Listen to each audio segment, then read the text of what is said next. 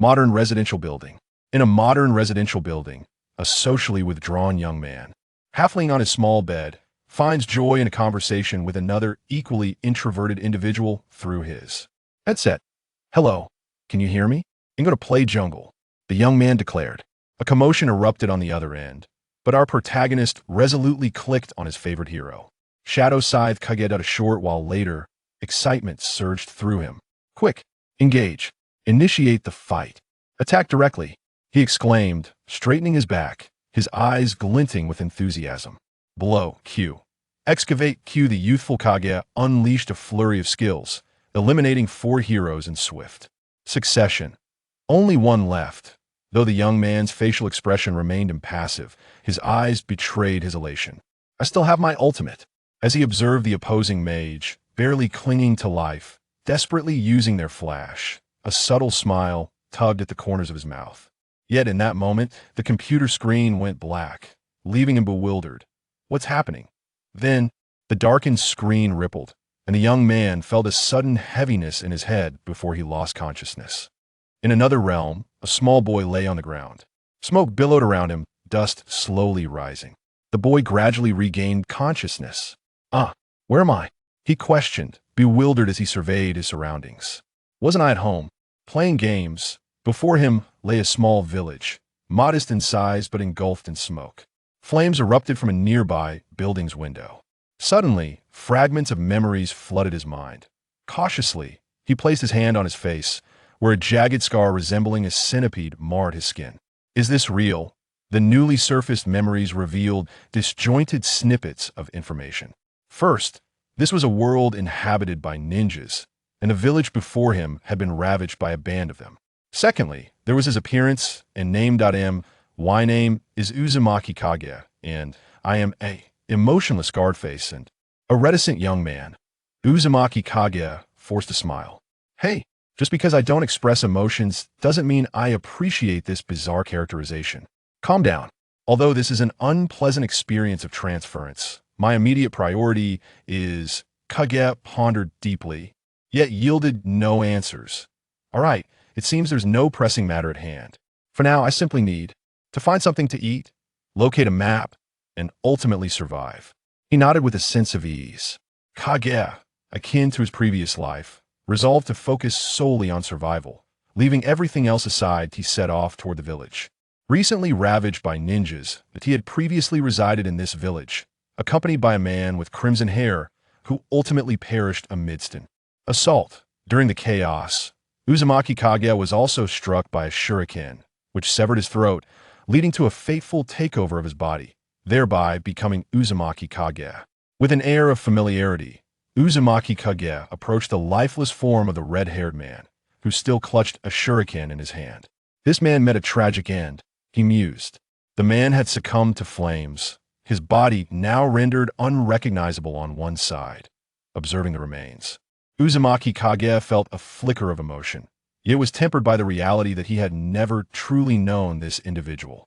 "Time to search for sustenance," he declared, surveying his surroundings with renewed clarity of purpose. Just as he was about to exit, a shadow darted from his left. Before he could fully turn, the figure was upon him, striking him in the neck, and he collapsed into unconsciousness. When he regained consciousness, Uzumaki Kage found himself bound to a small bed, which constrained his limbs tightly with steel cords at its edges. The bed was inclined at a 45-degree angle, granting him a view of numerous vials and jars arranged on a nearby table, as well as the silhouette of a person beside it.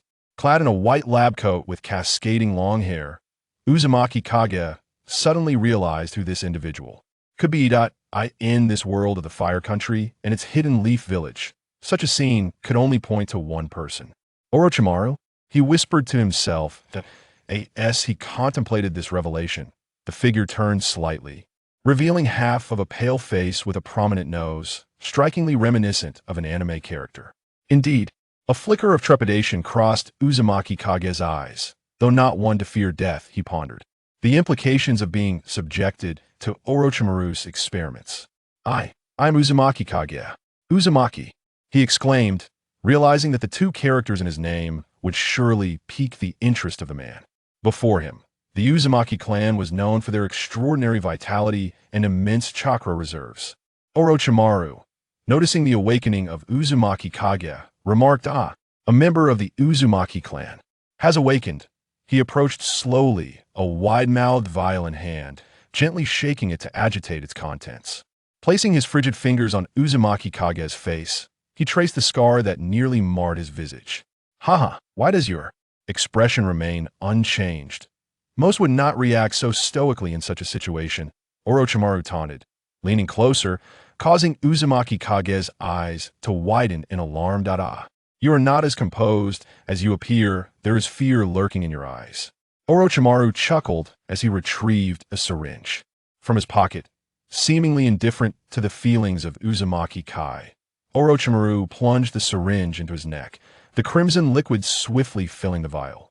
With satisfaction, Orochimaru observed the blood he had drawn before producing another syringe. This one, however, was not empty. It contained a green serum. Once more, Orochimaru injected the serum into Uzumaki Kai's neck, causing him to succumb to darkness and lose consciousness again. The Uzumaki clan, or rather, the disfigured Uzumaki clan, is he concealing something? Perhaps his true appearance? Orochimaru approached the table, a knowing smile curling at the corners of his mouth as he gazed at the red syringe in his hand. The swirling figure of Kai Ing awakened once more in the morning, or rather, it should have been morning, within the confines of a cage-like cell. He gazed at the sole window where a crooked beam of light streamed in. Utilizing this slender ray, Kai Ing meticulously scrutinized his surroundings. This was indeed a prison cell, albeit one that diverged from the conventional design. It featured only a single gray wall, while the remaining 3 sides were composed of iron bars, with the solitary window set into the wall. Outside the iron cage lay a larger chamber, where the research fanatic Orochimaru had stationed a workbench directly opposite the cage. The table was cluttered with an array of bottles and jars, among which one was perched upon an alcohol lamp. The lamp heated the liquid within the bottle to a boil, transforming it into vapor, which subsequently condensed back into liquid above the bottle's cap. This cyclical process resulted in the liquid diminishing in quantity while growing increasingly viscous. Kai noticed a faint mark at about 1/3 of the way up the bottle. While the liquid level had receded to approximately half its capacity, a slip of paper affixed to the side of a test tube bore several numbers. Though only half of them were discernible to Kai Ing, the other half obscured by a reclining chair laden with various tubes. This chair sat precisely in the center of the room, adorned with numerous crimson stains, and as Kai Ing beheld it, he could almost detect a faint metallic scent of blood lingering there. Approaching the iron bars, he noted a door with scratches and dark purple bloodstains upon the railings. When he touched the bloodstains, a peculiar sensation coursed through his fingertips, reminiscent of dried chewing gum. "Who is it?" A faint voice wafted from behind him, sending a shiver down his spine and raising the hairs on his neck. He turned to discern the source of the voice. In the shadowy corner of the gray wall, a slight figure emerged into view. He had previously overlooked this corner, unaware that it harbored another presence. Stepping cautiously closer, the scarred visage of Kai Ing, coupled with his inability to express emotions, rendered him somewhat intimidating in the stillness of this environment. "Who are you?" Kai Ing inquired, positioning himself about 2 meters from the figure, allowing for a clearer view. Before him stood an adult, hair disheveled and features obscured, clad in a long robe. Lacking arms and legs, the stumps were unnaturally smooth, and the grotesque wounds had formed a thin membrane over them. The harrowing scene caused Kai Ing's breath to quicken slightly. I am Yamashita, a ninja of the Hidden Leaf Village," the figure replied, his voice fragmented. He shook his head vigorously, parting his hair to reveal a pallid face adorned with a sorrowful smile. Kai Ing was momentarily taken aback. Yamashita? From the Yamashita clan? What circumstances had led him to this place? In a moment of clarity, the Vortex Shadow comprehended that Orochimaru possessed mastery over various forbidden jutsu. But where did these techniques originate? Naturally, they were acquired through the learning and modification by those who were knowledgeable about them. This understanding made it plausible that Orochimaru had abducted members of the Yamashiro clan. With his guard lowered, Vortex Shadow approached the individual. Yamashiro Takahiro regarded him with a faint but warm smile, saying, "Come closer. My time is short. Yet, there are secrets I have yet to disclose. Child, I shall now share these secrets with you." Vortex Shadow hesitated momentarily but ultimately crouched beside Yamashiro Takahiro. With a smile, Takahiro leaned in close to Vortex Shadow's ear. However, instead of revealing any secrets, he suddenly opened his mouth and lunged to bite Vortex Shadow's neck. Emotionless, Vortex Shadow pushed him away, seemingly having anticipated this action. Takahiro, now against the wall, wore an expression of astonishment. How did you discover it? He inquired. Vortex Shadow remained impassive, his gaze cold as he replied, such a simple deduction. Look to your side. Takahiro turned his attention to where Vortex Shadow pointed. There lay a jumble of discarded items, among which was a Leaf Village ninja headband. Its center cleaved by a blade. You are not a Leaf ninja. You are a rogue. Vortex Shadow articulated his observations to the astonished Takahiro. Still bewildered, Takahiro asked. With so many headbands, how can you be certain there is only one from the Leaf Village? Vortex Shadow pondered before responding. I surmised it. As I am not accustomed to others being too close to me. Initially, I intended to apologize after pushing you away. Yet you shouted, how did you discover it? And at that moment, I knew you were lying. Aside from his stoic demeanor, Vortex Shadow harbored an aversion to being touched. Especially by men. Takahiro's expression shifted dramatically, prompting Vortex Shadow to admire this man's ability to convey a spectrum of emotions. In that instant, Takahiro's eyes gleamed with malice as he declared, though I may appear unseemly, devoid of chakra and unable to perform jutsu, time is of the essence. I cannot afford to wait any longer. Suddenly, Takahiro's demeanor transformed from that of a frail being to a ferocious beast. Vortex Shadow hastily retreated until he collided with the iron bars. Do you wish to flee? Alas, within this iron cage, my jutsu can still be unleashed. Forbidden technique, mind transfer. A shadow, ephemeral yet tangible, collided with Vortex Shadow. A sharp pain pierced his head, rendering him helplessly slumped against the iron bars. As if his mind had momentarily detached from his body.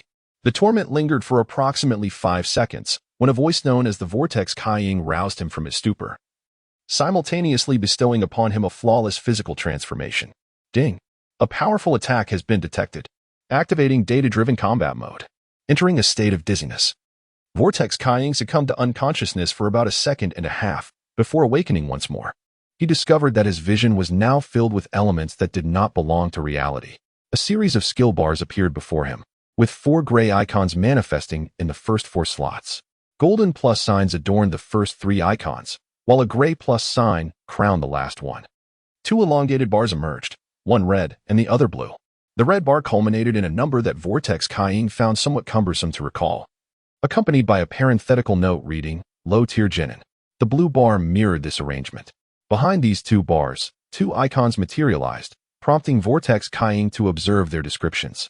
Robust physique. The Vortex clan possesses an exceptional life recovery ability, restoring 1% of health every 3 seconds.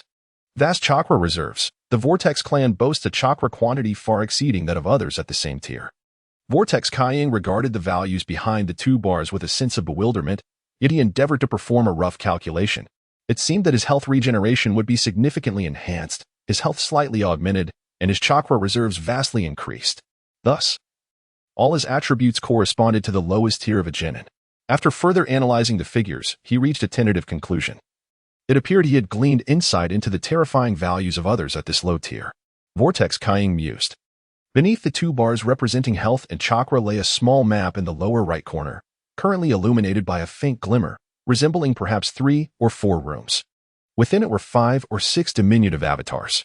One was outside a door, another in a corridor, while the remaining 3 resided in a separate room. Notably, one of these avatars belonged to Orochimaru. Vortex Kaiying's breath quickened before he gradually regained his composure. He then cast a glance at the seemingly lifeless Yamashiro Takahiro in the corner, choosing to ignore him as he absorbed himself in his skill bar. Upon briefly surveying the 4 skills, he was taken aback. All 4 were his own abilities. The Scythe of Shadow Flow was indeed Kaiying's skill. The Path of Destiny had awakened, and it was Kaiying's skill, coupled with the small map. Did this not grant him the opportunity to escape this place? Vortex Kaiying refrained from recklessly activating the E-skill. Instead, he cautiously examined the 4 skills. Giant Side Sweep, Dash Forward, inflicting damage on enemies along the path. And upon concluding the dash, a whirlwind is summoned at the endpoint, dealing damage to nearby foes. Blade Storm, unleash a storm of blades directly ahead. Shadow Step, upon activation, one briefly enters an unselectable state while simultaneously dispelling negative effects. Thereafter transitioning into an invisible state and gaining the ability to disregard all physical collisions. Note, the flow of one's chakra may be detected in proximity. Shadow Sever, the body can transform into a shadow, attaching itself to an enemy. Within 3 seconds, one may disengage voluntarily, After 3 seconds, disengagement is enforced, inflicting an unresistible damage upon the foe. Vortex Kying observed the skills before him, his breath noticeably heavier.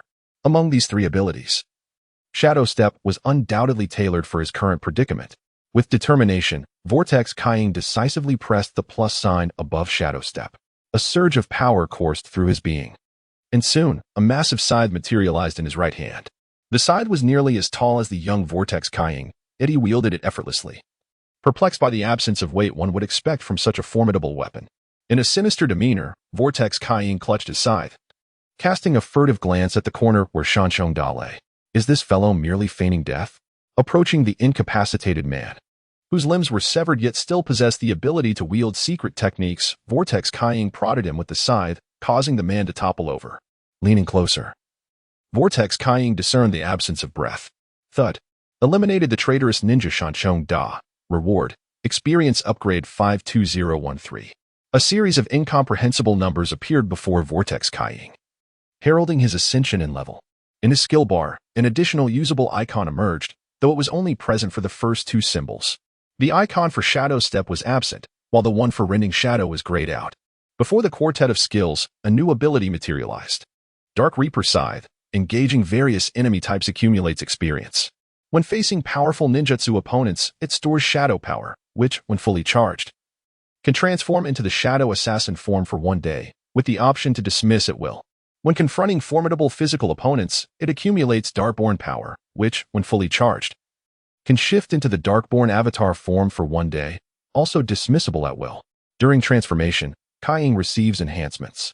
Shadow Assassin increases the casting range of all skills. Each instance of skill-induced damage or attack damage inflicts an unavoidable harm upon the enemy. Darkborn Avatar. The second segment of the Great Side Sweep and the Blade Slice will enforce a forced knockback effect. In the Darkborn Avatar form, an additional layer of shield is granted, and each instance of damage dealt heals and restores the shield. Shadow Assassin. 1/100 Darkborn Avatar. 0/100 Vortex Kying nodded with satisfaction. Both forms could serve as trump cards. Subsequently, he activated the plus icon on Great Side Sweep. A wave of warmth surged through his being, a most pleasant sensation. Yet he felt an impatient yearning to employ this skill. Vortex Kying stretched his limbs and positioned the scythe before him. Shadow Step. An enchanting sensation enveloped him. As if he had slipped into the embrace of shadows, his body felt weightless, and after a fleeting moment, his presence faded into obscurity. Observing his vanishing form, Vortex Kying approached the iron bars, extending his scythe without encountering any resistance. What a marvelous feeling! Vortex Kying exclaimed, only to be abruptly met with a sensation of deflation. The shadows suddenly expelled him, and his hand, still gripping the scythe, became ensnared between 2 iron bars. Vortex Kying froze, mentally declaring, engage combat status. The scythe vanished, and he extracted his small hand from between the bars but lost his balance and fell to the ground. At that moment, the doors swung open. A masked ninja regarded Vortex Kying, who met the ninja's gaze with a stoic expression.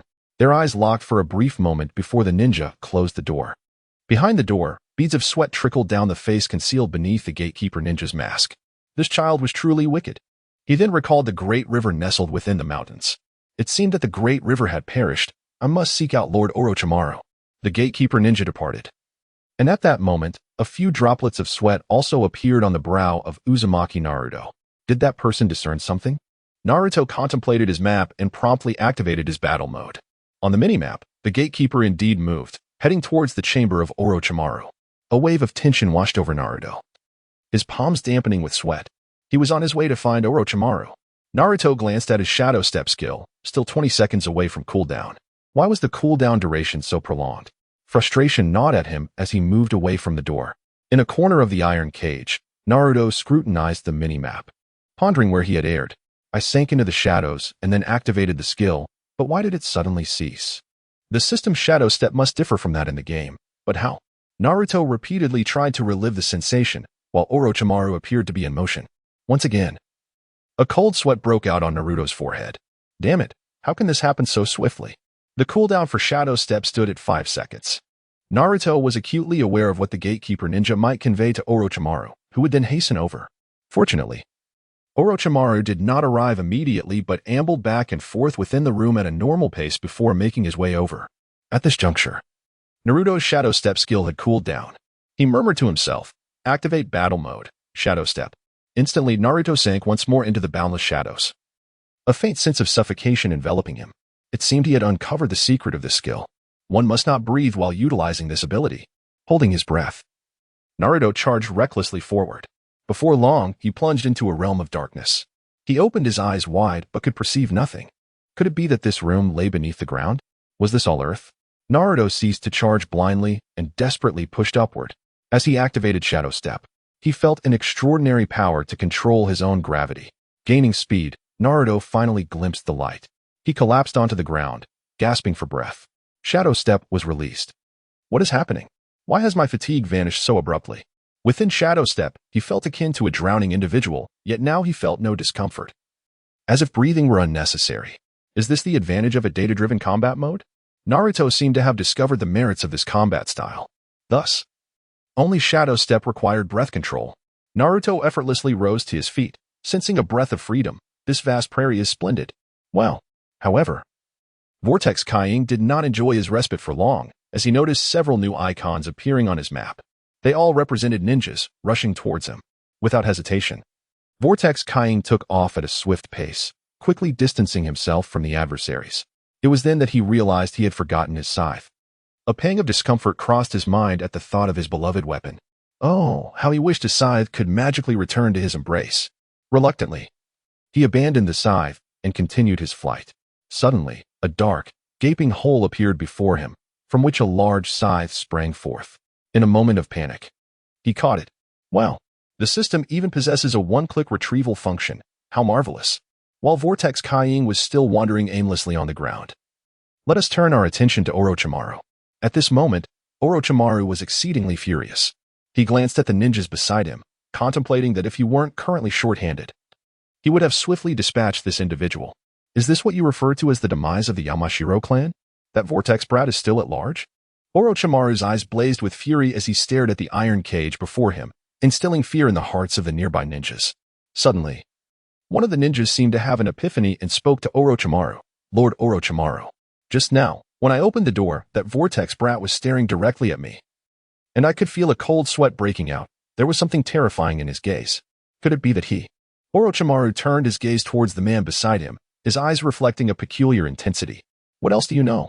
The ninja lowered his head and replied, "Isn't there a legendary immortality technique within the Yamashiro clan? I was merely contemplating this direction."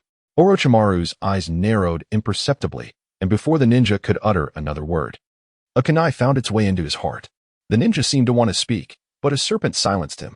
"You have worked hard," Orochimaru said, as he carried the lifeless ninja outside. "All personnel, conduct a thorough search. Find that fleeing individual." Vortex Kying, too caught up in the urgency of the moment, brandished the large scythe and dashed outside, pursued by a throng of assailants. Under the pressure and the data-driven nature of his body, he soon found himself at the edge of a vast forest. Faced with the approaching crowd, a sudden impulse drove him to conceal himself behind a large tree. Desperate, he resolved to escape for as long as possible. Aware of his inferior speed compared to his pursuers, Vortex Kying planned to employ a risky maneuver. Though the ninjas moved swiftly and lightly, they were not without sound. Vortex Kying perked up his ears, pressing his side against his chest, fully concealing himself behind the tree. As the sounds of rustling grass grew louder during his wait, the moment the footfalls entered the forest and all other sounds faded, Vortex Kying quietly intoned, "Shadow Step." His body and consciousness sank once more into the boundless darkness, and he took a half-step back, hiding himself within the embrace of the great tree. After Vortex Kai concealed his body, within mere seconds, several shadowy figures darted past him, plunging into the depths of the forest. However, a few individuals halted before him, their presences exuding formidable energy, all at the level of elite ninjas. Vortex Kai dared not make any sudden movements. The individuals engaged in conversation right in front of him. He must have fled into this forest. Indeed, that is correct. Yet, it seems there has been an unexpected turn of events. What? He is not within my perception. And, what else? Moreover, I cannot find any traces of anyone having traversed this forest. However, there are numerous signs of wildlife. He may have followed those tracks and slipped away. Impossible. He is merely a 12-year-old child. Yet, Lord Orochimaru specifically cautioned against this. I understand now. This squad of ninjas has departed. Their conversation unfolded over the span of 30 seconds, and combined with the previous exchanges, it amounted to a full minute. Vortex Kai was unsure how much longer he could hold his breath. Time to veer off in another direction, with a slight plan forming. Vortex Kai began to dash towards an alternate route. He sank into the earth, and then surged forth in a different direction, running an indeterminate distance. Eventually, he could no longer restrain himself and emerged from the ground, only to find himself in another grove. Glancing around and confirming his bearings, he stood and sprinted towards his determined path. Before long, he spotted an individual, a masked ninja, who was currently navigating through the trees with a small pack. They stood face to face atop two trees. How fortuitous. Vortex Kai's expression remained impassive, though his right hand gripping the scythe trembled slightly. The ninja paused momentarily, then withdrew a shuriken from his pack. Body binding technique. While Vortex Kai was momentarily stunned, the ninja launched several shuriken, each affixed with nearly invisible threads, which wove together to ensnare Vortex Kai in a net, ultimately trapping him. Just as Vortex Kai found himself ensnared, the nin leapt forward, thrusting the shuriken directly into the fabric of Vortex Kai's outer garment, then piercing into his flesh. The nin's eyes revealed an odd expression as he softly murmured. Vortex Kai, internally frantic with thoughts of impending doom, felt a pang of disbelief at the moment the shuriken embedded in his body. How could this be? I struck his heart, yet there is no blood? What is happening? It feels as if his heart was pierced without any sensation. Vortex Kai and the nin locked eyes across the distance of the shuriken. The nin was the first to react, withdrawing the dagger and plunging it back in. It was then that Vortex Kai realized nearly a third of his vitality had vanished. With a fierce shout, Uzumaki Kaiying swung his scythe toward the Chunin before him. His movements grand yet lacking precision. The Chunin executed a backflip, narrowly evading the scythe's trajectory, only to find that the weapon altered its path midair, pursuing him relentlessly. In a moment of urgency, the Chunin formed a hand seal, and as the scythe descended upon him, a burst of air erupted, cleaving a wooden post in two. My ordinary attack mirrors that of the game. It is indeed targeted. Uzumaki Kaiying, the wielder of the scythe, was acutely aware of the force he exerted moments ago. Just as his strength waned, a flicker of energy guided his hand toward the Chunin. Following the destruction of the wooden post, the Chunin seemingly vanished, leaving no trace of his presence. Uzumaki Kaiying remained rooted in place, the scythe angled toward the ground. As several seconds passed, he glanced at his regained health. His expression one of frustration as he surveyed his surroundings. Is a single Chunin truly this troublesome? He mused, shaking his hand holding the scythe. During this interval, his face bore no emotion, a stark contrast to the Chunin's perception. Is this truly human? This is nothing short of demonic. I struck his heart with shurikens twice, yet he remains unscathed. His unfathomable methods of attack and that excited demeanor are terrifying. Now he waits for me to emerge, brazenly brandishing his scythe. The Chunin's breath quickened, caught in a dilemma with the flare in his hand. Release it or not. At that moment, Uzumaki Kaiying cast a glance at the mini-app, noting the Chunin's icon not far from him. I feign ignorance to his fully restored health. Why won't he show himself? If he doesn't emerge soon, perhaps I should simply depart? He regarded the icon with growing perplexity. After another 3 seconds of waiting, Uzumaki Kaiying hoisted the scythe onto his shoulder and silently chanted, "Shadow Step." In an instant, he vanished into thin air, akin to a specter. The Chunin, witnessing this, trembled, every hair on his body standing on end as beads of sweat trickled down his forehead. This is undoubtedly a malevolent spirit walking among us. I cannot linger here any longer. If this continues, I shall suffer a fate worse than death. I will act as if I have not seen him. Yes, I have not seen him. The Chunin leaped away, escaping the perilous locale. After parting ways with the Chunin, Uzumaki Kaiying submerged himself in the earth once more. Holding his breath, sprinting at the lowest speed for over a minute, he finally surfaced to wait in a concealed spot for the cooldown period to elapse. Having learned from his initial encounter, he vowed never to wander through the woods again. With no knowledge of ninjutsu, the young Uzumaki Kaiying expressed that he was only fit to swim in the earth, although running on the ground posed no issue. He feared that an unfortunate encounter with a formidable foe might shatter his composure and lead to capture. Hence, Uzumaki Kaiying declared, I, scarred brother, shall only swim within the soil. Unbeknownst to him, a day slipped by, and under the watchful caution of scarred brother, no. The young Uzumaki Kaiying, he ventured deeper into the vast forest, growing increasingly famished. Amidst the darkness of the sprawling woods, Uzumaki Kaiying, feeling the pangs of hunger, lamented the unpredictability of life. Not long ago, I was a carefree recluse. Why must I endure such suffering? A pragmatic individual, Uzumaki Kaiying accepted his circumstances, and his inner grievances served as a farewell to his previous existence. After laying upon the ground and contemplating his thoughts, the famished Uzumaki Kaiying, having relinquished his combat mode, began to search the nearby corners, harboring the dangerous notion that he might still salvage his predicament. He aspired to emulate Bear Grylls, becoming the apex predator of the food chain. However, during his arduous search, Uzumaki Kaiying yielded no results.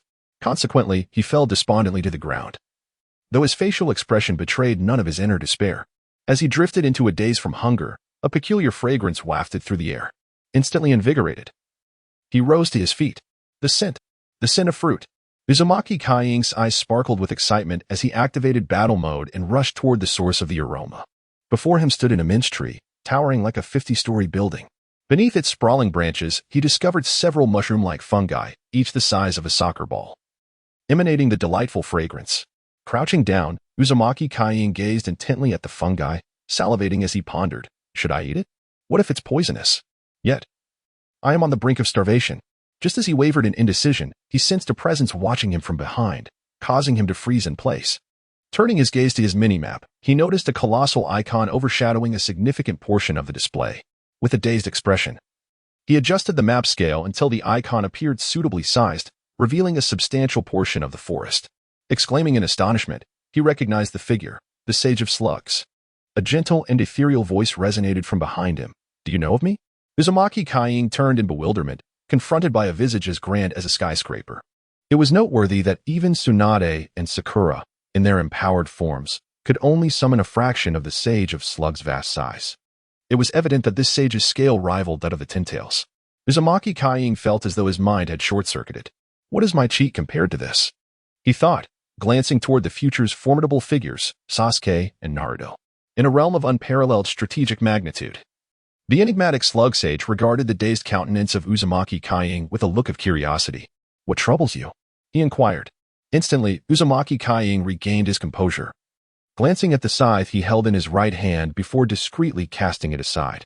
He then forced a congenial smile upon his face, replying, It is nothing, truly. I merely did not anticipate encountering you here, esteemed slug sage. The vast visage of the slug sage seemed to shift slightly, causing the surrounding terrain to tremble, stirring a peculiar sensation within Uzumaki Kaiying's heart.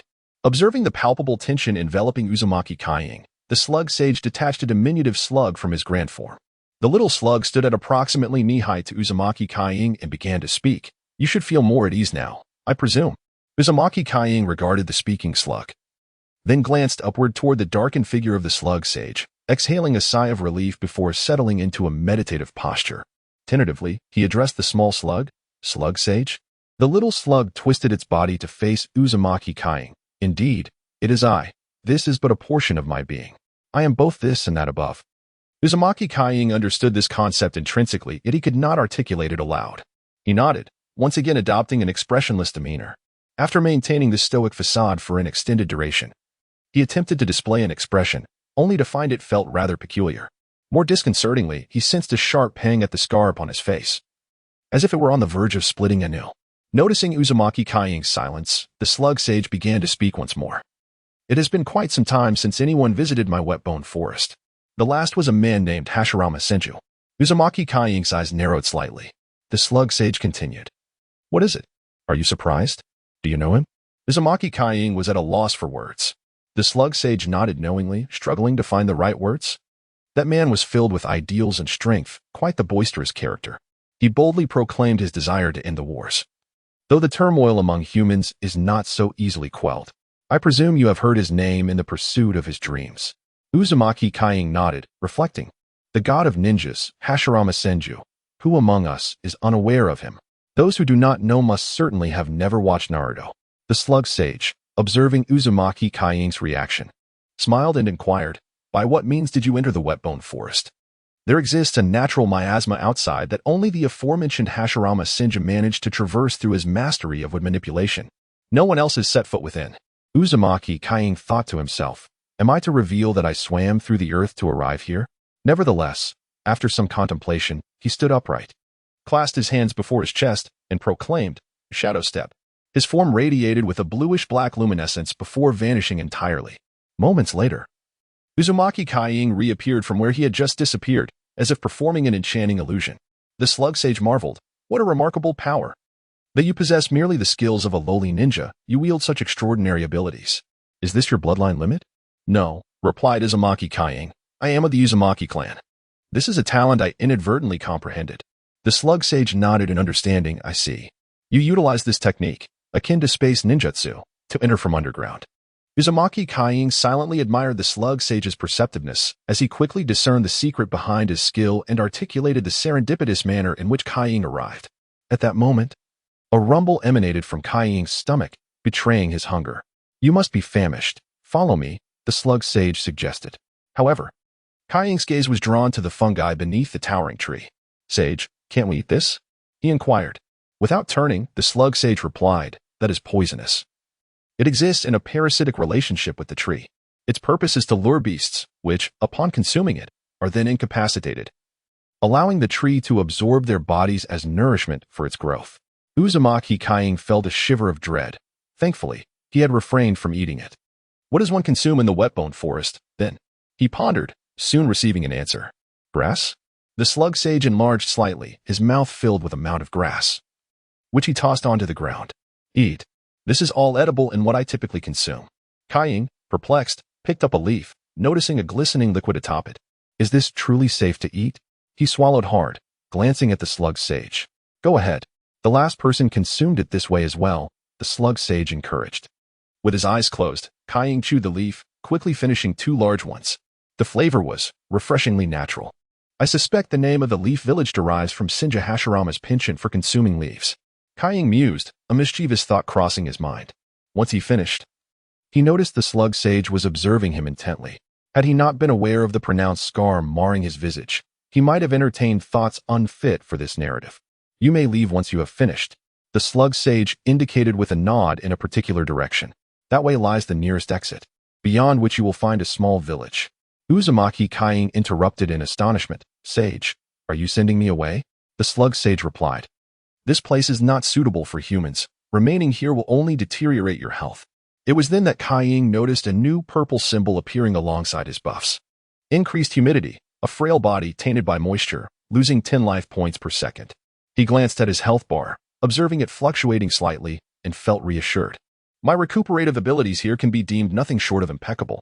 After realizing this, Uzumaki Kaiying addressed the slug sage. "Sage, my constitution is unique. The climate here does not affect me." However, before Kaiying could finish his statement, he was interrupted by the slug sage. "I do not wish for you to remain here," the sage replied in a gentle tone. Uzumaki Kaiying shook his head, insisting, "Sage, I wish to learn the art of cultivation from you. I do not want to leave." The slug sage shifted slightly, shaking its head in response. "You are not suited for this." With that, it turned and walked deeper into the forest, leaving Uzumaki Kaiying in a state of bewilderment. "Hey, sage, I want to learn the techniques of immortality. I will not be leaving." Kaiying shouted into the depths of the forest, then, in a fit of defiance, sat cross-legged on the ground. The wetbone forest seemed to exist in a realm devoid of day and night, and Kaiying sat there, oblivious to the passage of time, maintaining a battle-ready state. Kaiying remained alert, though his stomach soon growled once more. "This is a crucial opportunity. I must pursue the cultivation of immortality," he thought to himself. The location where Hashirama Senju once cultivated his immortal techniques was likely within this very wetbone forest. The sage arts of my Bokuzen are characterized by the presence of frog-like features, as seen in Naruto and the Fourth Hokage, while the sage techniques of the Dragon Cave exhibit serpentine traits, such as scales, exemplified by the likes of Kabuto Yakushi. Only Hashirama's sage mode is distinguished by a circular mark appearing on his forehead, a feature absent in the previous 2 sage modes. By the process of elimination, one can easily conclude that the wetbone forest possesses a sage mode of its own. For Uzumaki Kaiying to thrive in this perilous world of Hokages, he must seize every opportunity to grow stronger. Sage mode undoubtedly offers a means to rival the formidable adversaries around him. This opportunity lay before him, and how could Uzumaki Kaiying possibly let it slip away? Time passed without his notice, and he seemed to enter a peculiar state. His head felt as if it were filled with lead, heavy and clouded. Hunger compelled his body to curl slowly, shifting from a seated position to lying on his side. A soft female voice resonated in his ear, and he felt as though he had transcended into another realm. Where is this place? Uzumaki Kaing pondered, attempting to open his eyes, only to find them seemingly unresponsive. In his hazy consciousness, he heard a woman's cries and the sounds of various ninjutsu being unleashed. I will use my child in place of the young master. You must take her away. Then, all sounds faded into silence. Amidst the rustling, another voice reached Uzumaki Kaing's ears. If one day you possessed the power, would you seek to destroy the world? Uzumaki Kaing mused inwardly. Why would I wish to do such a thing? Isn't that the domain of the villains? The woman's voice questioned again. Then why do you yearn for power so desperately? Uzumaki Kaing retorted. Isn't it obvious? If you were to envision a future where the skies are filled with beings soaring through the air, wielding immense power akin to that of hundreds of meters of radiant energy, it would indeed be strange not to yearn for such strength. A gentle female voice inquired. If you were to possess such power, would you protect this world? The character known as Vortex Kaing, in a state of confusion, responded drowsily. I'll help whoever is familiar to me. Soon after, he succumbed to slumber once more. Upon awakening again, he found himself resting upon a soft, white surface, surrounded by several piles of leaves, many of which bore signs of being nibbled upon. As he touched his lips, he felt a considerable amount of green juice there. You're awake? A soothing feminine voice arose from beneath him, leading Vortex Kaing to realize he was atop a slug. The soft white substance slowly transformed, becoming a small slug that gently carried him to the ground. Vortex Kaing leaped off the slug, casting a puzzled glance at it. Did the slug sage save me? He pondered, recognizing the futility of his question, as it appeared they were the only living beings in the damp forest. The slug softly uttered an affirmative sound. Lifting its body, Vortex Kaing, I inquire of you in the name of the sage. Instantly, a wave of nervousness washed over him as he regarded the slug. Should you acquire power in the future, what choices would you make? The slug's voice remained gentle, yet it imbued Vortex Kaing with an overwhelming sense of gravity. Understanding that this was not a moment for hesitation, he straightened his posture and declared, I shall protect those I cherish and reform the wicked I encounter. Having been profoundly influenced by the teachings of the great celestial dynasty, Vortex Kaing offered a concise, yet deeply meaningful response. The slug nodded approvingly and said, very well. I promise to teach you the arts of the sage, but are you willing to bear the risks associated with learning them? Absolutely, he replied without hesitation. It was not the time to decline. The slug nodded once more and stated, all right. I shall take you to meet someone from whom you will learn the skills of a ninja. When you have met the requirements for training, I will certainly inform you. Vortex Kaing felt somewhat bewildered. Is there such a thing as a learning delay? He mused. Then, the slug conjured a plume of smoke that enveloped Vortex Kaing entirely. Kaguya Uchiha never imagined she would find herself in such a predicament. In a modest room, a drunken woman lay sprawled on the floor, her alluring figure seemingly on the verge of escaping the confines of her flimsy attire with every breath she took. Kaguya's body stiffened at the sight. It was far too stimulating for a mere child of 10. Beside this woman stood another, her face etched with worry. Sighing in despair, alas, Lord Slug mentioned he would arrive tonight, but Tsunade, how shall I explain when Lord Slug appears? A wisp of smoke enveloped the area, and a complex array materialized on the floor, revealing two figures, one large and one small, within the periphery of Shizen's vision. Startled by the sudden appearance of a scar-faced boy, Shizen gasped and hastily covered Tsunade with a blanket. Lord Slug, she uttered, her face flushed with embarrassment. The slug glanced at Tsunade and remarked, it seems the impact of that incident from years ago still lingers. Approaching Shizen, the slug declared, this child is entrusted to you. She is my chosen successor to inherit the sage mode of the Wetbone Forest. I shall leave her here to learn the ways of ninjutsu. Shizen was taken aback. Your sage techniques. Did you not say that after the first generation, no one could master your arts? My teachings lack a fixed structure, with a mortality rate far exceeding that of Myobokuzen and the Dragon Cave. Hence, I do not permit those without certainty to learn them. Yet this child is different. I have faith in her. Upon hearing the slug's words, Shizen looked at Kaguya Uchiha, unable to fathom that this silent, somewhat peculiar boy was the one destined to inherit the slug's sage mode. The slug, observing Shizen and the sleeping Tsunade, felt uncertain about her decision. I leave her in your care. I shall not intrude further, she stated before transforming into a wisp of white mist and vanishing. Shizen, facing the boy, managed a smile she deemed friendly. Kaguya intended to reciprocate with a smile of his own, but the memory of his earlier forced grin almost caused him to grimace in pain, so he merely nodded and sought a corner of the room to sit quietly. An awkward silence enveloped the room, with Tsunade's snores echoing, leaving Kagaya's mind filled with inappropriate thoughts. Shizen approached him. "Let me make your bed," she offered. Kagaya nodded in response. "Thank you." Meanwhile, back in the wet-bone forest, a bubble floated before the slug sage. Containing two figures engaged in conversation, echoes of Kagaya's earlier words from his dream. The slug sage inhaled deeply, gazing at the bubble, murmuring, "The one the toad sage spoke of. The one who might change the world, may have indeed appeared. A child of the Uchiha clan, brimming with boundless potential. In the late hours of the night." Unable to sleep under Tsunade's voice, Uzumaki Kaiying found himself preoccupied with thoughts of his system. He recalled that during his moments of idle contemplation, certain aspects of his system seemed to have undergone changes, igniting his curiosity.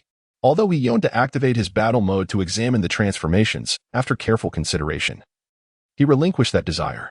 Nevertheless, the thought lingered in his mind, rendering him sleepless. No, he could not activate battle mode here. The emergence of that scythe would likely lead him to be branded a villain by Shizune and the others. Once again, Kaiying stifled his impulses. Ultimately, unable to resist, he quietly rose, opened the door, and stealthily made his way outside. Unbeknownst to him, there was another person in the room, who too was restless due to the snoring of a certain matron. Thus, her attention inadvertently shifted to Kaiying, who was lying by the door. Why couldn't he sleep at such a late hour? His body seemed to be in motion. Was he perhaps suppressing something? He moved, albeit so quietly. Why was he placing his hand on his waist? No, there were other things there. Could he possibly be? He pushed the door open. Might he be heading to the restroom? Shizen pondered, envisioning Kaiying as a taciturn oddball in her mind. Meanwhile, in the restroom, Kaiying carefully adjusted his stance, took a deep breath, and summoned a scythe before him. This was the essence of Uzumaki Kaiying's battle mode. His body would enter a digitized state, maintaining all mechanisms at peak performance, resulting in the manifestation of his weapon, the scythe. He then glanced at his health and mana bars, which served as indicators of his data. At that moment, two small words appeared behind the bars. Chunin? Wasn't he initially a lowly genin? Could it be that this system was gradually transforming his physique? Soon, he discovered something remarkable. Above the skill bar, the plus sign next to Blade Surge had illuminated. In front of the skill bar, the level indicator had shifted from 2 to 3. Could it be that the rogue ninja he had previously dispatched was a formidable character, and that peculiar experience value was indeed substantial? Perhaps the system was incrementally enhancing his body, and only after reaching a certain threshold would it proceed to the next level of upgrades. Upon completion of the upgrade, would his skills then be enhanced? As Kaiying speculated, he clicked the plus sign above, Blade Surge. A warm current coursed through his body, and he felt himself mastering a new technique. Subsequently, he directed his gaze toward the health bar, where the values fluctuated slightly. Does this imply that upgrading, exercising, and acquiring skills can expedite the transformation of my body by the system? Uzumaki Kage eagerly sought something to experiment with. Thus, after marking the locations of Tsunade and Shizune on his minimap, he activated Shadow Step and ventured outside the inn. It had been quite some time since he had last seen the town. Observing the bustling streets, a wave of tenderness washed over Uzumaki Kage's gaze. Indeed, humans are inherently social beings. Taking advantage of the remaining time granted by a shadow step, he swiftly traversed the buildings and arrived at the forest beyond the town. He meticulously examined the map, noting that both Tsunade's location and the distant wet-bone forest were marked, along with the secret base of Orochimaru near the land of rice fields. Vortex Kaiying wielded the scythe in his hand, gesturing dramatically at the empty air before him. Contemplating how to execute the skill known as Giant Side Sweep, he shifted his focus to a slightly deeper part of the forest. With the power of his will, Vortex Kaiying's body transformed into a streak of crimson-black light, colliding with the trees and rocks in his path, cleaving all obstructions in twain. After traveling a considerable distance, he came to a halt, though his hands and upper body continued to move. The scythe twirled in his grasp, its blade encircling him in a perfect rotation. A circular whirlwind of razor-sharp blades formed around him, slicing through all trees within a radius of at least 10 meters like a tempest of rain and thunder. Observing the chaos he had wrought, Vortex Kaiying likened it to crafting a colossal lollipop within the forest, delightfully splendid.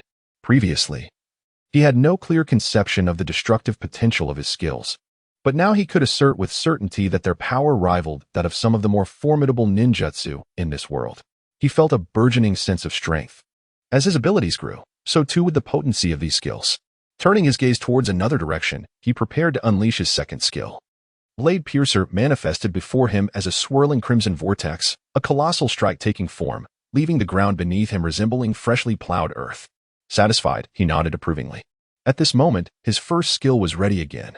Aside from the shadow step, the cooldown for his other two skills was approximately 7 seconds. Lost in thought, Vortex Kaiying pondered. Earlier, he had aimed to maximize the range of his abilities, but now he wondered if a more concise application would be feasible. Assuming a pose he deemed striking, he resolved to set the dash distance to 1 meter in front of him and the spinning/radius to half a meter around himself. Taking a deep breath, he silently chanted, "Giant side sweep." In an instant, he blinked to a position 1 meter ahead, then swung his scythe, executing a circular slash within the precise half-meter radius around him. His eyes sparkled with realization. He could completely control this skill. Next, he focused on his second skill, mentally reciting, "Blade Piercer." With a flourish, he swung the scythe forward, summoning a fierce gale within a 2-meter range ahead of him. This time, he felt a twinge of surprise. Although he intended to cast it within 1 meter, it manifested at approximately 2 meters instead. It seemed this skill had its own inherent range. Vortex Kaiying was thoroughly satisfied with the outcome. Time seemed to flow perfectly, marking exactly 15 minutes. He melted into the shadows and sprinted towards the inn. The following morning, he awoke to the sound of Tsunade's voice calling out to him. Under her guidance, he departed the quaint little town, burdened with the luggage of 3 individuals. In the face of Tsunade's sneaky demeanor upon rising, Kaiying could easily surmise her thoughts. Meeting his bewildered gaze, Tsunade declared with utmost seriousness, "This is your first lesson in being a ninja. One must always exercise caution."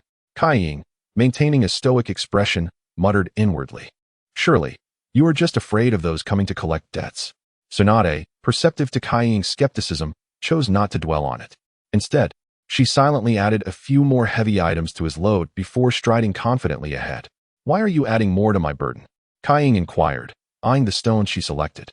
Tsunade glanced at the roadside rocks and added a basketball-sized one to his pack, stating, "This is to strengthen your physique.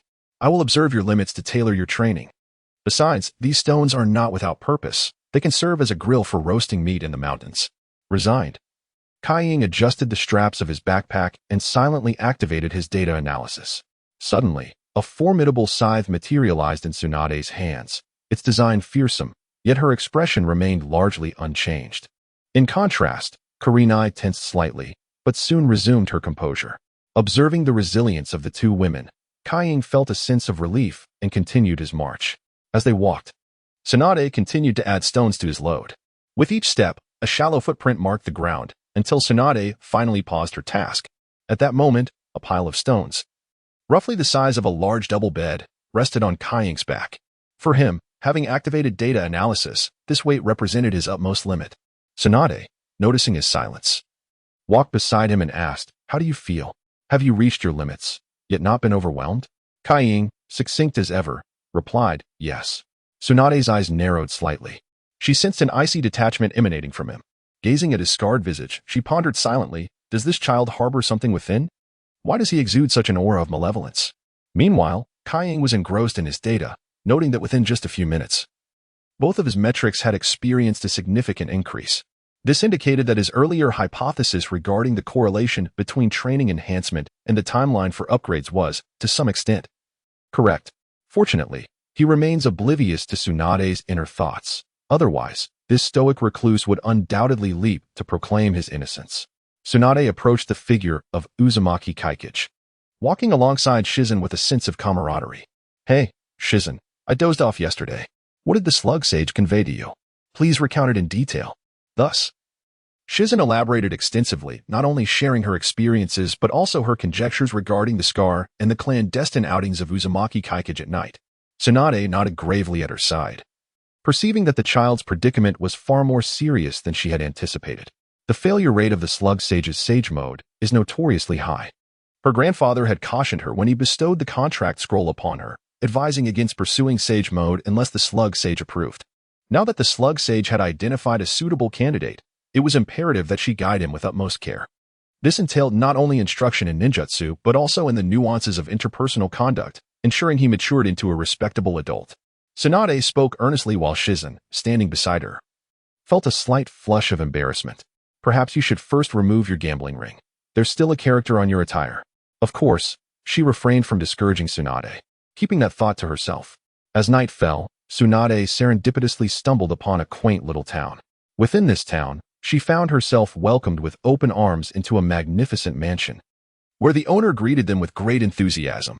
This warm reception extended to Uzumaki Kaikage, who was also welcomed and exchanged handshakes with several individuals. Kaikage handed a parcel to a nearby attendant and, amidst the owner's fervent greeting, was led into an elegant hall. In the center of the hall, several exquisite singers performed a captivating dance, though Kaikage admitted he could not discern the specific style of dance. However, the feast laid out upon the table was a different matter entirely. Kaikage gazed at the splendid array of delicacies before him, swallowing hard. This was quintessential Japanese cuisine. Not only was it visually appealing, but the vibrant colors were also utterly satisfying to behold. Grasping a pair of chopsticks, he commenced feasting the moment the fifth dish arrived at his table. The phrases like a whirlwind or as fierce as a wolf seemed insufficient to describe Uzumaki Kaikage's voracious appetite. In truth, his manner of eating resembled that of a famished spirit reborn. "Have you not eaten in quite some time?" Shizune exclaimed in astonishment. Kaikage, amid his frenzy, managed to respond with a burp. I've been subsisting on leaves." As the dishes continued to arrive and disappear, Kaikage became entranced in his indulgence. The mansion's owner chuckled, remarking, "Lord Tsunade's disciple certainly possesses an impressive appetite." At this moment, Tsunade, exuding grace, lifted a cup of sake and addressed the owner, "Mr. Sandman, following our last encounter, I trust your health has improved?" The owner, Sandman, raised his own cup, smiling at Tsunade before him. "Since the last time the esteemed healer came to my aid, my health has improved day by day. My daily life has become increasingly normal." The swirling shadow of Kaikage stood to the side, realizing that the individual before him was once saved by Tsunade. He grasped a chicken leg and stuffed it into his mouth, casting a sideways glance at Shizune. At that moment, Shizune was nervously fidgeting with her fingers, seemingly anxious about something. Kaikage's thoughts turned to some unfavorable possibilities. Just then, Tsunade spoke up. "Mr. Sandman, I have come to borrow something from you." Kaikage felt a pang of concern as Shizune's fingers twisted even more nervously. However, Sandman, blissfully unaware, replied with a cheerful demeanor. "The esteemed healer may ask for anything without hesitation." Tsunade, appearing somewhat bashful, said, "Mr. Sandman, could you lend me 1,000,000 yen? I promise to repay you in due course." Kaikage was suddenly reminded of a scene he had witnessed in the past, where Tsunade had used her Een seal to alter her age, deceiving creditors with a mere gold coin.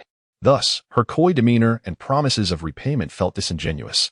He continued to focus on his meal, internally critiquing Tsunade without further concern. After satisfying his hunger, Kaikage stood contentedly outside Salmon's residence, his belly full. Before him stood the triumphant Tsunade, while Shizune lingered beside him, her expression clouded with worry. "All right, Shizune, let us head to the casino," Tsunade proclaimed, eyeing the suitcase in Shizune's hand with pride. Yet Shizune, looking somewhat distressed, responded, "Lady Tsunade, there are still tasks entrusted to us by Lord Jiraiya." Only then did Tsunade shift her gaze to Kaikage, tapping her chin thoughtfully. "Ah, yes. What was your name again?" Kaikage replied, somewhat exasperated. "I am called Kaikage of the Uzumaki clan." Tsunade nodded in understanding. "Ah, a child of the Uzumaki clan. No wonder." She then pulled a book from her ample bosom and tossed it to Kaikage. "The Uzumaki clan is known for its talent. Therefore, I shall give you this book. Study it and practice once you comprehend it." Kaikage caught the book and glanced at its title, Introduction to Chakra Basics. To his surprise, it detailed the process of chakra condensation. "Lady Tsunade," he said with a hint of frustration, "I already possess chakra, and my current abilities can contend with a typical genin." Despite his discontent, his expression remained stoic, exuding an aura of intensity that Tsunade found striking. Tsunade nodded in acknowledgement. "Indeed, with such strength, you must have chakra. I assumed you were naturally gifted. Well then, why don't you demonstrate the shadow clone technique for me?" Kaikage hesitated. "The shadow clone technique? Surely you must know the transformation technique."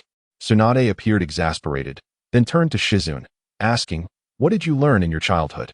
After a moment of contemplation, Shizune remarked, "What I have learned comprises the fundamental knowledge of ninjas, the art of the body flicker technique, and the application of shurikens and kunai." Tsunade then reached into her modestly adorned chest and retrieved several warm tomes, which she handed to Uzumaki Kaiying. "Practice on your own for now, should you encounter any discrepancies. I shall elucidate them later. Stay nearby, for if you wander too far, it will be difficult to summon you for dinner." With a wave, Tsunade led Shizune away. Uzumaki Kaiying, holding the fragrant and warm books, absent-mindedly scratched his head. It seems I have inadvertently claimed the complete collection of benefits for the devoted fan. He reminisced about the night spent fervently following Naruto. Each encounter with the charming yet formidable, mischievous yet enchanting Tsunade stirred his heart. Yet, an unsettling aura of unreliability enveloped her. As he gazed at the retreating figure of Tsunade, emblazoned with the character forbid on her back, he muttered to himself. He examined the titles of the volumes, the comprehensive guide to kunai usage, the definitive handbook on shuriken deployment, and basic chakra utilization, the methods of the body flicker technique. Have I overlooked something? He pondered, sensing that Tsunade might not have provided him with everything. Hey, wait. She didn't give me any kunai or shurikens. Yet, when he glanced into the distance, the two had already vanished. It was then that he recalled the sizable pack on his back. He set it down, unzipped it, and discovered 3 or 4 kunai, a multitude of shurikens, and 5 or 6 targets. Is this mere coincidence? He mused as he inspected the contents of the bag. Meanwhile, at the estate of Sandman, a subordinate presented a newspaper. My lord, you should see this. Sandman glanced at it briefly before setting it aside. The subordinate continued, My lord, it is highly likely that Tsunade is the cash cow mentioned in this article. She has borrowed money from numerous sources, and your funds may never be returned. Sandman remained unperturbed. It was intended as a gift for the esteemed healer. I am not in need of that money. In front of the casino, Tsunade instructed Shizune, keep a discreet watch on that lad. If his training falters, teach him a lesson. If he is doing well, find us a suitable inn for the night. One that allows for a swift escape. I can no longer contain myself. I intend to indulge extravagantly. Tsunade rolled up her sleeves. Shizune, murmuring beside her, asked, Are we drinking tonight, Lady Tsunade? Tsunade snatched the money box from Shizune's grasp. What need is there for drink? With that, she strode into the casino, money box in hand. Shizune weighed her own pouch and then produced a small notebook. For lodging, food for that lad, fresh clothes, books, shurikens, kunai, and the 1 million borrowed from Lord Sandman. It was no wonder Tsunade could serve as Hokage. Shizune, her diligent secretary, was undoubtedly indispensable. Outside the city, Uzumaki Kying effortlessly discovered an excellent training ground. It was adorned with water, trees, and a scattering of rocks haphazardly strewn about. Thus, Uzumaki Kying retrieved 5 or 6 targets from his backpack, arranging them atop the stones as instructed in the book. The training was organized by distance. After contemplating the arrangement of the targets, he nodded and produced a shuriken. According to the techniques outlined in the book, the act of throwing the shuriken should be quite simple. For the data-enhanced Uzumaki Kying, this task was hardly a challenge. Throwing shuriken was an experience-based endeavor. And for one equipped with data, repetitive throws were undoubtedly the simplest of tasks. At first, from a distance of 5 meters, Uzumaki Kying easily hit all the targets. While his accuracy was not impeccable, it was certainly acceptable. Progressing to 10 meters, however, his hit rate significantly declined. Each shuriken had only about a 50% chance of striking the target, with the probability of hitting the bullseye dwindling to 1 in 5. During his second round of throws, he noticed a figure on the mini-map in the distance. It was silent.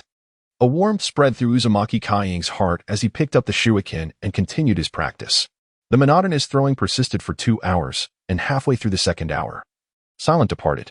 She returned as the sun began to set, observing with astonishment the targets before Uzumaki Kying and his swift, precise actions. This child had been throwing shuriken continuously. The targets were riddled with holes, one of them having almost half its surface skinned away, revealing the hard wooden board beneath the soft leather. Silent watched for several hours as the daylight gradually faded. Uzumaki Kying remained efficiently engaged in his task, consistently hitting his intended targets, within a range of 20 meters. His accuracy surpassed 90%, with a greater than 50% chance of striking the bullseye. As he swiftly collected the shuriken, he reflected on his progress.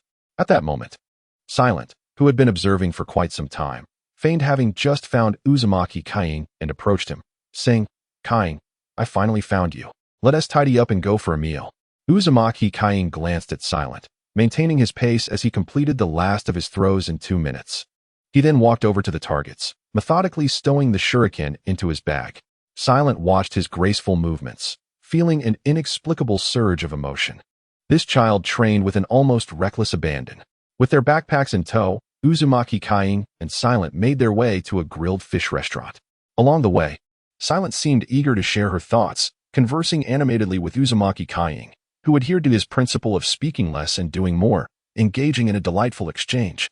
In the hall, Tsunade awaited them at a table, her exuberance evident as she waved. Come, Shizen, over here. Having removed her coat, Tsunade attracted the gazes of many men. Shizun, alongside Uzumaki Naruto, approached. While Shizen felt completely at ease after following Tsunade for so long, Naruto's eyes seemed somewhat restless. Hey, kid, how's your training going? Tsunade inquired, a small bottle of sake at her side, her cheeks slightly flushed, indicating she had been drinking. Naruto replied softly, not bad. Training is no simple task. Have you put in the effort today? Tsunade remarked, lifting a cup of sake in a bossy manner. Naruto nodded in agreement. Shizen chimed in. Naruto has been training diligently. He has been throwing shurikens so recklessly that the targets are barely recognizable. In just 5 minutes, he threw nearly 200 shuriken. He must have thrown countless times today. A flicker of appreciation crossed Tsunade's eyes. Well done, kid. She then seemed to recall something and addressed Shizun. Shizen, please go and urge the chef to bring me the fish. Understood, Lady Tsunade. Shizen nodded and rose to summon the chef. At that moment, Tsunade's demeanor shifted as she turned to Naruto. Listen here. I don't care what deep-seated grudges you hold or your peculiar views of this world. However, should you ever stray from the path in the future, I will not hesitate to end your life. Naruto was taken aback by the sudden change in tone. All right. Enough of that. Come here.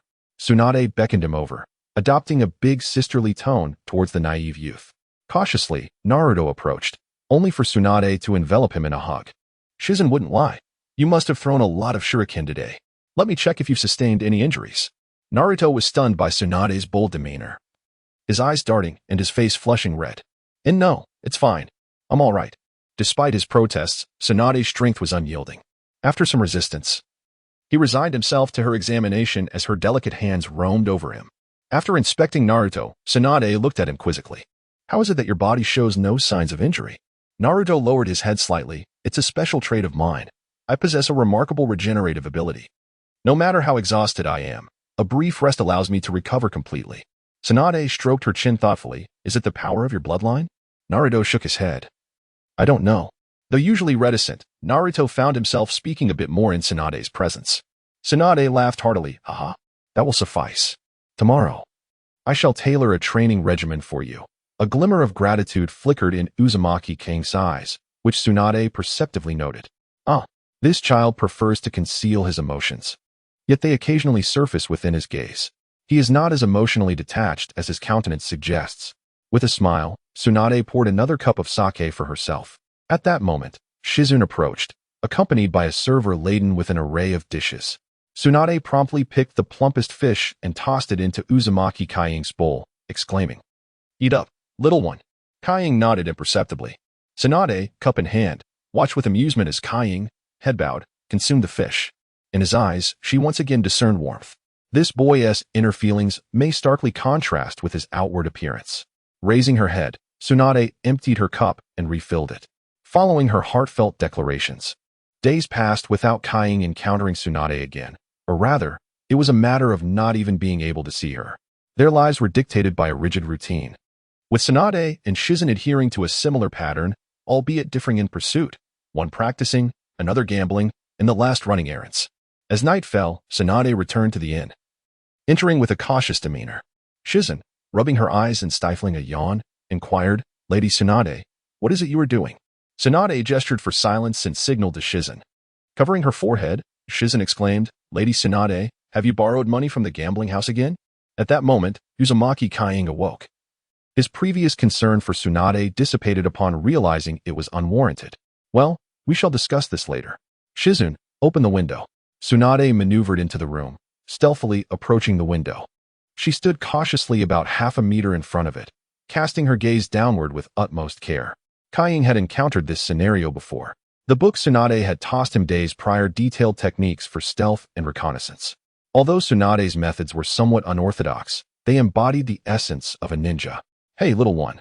When they burst in searching for us, you and Shizen must leap out the window, understood? Tsunade instructed, simultaneously performing a hand sign. Kaying recognized this gesture. It resembled the sign language of ninjas. He pondered, could this be Tsunade's earnest effort? As Tsunade outlined the tasks for each person, The atmosphere in the small room grew tense, the gentle rustle of the wind outside seeming amplified in that moment. Suddenly, the sound of a door being pushed open echoed from below.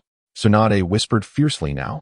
She then formed hand seals, erupting into a cloud of smoke, from which a small figure materialized. Winding Vortex Kaiying was momentarily taken aback, thinking to himself, how adorable. Little Tsunade looked at Winding Vortex Kaiying, raised an eyebrow, and spoke in her charming, diminutive voice. Hey, little brat, what are you staring at? Hurry up and go. It was only then that Winding Vortex Kaiying hastened to leap out of the window with his bundle. Just a few seconds after he had exited, a burly man forcefully pushed open the door to the room, followed by a group of imposing figures. The leading man surveyed the interior before fixing his gaze upon the young girl. Little girl, have you seen a woman? She is. The man paused, his face flushing slightly as he gestured toward his own chest. A woman with a particularly large stature, golden hair, similar to yours, and speaks with a masculine tone. Little Tsunade adorably touched her own chest with her small hand and inquired, is it here? The man nodded, his face reddening further. Uncle, I think I might have seen her. That big sister went inside and even opened my door. I had no idea what she was doing. Little Tsunade animatedly gestured, her demeanor irresistibly cute. Then, as if a thought had struck her, she clapped her tiny hands and exclaimed, oh right, that big sister gave me a beautiful yellow stone, telling me to give it to a big brother who would come looking for me. But little Tsunade gazed at the group, her eyes glinting with an unusual light. Haha, that big sister was referring to me. The burly man realized that the others had left, leaving him alone. Once the door was securely closed, the man turned with a grin. Now it's just you and me, big brother. However, instead of a charming young girl, he was met by a voluptuous woman. You can talk all you want, but why are you blushing? Tsunade remarked, placing her hands on her hips before throwing a crumpled paper ball and leaping out of the window. I'll repay you, don't rush me, she called out as she jumped away. In that fleeting moment, the man found himself drenched in cold sweat, recalling how this woman had previously demolished a door in her escape from the casino. He certainly did not believe himself to be sturdier than a door. After regaining his composure, he picked up the paper ball, which had hastily scrawled on it, "Oh, 1 million, to be repaid by tomorrow." The lack of a signature felt rather dismissive. Nevertheless, it was still an improvement over previous encounters. The man solemnly tucked the note into his pocket. In the distance, Winding Vortex Kaiying, silently sprinting alongside 2 women, activated his data interface and tossed his large scythe into a nearby thicket. The 2 women seemed to be looking after him, matching his pace as they ran together. This continued for nearly an entire night. Tsunade cast a curious glance at Winding Vortex Kaiying, noting how this lad had been running for 4 or 5 hours without even a hint of fatigue. Shizune, though slightly weary, found comfort in the moderate pace, allowing her to keep going for quite some time. She too had recognized the peculiar resilience of Winding Vortex Kaiying. As Shizune prepared to pose a question to him, Tsunade quickly signaled her to remain silent. A few individuals paused in front of a dumpling shop by the roadside. Tsunade, with her characteristic boldness, approached the establishment where an elderly woman was serving. Owner, give me 3 skewers of dumplings. No, make it 6. Soon, 6 skewers were prepared, and Tsunade handed 2 skewers to Naruto Kaiying while keeping 2 for herself. From now on, I shall call you Kaiying, Tsunade said, gazing at Naruto Kaiying. You possess chakra and the ability for rapid recovery. With consistent practice and training, becoming a proficient ninja is not a formidable challenge. Our time together will be brief, so I shall impart to you what I deem significant and profoundly meaningful. Are you willing to begin your training now? Tsunade took a seat beside Naruto Kaiying, a delightful aroma wafting through the air, causing him to feel an unspoken connection. Of course, he replied, maintaining a stoic expression, even appearing slightly fierce. Good. Naruto Kaiying responded decisively. Tsunade nodded, finishing the remaining dumplings. Shizune, settle the bill, and Kaiying, follow me. With that, Tsunade strode ahead, and Naruto Kaiying hurried to keep up. The 2 made their way to the banks of a small river, soon joined by Shizune. Tsunade looked at Naruto Kaiying and extended her hand. Give me your hand. He complied. Then, a surge of chakra began to swirl in the palm of his hand. Tsunade instructed, follow my guidance and channel your chakra outward. As he listened, Naruto Kaiying sensed the additional energy flowing within him. Gradually, the energy coalesced in his palm, erupting into a vibrant blue sphere reminiscent of a flame. Impressive chakra levels, Tsunade remarked, nodding in approval. Seizing a moment of distraction, she suddenly tossed him into the river. Standing on the water's surface, Tsunade declared, "Concentrate your chakra beneath your feet, and you will walk upon the water as I do. Give it a try. For the coming days, your task is to master this training." Flailing in the water, Naruto Kaing looked at Tsunade with exasperation. "Lady, could you not communicate more kindly? Must you always resort to surprise attacks?" Days passed, and Naruto Kaing found himself joyfully running across the water's surface. The sensation was exhilarating, akin to that of a transcendent being, finally mastering the art of walking on water. He felt an immense thrill. Tsunade watched him with a sigh of resignation. "Hey, Shizen, what is wrong with this guy? His chakra levels are on par with those of lower-ranked ninjas, yet his control is abysmal. And the shadow clone technique, I must have taught him at least 20 times. Why can't he even manage basic chakra gathering?" Shizen sighed as well. Despite his diligent training each day, she sensed something was amiss. "I recall when he practiced shuriken throwing. He could match an average chunin in just 3 days." Tsunade sighed again, contemplating, could this fellow's achievements be limited to that of a chunin? His talent seems painfully lacking. Shizen nodded in agreement. "However, becoming a chunin is still commendable, Lady Tsunade. Is it truly appropriate to keep this child with us? We must evade various challenges daily, which is not conducive to his development."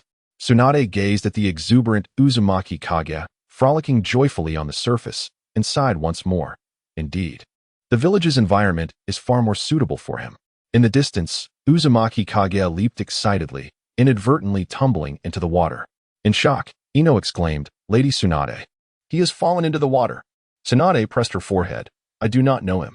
Ino hesitated. "Should we not rescue him?" Tsunade waved her hand dismissively. "Leave him be. We have saved him countless times these past few days. He can swim back on his own." "But," Ino pointed ahead, "but there is a waterfall. That rascal." Tsunade transformed into a yellow blur, dashing towards the distant waterfall. The figure spun around the waterfall's edge before returning. "Ino, come with me. That brat seems to have been swept away. Truly troublesome." Tsunade leaped back, creating a large crater upon landing. Ino, now aware of the gravity of the situation, quickly donned her backpack. Just then, emerging from behind a large tree, Uzumaki Kage, expressionless, appeared. His inner emotions were tumultuous, and his eyes reflected this complexity. "Nevertheless," he stated, "I am right here. I did not fall." Tsunade immediately approached and delivered a hefty punch to Kage's head. "Ouch!" he cried, clutching his head and crouching down. "You troublesome brat. Starting tomorrow, you are climbing trees." Tsunade, with her iconic forehead marking, walked away without looking back. Ino stepped forward, concerned. "Are you all right? What just happened? I distinctly saw you fall." Uzumaki Kage's heart sank. "Oh no, I've been discovered. If only I had behaved." The scene shifted back to the moment Kage fell into the water. He had been joyfully bouncing on the surface, his feet still above the water. Thus, he conceived an idea to place his feet in the water and propel himself forward using chakra, akin to a propeller. With that thought in mind, he proceeded. However, at that moment, lacking any control over his chakra, he was swiftly punished by the current and fell into the water. Yet, with great cunning, Uzumaki Kage activated his shadow step, preventing himself from being swept away. Faced with Ino's inquiry, Kage felt a pang of regret. "Oh well, if I'm exposed, so be it," he thought. Turning to Ino, "Sister Ino, I actually possess special abilities." He then cautiously glanced left and right before adopting a constipated expression. "I can use the shadow body technique. Watch closely, Sister Ino." After a prolonged moment of anticipation, the performance began. Silence pondered. "It seems there hasn't been any change?" Vortex Kaing scratched his head. "How could there be no change? I was able to do it just now. Could it be that I'm hungry?" At that moment, Tsunade's voice roared from a distance.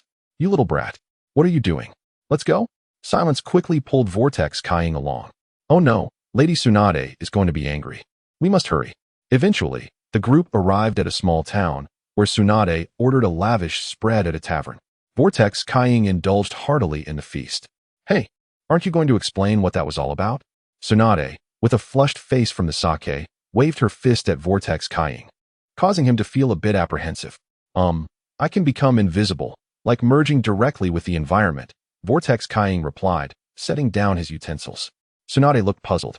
"You can become invisible? Who taught you?" Vortex Kaing shook his head. "I don't know. It just comes naturally to me. But it's hit or miss. I had planned to demonstrate in front of Sister Silence this morning, but after trying for quite a while, it just wouldn't work.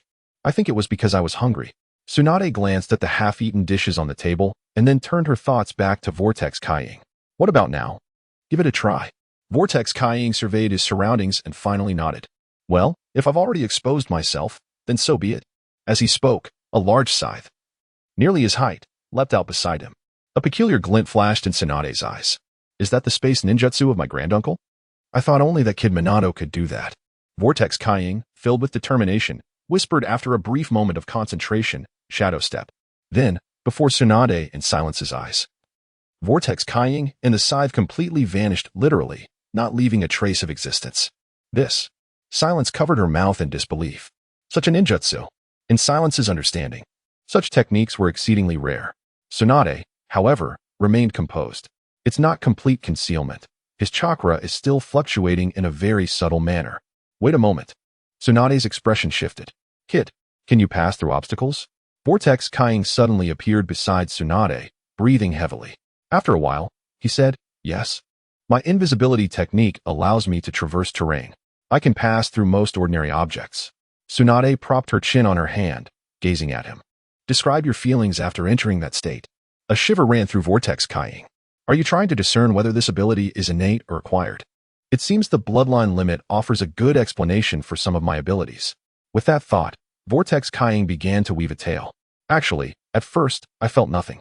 It's like when you sleep. You know that feeling when you're tired and just want to sleep? But you can't just want to sleep. There has to be some kind of build-up. Tsunade and Shizune gazed at Uzumaki Kage with a hint of bewilderment. What? You claim this is related to sleep? What connection could there possibly be? It took Tsunade a moment to untangle the confusion in Uzumaki Kage's words. Are you suggesting that this contraption is akin to your breathing? A glimmer of understanding flickered in Uzumaki Kage's eyes. Truly, Lady Tsunade, one can always rely on her prompt comprehension. Meanwhile, Shizune observed their conversation and felt a wave of discomfort wash over her. Sleep and breathing? When did ninjutsu become so profound? I simply cannot grasp it. Tsunade continued her inquiries. Young one, are you of the Uzumaki clan? Uzumaki Kage nodded. Tsunade pressed further. Is your father from the Uzumaki clan, or is it your mother? A conflicted expression crossed Uzumaki Kage's face. To be honest, I do not even know myself. Must you delve into such intricate matters? Tsunade, noticing his demeanor, inquired, what troubles you? Uzumaki Kage shook his head. Indeed, I do not know. I am utterly in the dark. Observing his countenance, Tsunade hesitated before saying, very well. Since you are reluctant to share, I shall not press you further. Uzumaki Kage bowed his head, silently reaching for a skewer of meatballs. Seeing this, Tsunade lifted her cup. Shizune, come, let us drink. Shizune hurriedly raised her glass. At this moment, Shizune appeared quite youthful, resembling a young girl. Tsunade, too, retained an air of youthfulness. Yet Uzumaki Kage discerned that she was of a more mature age. Perhaps. Uzumaki Kage discreetly cast a glance at Tsunade. Ah, what a sight. Tsunade remained oblivious to his furtive gaze, while Shizune observed it with clarity. Indeed, this boy is a little rascal. Shizune thought, her cheeks flushed. After their meal, Uzumaki Kage beheld the two women slumped over the table and his head began to spin. Goodness, what am I to do with you both? I am merely a child. Although still young, Uzumaki Kage possessed a mature soul. Resolutely, he hoisted both women, nearly collapsing under their weight. Utilizing the power of data manipulation, he managed to carry them back to the inn they had previously reserved. Once there, Uzumaki Kage ensured that Tsunade and Shizune would be safe for the night before finally allowing himself to rest. As the night passed, Tsunade was seen escorting Uzumaki Kage. Slowly rousing from slumber, he wondered, where am I? Blinking groggily, he realized his feet were no longer on the ground, and a flurry of panic ensued. We have arrived, Tsunade declared, hands on her hips. Shizune quietly set down their luggage. Before long, Uzumaki Kage beheld an enormous tree before him. Huh, where are we? Is this the tree at my doorstep? It does not seem to resemble it at all. Tsunade gave him a playful kick, sending him soaring 3 feet into the air. Young one, have you been training? Hey, are you lost in thought? Tsunade exclaimed, her fist raised in mock admonishment. Uzumaki Kage rubbed his backside, exclaiming, TCH. That lady is truly something. If it weren't for her age, I would. Well, I concede, I cannot win this battle. In truth, the kick from Tsunade was not particularly painful. It was merely the visual impact that was staggering. Tsunade pointed to a large tree before addressing Naruto Kai. Climb that tree. Naruto Kai rubbed his backside and then effortlessly ascended the tree. Using all four limbs, he climbed smoothly. A perfect display of agility. After witnessing this, Tsunade struck the tree trunk with her fist, causing it to splinter. Naruto Kai emerged from the foliage. Puzzled, what happened? Ino stepped forward and explained, Kai, Lady Tsunade is asking you to climb the tree as if you were walking on water. Using chakra to adhere to your feet. Realization dawned on Naruto Kai, and he nodded. Oh, so that's how it is, as he observed Tsunade walking away. He silently followed her. Am I taking this too lightly? He pondered. But perhaps this is for the best. It has made me aware of my lack of talent. I suppose I will soon be relegated to the village of Konoha. Lost in thought, he found himself aligned with Tsunade's intentions. Following her. Naruto Kai did not believe he would learn much, especially since his chakra control was abysmal. Thus, he concluded that his only path to strength lay in training. Just like Kai, it would be through relentless effort. Once I level up, I'll show the ninja world the might of my scythe. Ino, while walking, kept a watchful eye on Naruto Kai. Noticing his nonchalant demeanor, she felt a sense of relief. It appeared that he was not the type to be overly fixated on anything. However, her concern for Lady Tsunade lingered. Over the years, Tsunade had relaxed. Yet she had not forgotten that fateful incident. Once they found a suitable tree, Tsunade personally explained the necessary precautions, then observed as Naruto Kai ascended and descended repeatedly. Embracing a mode of data-driven determination, Naruto Kai began to climb the trunk with unwavering resolve. 3 days passed in a blur. After countless falls, Naruto Kai finally managed to reach the upper part of the tree, though he still found himself prone to falls. During moments of respite, he noticed a slight increase in his experience points. Wow, so training can indeed boost my experience. Motivated, he commenced a more intense regimen of self-discipline. Ino, watching him, turned to Tsunade and remarked, Lady Tsunade, I believe Kai might be suited for taijutsu. Tsunade replied with a hint of skepticism. He's so clumsy. I doubt he is even fit for taijutsu. Suddenly, she sensed a peculiar chakra disturbance nearby. Instantly, Tsunade sprang into action, and Ino followed suit. 3 kunai tethered to explosive tags landed where Tsunade and Ino had just been standing, followed by a deafening explosion and a cloud of dust. Ino, protect Kai. Tsunade shielded herself from the splattering mud and sent several figures darting towards a nearby tree. Without a moment's hesitation, she shouted at Shizen. Yes, Shizen, not hesitating, dashed in the direction of Kai. A formidable wave of chakra surged before Tsunade, and a shadow slowly emerged from the haze. Tsunade furrowed her brow. It has been a long time. Orochimaru. Gahaha. Long time no see, Tsunade, my old classmate.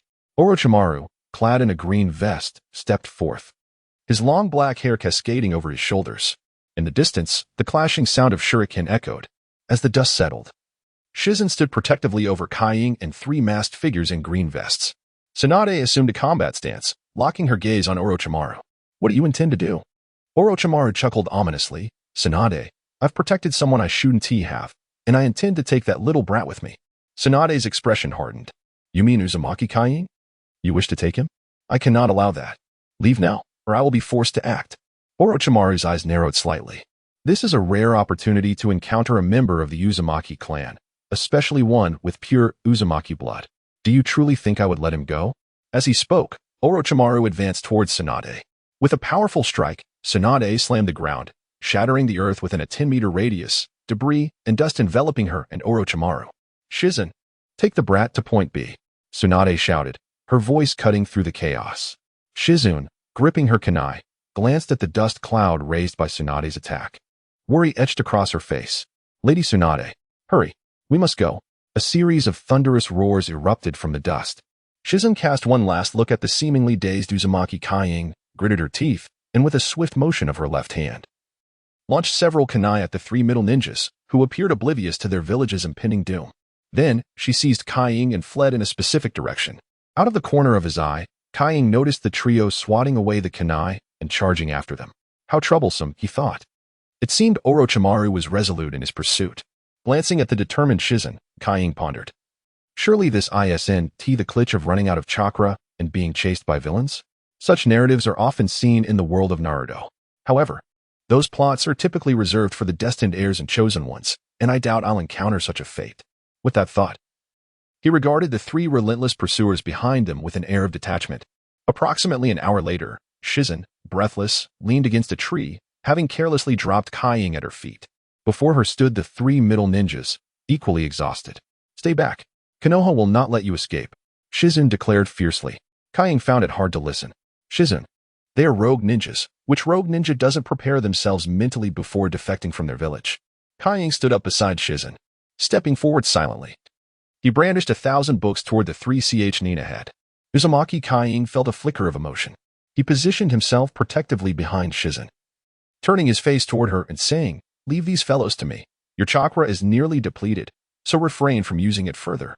Without waiting for Shizun's response, he transformed and charged at the trio of Ch Nin wielding a scythe.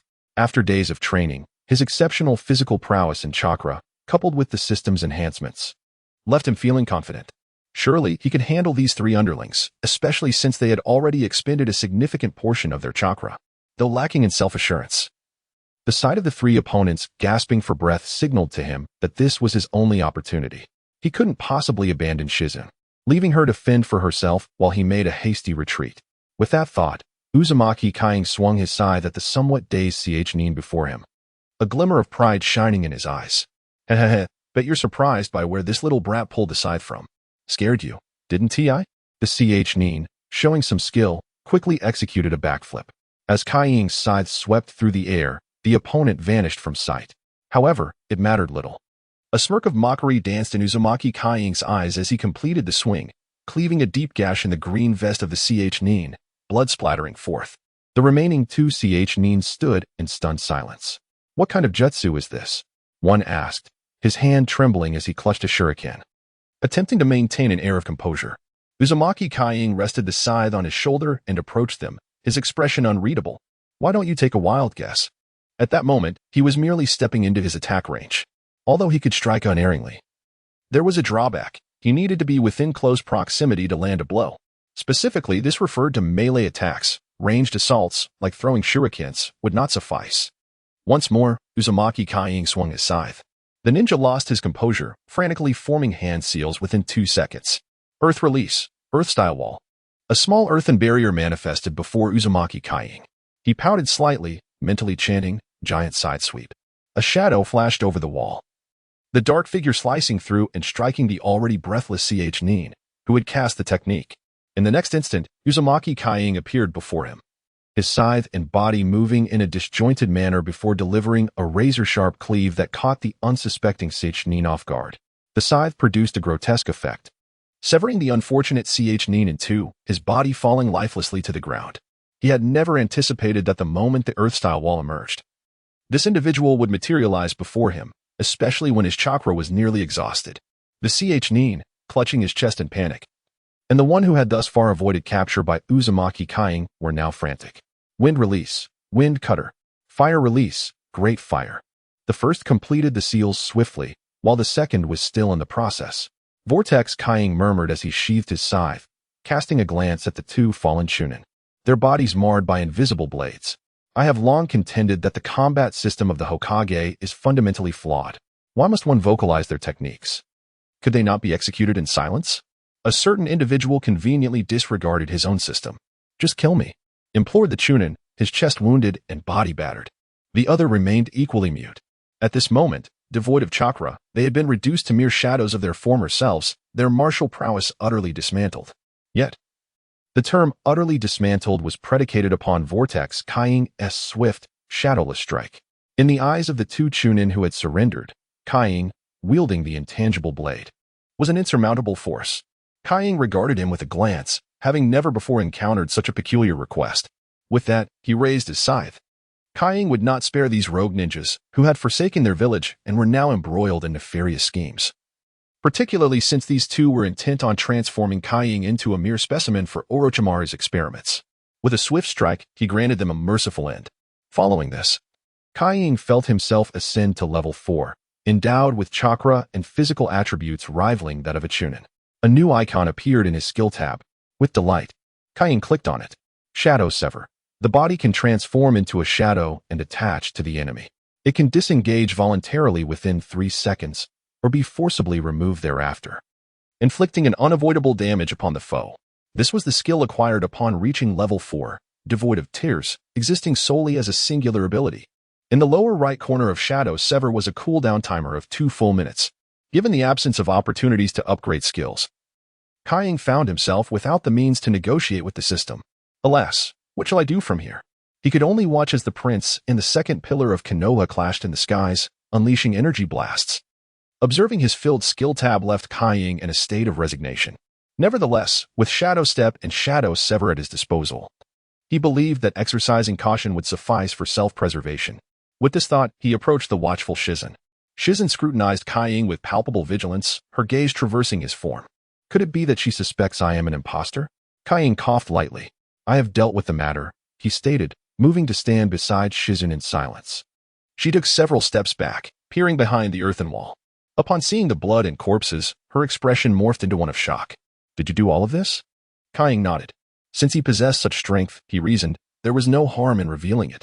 Shizen examined Kai and then examined the corpses, exclaiming in admiration, impressive. But why did you not showcase this power earlier? Slightly embarrassed, Kai hesitated, for he was not adept at such explanations. Just as he pondered how to articulate his thoughts, Shizen smacked her forehead in realization. I understand. You must be a descendant of the renowned Vortex clan, having practiced various ninjutsu since childhood. However, due to certain issues at home, I have only acquired fragmented knowledge, resulting in my lack of systematic understanding of ninja techniques. Although your training methods possess their flaws, your diligence and the innate talent of the Uzumaki clan have enabled you to surpass the level of a chunin in the usage of scythe-related ninjutsu. Uzumaki Kai was taken aback. Your reasoning is quite profound. I had not considered that at all. After a moment of silent contemplation, Uzumaki Kai nodded in agreement. Indeed. It is as you said, do not doubt, but have faith in your own judgment. Sealed within her delight at having made an accurate deduction, she smiled and led Uzumaki Kai towards their appointed destination. Meanwhile, let us turn to Tsunade and Orochimaru. Orochimaru was reluctant to engage in a confrontation with this old classmate. Despite his deep obsession with Uzumaki Kai as an experimental subject, his guilt towards Tsunade and her brother outweighed his current fixation. Faced with Tsunade, who was burdened by profound psychological barriers, Orochimaru decided to retreat after unleashing a vast ocean of restraint. Observing that Orochimaru had withdrawn, Tsunade cautiously proceeded to the designated meeting place.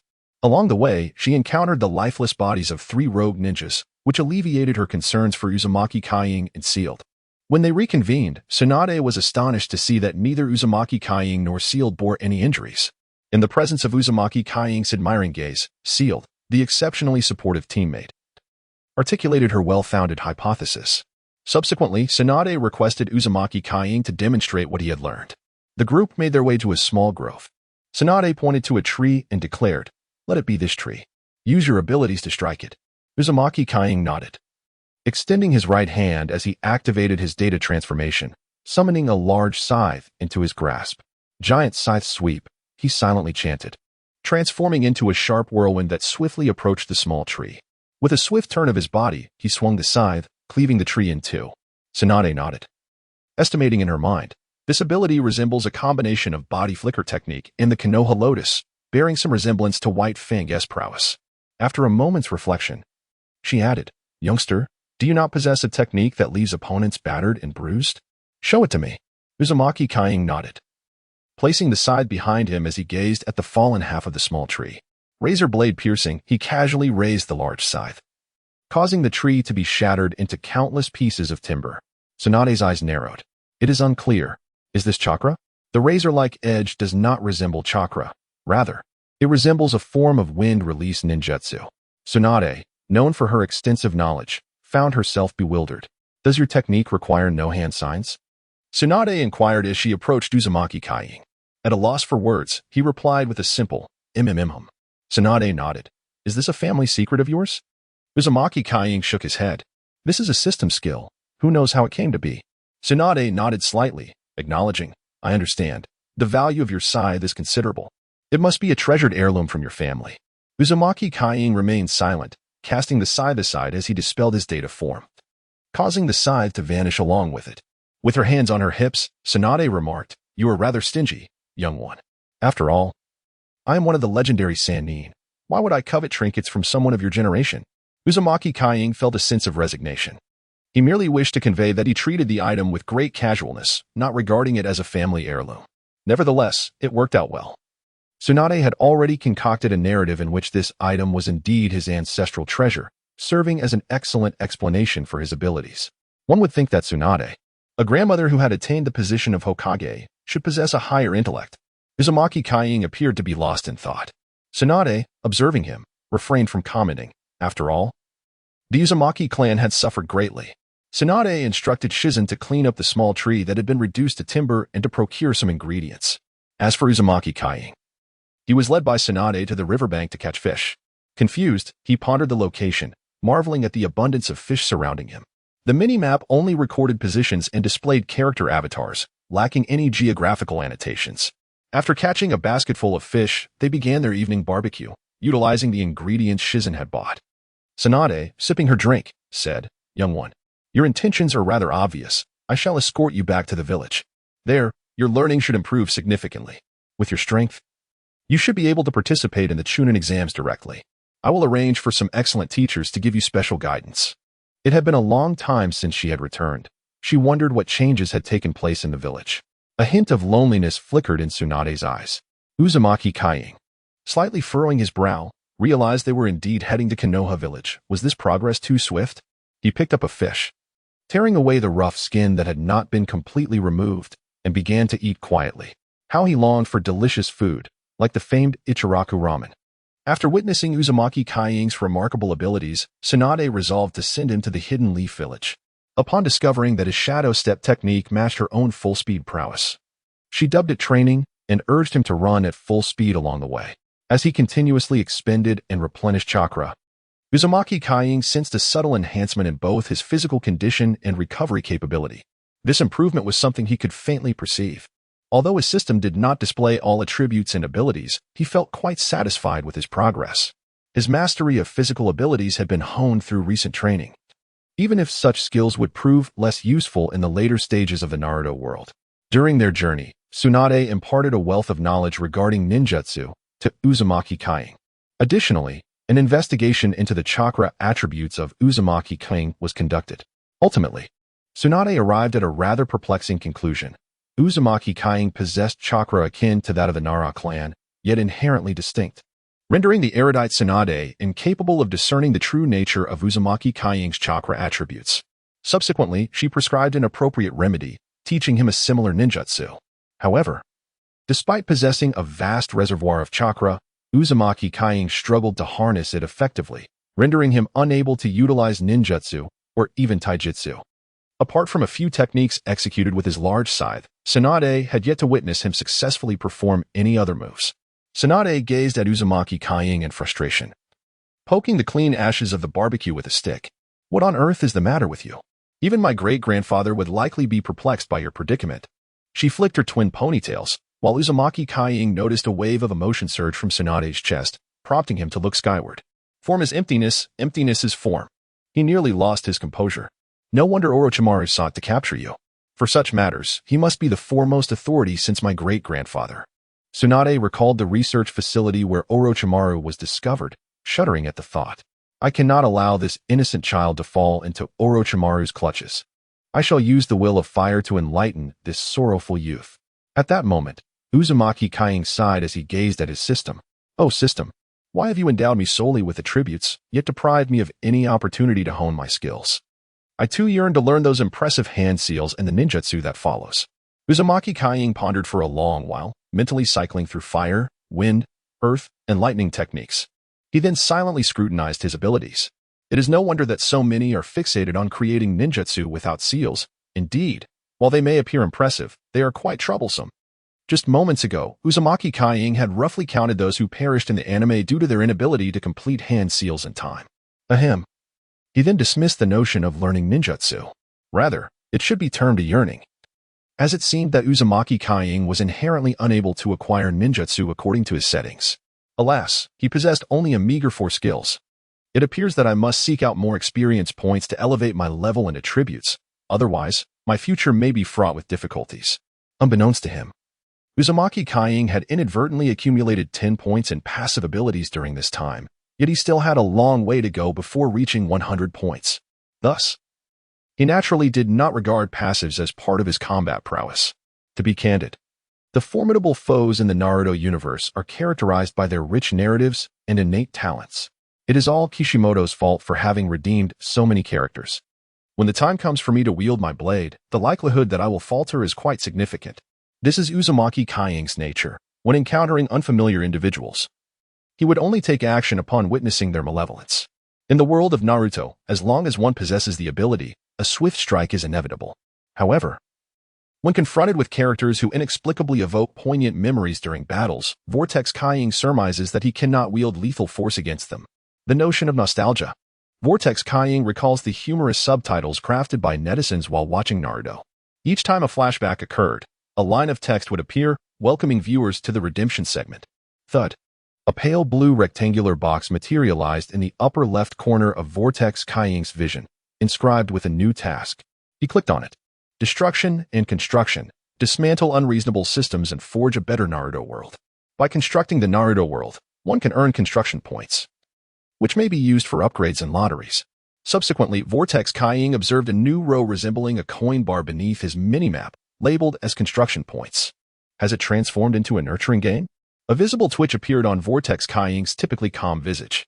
Tsunade looked on in confusion, then discerned a complex expression of helplessness intertwined with excitement in Vortex Kaing's eyes. Was it due to the journey to the Hidden Leaf Village? After all, it was the Sage of Slugs who sent them, so it was only natural for him to possess some knowledge. The third Hokage should be able to rein him in. Tsunade was quite confident in her teacher's legacy of the Will of Fire. In her youth, she had traversed a similar path. Those were the days when Jiraiya and Orochimaru were innocent children, much like this young scion of the Vortex clan. Tsunade gazed at Vortex Kaing with a sense of nostalgia. Vortex Kaing, snapping back to reality, regarded Tsunade with mild surprise. Was there something amiss with her expression? Meanwhile, the ever-observant Tayuya was fixated on Vortex Kaing. As expected, this little lecher was once again eyeing Lady Tsunade. Sigh, if only I could. Tayuya mused, glancing at her own chest. No worries. I'm still young. I will grow. They say Lady Tsunade was even smaller than I am at my age. Tayuya's thoughts wandered. All right. With renewed vigor. We shall reach the land of fire today, and tomorrow we will arrive at the Hidden Leaf Village, Tsunade proclaimed, rising to her feet. Vortex Kaing slung his luggage over his shoulder. The load was not as exaggerated as before, thanks to the existence of sealing scrolls. The trio set off. Vortex Kaing activated Shadow Step, observing Tayuya and Tsunade as they leapt playfully among the branches. What era is it in the ninja world now? I seem to recall Tsunade had a pet pig at one point, yet that pig has yet to make an appearance, and at this moment, Orochimaru has already defected. A stunning blonde woman stood at the entrance of the ninja village, accompanied by a petite girl and a young boy who bore a striking resemblance to a certain notorious figure. The gatekeeper ninja, upon spotting the trio, rushed forward. Lady Tsunade has returned from her travels. As a top-tier medical ninja of Konoha, Tsunade displayed little awareness of her historical significance. With a smile, she engaged in light-hearted banter with the younger generation. Look at you, grown up now. Have you managed to overcome your bedwetting issue from back in the day? Uzumaki Kaing felt overwhelmed by the conversation, as did the group of ninjas who had come to greet them. After parting ways with the ninjas, Tsunade led Uzumaki Kaing to the Senju clan's territory within Konoha. The Senju clan appeared rather desolate at this time. After exchanging a few pleasantries with some ordinary members of the Senju family, a trace of melancholy crossed Tsunade's features. The last surviving male heir of the direct line of the first Hokage was no longer present. Entering a room, Tsunade carelessly tossed her luggage onto the slightly dusty floor. In a hushed tone, Shizen remarked, Lady Tsunade. Tsunade responded with a hearty smile, I'm fine. Come, let us meet the third Hokage. Uzumaki Kaing remained silent, observing his surroundings. The decline of the Senju clan was primarily due to a lack of talent. Without capable individuals, artistic endeavors became futile and a waste of time, which perhaps explained why Kishimoto neglected to elaborate on the Senju clan's circumstances. Seeing 5 or 6 households thriving in their modest lives alleviated Uzumaki Kaing's doubts. Both the Senju and Uchiha clans were prestigious families that had endured since the First Ninja War, capable of uniting numerous ninjas under their banner. Much like the Uchiha clan, which boasted a vast territory and a whole street of clan members, the Senju clan, though diminished in numbers, still had a few households. Under Tsunade's guidance, Uzumaki Kaing transitioned from the Senju territory to the bustling heart of Konoha, ultimately arriving at the Hokage building. Without hesitation, Tsunade pushed open the door to the Hokage's office, revealing a middle-aged man with disheveled hair sprawled across the desk. Uzumaki Kaiying's attention was swiftly drawn to a crystal ball on the desk. This crystal ball was extraordinary. It possessed remarkable capabilities. Clearly, Tsunade's focus was quite different from Uzumaki Kaiying's. Sarutobi-sensei, are you smoking in your office again? Uzumaki Kaiying was taken aback. He detected no odor of smoke. Tsunade then pointed at the ash on the desk, stating, Sarutobi-sensei, don't think I'm unaware just because you used wind techniques to disperse the smoke. Even if you are in good health, smoking will ultimately weaken your body. At that moment, the relatively youthful Sarutobi Hiruzen flashed a daisy-like smile. Ah, it's you, Tsunade. What brings you here? Were you not enjoying yourself outside? It was evident that Sarutobi Hiruzen had been caught off guard by Tsunade's sudden appearance and had overlooked Uzumaki Kaiying. Tsunade's expression turned serious as she replied, I indeed have matters to attend to. Afterward, she pulled Uzumaki Kaiying forward, presenting him to Sarutobi Hiruzen. After outlining Uzumaki Kaiying's situation, Sarutobi Hiruzen retrieved his hand from beneath the desk, revealing a cigarette. So, you're saying this young man from the Uzumaki clan could potentially inherit the formidable powers of the first Hokage? Sarutobi Hiruzen instinctively brought the cigarette to his lips but halted the motion under Tsunade's watchful gaze. With a stiff motion, Sarutobi Hiruzen placed his pipe upon the table, resting his chin upon his hands as he addressed the young Uchiha Kage with a gentle smile. Child, how are matters at home? Is everything all right? Instantly, Uchiha Kage felt a surge of anxiety. Oh no, he really asking about this, but I haven't prepared my lie yet. Prior to arriving in Konohagakure, Uchiha Kage had concocted a narrative, one that presumed the absence of the Uzumaki clan. Now, however, he realized that Uzumaki Kushina was indeed in the village, possibly on the verge of marrying Namake's Minato, or perhaps they were already wed, with little Naruto on the way. Kage's tension transformed into a complex emotion in Tsunade's eyes, who, in a show of understanding, affectionately ruffled his hair. Sarutobi-sensei, this child is merely 10 years old, yet has endured so much. He is reticent. If he prefers not to speak, let him be. Allow him the space to process his thoughts. He was brought forth from the wet-bone forest by Lord Jiraiya, undoubtedly of unblemished origin. With Tsunade vouching for him, Uchiha Kage instantly felt reassured. Sarutobi Hiruzen refrained from further inquiries, now concerned solely with finding a suitable mentor for this promising child, one who could instill a love for Konohagakure, ensuring he would never wish to depart from it. Tsunade, considering he is only 10, if we were to send him to the Ninja Academy. Sarutobi's words were interrupted by Tsunade's swift shake of her head. That would not be wise. This boy is too naive, too inarticulate. Imagine if Uchiha Kage entered the academy, struggled with the transformation technique, and became the subject of ridicule from his peers. What if he inadvertently turned dark? We could end up with a second Orochimaru. Tsunade was acutely aware of Uchiha Kage's potential and would not endorse such a scenario. Feeling a headache brewing, Sarutobi Hiruzen reflected that ideally, placing Uchiha Kage within his meticulously crafted institution of the Will of Fire would foster friendships, thus naturally binding him to the village. However, without sending him directly to the academy and allowing the teachers to guide him, he lacked trustworthy candidates. Observing Sarutobi's distress, Tsunade suggested, what about Jiraiya's disciple, Namake's Minato? He seems quite capable. Sarutobi shook his head. He is currently occupied with a mission and cannot be spared. Tsunade glanced at Uchiha Kage, then her eyes brightened. Isn't there someone named White Fang? He seems to be gaining notoriety lately. He enjoys weaponry and physical techniques. He could be a good fit. Once again, Sarutobi shook his head. That won't work. White Fang is also on a mission, one that carries certain risks. Tsunade, puzzled, asked, his son is still at the academy. Why would he willingly engage in dangerous missions? Sarutobi replied, Hatake Tsukumo is deeply committed to restoring the glory of the Hatake clan. Tsunade understood. Sarutobi then proposed, given that recent affairs have not been excessively hectic, perhaps I could take the child under my wing. Tsunade chuckled softly, you are not equipped to handle this child. Sarutobi, taken aback, was left in confusion. As the Hokage and a renowned professor of ninjutsu within the shinobi world, it is inconceivable that there exists a student he cannot guide. Tsunade discerned the perplexity in Sarutobi Hiruzen's gaze and subsequently remarked, Kage cannot utilize ninjutsu. Training in it would prove futile. Instead, he excels in combat using his ancestral treasures. Sarutobi Hiruzen raised an eyebrow, his expression one of intrigue. Are you certain you speak of the Uzumaki clan? Tsunade nodded. casting her gaze toward Uzumaki Kage. Uzumaki Kage extended his left hand, quietly activating his data transformation. A formidable scythe materialized in his grasp as if summoned from the void. Sarutobi Hiruzen's demeanor shifted slightly, revealing his astonishment. Let us venture outside. Tsunade and Uzumaki Kage followed Sarutobi Hiruzen into the depths of the forest, while Shizen awaited Tsunade's return in the Hokage's office. As Uzumaki Kage employed the shadow step technique, he found himself increasingly accustomed to the sensation accompanying its activation, allowing him to hold his breath for extended periods. Upon witnessing the shadow step for the first time, Sarutobi Hiruzen expressed his curiosity. After Tsunade elucidated the technique, Sarutobi Hiruzen vaguely perceived the flowing chakra of Uzumaki Kage, which seemed to vanish yet remain present. It must be acknowledged that Tsunade's perception of chakra is indeed of the highest caliber in the world. While Sarutobi Hiruzen could only faintly sense the chakra's movement, Tsunade could clearly discern it. As they traversed the forest at a pace akin to that of elite jonin, Uzumaki Kage pondered a particular question. Why had they not summoned Uzumaki Kushina to accompany him? The names of both individuals remained unspoken between the two. Uzumaki Kage's thoughts wandered to the Senju clan and Tsunade's own estate.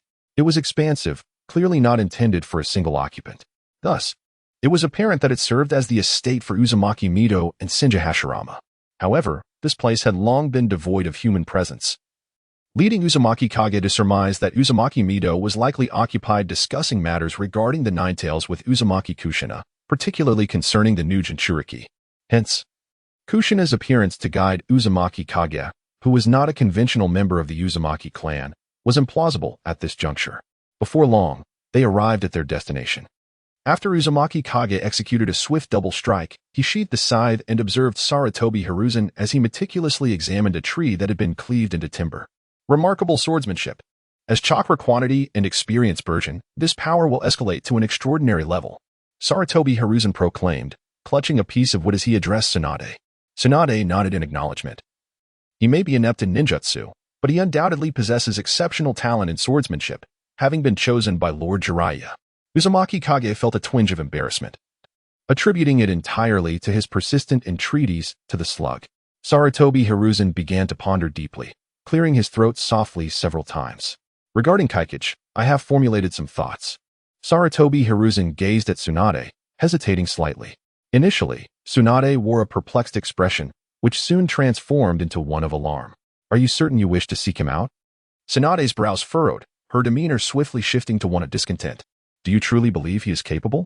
This seems rather ill-advised. He is far too shadowy, although.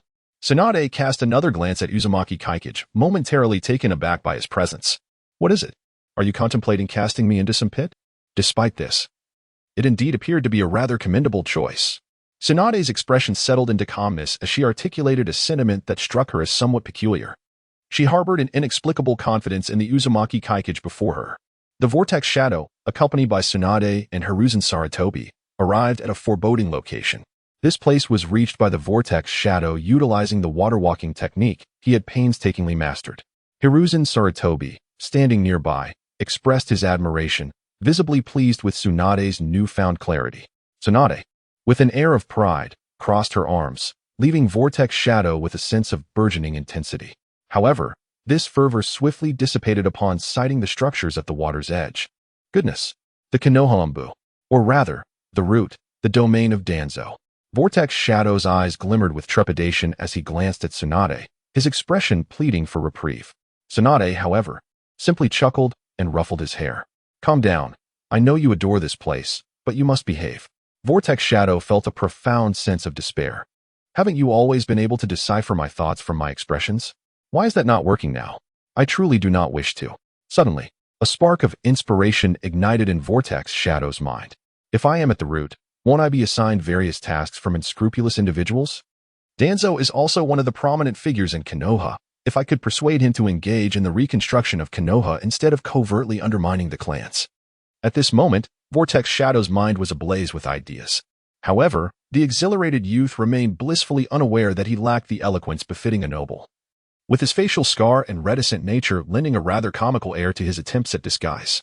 Observing the excitement in Vortex Shadow's eyes, Hiruzen Sarutobi silently commended his own astute judgment.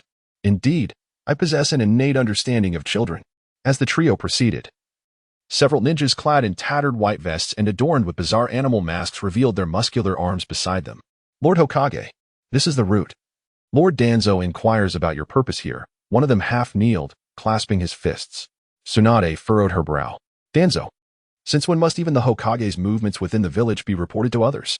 Meanwhile, Hiruzen Sarutobi appeared unfazed, chuckling lightly. Danzo remains ever vigilant. Do convey a piece of good news to him. Today, I have brought him a disciple, a promising talent, the perfect successor of the will of fire.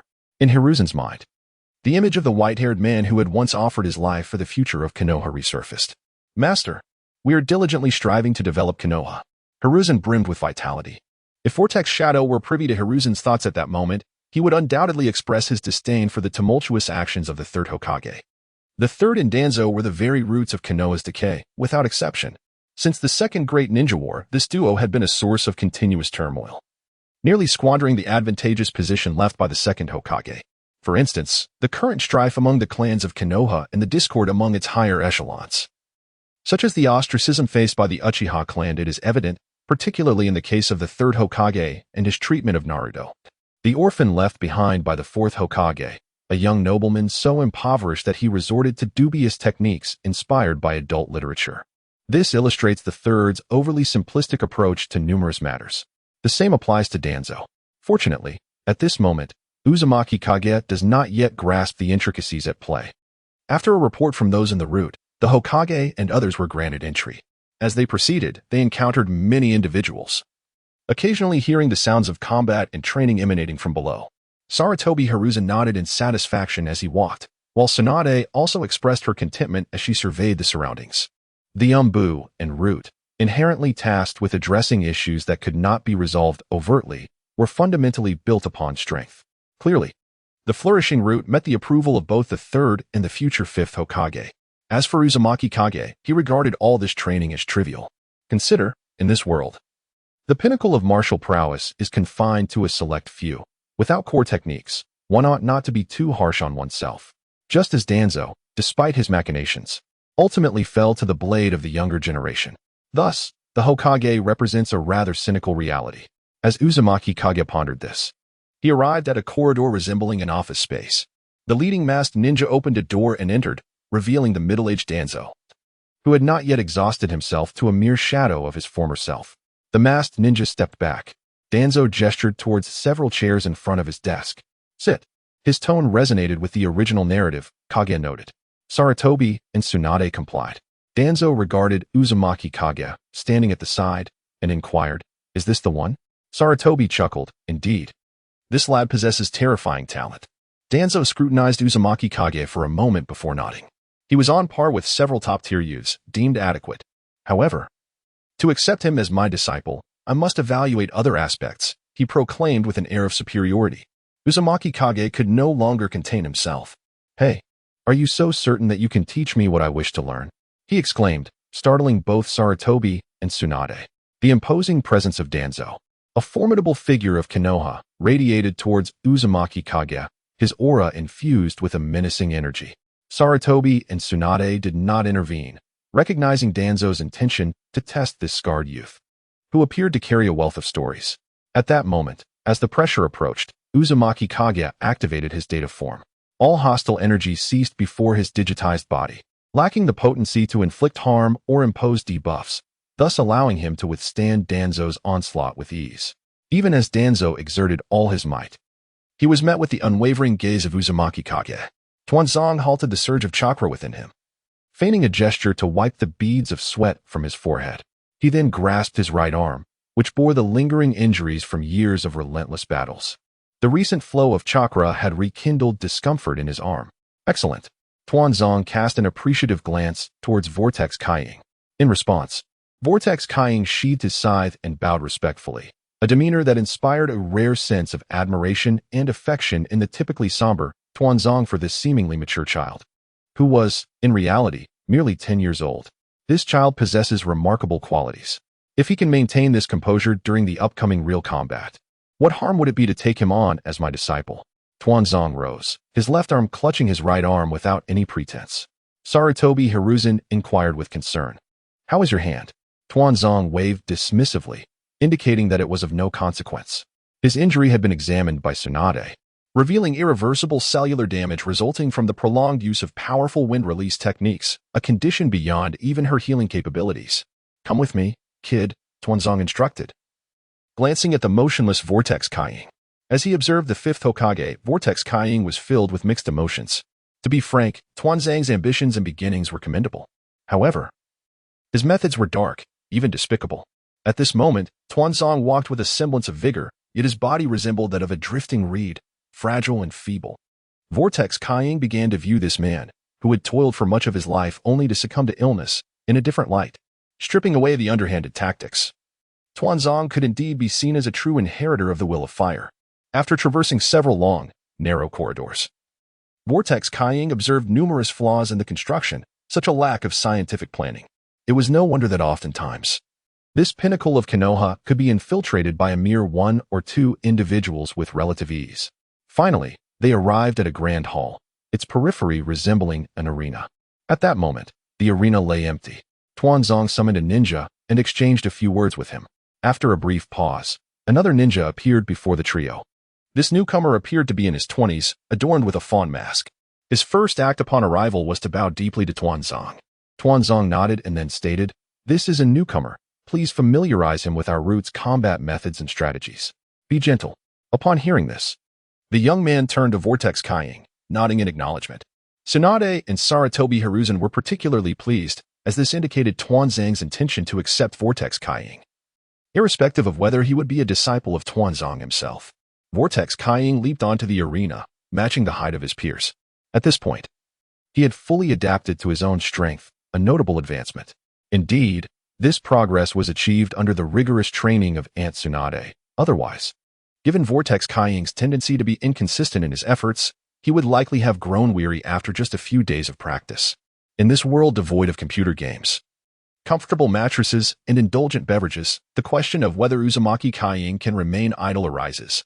At this moment, a ninja from the Root organization stepped into the arena, gesturing for a demonstration of skills. After a brief hesitation, Uzumaki Kaiying declared, "Do not hold back. Let us engage at our respective levels." Sensing the formidable prowess of the ninja before him, he assessed him to be a particularly elite jonin. Given Uzumaki Kaiying's current state, with all skills on short cooldowns and enhanced recovery buffs, he felt assured of victory. From the sidelines, Tsunade scrutinized the capabilities of both combatants before nodding towards Sarutobi Hiruzen, signaling that the match could commence.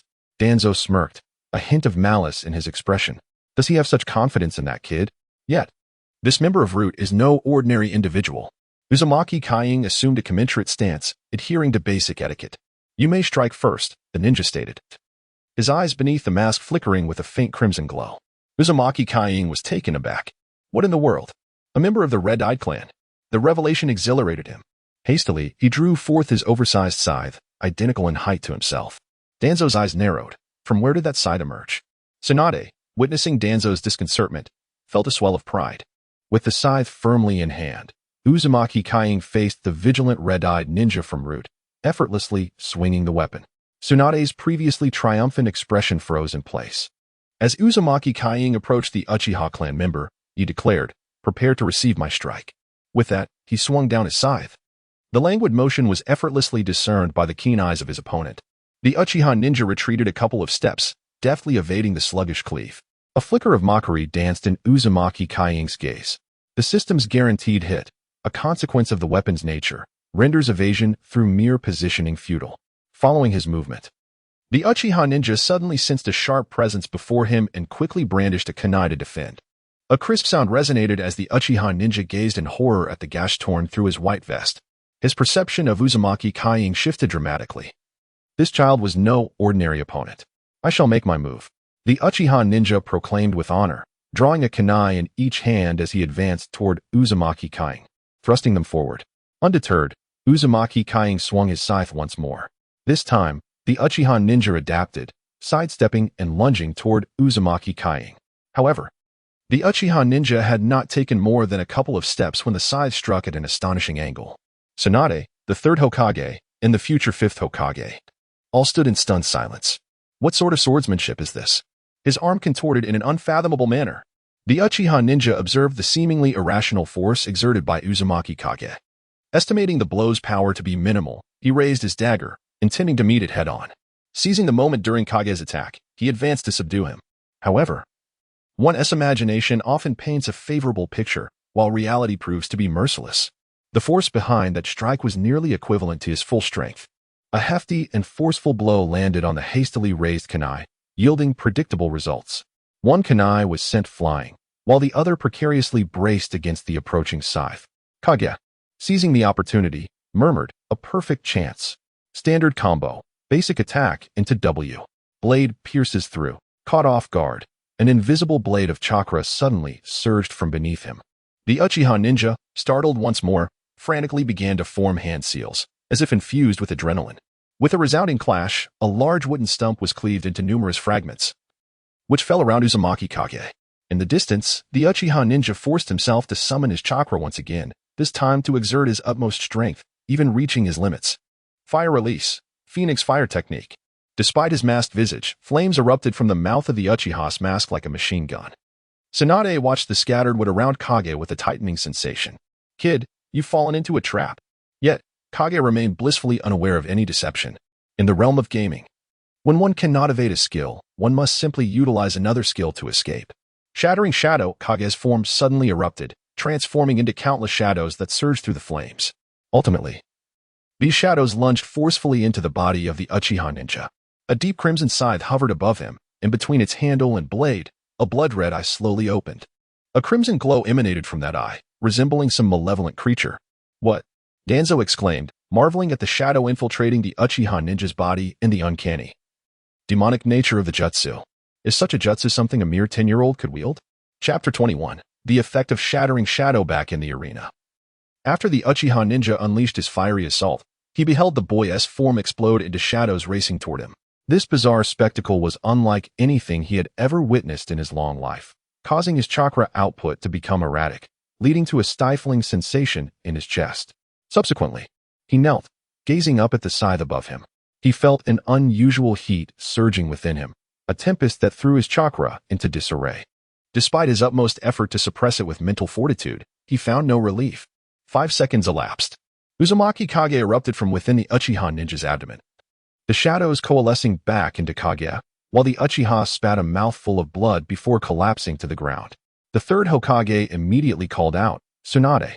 Tsunade leaped onto the arena and gently touched the neck of the Uchiha ninja to confirm his well-being before nodding towards Danzo and the third Hokage. She then turned her gaze to Vortex Kying, who was gripping his scythe with both hands, leaning it against the ground, exuding an air of impressive authority. Tsunade nodded with a warm smile and said, "Well done. It appears you have no hidden injuries, though your energy expenditure seems considerable. You performed admirably." Vortex Kying, with a dark expression, retorted, "Where do I look like I've exhausted myself? Don't you find me imposing?" He then turned to face the third Hokage and Danzo in the same stance. Subsequently, he pondered how to articulate his thoughts in a manner that would best showcase his prowess. The third Hokage interjected, "All right. It seems your energy expenditure is indeed significant. Master Danzo has military rations. He will provide you with some." Danzo nodded in agreement, tacitly accepting the third's address. This individual is ruthless yet retains a sense of camaraderie. His approach to matters mirrors mine, possessing an unwavering resolve to accomplish great feats at any cost. I shall accept this disciple. Here, I happen to have a vial, Danzo declared as he retrieved a scroll from his pocket, unsealing it to toss a bottle to Vortex Kying. Kying caught the bottle, his face betraying no emotion. Yet his eyes subtly revealed a plethora of resigned feelings. Let them think what they will, he thought, before pouring a military ration into his palm and tossing it into his mouth. One wonders what the flavor of this legendary ration could be? Soon, Vortex Kying discovered its taste to be akin to chewing flavorless gum. At that moment, with Tsunade's assistance, the Uchiha ninja stood up. He bowed to Vortex Kying, expressing his gratitude for sparing his life. Kying maintained his stoic demeanor but waved his hand dismissively. He was well aware of the earlier circumstances. He had indeed held back. When the shadow of the rift had locked onto its target and unleashed its power, Vortex Kying felt as though he had become an angel, surveying the world below. Then he found himself confined to a small dark room. Subsequently, a diagram of the human chakra structure appeared in his mind. Vortex Kying became acutely aware of where the chakra was chaotic and erratic. After a few seconds of probing, the 5 seconds elapsed. Instinctively, he felt he was about to emerge from the small dark room. However, subconsciously, he avoided exiting through any critical locations, sensing that if he chose a vital spot, the Uchiha ninja would perish at his hands. Upon emerging, feeling refreshed, Vortex Kying immediately struck a pose he deemed remarkably dashing upon realizing his victory. And then the aforementioned situation unfolded. The third Hokage inquired, "Tsunade, what's the situation? What transpired?" With regard to Vortex Kying's technique, the ninjutsu instructor Sarutobi Hiruzen exhibited an interest comparable to that of a man captivated by a woman. Certainly, Danzo was intrigued. Yet he was acutely aware of the immense toll the technique imposed, especially when utilized in conjunction with the unique physiology of the Uzumaki clan. Being somewhat cognizant of his own physical limits, Danzo had no intention of pursuing this technique, particularly given that its master was destined to become his disciple. The true reason that these two esteemed Hokages of Konoha harbored no genuine desire for the technique lay with the Sage of Slugs, who had bestowed the Sage mode upon the first Hokage. Tsunade began to elucidate the situation, and Uzumaki Kaikage perked up in interest. He was completely unaware of the effects of this skill, which was indeed formidable, as it inflicted a grievous wound from within the body itself. A massive fissure gaped menacingly in the abdomen of the Uchiha ninja clad in a white vest, yet curiously, no blood flowed from the wound. The third Hokage cast a puzzled glance towards Tsunade, who explained, "This is a technique that annihilates cellular vitality. What you see is necrotic tissue." Without regard for the Uchiha ninja's protests, Tsunade violently tore open his vest. The exposed skin displayed 2 distinct hues, one dark and the other a pale yellow, his original complexion. The Uchiha ninja then remarked, "Indeed, I can feel nothing in that area, and there is an unusual energy at the site of the wound. I am currently combating it with my chakra." Upon hearing this, Tsunade turned her gaze towards Uzumaki Kaikage, who stepped forward with a spirit of experimentation. "Let me give it a try," he said, infusing his chakra into the wound. As expected, a surge of energy resonated with his own. In an instant, the wound split open further, and black blood began to flow, followed by crimson. Tsunade summoned a green light in her hands, initiating the healing process for the Uchiha ninja. Meanwhile, Uzumaki Kaikage observed his skill bar, noting that the gray box associated with the blue shadow was half filled. Could he unleash a powerful move to activate his passive ability? This revelation astonished him. Such a tactic was indeed feasible.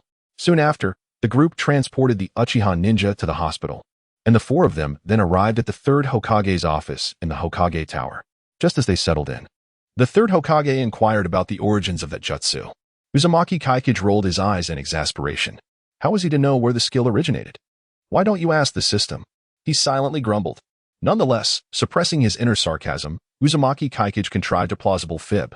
"My grandmother taught me this technique, instructing that it should never be disclosed unless it is a matter of life and death, and even then, it is best kept secret. She stated that this jutsu is related to the Grim Reaper and is one of the most powerful techniques of our Uzumaki clan. However, due to its lethal potential, it is prohibited from being disseminated." He chuckled softly to himself. Upon my utterance, I found myself directly engaged with the perilous technique of the Reaper Death Seal, a jutsu that entails the sacrificial obliteration of one's own soul to vanquish that of the adversary. This declaration caused the third Hokage's gaze to narrow. The Reaper Death Seal, as he was aware, was a pinnacle technique cataloged within the forbidden arts of Konoha, a rigorous creation of the Uzumaki clan. Danzo, too, was cognizant of its implications, his eyes reflecting a newfound intrigue towards the figure of Uzumaki Kying. "My disciple indeed possesses profound depth."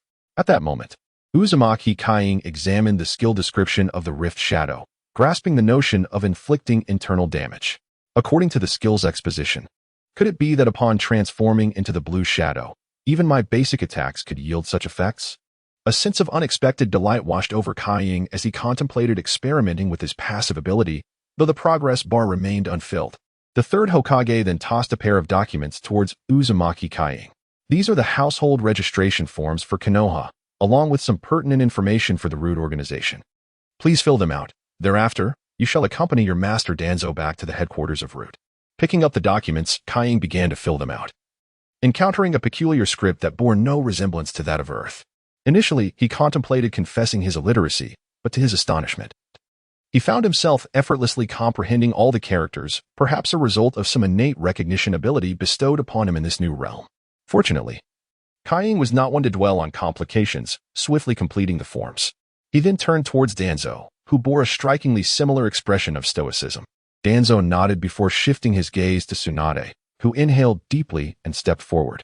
It dawned upon Uzumaki Kai that this was the moment for farewells. Nearly a month had elapsed since he had first appeared before Tsunade, a month that had transformed him from an ordinary individual into a burgeoning ninja.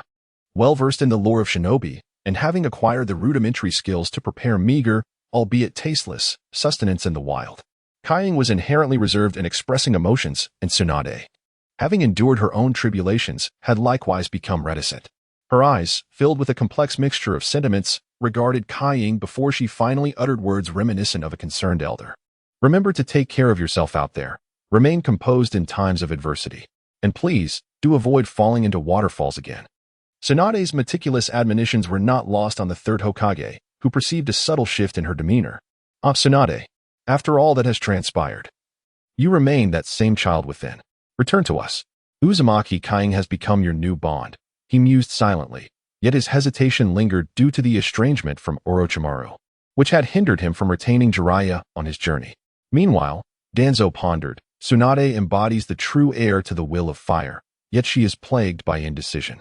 It appears she shall not remain in the village, which, for me, alleviates any constraints I might have felt. At this moment, Danzo was still devising a series of plans aimed at undermining the influence of the noble clans and fortifying the strength of the village itself, all in pursuit of achieving a profound unity of purpose within the Hidden Leaf Village. His objective was to dethrone Sarutobi Hiruzen, who had always prioritized sentiment and peace, ultimately igniting the flames of global conflict. With the might of the world's greatest ninja village, he aspired to unify the entire ninja realm. Danzo perceived his scheme as flawless, seemingly without any flaws. However, he felt a twinge of softness within himself, particularly towards those who embodied the will of fire, including Sarutobi Hiruzen, who shared his commitment to this noble ideal. I can afford to wait. I have plenty of time ahead of me and no need to panic over these trivial matters. His gaze then softened as he looked at Uzumaki Kage, a child of immense strength and potential, who under his guidance would undoubtedly become a valuable pawn. If Kage could fully embody his will of fire, having him as his successor would not be a bad idea. Yet, he first needed to understand Kage's past before he could appropriately guide him in embracing this ideal. Tsunade continued to chatter on, and Uzumaki Kage felt as though he were in the presence of a nagging mother. To be fair, Tsunade was indeed quite young at her current age. While she had mastered some techniques, her appearance had naturally remained unchanged without any deliberate alterations. After a lengthy discourse, Tsunade sighed with relief, saying, "Having returned you to the village, I must now resume my wandering lifestyle." Under the melancholic gaze of the third Hokage, Uzumaki Kage feigned confusion, asking, "Why can't you stay in the village? It seems so prosperous here." Tsunade chuckled softly, "You are still young and do not understand. I hope that when we meet again, you will have matured a bit." With that, she took her leave. Danzo then bid farewell to the third Hokage before departing with Uzumaki Kage. Before Danzo left, the third Hokage reminded him, "By the way, remember to come to my house for dinner tonight." Danzo waved his hand, signaling that he would attend. Back in Danzo's office, he instructed Uzumaki Kage to sit on the sofa and casually tossed him a toy intended for children. He then leaned over his desk to attend to his affairs. Kage looked at the ninja toy with disdain, casting it aside. Did they think I'm merely a 5- or 6-year-old child? The two spent a harmonious afternoon in the office, with Kage yawning out of boredom while Danzo tirelessly processed documents. This experience offered Kage a fresh perspective on Danzo, the shadow of the leaf. He truly is diligent and dedicated. His energy seems to surpass that of the first, second, third, fifth, and sixth Hokage combined.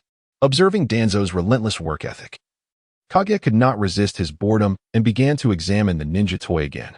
At that moment, Danzo felt a sense of relief seeing Kage engage with the toy.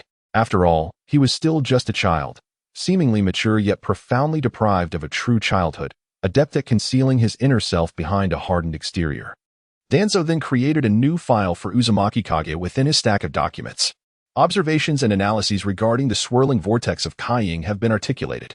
Fortunately, Kaiying possesses neither the desire nor the capacity to eavesdrop on others' work.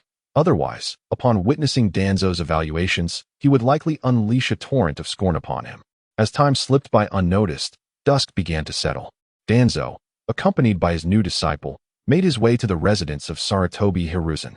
After partaking in a rather insipid Japanese meal, Sarutobi welcomed the homeless and penniless Kaiying into his abode. It was at this moment that Kaiying discovered the Shimura clan was also a part of Konohagakure, boasting a vibrancy that rivaled the long-fallen Senju clan. After freshening up, Kaiying found himself ushered into a room imbued with a refreshing and natural aroma. Clutching the blanket, he drifted into a blissful slumber, envisioning the construction of a splendid Hokage world starting the following day.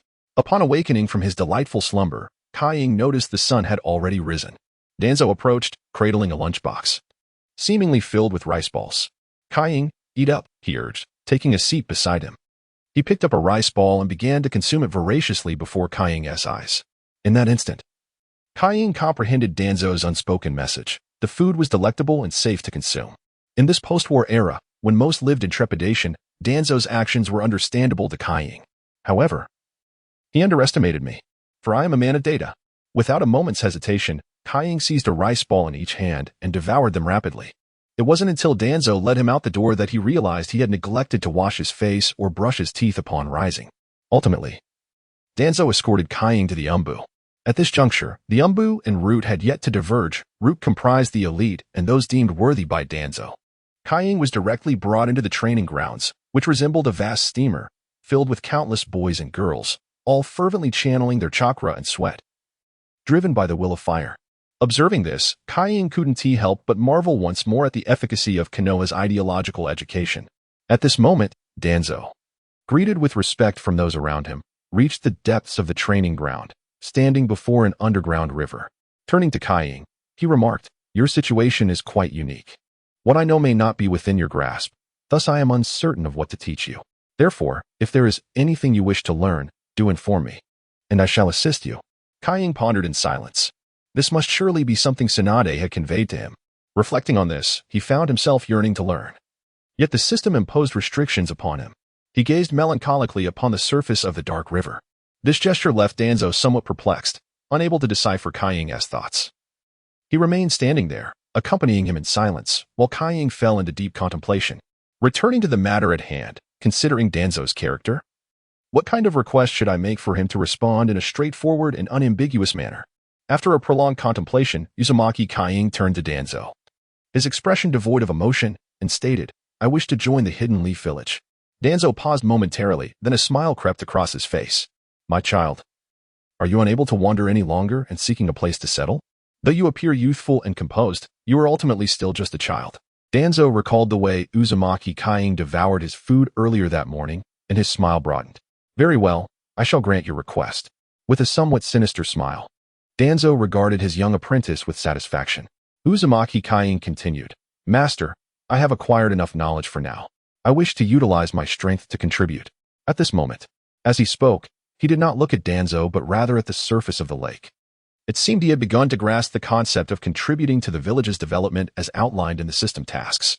Danzo was taken aback before erupting into a chilling laughter. It dawned on him that he had stumbled upon a treasure.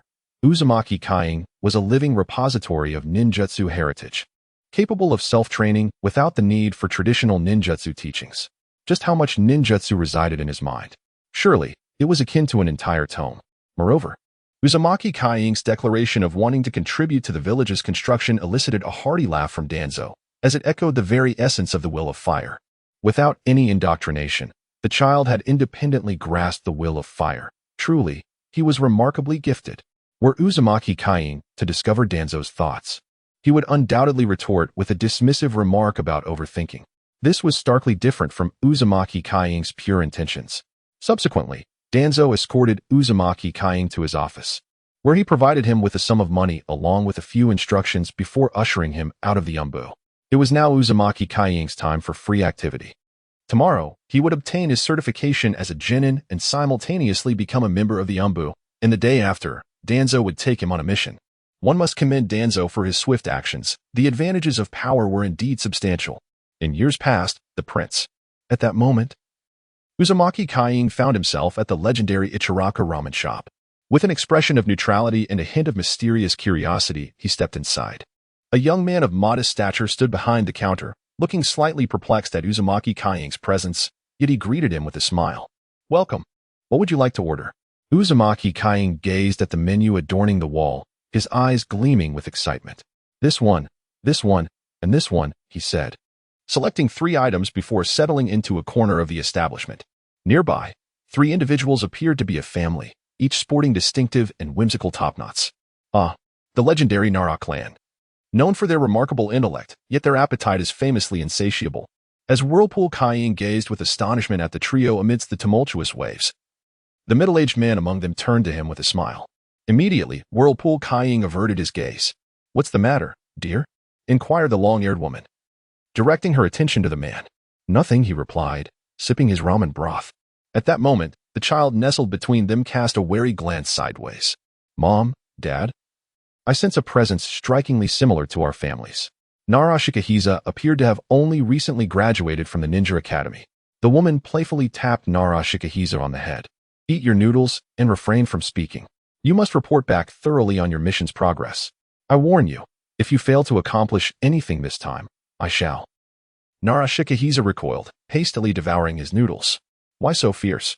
Besides, being earnest in those mundane tasks is rather draining, you know. Once the Nara family finished their meal, Whirlpool Kaing too had concluded his dining experience.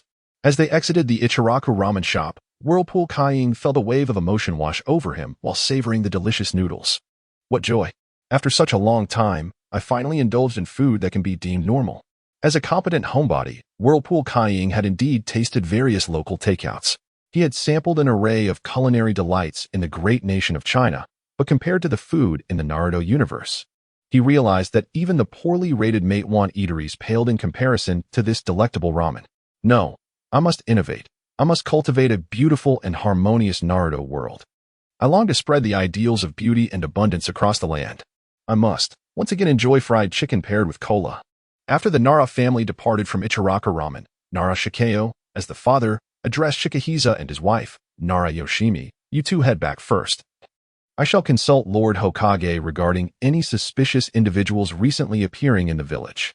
Nara Shikeo pushed open the door to the Hokage's office, where the third Hokage, Sarutobi Hiruzen, lifted his gaze from his pipe.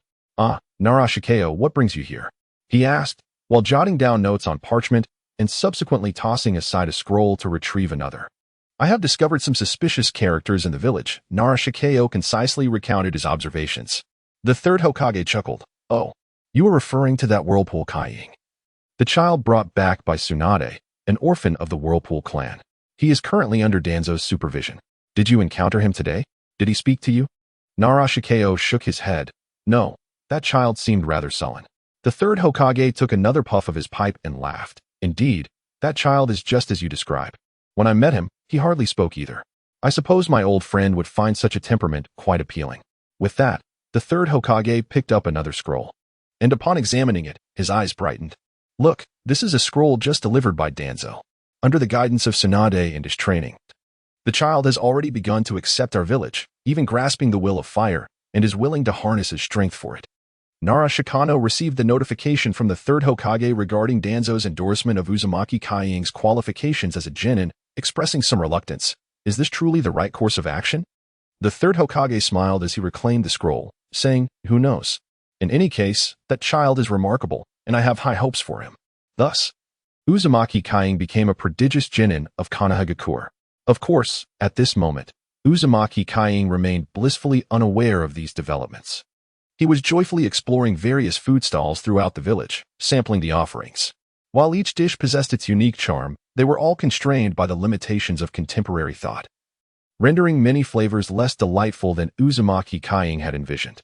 Amid his disappointment, he fervently nurtured his belief in creating a splendid world for the Hokage. At this juncture, he remained oblivious to the fact that a member of the Umbu was observing him from within his small map. After all, the village was teeming with ninjas. The presence of one more Umbu did not strike Uzumaki Kaing as unusual. After the Umbu changed shifts, he reported Uzumaki Kaing's activities truthfully to Danzo and the third Hokage. The third Hokage glanced at the report, smiled, and then destroyed the documents, deeming them of little value or significance. In contrast, Danzo nodded with satisfaction. After all, he is just a child. Having endured much suffering, it is only natural for him to explore the delights of Konoha's cuisine. I can only hope that he will not suffer further under my guidance. Danzo smiled. At that moment, The ninja lowered his head and inquired, "Lord Danzo, is this a new member of Root? I sense a powerful aura within him. May I ask why you have not placed a curse mark upon him? Our endeavors must remain undisclosed." Danzo resumed his impassive demeanor, his eyes filled with authority. "He has not yet joined Root. We will discuss the specifics once he does. At that time, I will elucidate all matters to him." Danzo contemplated a distant future. If he were to endure the legacy of the annihilated Uzumaki clan, he should be able to uphold his will and manifest the other facet of the will of fire. "Yes, my lord," the Root ninja nodded respectfully before departing. Danzo remained in his office, momentarily lost in thought before redirecting his focus to Umbu and Root affairs. In the evening, Uzumaki Kaiying awaited Danzo's return home, and the two dined together. As night fell, the two impassive faces engaged in conversation for the first time. "I have applied for your Genin qualifications. They should be approved by tomorrow. I will be specially recruiting you into the Umbu by the day after tomorrow. You will accompany some of the Umbu squad leaders on missions." Danzo conveyed his thoughts and insights. Uzumaki Kaiying nodded, "All right," though his expression remained stoic. A spark of excitement flickered in his eyes. The following day, the two rose early. Not long after arriving at Danzo's office, the Hokage's scroll was delivered. Subsequently, Danzo and Naruto Kai engaged in a serious yet somewhat superfluous handover. Danzo then led Naruto Kai to a wall adorned with an array of masks. "Choose one, and also select a code name to utilize under the guise of the Umbu," Danzo instructed, gesturing towards the mask-laden wall. Meanwhile, Naruto Kai was preoccupied with the dilemma of where to place the Leaf Village forehead protector. No wonder this forehead protector is seldom worn on the head in the anime. It's quite unbecoming, he thought disdainfully as he affixed the protector to his upper arm, finally feeling a semblance of comfort. At that moment, he overheard Danzo's name. Gazing at the wall of masks, Naruto Kai was suddenly overwhelmed by the task at hand. Feeling disinclined to choose a mask or ponder a name, he declared, "I do not wish to select a mask. I am simply myself. I also don't want a nickname. That should be earned." He then nervously glanced at Danzo, wondering if his audacious approach might provoke the irritable elder into a violent outburst. Danzo, momentarily taken aback, soon noticed the fierce determination in Naruto Kai's eyes. With a gentle smile, he remarked, "I have been presumptuous. Very well. Henceforth, you shall be the second Umbu member whose identity remains unmasked. The first is myself, and the second shall be my disciple." "That seems reasonable." Naruto Kai nodded in agreement, observing the masks yet again. The masks of the Leaf Village, particularly the Hokage's, were aesthetically displeasing, with their minuscule openings. It was no wonder that elite Umbu members often met their demise so swiftly. The impractical designs of these masks surely contributed to their peril. "What? You mention Obito?" "Apologies, he is merely a prominent figure among the external forces," he mused. Resolutely, Naruto Kai discarded the entire wall of masks and followed Danzo back to the office. Inside, the master and apprentice resumed their previous silent standoff. After a lengthy pause, Danzo finally broke the silence. "As of now, your strength is that of a Chunin. As your physique gradually develops, so too will your capabilities. This was your intention, correct?" Naruto Kai nodded in affirmation. Indeed, he was unable to master traditional ninjutsu, although his skills had been at their peak from the onset. They would grow alongside his fundamental attributes. The only method for attribute enhancement was through leveling up. There were two avenues for leveling: defeating foes or acquiring construction points, the latter of which Naruto Kai had yet to comprehend. Danzo continued, "Since your innate abilities are already sufficient for your growth, there is no need for me to instruct you further in ninjutsu. Soon, a competent Umbu team will return, and you shall join them to learn alongside them." Thereafter, Danzo took on the role of a mentor, elaborating on numerous topics for Naruto Kai. Ultimately, the swirling shadow of Kaikage came to realize that the leader of the team he had joined was a middle-aged swordsman, a master of the Leaf Village's short sword dance, whose skills in assassination and rapid elimination were nothing short of extraordinary. He also boasted a formidable record of victories to support his reputation. In an instant, Kaikage recognized the nature of the place he was about to join, the team of Konoha's White Fang, Tsukumo Hatake. At this moment, Kaikage, with an acute awareness of his surroundings, discerned the current timeline, shortly after the Second World War and just before the Third was set to commence. During this period, the legendary Sannin had departed from the village, the White Fang was on the brink of death, and Uchiha Shursui had only recently joined the Umbu, still in the early stages of his development. As for the formidable members of the so-called external assistance team, they were still languishing at the bottom of the ninja academy. Meanwhile, Kakashi Hitaki, though exceptional, had yet to distinguish himself from his peers. It appeared that the rise of the enigmatic 50-50 would occur only after the demise of his father due to various circumstances. As for Itachi Uchiha, he was likely still at home immersed in his ninja games. However, that precocious young man had probably already surpassed those younger clan members still playing such games. Casting a glance at Danzo before him, Kaikage noted the condition of his arm. Currently, Danzo bore an injury that, while not severe enough to warrant immediate concern, was nonetheless present. At the same time, his eyes appeared unblemished, and his skin, though marked by the passage of time, did not yet exhibit the full extent of age. In fact, from certain angles, he still possessed a measure of rugged charm. It seemed that Danzo had transformed into the notorious Konoha's pot king only after being undermined during the Third World War. After all, his ambition to become Hokage necessitated not only combat prowess but also a visage that could inspire confidence.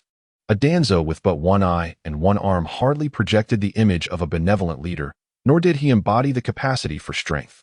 Consequently, it was only natural for Danzo to embrace a darker path. Kaikage reluctantly admitted his favorable assessment of Danzo. Considering the fact that he was currently benefiting from Danzo's resources, his meals, accommodations, and connections, this benevolence from Danzo had deeply moved Kaikage. A reclusive individual who seldom received assistance or kindness from others. After conveying all necessary instructions and responsibilities, Danzo escorted Kaikage to the Umbu training facility. The training grounds were primarily divided into two sections, one dedicated to ninjutsu practice, comprising various elements designed to challenge the practitioners, and the other focused on physical training. In the ninjutsu arena, each ninja exerted themselves in utilizing their techniques in the most unsuitable environments: fire techniques directed at water, wind techniques aimed at slicing through steel, and lightning techniques attempting to penetrate wood, engaging in a series of exercises that were often counterproductive or outright disadvantageous. The second space was devoted to the cultivation of physical prowess, where silent ninjas tirelessly repeated their movements. The majority engaged in rigorous weight training, while only a select few focused on simpler physical conditioning. Kaikage observed intently, recognizing that the training regimen of each individual matched, if not exceeded, the intensity of Might Guy's own workouts. However, it seems that Uzumaki Kaing has come to understand the singular reason for Might Guy's existence in Konoha Village. The distinction between training driven by passion and training with a specific purpose yields different abilities. In the training grounds, ninjas occasionally collapse from exhaustion. At such moments, lurking ninjas will step forward to assess the situation. Upon confirming excessive chakra depletion, they will drag the fallen to a nearby bench for rest. Notably, it appears that military rations are quite sufficient here. "You shall train here from now on," Danzo stated, leading the way while observing Uzumaki Kaing's demeanor. He felt quite satisfied with this disciple, who showed no signs of mental or physical fatigue throughout the journey. Danzo pointed to a distant location and then to a nearby staircase, indicating that these areas serve as residences for training, with a cafeteria and a place to receive military rations downstairs. There are always people available. Your codename is Konoha Kaing, a designation intertwined with my own, Danzo of the Konoha Evil Tiger. Upon uttering the codename, everyone will recognize you as my disciple. Danzo glanced at Uzumaki Kaing's scarred face and smiled faintly. Of course. You need not announce your codename, for everyone is already familiar with you. He then fixed a deep gaze upon Uzumaki Kaing, saying, "Do not disappoint me." Uzumaki Kaing was momentarily taken aback, nodding in response to Danzo. Satisfied, Danzo turned away, leaving Uzumaki Kaing bewildered. What on earth? Why do I sense a kind of affectionate concern from this guy, akin to that of a senior towards a junior? This defies logic. Danzo guided Uzumaki Kaing to a location filled with steel plates. This is where you will practice your ninjutsu and swordsmanship. For specific training, wait for the captain of your future team to return, and he will instruct you. Danzo pointed again to a distance. That area is designated for foundational training. You can practice shuriken and similar techniques there. Uzumaki Kaing nodded, then said, "Master, I do not wish to train here." Danzo was taken aback. Uzumaki Kaing continued, "I do not fit in here. This method of training is ineffective for me. I do not require anyone to teach me anything." Uzumaki Kaing felt overwhelmed, completely unprepared for the clarity with which Danzo had arranged his circumstances in merely a few days. His method of improvement was not through training, under Tsunade's rigorous tutelage. The painfully slow progression of his experience spoke volumes. At that moment, shadows emerged from behind Danzo. 3 men and 1 woman, all masked Umbu ninjas, appeared before Uzumaki Kaing. Konoha Kaiying, if you wish to forego training here, you must provide us with an explanation. We cultivate elite umbu capable of exceptional combat in Konoha. Should you claim that your combat prowess surpasses ours, then prove your abilities to us. The woman among the four spoke up. Uzumaki Kaiying smirked coldly. Combat, you say? Without uttering a word, a massive scythe silently manifested in his hands.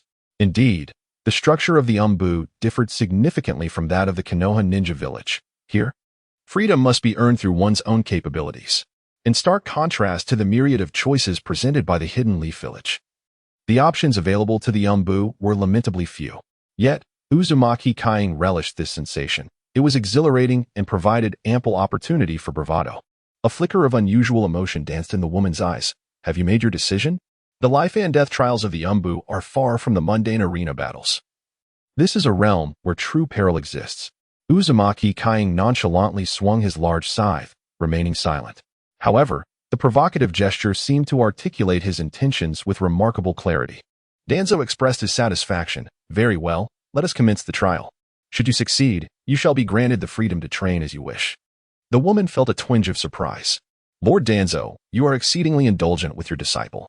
The four figures escorted Uzumaki Kaiying to a foreboding underground arena. As he surveyed his miniature map, he noted that it was surrounded by vast, ominous waters, evoking a sense of dread. This arena was indeed constructed above an underground river. Uzumaki Kaiying assessed the location, discerning that it served as a foundational hub for the entire umbu, a place of considerable importance. Selecting such a site for combat spoke volumes of Danzo's audacity. Upon further examination of the arena, Uzumaki Kaiying found himself rather pleased. It was evidently a masterpiece forged from earth-release techniques, solid and dependable. One could hardly detect the sensation of being above an underground river. There was likely a colossal tree trunk, crafted by the first Hokage himself, beneath the surface, providing the umbu with the confidence to engage in battle here. It is worth noting that within the realm of water release, the so-called inferior ninjutsu had produced a leviathan that towered over a dozen stories. The destructive capacity of ninjutsu consistently exceeded expectations. While Uzumaki Kaiying meticulously scrutinized the battleground, the four elite umbu jonin and Danzo were preoccupied with their own deliberations. Arrange this for him, Danzo commanded, pointing at a name in the woman's illustrated guide. The woman gasped, Lord Danzo. This is a jonin. Danzo dismissed her concern. He has gone hungry for over 10 days. His combat prowess will not be formidable. Yet, the woman hesitated. Danzo waved his hand dismissively. There is no room for hesitation. My disciple recently dispatched an umbu chunin of the Uchiha clan with a mere few techniques. I have faith that he can handle this weakened Miss Jonin. Oblivious to the fact that his master had unwittingly placed him in a precarious situation, Uzumaki Kaiying leaned idly against the shadowy edge of the arena. A yawn threatened to escape him. The atmosphere was decidedly soporific. Those observing from the arena's spectator zone watched in disbelief as Uzumaki Kaiying appeared unfazed in such a grim and blood-soaked environment, even exhibiting signs of boredom. Though his expression remained impassive, one of the masked male umbu, the tallest among them, mused, impressive. Truly, he is a worthy disciple of Lord Danzo.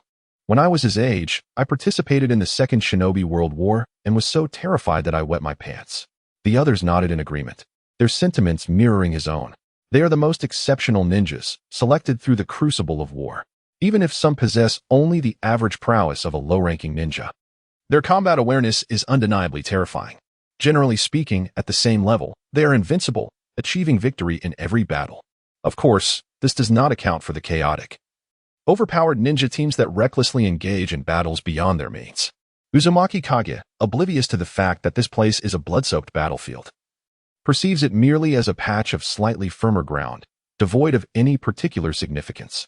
Had he been aware of the sanguine atmosphere permeating the arena, he would undoubtedly have been unsettled by the overwhelming stench of blood. At last, Uzumaki Kage's opponent was brought forth. He was a disheveled ninja. With slender limbs and tattered garments, his hair a wild mess. Yet, beneath that unkempt exterior, a glimmer of sharpness resided in his eyes, causing Kage's brows to twitch slightly. Who was this individual? At that moment, a female umbu ninja tossed a kunai into the fray and addressed the two. The victor shall emerge, rewarded with ample food and freedom. Clearly, the kunai was intended for the ragged ninja, and her words were directed at him. Uzumaki Kage scrutinized his opponent, pondering his origins. However, the ninja did not grant Kage the luxury of contemplation. In the blink of an eye, he seized a dagger from the ground and charged towards Kage. Unfazed, Kage found himself even inclined to mock internally. This individual's movements resembled those of a peculiar species. There are indeed many oddities in the realm of Hokage. Nothing astonishing there. With that thought, Kage silently intoned, "Blade of the Wind." An invisible blade of energy surged forth. Yet, this time, Kage's once infallible attack faltered. The invisible blade posed no hindrance to the ninja's advance. Rather, it seemed to amplify his speed. As he closed the distance to a mere 3 side lengths away, Kage discerned a peculiar chakra aura enveloping the ninja. What technique is this? Kage barely had time to execute a sluggish slash forward. The ninja met Kage's scythe head-on. Upon impact, he momentarily halted but then surged forward once more. Kage was taken aback. My strength ranks among the pinnacle of Nin. And yet this individual can so effortlessly deflect my assault. By the heavens, he is a Nin. With no time to curse the old rogue Danzo, Kage swiftly swung his scythe and retreated. This maneuver forced Kage into a corner. Observing this, the ninja intensified his assault, even willing to exchange injuries for victory. Kage, realizing the urgency, recognized from the rapidly depleting red chakra reserves in his passive abilities that he was facing a taijutsu specialist. A mere strike from a taijutsu Nin is not a trivial matter for the current Vortex Kaiying. Despite the robust constitution bestowed upon him by the Vortex clan, he soon discovered that after exchanging blows with the taijutsu ninja for several exchanges, a moment of overzealousness led to him being struck upon the head by a decisive blow. To his astonishment, the figure before him suddenly burst into a puddle of water. A water clone. Vortex Kaiying felt a wave of embarrassment wash over him. It turned out he had been engaging in a battle of wits with nothing more than a Nin's water clone. At that moment, a shadow unexpectedly emerged to his left. Water release. Water prison technique. The puddle on the ground instantaneously transformed into a water sphere, enveloping Vortex Kaiying. Subsequently, the Nin beside him began forming hand seals. Water. The daily incantation of a Hokage engaged in battle. However, before he could complete the intricate series of seals, the water prison erupted violently, and Vortex Kaiying vanished without a trace. What kind of ninjutsu is this? The tattered Nin immediately crouched against the wall, gripping his kunai with heightened vigilance. Meanwhile, in the audience, several seasoned Umbu ninjas rose to their feet in astonishment. What? Where has Vortex Kaiying gone? Panic ensued as they realized that not a trace of his chakra remained. He was the prodigious talent of the Vortex clan. A revered disciple of Danzo, perhaps his first and last. The realization that this individual had seemingly vanished was alarming, just as the four were at a loss. Danzo waved his hand dismissively, saying, "Do not panic. My dear disciple is on the verge of victory." Danzo's gaze fell upon the wall the Nin was leaning against, where a faint trace of chakra lingered. Having witnessed Vortex Kaiying's skill, Danzo understood that he was concealed there. At this moment, Vortex Kaiying was in a state of turmoil. In his distress, he suddenly recalled the profound enhancement of his skill, the modified shadow step. This ability instantly eradicates all negative effects from his being. The words flashed in his mind like a vivid memory. Then, he pictured the scene of using a mercury scimitar to nullify Nami's bubble skill. Shadow step melded with the terrain, and he observed the Nin, startled and pressed against the wall. Vortex Kaiying, with a mischievous intent, repositioned himself behind the Nin. Peeking out from behind, he unleashed a swift strike. Caught off guard by the sudden flurry of blades, the Nin was unprepared as a scythe materialized from an angle he had never encountered before. The Nin's fingers danced in a flurry.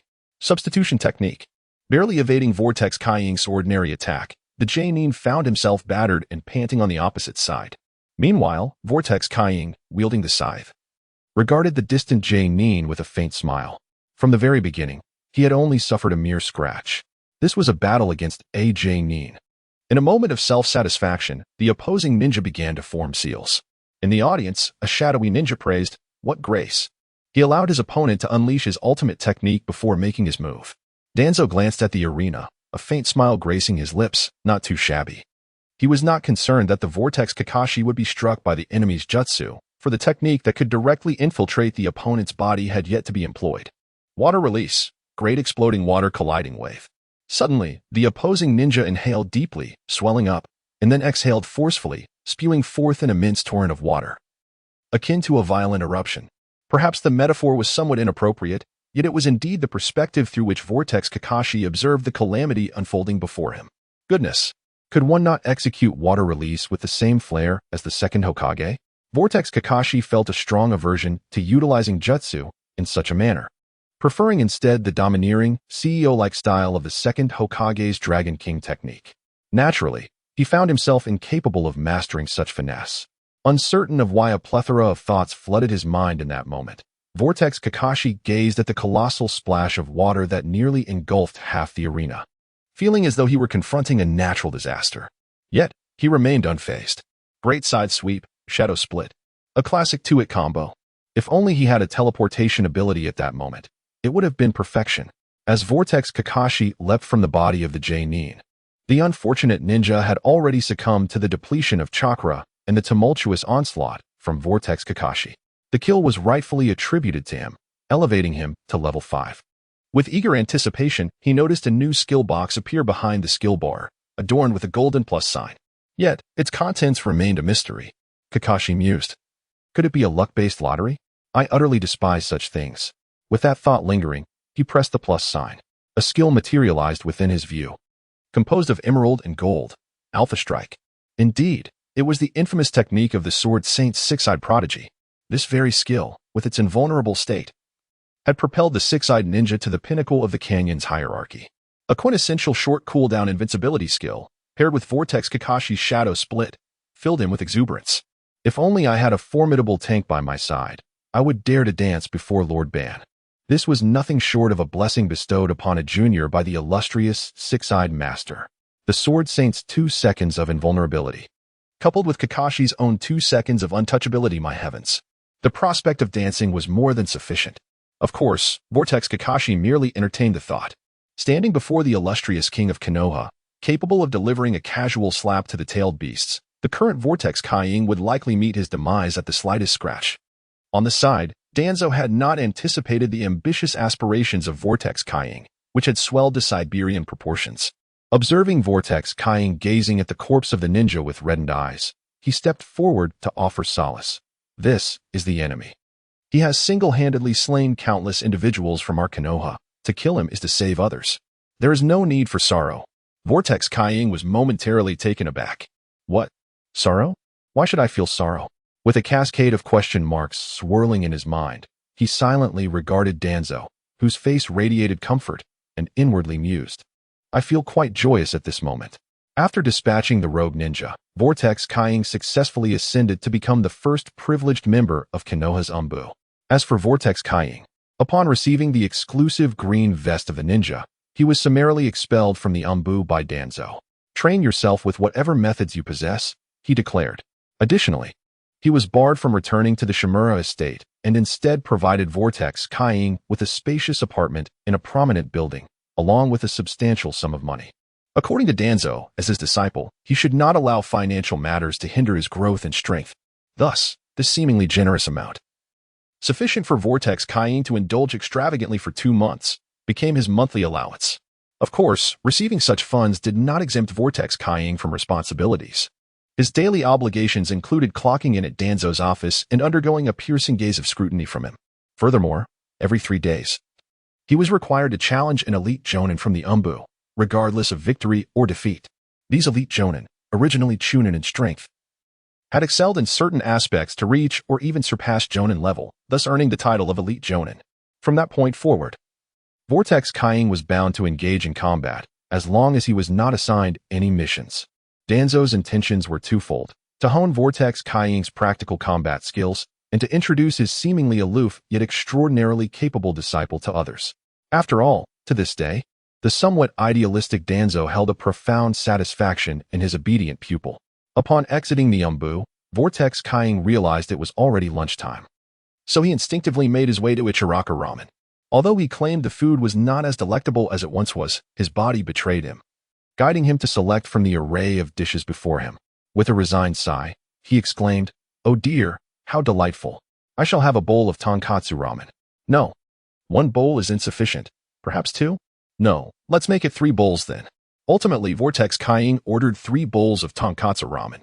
After all, who could resist the whims of a wealthy and capricious Vortex Kaiying? Just as he was relishing his ramen, the door of Ichiraka Ramen swung open abruptly, and 2 vibrant voices echoed in his ears. Today's training was truly invigorating. Indeed, father, this morning, I failed to complete 5 laps around the village. So as a form of self-discipline, I shall punish myself by running 10 laps this afternoon. If, for any reason, I am unable to finish these 10 laps, I will return home to perform 500 push-ups. No, even if I complete the run, I shall still do 500 push-ups. This was a conversation between two individuals that left Uzumaki Kying utterly astonished. The tone, the sincerity in this self-imposed punishment. Although Uzumaki Kying had already confirmed his suspicions, he turned his head away.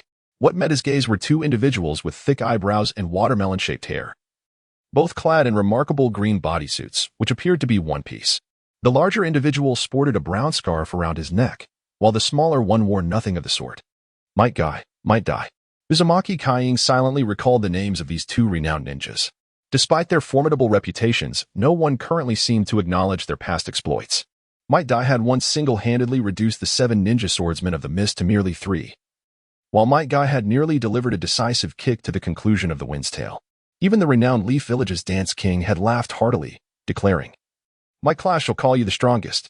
Yet, at this moment, these two seemingly invincible warriors found themselves engaged in a peculiar discussion. "Kai, Might Die remarked, glancing at the ramen menu and scratching his watermelon head. Might Guy looked at his father with confusion. "What is it, father?" Might Die, slightly embarrassed, responded, "Kai, recently my training expenses have been rather high, and I had a mishap that left me hospitalized for a while. So, you mustn't order too much today." As a father, Might Die felt a sense of shame. Being a lower-ranked ninja in the Leaf Village, and having failed the Chunin exams repeatedly, the missions he could undertake were not very lucrative. Coupled with his secretive training of the 8 Gates technique, which often resulted in injuries, their family's financial situation had become quite strained. Understanding his father's plight, Might Guy replied, "It's all right, father. I only wish to have a bowl of tonkatsu ramen." Might Die smiled and affectionately ruffled his considerate son's hair. "Next time, once I complete my mission, I will take you out for a proper meal." Might Guy nodded with a smile. At that moment, Might Die noticed Uzumaki Kying, who had been observing them intently from the side. "Young man, you have been watching us since we arrived. Is there something you wish to convey?" Might Die inquired, puzzled. Uzumaki Kying immediately felt embarrassed. He had witnessed Might Die's awkwardness in its entirety. He opened his mouth, stammering without managing to articulate a complete thought. Finally, he gestured towards the menu and then pointed at Might Guy. Might Die, with a perplexed expression, pondered. "Could it be that you wish to treat us to a meal in exchange for something?"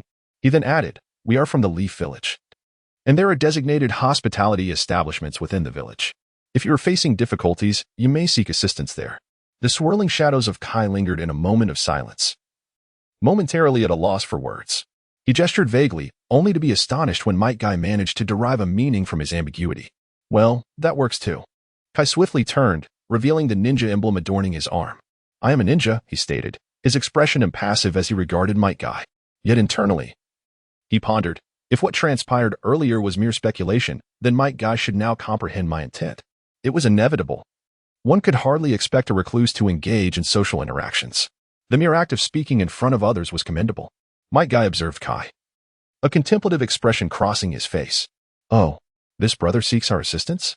As a ninja, it must mean he has been wronged and wishes to reclaim his honor." Might Guy exclaimed, feigning enlightenment. "However, my dear brother, we ninjas cannot engage in internal conflicts. That would be ill-advised. Yet, if we could resolve our issues through simulated combat, I wouldn't be opposed." Kai felt a headache brewing. That was not the message he intended to convey. What he meant was, "You accompany me for combat training, and I shall compensate you with noodles." He struggled to articulate his thoughts, finally managing to say, "Noodles, mine. You, accompany me." Despair washed over him. The essence of his message diverged greatly from the fragmented words he had assembled. "I am not what you think." Once again, Might Guy's eyes widened in understanding. "Oh, this brother wishes to treat us to a meal and then engage in sparring." Kai regarded the innocent Might Guy with newfound respect. "He actually grasped my intention. That sounds delightful." Might Guy beamed. "However, since we are from the same village, there's no need for you to treat me to a meal for sparring." Thus, Might Guy graciously declined Kai's offer while inadvertently agreeing to the request he had imagined. Such kindness. Kai tapped the bowl of noodles before him and summoned the owner of Ichiraku. He pointed at the menu, then gestured towards Might Guy and Might Kai, indicating 5 with his fingers. The owner instantly comprehended Kai's meaning. After a brief flurry of activity in the kitchen, he presented 5 bowls of noodles to the Might duo. Might Guy exclaimed in shock. Owner, I did not order this many. I haven't brought enough money. The owner glanced at Kai, who was savoring the last bowl of noodles, and replied, This young lad instructed me to serve you, fearing that you might not exert yourselves during the match, thereby hindering his progress. Kai gave the owner a thumbs up in appreciation. You truly understand. He silently praised. The owner smiled knowingly, while Might Guy also raised a thumb in Kai's direction, accompanied by a radiant smile. His immaculate teeth shone even in the dim light of the small eatery. Kai, this is the fervor of youth. Have you seen that lad devouring noodles? He embodies the spirited youth you should aspire to emulate.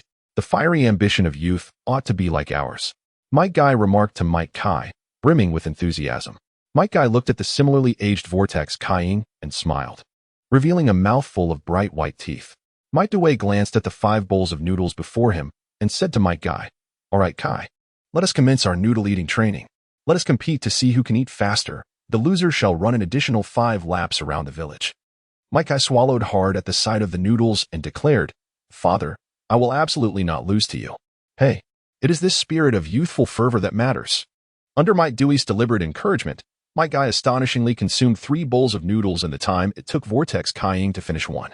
He then instinctively offered the remaining 2 bowls to his father, who had proposed the contest precisely to prevent Might Guy from sharing his noodles. In summary, these two with their watermelon-like hairstyles were undoubtedly the finest father-son duo Vortex Kaiing had ever encountered in real life. Vortex Kaiing addressed the two. You should head to the eastern forest. I will catch up shortly. Might Dewey emptied his pockets, handing his money to the owner of Ichiraku, while Vortex Kaiing returned the excess money. He then extracted a substantial stack of bills given to him by Danzo, initially intending to say something. Might Dewey quickly stowed his own money back into his pocket upon seeing the pile, then led young Kai toward the east. Only then did Vortex Kaiing hand over the payment to the Ichiraku owner. Let us settle for 1 bowl less, he said. And the owner accepted payment for only 4 bowls of ramen. Vortex Kaiing said nothing further, nodding in acknowledgement before departing. Thus began an afternoon of sparring with the watermelon-headed duo. Throughout the afternoon, Vortex Kaiing garnered no significant gains. No, there was one benefit. He discovered that engaging in simple duels resulted in minimal passive point accumulation. By the end of the afternoon, his points had only increased by 5%. However, this led Vortex Kaiing to realize a method for strengthening himself. The following day, fueled by a desire to hone his skills, he boldly sought out 3 special jonin from the Umbu to train with for an entire day. The encounters were intensely violent and bloody, yet they left Danzo thoroughly satisfied. Ahem. Our Vortex Kaiing was not inherently violent, but after discovering that inflicting wounds significantly accelerated his point accumulation, he adapted his Summer Chi 8 scythe technique to target less vital areas of his opponents.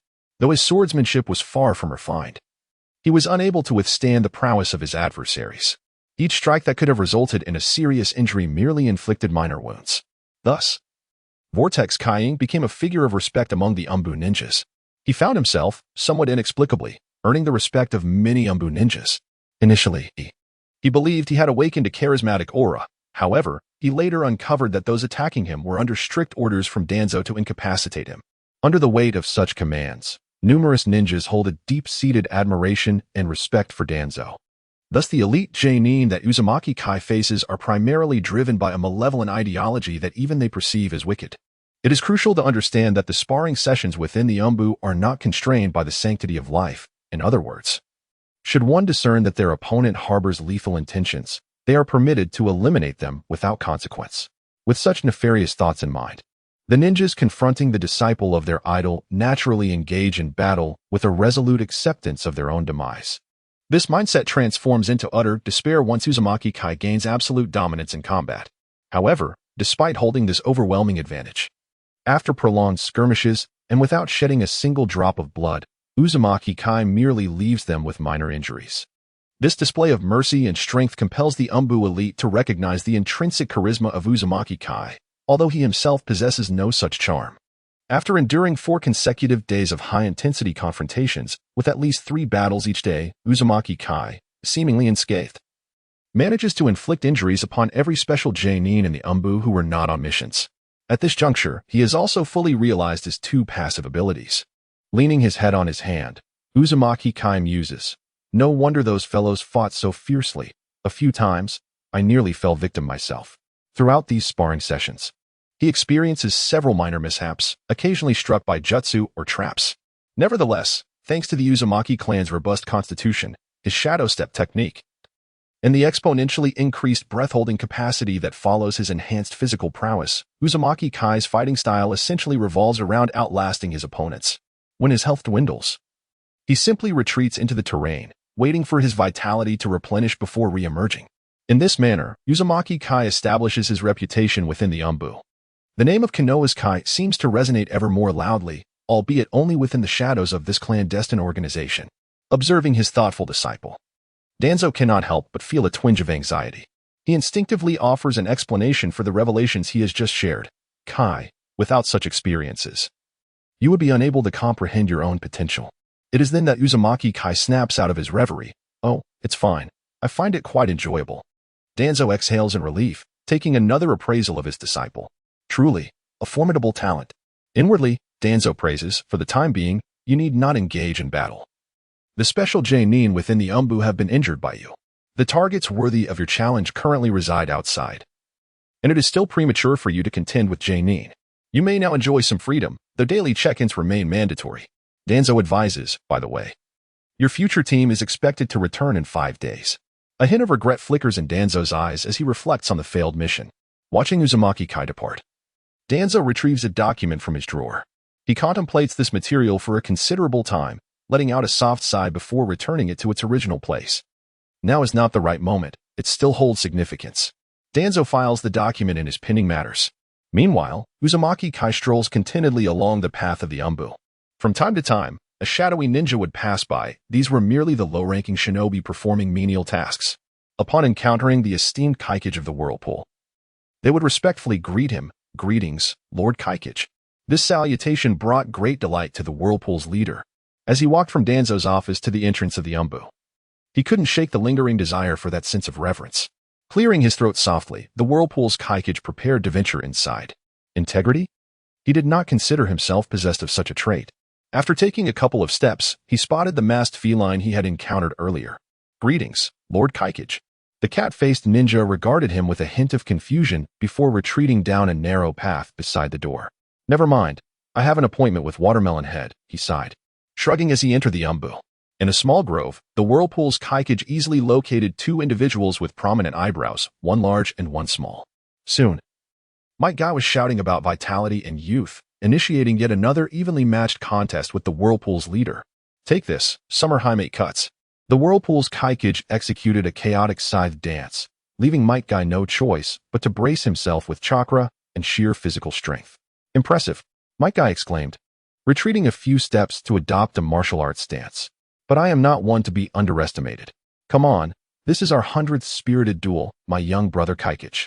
With that, Might Guy charged forward once more. In just 5 days, the Whirlpool's Kaikage and Might Guy had spent only a day and a half together.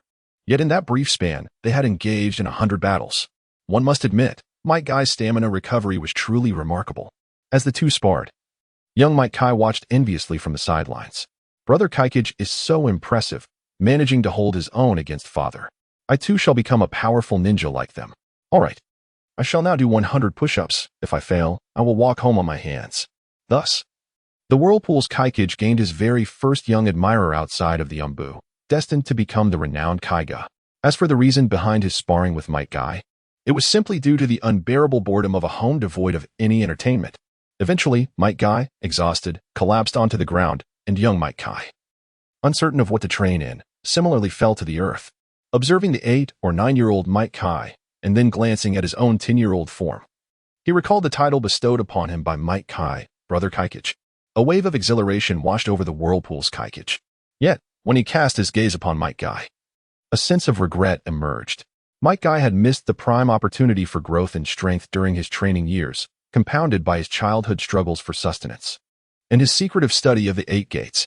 Thus, Might Guy's physique remained only at the level of an average chunin. The enigma of Might Guy's lifetime as a low-ranking shinobi was thus unraveled by the Whirlpool's Kaikage. The 8 gates. Such a formidable technique, allowing a mere chunin to shatter the formidable 7 ninja swordsmen. The Whirlpool's Kaikage mused as he glanced at Might Guy. But no. The power of the 8 gates is directly proportional to the pain endured. Only a pure martial artist ninja like Might Guy, who has dedicated his entire life to training, could endure such torment. The gaze of Naruto Uzumaki towards Might Guy held a newfound respect. I shall not allow the event of Might Guy opening the 8th gate to transpire, Naruto Uzumaki resolved with a calm determination. The whirlpool of daily monotony continued for Kaiying, until the moment when Mate Dai stumbled upon an intriguing opportunity at the mission announcement point, a bounty hunting task in the Land of Fire. Upon glancing at the enticing rewards and a brief analysis of the mission, Mate Dai's eyes widened with excitement. However, his enthusiasm waned as he read the requirements for the task. It turns out this mission was designated for a ninja team. He pondered whether it was necessary to assemble a team. Furrowing his brow, he contemplated a few candidates. Kaiying. And that boy who incessantly clamors for a decisive battle, that would suffice. With this thought, he realized he could easily gather 4 individuals. Astonished by his own cleverness, Mate Dai hurried home in search of Mate Kai. Meanwhile, after participating in a routine check-in and showcasing before the entourage of errand-running ninjas, Kaiying found himself languishing at home, staring vacantly at the black and white television. Said to be the pinnacle of contemporary entertainment, it allowed one to indulge in dramas from the comfort of home. Indeed, how sophisticated. Yet, what was with the peculiar aesthetics of the 60s and this absurd drama? I am utterly perplexed. Kaiying gazed at the exaggerated music and vague silhouettes on the screen, along with the nonsensical dialogue that seemed to drone on endlessly. Frustration nearly compelled him to brandish a scythe at the television. Ultimately, he switched off the screen, resolved to step outside for a breath of fresh air and perhaps enjoy a bowl of joyful ramen. Halfway through his meal, 2 prominent eyebrows appeared before him. Father, I knew if Kaiying wasn't home, he'd be here. Mate Kai exclaimed with palpable excitement, pointing at Kaiying. What? Looking for me again? Is it another spirited clash of youth? Kaiying mused, realizing he would have to be a bit more forceful this time. Otherwise, peaceful days would be fleeting. As he contemplated, Mate Dai leaned in closer. Kaiying, my young brother. It was hard to imagine a robust man so close, exuding warmth. Kaiying felt a wave of discomfort and subtly shifted his seat. What is it? Of course, Kaiying was ever so succinct in his responses. We have a mission. Our team is short 1 member. Will you join us? Kaiying brought his noodles closer, savoring a delightful slurp without replying. The mate duo regarded him as if he were a legendary bride. After an extended period of indulgence, a small boy joined the mate family. Kakashi Hitaki sensed something amiss the moment he stepped outside that morning. Predictably, he quickly found himself entangled with the 2 watermelon-headed companions. Under the relentless enthusiasm of the younger watermelon and the doting gaze of the elder, Kakashi reluctantly returned to consult his mother, who promptly sent him off despite his lack of enthusiasm. Thus, Kakashi begrudgingly accompanied the boy, who was his equal, and his father in search of a 4th member. On the road, Kakashi Hitaki incessantly prayed, hoping that the so-called 4th member would not join this peculiar team, especially since he had yet to complete the blade training task assigned by his father. Eventually, he encountered a youth of similar age, bearing a scarred visage. Kakashi was taken aback, sensing an aura of sharpness emanating from the whirlpool of Kai. This was a presence he had only witnessed in his own father, a hallmark of supreme confidence possessed by an extraordinary swordsman. At that moment, Kai also felt the weight of a gaze upon him, causing a slight discomfort. Having just finished his bowl of noodles, he noticed an additional individual scrutinizing him from the side, a white-haired boy clad in a mask and a small white vest. Was this not the very same child from his youth, known as 50-50? Originally intent on firmly rejecting Might Guy's proposition, Kai found his thoughts shifting unexpectedly. After all, he was destined to associate with Guy's father in the future. It seemed prudent to make early acquaintance with his son. Thus, feigning nonchalance, Kai inquired of Might Guy, "Who are those individuals?" With a smile, Guy pointed to himself, his son, and his son's classmate. Kai nodded, settling the bill with the proprietor before proceeding with Guy towards the mission point. Along the way, Kai suddenly realized something alarming. Might Guy and Kakashi were not even ninjas. What kind of task was this? Observing the 3 oblivious individuals, a headache began to brew for Kai. Forget it, I'll deal with any issues when they arise, he mused, reassuring himself that the ensuing awkwardness would not fall upon him. Embracing such mischievous thoughts, the bored Kai hugged his knees as he followed Might Guy, who strode ahead with a vigor that towered over Kai.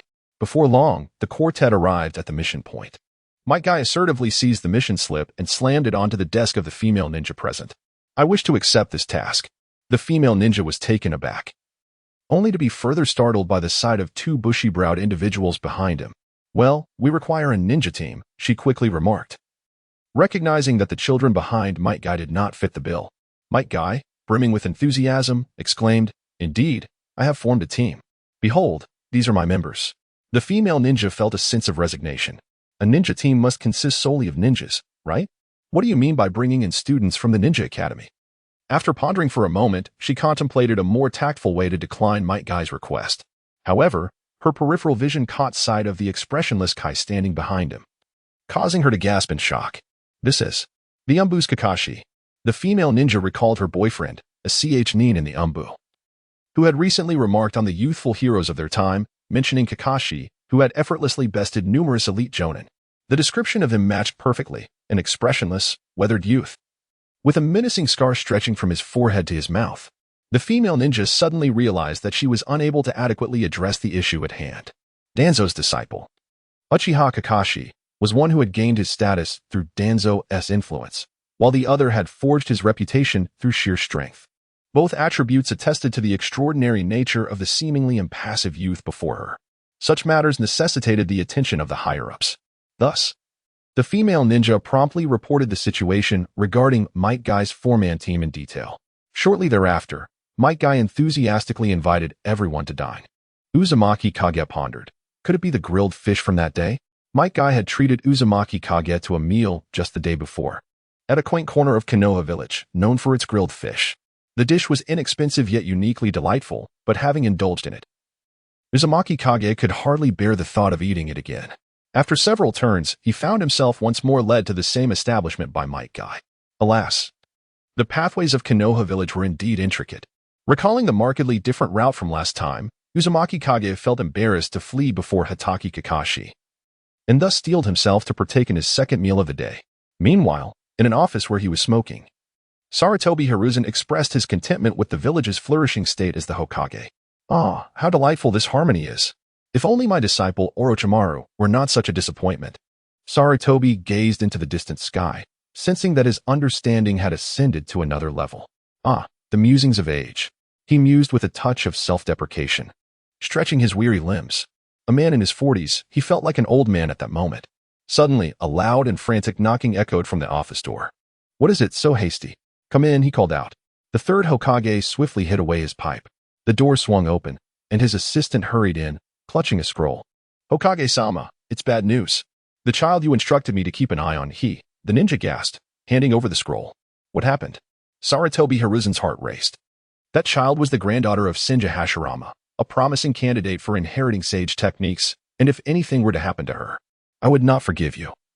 Danzo, I can endure much for you, but I will not tolerate anything that jeopardizes the village's future.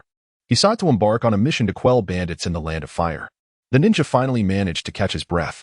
Sarutobi Hiruzen paused, realizing it was merely a trivial matter. Danzo had already informed him, allowing Uzumaki Kage the freedom to develop as he wished. If the boy desired to go, then let him. He was no longer weak, and participating in such low-level missions mattered little. Sarutobi Hiruzen did not even glance at the scroll and approved the matter outright. Very well. Upon hearing the third Hokage's words, the ninja dismissed his lingering doubts. Uzumaki Kage, he had heard of him, a rising prodigy known as the new generation's genius. At merely 10 years old, he could easily overpower even special jonin, a feat that many jonin could scarcely achieve. Thus, a peculiar team was formed, comprising a lower-ranked ninja leading another lower-ranked ninja and 2 Ninja Academy students. Meanwhile, after finishing his meal, Vortex Kaiying returned home, feeling a sense of ennui. Adult. He yawned to himself.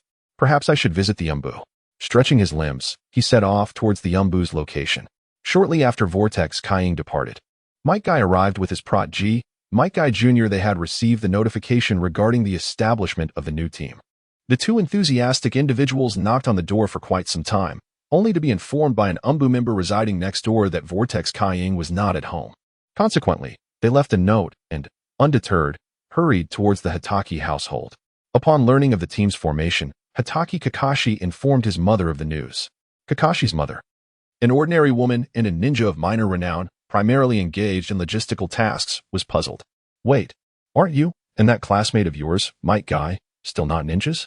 How can you form a ninja team? Kakashi's gaze momentarily faltered. Indeed, he was not yet a ninja, so how could he be a part of a ninja team? The village must have assessed that they possessed sufficient ability to undertake this task, with the primary combat strength likely being either Might Guy or Kaiying. Kakashi had heard from his father about Might Guy's combat prowess. Had he received proper training in his formative years, his strength would likely rival Kakashi's, perhaps even capable of defeating him with a single strike if pushed to his limits.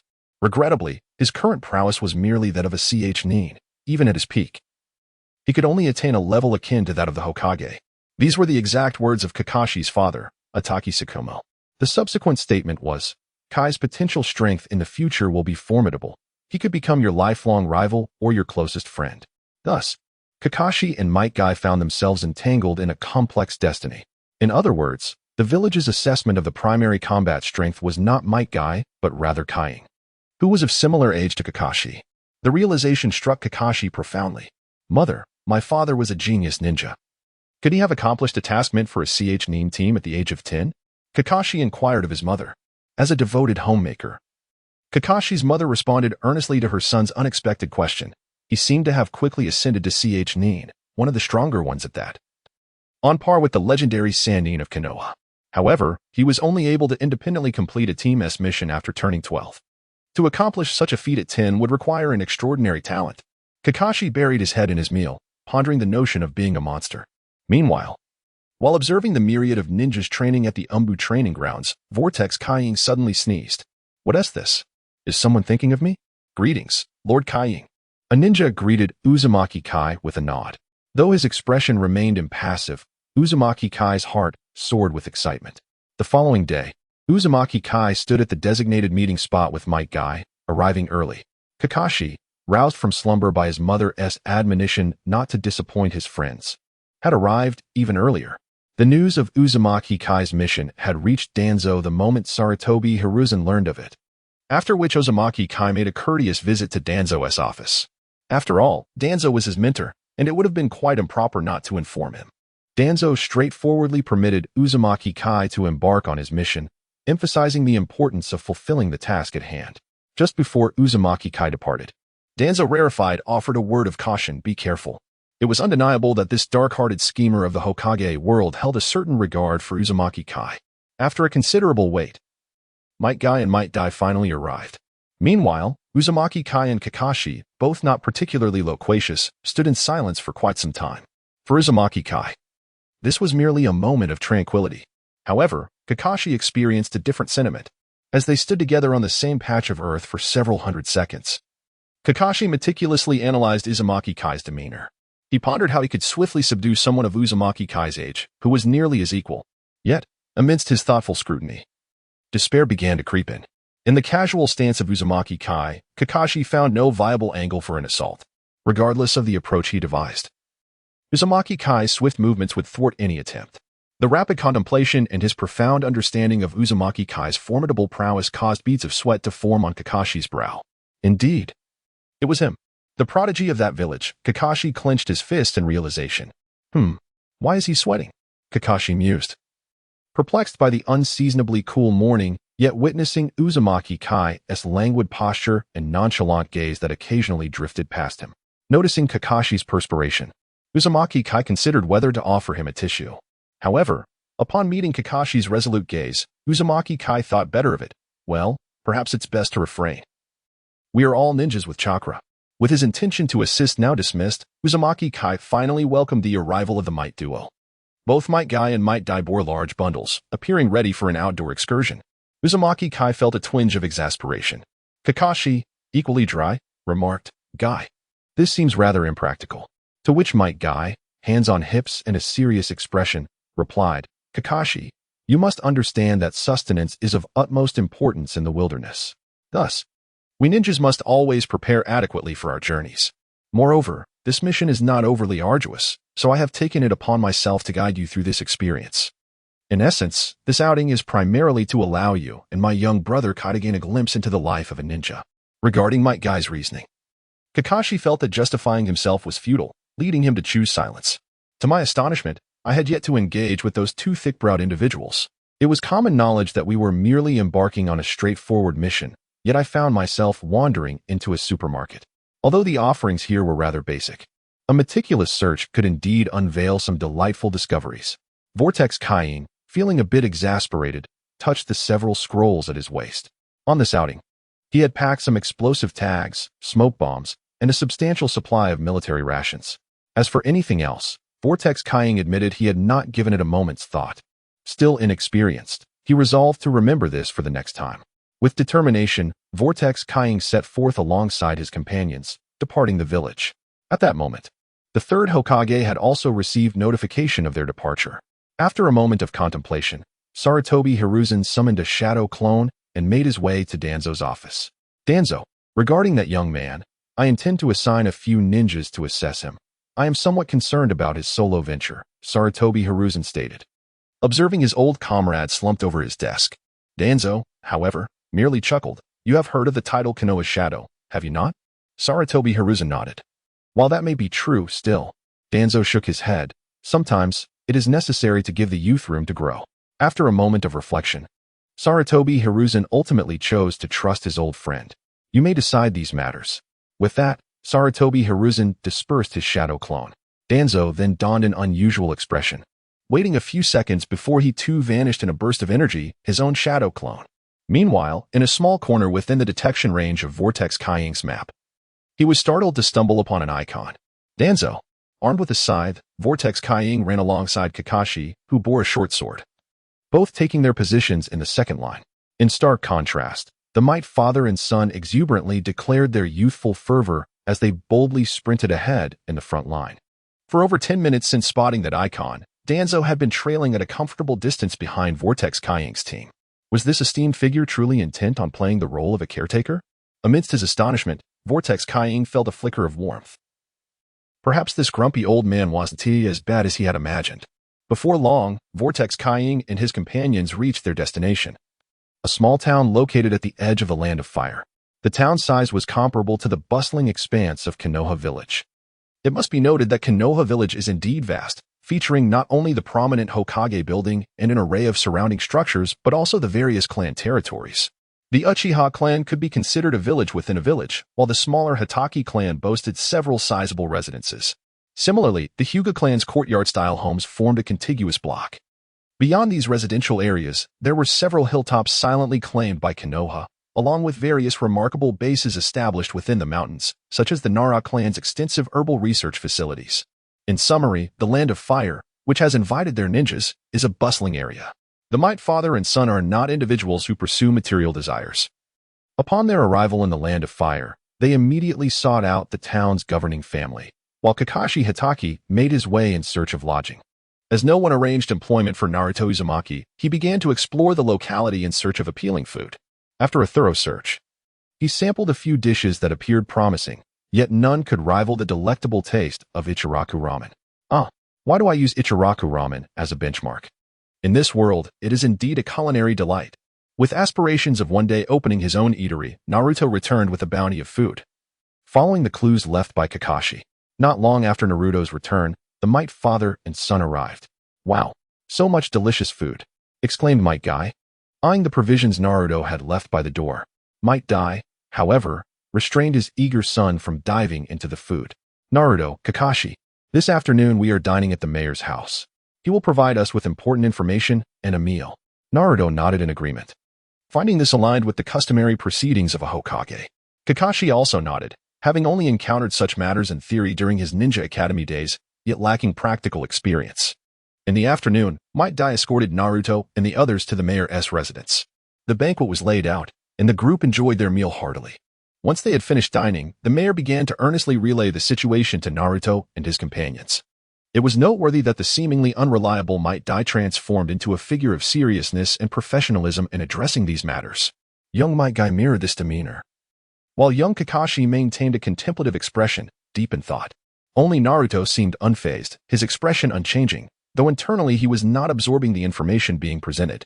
When asked why, Naruto would simply respond, I am creating opportunities for the younger generation. Both Kakashi and Might Guy possess the potential to become Hokage. They must be nurtured appropriately. Of course, Naruto, having already concocted a convenient excuse, did not anticipate any inquiries from others. Consequently, after the mayor concluded his briefing, Might Dai turned to Naruto with a serious expression. Naruto, what are your thoughts? Naruto, taken aback, replied, perhaps it would be better to first consult Kakashi. He directed a blank expression towards Kakashi. Having prepared a wealth of plans and ideas, Kakashi felt a surge of excitement upon meeting Naruto's gaze, his expression shifting to one of intrigue. Naruto nodded at Kakashi, encouraging him to share his thoughts. You see, my mind was elsewhere, he mused. Such planning should be entrusted to the academic achievers. Those who struggle with their studies can simply stand by as silent observers. Kakashi cast a grateful glance towards Vortex Kai, who instinctively shrank his neck slightly. This expression seemed rather peculiar. Shouldn't the focus of that expression be on Uchiha Obito instead? Speaking of which, what is Uchiha Obito up to now? He is indeed a promising talent who must not be swayed by that rogue Uchiha Madara. Furthermore, Rin is quite charming as well. I remember crying profusely when they parted ways. Such a tragedy must not be allowed to repeat itself. As Vortex Kai pondered these thoughts, Kakashi had already begun his narrative. The story itself was rather cliché. At first, the town was progressing steadily and peacefully. However, one day, a band of robbers suddenly appeared along the trade route in the southeast, preying upon the town's merchants and passers-by.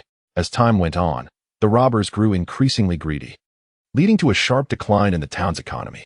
The merchants, who depended on the town for their livelihood, felt their lives becoming progressively arduous. This was not the worst of it. The robbers' escalating cruelty made the merchants acutely aware of the looming threat of their town's prosperity being obliterated.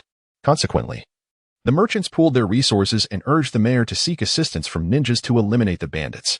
Inspired by the mayor's fervent plea to vanquish the enemies threatening their village, Mado Dai and Mado Gai felt their spirits surge. Yet, aware of their shortcomings in planning and execution, Mado Dai wisely turned to the seemingly reliable Vortex Kai for counsel. So, does my honest appearance guarantee reliability? Vortex Kai silently scoffed upon deducing Mado Dai's thoughts. Indeed, Vortex Kai's self-perceived earnest visage might appear somewhat menacing to others, coupled with his commendable features and fair complexion. He exuded an aura of somber depth. This demeanor, along with the confidence he had recently cultivated as a rising star in the Umbu, instilled a sense of trust in all who encountered him. Kakashi succinctly outlined his straightforward yet effective plan: infiltrate the bandits, gather detailed intelligence, return to strategize their offensive, and assign each individual to their areas of expertise to maximize their combat effectiveness against the adversaries. Vortex Kai wholeheartedly endorsed Kakashi's solid plan, lacking any fanciful notions, and voluntarily offered to take on the role of intelligence gatherer. Mado Dai concurred with Vortex Kai's decision.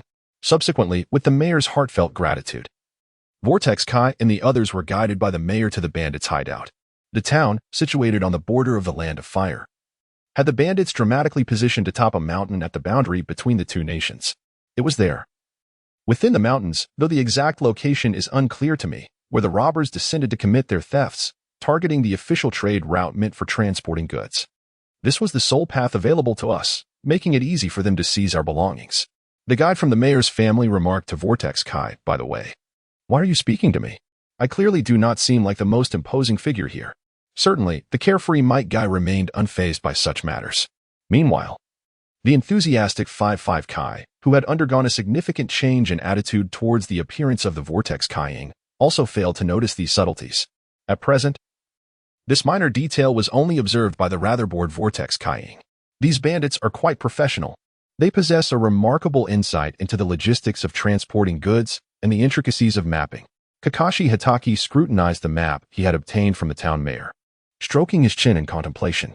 Of course, Kakashi was not actually touching his chin, but rather his mask. By the way, doesn't he wearing that thing every day get uncomfortable? Vortex Kaiing pondered, somewhat exasperated. Very well, you all wait here. I shall proceed ahead. Summoning his scythe, Vortex Kaiing shouldered it and ventured into the mountains. The guide observed him and sighed, remarking, "What a formidable ninja he is." Kakashi echoed the sentiment. "Indeed, he is quite an impressive ninja." Guy added, "Brother Kaiing is truly remarkable. Once I graduate next year, I aspire to be as formidable as Brother Kaiing." Might Guy nodded in agreement, giving a thumbs up and flashing a bright smile. This is the essence of passionate youth. At this moment, Vortex Kaiing had already distanced himself. Had he been nearby to overhear these fervent praises, he would likely have been disinclined to continue. After a considerable time, Vortex Kaiing discerned a different landscape on the small map. The system's minimap served as his guide through this exploration. I shall proceed for now, concealing myself once I detect human figures. With this thought, Vortex Kaiing ambled along the established mountain path, remaining vigilant for any potential traps. Having lost his brother to a trap, Tsunade placed great importance on such matters, and during his time with her, Vortex Kying had thoroughly perused all pertinent literature regarding traps that Tsunade could find. Who is Tsunade? A quintessential powerhouse of the ninja world. Could her writings possibly be lacking? Thus, armed with a wealth of knowledge on trap-related ninjutsu, Vortex Kying felt an unwavering confidence that he would not fall victim to any traps. What also reassured him was the presence of Danzo, who trailed him at a distance of about 100 meters.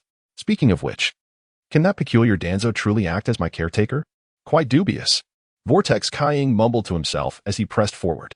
After a short while, several human figures appeared on the map. At that moment, they were approximately 50 meters away from Vortex Kying. Silently, he recited, "Shadow Step," transforming into an invisible entity. Vortex Kying seamlessly traversed through the thickets and grasses toward the group ahead. They were a few ragged bandits, each wielding a knife. I say, dear Earth, it seems we haven't had any business for about 10 days. One bandit lamented while idly toying with his knife. Another bandit leaned against a tree, gnawing on a root. Sigh. Don't even mention it. This morning, the boss was furious.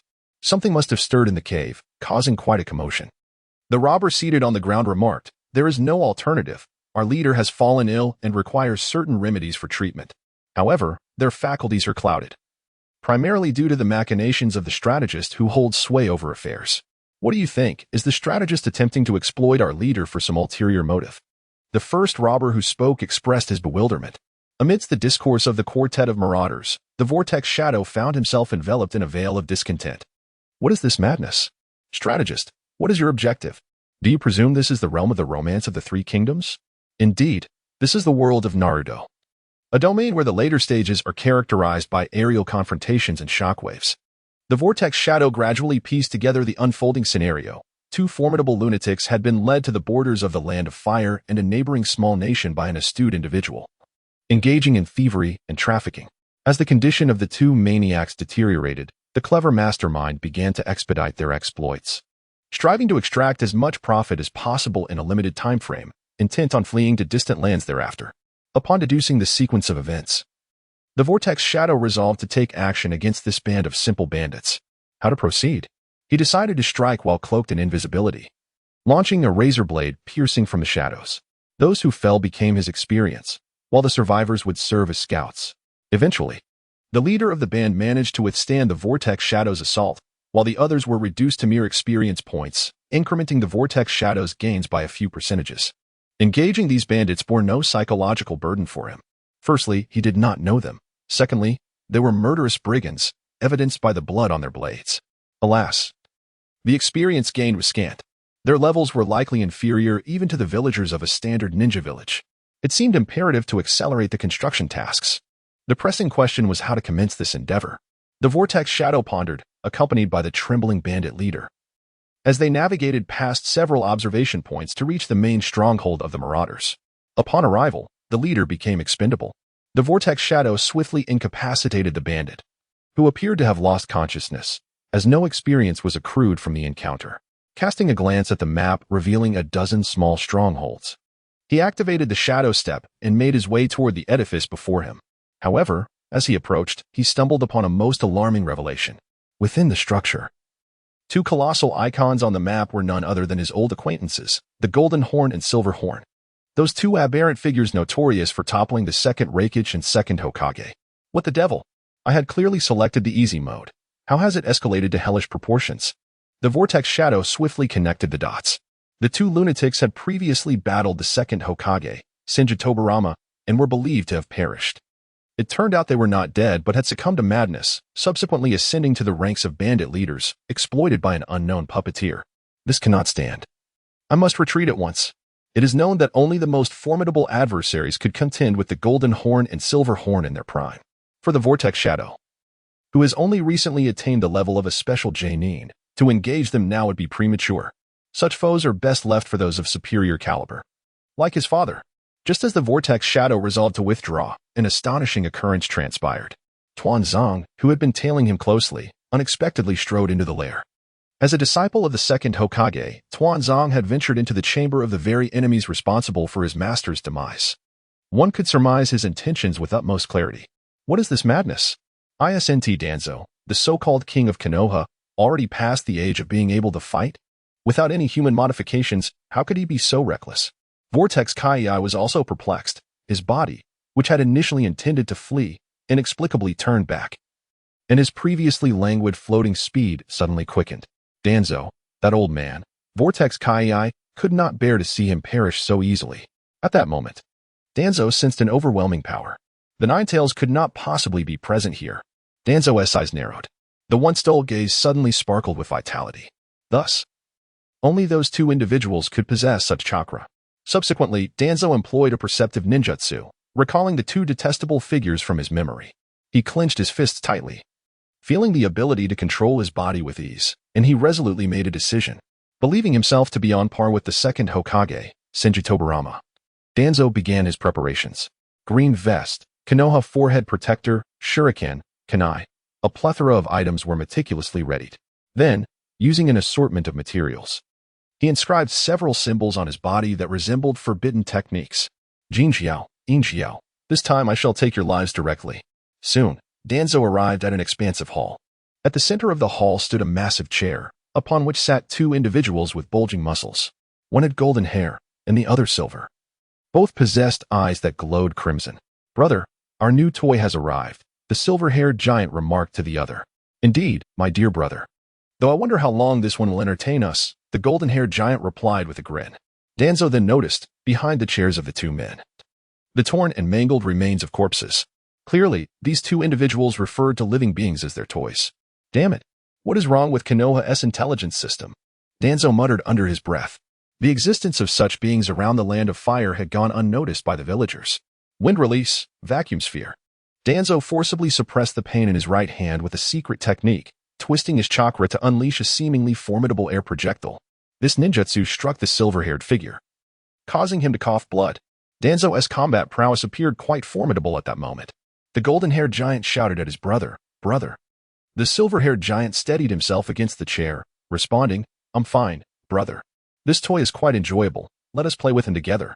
With that, crimson light emanated from the silver-haired giant. This ferocious chakra enveloped him entirely. It was the chakra of the Ninetales. The golden-haired giant looked at his brother and laughed heartily. "Brother, then let us play to our heart's content." With that, a layer of chakra identical to his brother's erupted from him as well. The two brothers were shrouded in wild chakra and charged towards Danzo. However, Danzo had already been accumulating chakra during their exchange. As the two moved at remarkable speed, he swiftly formed hand seals. Wind release, vacuum great sphere. The vacuum orb is akin to a bullet-like wave of air, while the vacuum giant orb resembles a missile. Suddenly, a violent turmoil of air swirled 3 inches before Danzo, followed by the emergence of a distorted, massive circular shape. This circle rebounded like a slingshot, then erupted forth.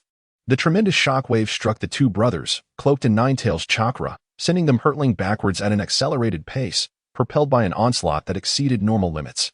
The two brilliant red forms collided with the wall, causing the entire structure to shudder. Wind release, shuriken. Shuriken shadow clone technique.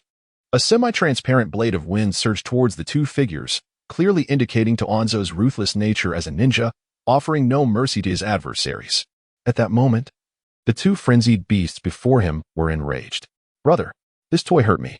Brother, he hurt me too. Let us eliminate him together." Amidst the dust, two crimson figures materialized in Danzo's line of sight. The sanguine chakra enveloped the brothers entirely, rendering their human forms indistinguishable. Akin to two wild beasts that had escaped from confinement, roaring as they charged at Danzo. Yet, the numerous shurikens hurled by Danzo, capable of effortlessly severing rock, were thwarted by the thick, blood-like chakra, as if the shurikens were made of cotton candy. "Damn it," Danzo muttered under his breath, his hands ceaselessly producing 2 kunai. Chakra swiftly morphed upon the kunai, endowing them with new properties, causing them to grow sharp like blades. Wind release, vacuum blade. With both hands channeling a technique rivaling the likes of Raikiri and Chidori, Danzo bore the excruciating pain in his arms as he launched an assault upon the two monsters before him. The blades pierced through the scarlet chakra exterior, only to be seized by the beasts. "Damn it! Damn it! Damn it!" A deep voice resonated from within the monsters, echoing like a sound from the depths of hell. Danzo immediately withdrew the vacuum blade, propelling himself backwards with great speed. The creatures, transformed into their monstrous forms, opened their gaping maws. "Is that the tail beast bomb?" Toanzo instantly comprehended the nature of the impending threat and hurled the two kunai, now imbued with vacuum blades. He then formed hand seals and inhaled deeply. Wind release, vacuum great sphere. The wave of air collided with the two dark-tailed beast bombs, unleashing an invisible air pressure that radiated outward. Toanzo slammed against the wall, violently coughing up a mouthful of blood. Damn it! He recalled the moment when his master commanded them to retreat, while he charged towards the transformed-tailed beast. The golden and silver horns. Although the current power of the golden and silver horns was significantly diminished compared to that time, it still posed a considerable challenge for him. Wiping the blood from the corner of his mouth, Toanzo adjusted his stance. Summoning technique. Dream taper. A colossal beast appeared beneath him. Devour them. In Toanzo's perception, two silhouettes surged towards him. He pointed in their direction, commanding the dream taper to attack. All the dust within the space was consumed by the dream beast. And beneath the layer of dust, the two monstrous chakras that had appeared in Danzo's perception merged into one. This entity, with its four limbs firmly planted on the ground, resisted the immense gravitational pull emanating from the dream beast's mouth. Meanwhile, the other monster suddenly materialized beside Danzo. Toy, I've caught you. The creature seized Danzo, who was forming hand seals, with a vice-like grip, exerting tremendous force. In an instant, blood splattered as Danzo's right arm was violently torn away. Danzo clutched his right arm and fell to his knees upon the dream beast. The monster then delivered a brutal kick to Danzo's waist, sending him crashing like a meteor into the distant corner of the wall. Without Danzo, the dream beast became the new plaything of the two monsters. After indulging in a few moments of delight, leaving a pool of blood in their wake, the dream beast let out a mournful cry before dissipating into smoke. The two monsters then turned their gaze toward the distant figure of Danzo, who was teetering on the brink of unconsciousness due to the aftermath of his injuries. The colossal impact and the chaotic disruption of his chakra. Damn it, Master, I have failed to avenge you. Danzo's brow furrowed as memories flooded back. Kai should have fled upon seeing my mark, he thought, before collapsing to the ground, losing consciousness. At that moment, the two monsters exchanged words. Brother, it seems I have fainted. Then let's tear him apart. All right. Just as they prepared to act, a figure appeared before them, a slender silhouette that seemed scarcely of age. Who permitted you to advance? Uzumaki Kai roared, gripping his scythe with an intensity he had never before displayed. Brother, we have a new toy. Little brother. It seems we will have a splendid time. Uzumaki Kai could no longer contain his fury. You two senile bastards. Today, I shall play with you to my heart's content. Dark Incarnation. Dark Incarnation, the second segment of the Great Scythe Sweep and the Sharp Blade Penetration will impose a forced knockback effect. In the Dark Incarnation form, an additional layer of shield will be granted, and each instance of damage dealt will heal and restore the user's shield. As Uzumaki Kai's thoughts echoed within him, a force of sealing seemed to be unleashed.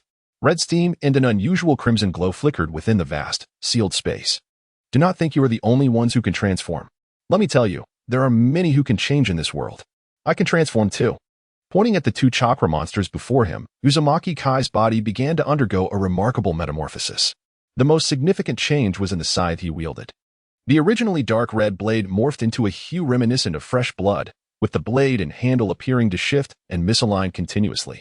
At the junction where the handle met the blade, a large spherical form pulsated as if it were an eye about to open. Suddenly, the pulsating ceased, and at the end of the scythe, the spherical connection transformed into an open eye, rotating incessantly as if surveying the world around it.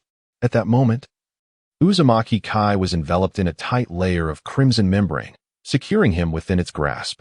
Two heavy yet solid horns had emerged atop his head. An endless surge of power coursed through his hands, casting a faint crimson hue over the world before him. He raised his scythe, locking eyes with the orb atop its blade. In the depths of his mind, a demon stood amidst a pool of blood, bellowing to the heavens. Rayast. Unable to restrain himself, he echoed, Rayast, and charged towards the two monstrous beasts ahead, though he resembled a monster himself. His transformed human-like figure exuded a certain aesthetic of strength compared to the beastly foes. As the scythe clashed with their claws, he realized a thick gray health bar had appeared above his own. In the instant of collision, he observed that his gray health bar had diminished by nearly half. I cannot confront them head-on. In terms of strength, I am at a disadvantage. He instantly discerned the disparity in their powers. Despite facing the older, dazed duo, Golden Horn and Silver Horn, who had already lost two-thirds of their health to an earlier assault, he, at the pinnacle of a mid-level ninja, could not prevail. Thus, he resorted to evasion. Fortunately, his intelligence had not been consumed upon transformation, otherwise, he would not have known how to meet his demise. He retreated a half-step, narrowly dodging a claw strike. Subsequently, he unleashed a blade surge. The whirlwind of blades struck the two beasts, astonishingly lifting them off the ground, leaving Golden Horn and Silver Horn bewildered. He too was taken aback. Is this the system's knockback? Truly remarkable. As he watched the brothers descend, he seized the opportunity to execute a giant scythe sweep. With a collision and a twist, Golden Horn and Silver Horn soared once more into the air. Seizing the moment, he unleashed a swift strike with an alpha rush. Golden light flickered as the brothers were relentlessly battered. Brother, it hurts. Why does he keep attacking us? He is a villain. Endure, brother. We must withstand until he tires, then we shall tear him apart. All right, brother. Such delusions. His gaze turned icy. Drawing upon years of gaming expertise to master timing, he found the cooldown for Blade Surge perfectly aligned as he landed. Another Blade Surge sent the brothers skyward again. Following this, he executed a combination of slashes, a standard strike into a giant scythe sweep, then another standard strike. Amidst the brothers' confusion, he transformed into a crimson liquid, penetrating Golden Horn's body. Brother, he has entered your body. Silver Horn exclaimed in panic. Fear not, Silver Horn. I shall tear him apart. Golden Horn reassured him. Inside Golden Horn, he scoffed at their words. Two lunatics? Do they truly believe they can tear someone apart for a mere toy? What kind of education is that? He cursed, wreaking havoc within Golden Horn's body until the time was right, at which point he burst forth. As the Golden Horn fell, its eyes rolled back, and the chakra of the Nine Tails dissipated, its form transforming into a mass of crimson clay, exuding the essence of the Nine Tails. This phenomenon elucidated the source of the power wielded by the Golden Horn and Silver Horn. In stark contrast to Uzumaki Kaiying's astonishment, Silver Horn appeared visibly stunned. Brother, I shall slay you. Silver Horn charged at Uzumaki Kaiying with a frenzied, life-for-life attack. Uzumaki Kaiying defended himself, only to realize in despair, this is madness. I cannot withstand his onslaught. Although the effects of his skills had left him in peak condition after executing a series of attacks, his fundamental attributes rendered him incapable of matching his adversary in a direct exchange.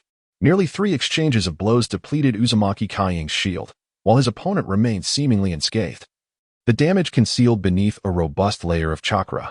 Observing his dwindling health, Uzumaki Kaiying calculated the impending peril. For times, I have 3 chances left before I succumb. The control from my skills lasts only 3 seconds, and after that, I must retreat. But what of Danzo? He found himself placing his hopes on the appearance of a yellow plus sign. Indeed, upon vanquishing the Golden Horn, Uzumaki Kaiying had leveled up, achieving an extreme upgrade, with the next level tantalizingly close. It was evident that during the upgrade, he was in optimal condition, leaving him uncertain of whether leveling up restored any status. Even after his ascent, Uzumaki Kaiying, though his attributes had reached the level of a Jonin, still found himself unable to contend with the frenzied beast. With a swift strike of his scythe, he pressed the yellow plus sign, and a blue light slashing icon manifested before him. Tempest's Absolute Slash. Tempest's Absolute Slash utilizes against aerial targets, delivering 3 fierce slashes to each unit, followed by an effect that grants attack power to partially ignore chakra defenses. Instinctively, Uzumaki Kaiying raised his hand to execute a combo, EQ Flash EQR. No, that was incorrect. The combo should have been named AQER. Well, Uzumaki Kaiying's Tempest's Absolute Slash was not an R. As for what it truly was, he could not say. In summary, it consisted of a basic attack, a sweeping strike with the scythe, followed by another basic attack, culminating in the Tempest's Absolute Slash, resulting in a flurry of control and damage. In the air, as Uzumaki Kaiying unleashed wind and thunder with his scythe, he descended, and alongside him, Silver Horn was transformed into a similar mass of crimson clay. Entering the monstrous mode of the Dark Avatar, Uzumaki Kaiying collected 2 chakra-infused fragments in a scroll before rushing to Danzo's side. Upon witnessing Danzo's grievous injuries, an unbidden emotion welled up within him. Am I truly the protagonist of a hard-hitting film? How could I feel a twinge of sympathy for you, the villain? As he gazed at the pitiful state of Danzo, memories of the words spoken before his unconsciousness flooded back. Alas, the swirling shadow of the Uzumaki clan hoisted Danzo onto his back, securing the restored scythe with his chin before laboriously making his way outside. At that moment, the Uzumaki shadow ascended to a new level, achieving the pinnacle of a Jonin with an additional skill to boot. His previous state having been partially afflicted by Silver Horn, was now fully restored. The Uzumaki Shadow cast his gaze upon a newly manifested yellow plus sign and tapped on it. A purple and green skill icon materialized before him. What is this? The Uzumaki Shadow regarded the skill with curiosity. Starlight Touch. Utilizing one's weapon to guide the starlight, it can restore a small amount of health. It does not alleviate fatigue but can heal injuries. By the gods, how delightful. The Uzumaki Shadow rejoiced internally. He had been troubled about how to restore Danzo to his former self, but now a solution had presented itself. Oh, system. How considerate you are. If the system were a woman, the Uzumaki Shadow would have surely showered her with affection. Through the Uzumaki Shadow's efforts, Danzo's injuries began to heal at a barely perceivable rate. With a 5-second interval for each starlight touch, the recovery was minuscule. This skill is rather impractical, he muttered. Every 5 seconds, he had to raise his scythe. Moreover, how absurd it was for such a fearsome scythe to emit a delicate purple glow. As he observed his imposing and magnificent scythe radiating a feeble glimmer, he felt a wave of despondency wash over him. Perhaps this skill ought to be regarded as non-existent. Lost in contemplation, the Uzumaki Shadow noticed Danzo slowly opening his eyes. The first thing Danzo did upon awakening was inquire about the Uzumaki Shadow's well-being. With a stoic expression, the Uzumaki Shadow shook his head and pointed to his scythe. Raising the scythe, a shimmering sensation flooded Danzo's vision. The violet hue brought him an unexpected comfort, prompting a soft exclamation of delight. Ah, how soothing. Soon after, Danzo realized that his entire body was significantly less painful. And most astonishingly, the right hand that had been torn away was now gradually regenerating. Danzo tentatively moved the small segment that had emerged from his right side. Feeling utterly incredulous, he sensed that if he remained beneath the violet glow for a while longer, his hand would completely regrow, returning in its entirety without any adverse effects.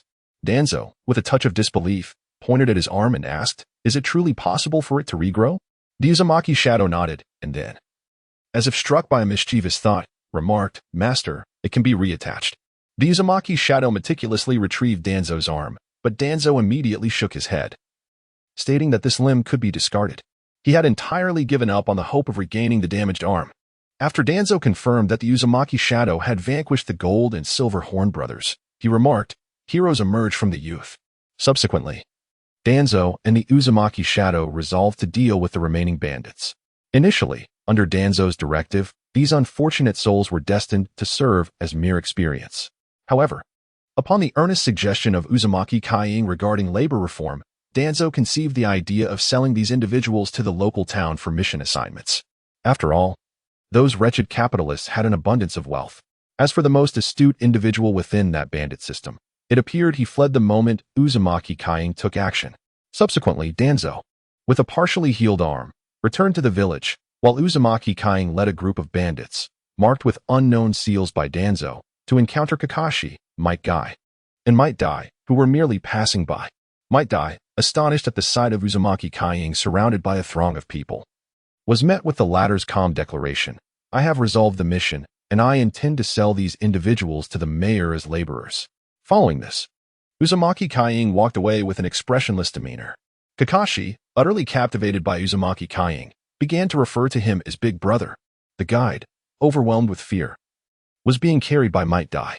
Thus, Uzumaki Kaing established his reputation in the upper echelons of Konohagakure as the Konoha Kaing, a genius of the new generation, albeit one who had an unusual encounter with the elderly, senile duo of Kin and Jin. Although this may seem implausible, it proved to be remarkably reliable. Furthermore, the village's collection room acquired 2 new artifacts related to the Ninetales. Most notably, Danzo's health had remarkably improved, and he was in excellent shape. It was said that he had a fierce confrontation with the 3rd Hokage. Judging by the triumphant expression on Danzo's face, it seemed he emerged victorious. Following this, the 3rd Hokage discreetly sought out Uzumaki Kaing to bask in the glow of the illustrious purple light. From the 3rd Hokage, it was revealed that Danzo, who had previously been at a disadvantage, had finally managed to achieve parity in his encounters. No wonder his mood was so buoyant. Uzumaki Kaing understood Danzo's uncharacteristic demeanor during that time. Through daily observations, he had subtly noted Danzo's transformation. Clearly, the once brooding underworld figure had adopted a more cheerful disposition, while Uzumaki Kaing had inadvertently become the most morose presence within the Umbu. "I am simply expressionless," Uzumaki Kaiying protested silently. Indeed, Danzo's erratic behavior stemmed from a lack of confidence in his own physical state, subconsciously eliminating rivals for the position of Hokage.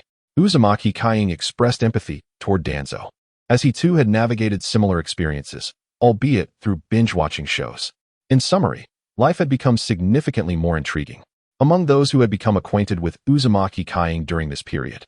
The only ones who felt the impending dread were the elite Umbu who had distanced themselves from the fray after Uzumaki Kaiying exhausted his passive abilities. Those taijutsu practitioners straightforwardly became his point-gathering tools: a punch, a heal, another punch, another heal. Aside from the slightly suboptimal efficiency of their utilization, everything else appeared nothing short of perfection in Uzumaki Kaiying's eyes. Returning to the topic at hand, it need not be mentioned that the inefficacy of this skill in alleviating fatigue is apparent.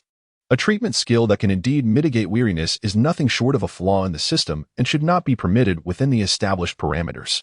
One must ponder whether the system's insistence stems from the fact that some designer has previously employed this particular setting. Lost in thought, Kaikage Uzumaki entered a quaint little shop, renowned in his reviews as the finest purveyor of confections. With an air of casual authority, he called out to the shopkeeper, "Sir, dumplings." Kaikage's words were succinct yet effective. The server nodded and promptly departed. This was not Kaikage's first visit. It marked his 5th or 6th excursion within the week. Familiar with Kaikage's culinary preferences, the server soon returned with several plates of dumplings. Kaikage, with delight, began to indulge in his meal. Adjacent to him, a striking young lady entered. Her allure was not one of ostentation, but rather embodied an air of aloofness and somberness. Kaikage, intrigued, stole a few glances her way. Suddenly, his expression shifted. This girl, he recognized. Kaikage recalled the character from the forthcoming series, Naruto. It was none other than Akane Mitsuhashi. While savoring his dumplings, Kaikage silently appraised the future figure who would, in time, gain a few extra pounds, yet presently possessed remarkable beauty. Unbeknownst to him, Akane was entirely oblivious to his scrutiny. Instead, she boisterously called out to the shopkeeper, "Sir, bring me a mountain of dumplings." "No, make it 10 plates. With that, Akane retrieved her rather unappealing wallet and spilled its contents onto the counter, sifting through the coins to return a few to the now empty purse. The server, exasperated, approached her and remarked, "Akane, have you spent all your task money on dumplings again?" Akane wiped her nose and grinned. "Oh, I'll still complete my tasks, but right now, all I want is dumplings." For reasons unbeknownst to him, Kaikage found her smile utterly charming. Alas, he had a weakness for charming smiles. Perhaps it was a common affliction among ardent fans of the anime genre. Kaikage remained undeterred by his own sentiments. As Kaikage leisurely enjoyed his dumplings, Akane entered into a fervent state, rapidly shoveling large quantities of dumplings into her mouth. By the time Kaikage had consumed half of his order, Akane had already polished off her entire bowl. My goodness! Kaikage marveled at Akane's insatiable appetite, instinctively glancing at his own dumplings. Were they truly that delectable? Akane wiped the honey from the corner of her mouth with her finger, then proceeded to lick the residue off her digit. "Ah, I still want more," she exclaimed, eyeing the plates on the table before rising to leave. "Hey!" Kaikage instinctively intercepted her. Akane turned to him, puzzled. "Huh? What's the matter?" she inquired, her inner thoughts revealing that she did not recognize him at all. In a fit of frustration, Vortex Kaiying found himself compelled to strike his own lips. What is this situation? What on earth is happening? His pointless actions left him feeling trapped. Then, he noticed several plates of dumplings before him, and it was as if he had grasped a lifeline. "I still have some dumplings left, which I cannot consume. I do not wish to waste them. Since you seem to relish dumplings, why not help me finish them?" Vortex Kaiying gestured toward the dumplings in front of him. Red Bean, intrigued, took a seat across from him. Red Bean hesitated. At this moment, Vortex Kaiying felt utterly resigned and chose to cast aside all thoughts. "Indeed. I simply called out to you because I could not finish the dumplings, not because you are a charming two-dimensional girl. Yes, it is solely because of my uneaten dumplings." Thus, he hypnotized himself into this belief. Observing Vortex Kaiying's serious demeanor and calm gaze, Red Bean, despite her initial hesitation, was encouraged by her natural buoyancy to feel at ease. "Well then, I shall not hold back." Red Bean picked up a dumpling, expressed her gratitude, and began to eat with delight. Vortex Kaiying watched her, his expression inscrutable, yet a whirlwind of emotion surged within him. "I am an emotionless assassin. I am an emotionless assassin. I am so adorable. I am Before long, Red Bean devoured all the dumplings and let out an unrefined belch. Thank you. I am finally full today. Red Bean stood and swayed her slender waist. You are also a Konoha ninja. Red Bean observed the forehead protector on Vortex Kaiying's arm, yet she had never encountered a ninja as small as him among her acquaintances. What is your name? Vortex Kaiying stood as well, surprisingly nearly matching the height of the now 12-year-old Red Bean. I am Vortex Kaiying, a low-ranking member of the Umbu. Codename Konoha Kaiying. Vortex Kaiying unabashedly proclaimed his title in public. Clearly, no one present had heard of it, not even Red Bean. Oh, I will remember you, Vortex Kaiying. Konoha Kaiying. Red Bean earnestly committed his name to memory. Well, I must take my leave, as I need to train. When I have the chance to complete a mission next time, I shall treat you to dumplings. Red Bean departed with determination, watching her vanish around the corner. Vortex Kaiying finally summoned the waiter to settle his bill. Before leaving, he approached the owner and said, "Excuse me, please assist me. The girl who came to eat dumplings." I invited her. Upon finishing, Vortex Kaiying handed over all his payment from this mission and even produced a third of his living expenses given by Danzo. Afterward, Vortex Kaiying, feeling somewhat at a loss, touched his money pouch. Why did I spend such a large sum on a girl? Fueled by resentment, Vortex Kaiying arrived at the Umbu headquarters. Arrange 10 special J-nin for me. I want to fight 10 of them. Expressionless, Kaikage approached the duty-bound Umbu ninja of the day. The aura surrounding him startled the young ninja significantly. Lord Kaikage, we currently have a total of 25 special Jonin-level Umbu, among which 12 are recuperating, and 8, having faced you multiple times, are unwilling to engage in further confrontations. That leaves only 5. The duty-bound Kunoichi was taken aback by Kaikage's tone. Kaikage nodded slightly. That will suffice. Arrange it for me. With that, he vanished around the corner. The Kunoichi took a moment to steady her tumultuous emotions. Lord Kaikage is so vibrant today. It seems his prowess has far surpassed that of a special Jonin. However, she pondered why Lord Danzo was reluctant to grant him access to battle against Jonin. Today, Kaikage appeared to be more talkative and gentler than usual. Meanwhile, Danzo found himself troubled by the reports regarding his special Jonin. Kaikage's progress is astonishing, from his initial level as a Chunin to nearly reaching the pinnacle of Jonin now. I've never encountered such a formidable and versatile individual. Danzo mused. In the previous generation, the only one worthy of such praise was Minato Namikaze, while in the generation before, it was Orochimaru among the legendary Sannin, and even further back, he and Hiruzen Sarutobi. Yet, even when compared to these figures, they pale in comparison to Kaikage, who single-handedly eclipses them all. The most talented ninja? I once believed it to be that Uchiha fellow. Danzo observed a series of complaints regarding Kaikage's strength far exceeding current standards, demanding an elevation of his combat level. Rubbing his temples, he reflected. Such rapid growth can be detrimental. Perhaps it would be prudent to temper him with that Uchiha genius. He retrieved a document he had designated as the highest priority, which bore the name Uchiha Shursui. Alas, that individual possessed those terrifying eyes, and Danzo recalled the words spoken by the second Hokage. For him, Shursui, with Uchiha blood coursing through his veins, was akin to a ticking bomb nestled within Konoha. The Uchiha clan was similarly concerning. Yet now, he serves as a sharpening stone for my apprentice. Danzo regarded Kaikage as a true successor in training, much like the third Hokage had with Jiraiya, who in turn mentored Naruto. With great satisfaction, Danzo reflected on Kaikage, who had avenged himself against the likes of Kin and Jin, while also curing his own affliction. Uchiha Shursui would return tomorrow, and Kakashi Hitaki's team would arrive the day after. The timing was fortuitous. Danzo organized the documents and resumed his affairs, while at that moment, Mitarashi Anko was training deep within the forest. She sat by the stone, drenched in sweat, recounting her peculiar experiences of the day to her teacher. With a long sip of water, Hongdo found herself reminiscing about the taste of dumplings. Perhaps she could borrow some money from her teacher later that evening to indulge in them? She glanced at the instructor who had guided her for nearly half a year. Her teacher was originally Orochimaru, but the unfamiliarity of the current mentor made Hongdo hesitant to express certain thoughts. The female Jonin stroked her chin and gazed at Hongdo, inquiring, "Do you think this resembles a romance from a novel?" The Jonin's serious demeanor caused Hongdo to leap to her feet in excitement. "No way. That boy is younger than I am, and besides, he can't even finish those dumplings." The more she spoke, the more absurd it seemed. However, the image of that handsome, youthful face, serious yet devoid of expression, prompted her to dismiss any fanciful notions. How could that be? First, he is younger than me. Second, he didn't even change his expression upon seeing me. Third, he never continuously offered to buy me dumplings. Yusho Hongdo suppressed the whimsical thoughts typical of a 12 or 13-year-old girl and began her training. As a fire-style ninja, she was focused on mastering the art of fire techniques. After all, she had been a prodigious ninja, becoming a chunin at the age of 11. What?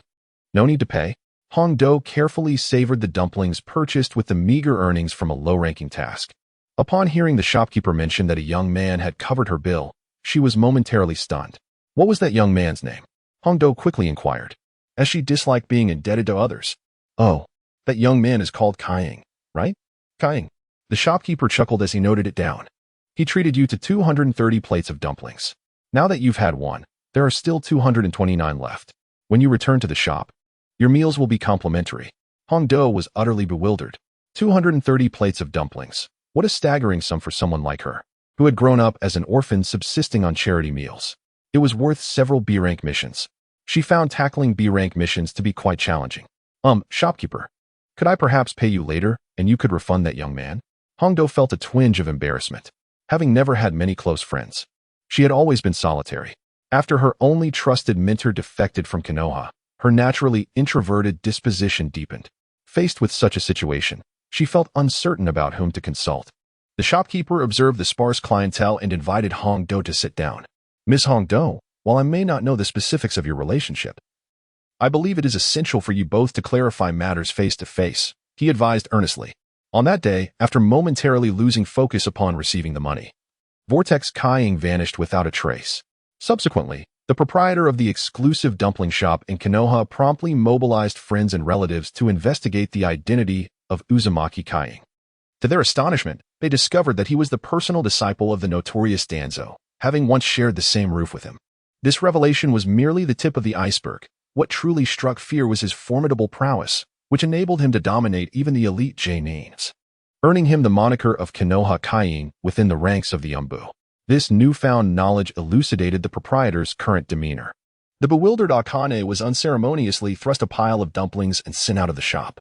As she absent-mindedly nibbled on the dumplings, her thoughts were consumed by Uzumaki Kaiying. What exactly were his intentions? Akane pondered, her fingers brushing against her neck in confusion. Suddenly, a sharp pain shot through her neck, causing her to collapse to the ground. Beads of sweat cascading down her forehead. Cursed be Orochimaru. The memory of the one responsible for her plight surged back. It took a considerable time for her to recover from the agony, and by then, a small crowd had gathered around her. Are you all right, young lady? Do you need assistance to the Konoha hospital? One villager asked, concern etched on their face. Akane regarded the kind-hearted villagers of Konoha and managed a bright smile. No need. This is just an old ailment. I'm fine. She gestured to the forehead protector adorning her brow, adding, after all, I am a Konoha ninja. It's nothing to worry about. After repeated inquiries, the crowd dispersed, leaving her in solitude once more. The dumplings in her pocket had grown somewhat cold. With a weary demeanor, she wandered to the Konoha square, gazing at the clouds, her heart filled with unease. Why had she become this way? As Akane contemplated, she popped a cold dumpling into her mouth. Although the flavor had diminished, it remained quite delectable. Having devoured all the dumplings, memories of her sealed past and the indelible mark on her neck flooded back. Orochimaru. A flicker of resentment ignited in her once calm eyes. She yearned to confront Orochimaru and demand an explanation. Why betray the village? Why torment her? Lost in thought, are we? A shadow fell beside her. It was her perceptive teacher. Teacher Akane glanced at the last dumpling in her hand. The female J-nin smiled gently and said, you should eat it yourself. What is troubling you? Still worried about what happened before? A note of encouragement shone in the J-nin's eyes. She had received orders from the third Hokage to guide this once gifted young kunoichi with utmost care. It was essential to remember that she was a former student of one of the legendary three, a direct disciple of Orochimaru, mastering his techniques with unparalleled skill. However, everything changed the year Orochimaru defected. The once promising prodigy, afflicted by the immature curse mark of heaven, was cast into despair, haunted by nightmarish memories. The brilliance of Akane's renown had faded into obscurity. Though under her guidance, the strength and mindset of Hongdo are gradually recovering and rising. They no longer possess the formidable prowess that once earned her the title of genius. It seems that the pinnacle of her aspirations is to become a special jonin, a destiny that may well align with her encounter with Uzumaki Kaiying. the elder brother of the female Jonin, a member of the Umbu, intervened upon learning of her search for Uzumaki Kaiying. Subsequently, she relayed Hondo's situation to her brother. This matter then reached the hands of the third Hokage, who, along with his close companion Danzo, became aware of the developments. Consequently, he instructed the female Jonin's brother to disclose all pertinent information to her, suggesting that she could facilitate Hondo's connection with Uzumaki Kaiying. In summary, after Uzumaki Kaiying's impulsive actions, the two highest figures in Konoha began to orchestrate a connection between him and Hondo, each motivated by their own interests, one for a future apprentice, the other for a grandchild. If Uzumaki Kaiying were to learn of these machinations, he would surely slap himself in exasperation, exclaiming about his uncontrollable hands. The two women conversed until dusk, and under the female Jonin's influence, Hondo began to entertain the idea of meeting Uzumaki Kaiying. Regardless of her thoughts, she resolved to repay his kindness when the time came. With that, she drifted into slumber, and remarkably, the nightmares that had plagued her were absent that night. Meanwhile, back at home, Shimura Danzo gazed at the kettle he was heating over charcoal. The house is much quieter now. Should I have sent my apprentice away? Danzo pondered, toying with a bundle of scrolls. Speaking of which, he had always harbored concerns that the lad might one day betray the village like Orochimaru, as they shared many similarities. However, he no longer worried, surprised that such a girl could captivate him within the village. A smile crept onto Danzo's face. Since his recovery, his countenance had brightened. By the way, that old fool Sarutobi is still quite formidable. Next time, I must give him a proper thrashing. With that thought, Danzo began to examine the scrolls, delving deeper into the variations of wind chakra to develop new ninjutsu. Minato's Rasengan was promising. If not for certain issues, building upon that technique could yield astonishing results. Danzo, an academic at heart, had a penchant for note-taking. Meanwhile, within the Sarutobi household, the atmosphere was lively, with only the home of Sarutobi Hizashi bustling.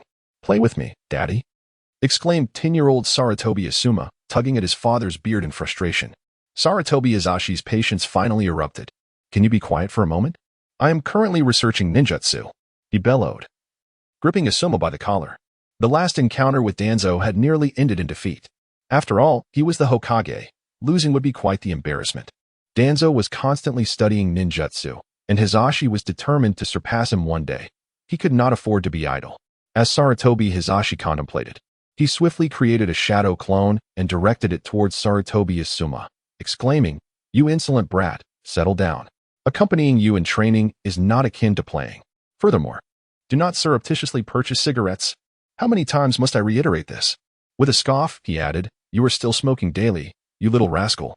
The following day, Uzumaki Kai, as per his usual routine, proceeded to Danzo's office after breakfast. Recently, Uzumaki Kai had been spending rather extravagantly, resulting in a portion of his daily meals being resolved at the Umbu cafeteria. In a world devoid of fried chicken, hamburgers, and cola, Uzumaki Kai found himself feeling quite out of sorts, as he did not find the rice balls to his liking. Knocking on the door, Uzumaki Kai entered Danzo's office. To his surprise, he found an Umbu ninja present in what was typically a desolate space. After observing for a moment and confirming they were engaged in official matters, he intended to quietly slip away. However, Danzo, noticing Uzumaki Kai's intent to leave, promptly intervened. "Kai, why not engage with this young man? He is not much older than you, yet his prowess is firmly situated within the upper ninja tier. He is currently a special jonin, albeit due to insufficient task accumulation." Uzumaki Kai approached with curiosity. At present, the number of prodigious talents in Konoha was rather limited. Most emerged only on the brink of the Third Great Ninja War, such as Kakashi, Obito, and Rin. Before the war, the only true prodigy who had reached significant development was Uchiha Shursui. As for Itachi, he was a talent that surfaced post-war. Thus, this Umbu ninja was either Shursui or merely an inconsequential ninja.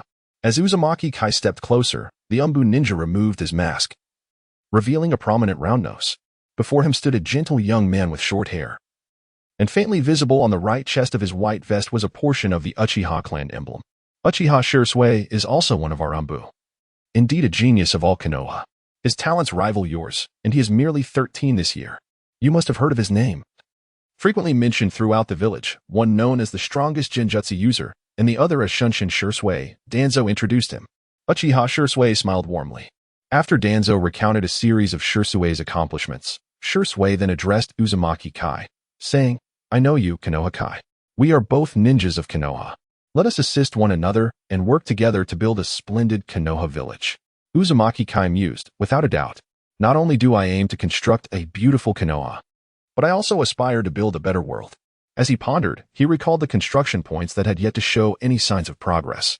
At that moment, Danzo declared, "Well then, you two talented ninjas have met.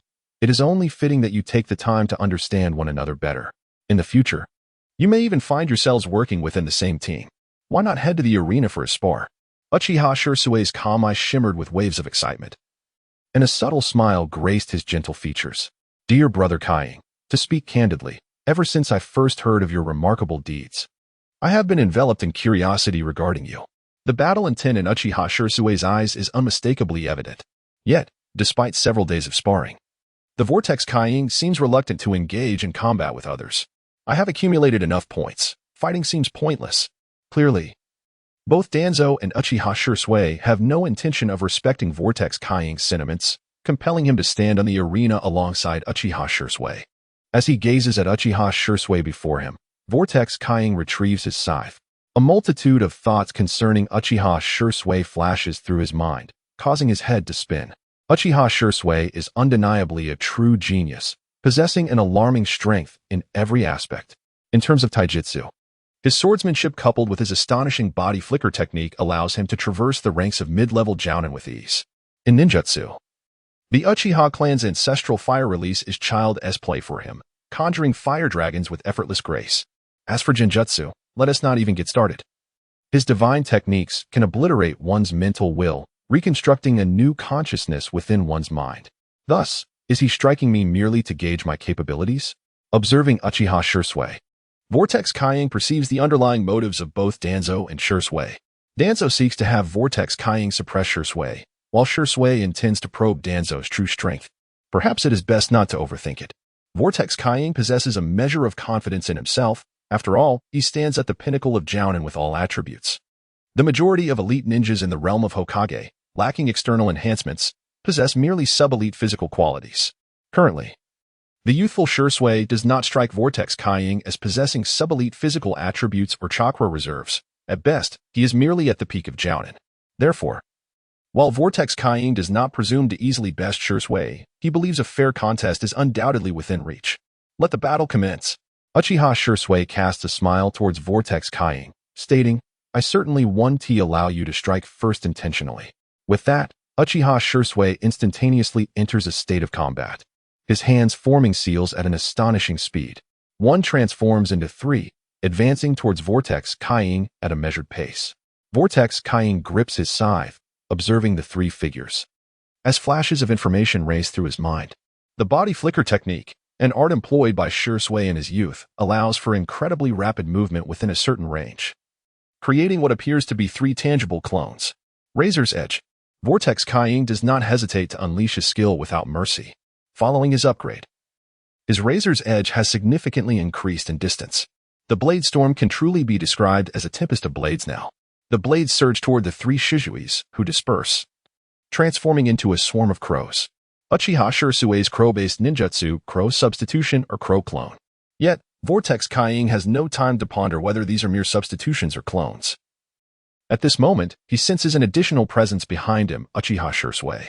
Without further ado, Vortex Kaiying swings his scythe, carving an unusually distinctive trajectory. The scythe struck down upon Shirsue, who was poised to wield his kunai. A burst of white mist erupted. It was a shadow clone, a dazzling display of 4 successive replicas. Vortex Kage observed the map, noting a figure rapidly maneuvering in an S pattern around him. With a swift horizontal slash, he aimed to counter the flashy tactics. A simple cut was most effective against such flamboyance. Shirsue was well aware of Vortex Kage's scythe techniques, having cautiously tested the waters during their engagement to guard against the elusive weapon. Suddenly, during a moment of transition in his movement, a scythe sailed through the air towards him. Remaining composed, he formed hand seals and instantly appeared in another corner of the arena. This maneuver would generally secure victory against most adversaries, yet Vortex Kage was an exception. Once his scythe locked on, distance was rendered irrelevant. Uchiha Shirsue felt the bitter taste of this reality, as a massive gash sliced through his white vest. The vest fell open, and though his hand trembled slightly as he held the kunai, he quickly regained his composure, his eyes burning with determination. Was this truly the Kage of Konoha? The one who had vanquished the formidable duo of Kin and Jin? A worthy opponent indeed, deserving of his utmost effort.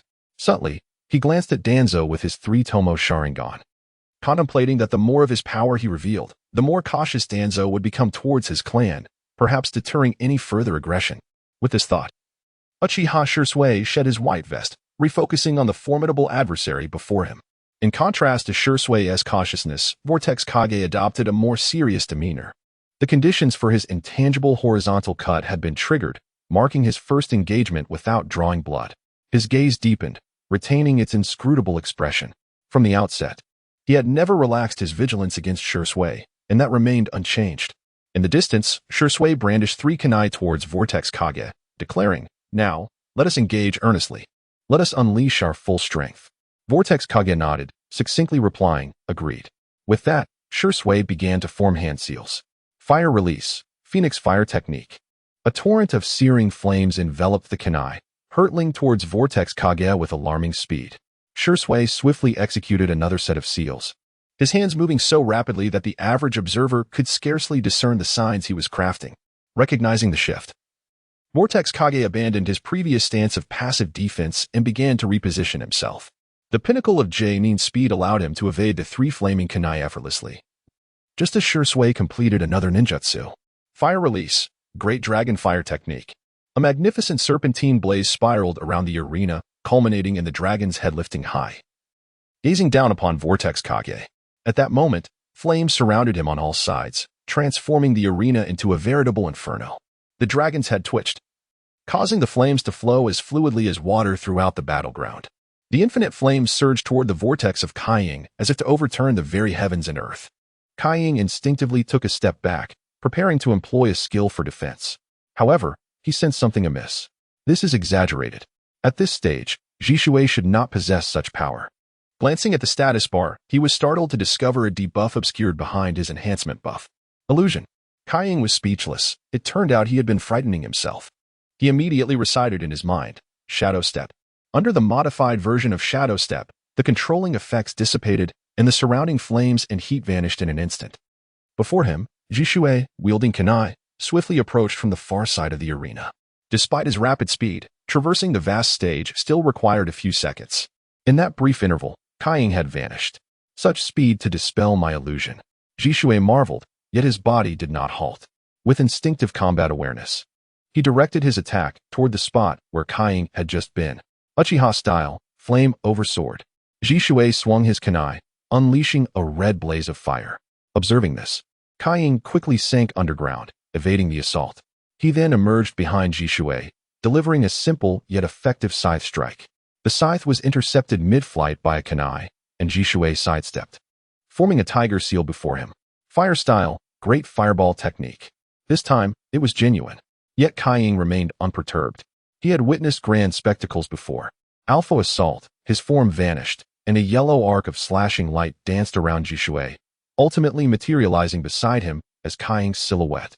The scythe rested against Jishui's neck. Jishui managed a wry smile. His kunai had shattered while defending against the yellow light. I concede. The Leaf's Kaiying lives up to his reputation, even with all my might. I cannot surpass you, he admitted.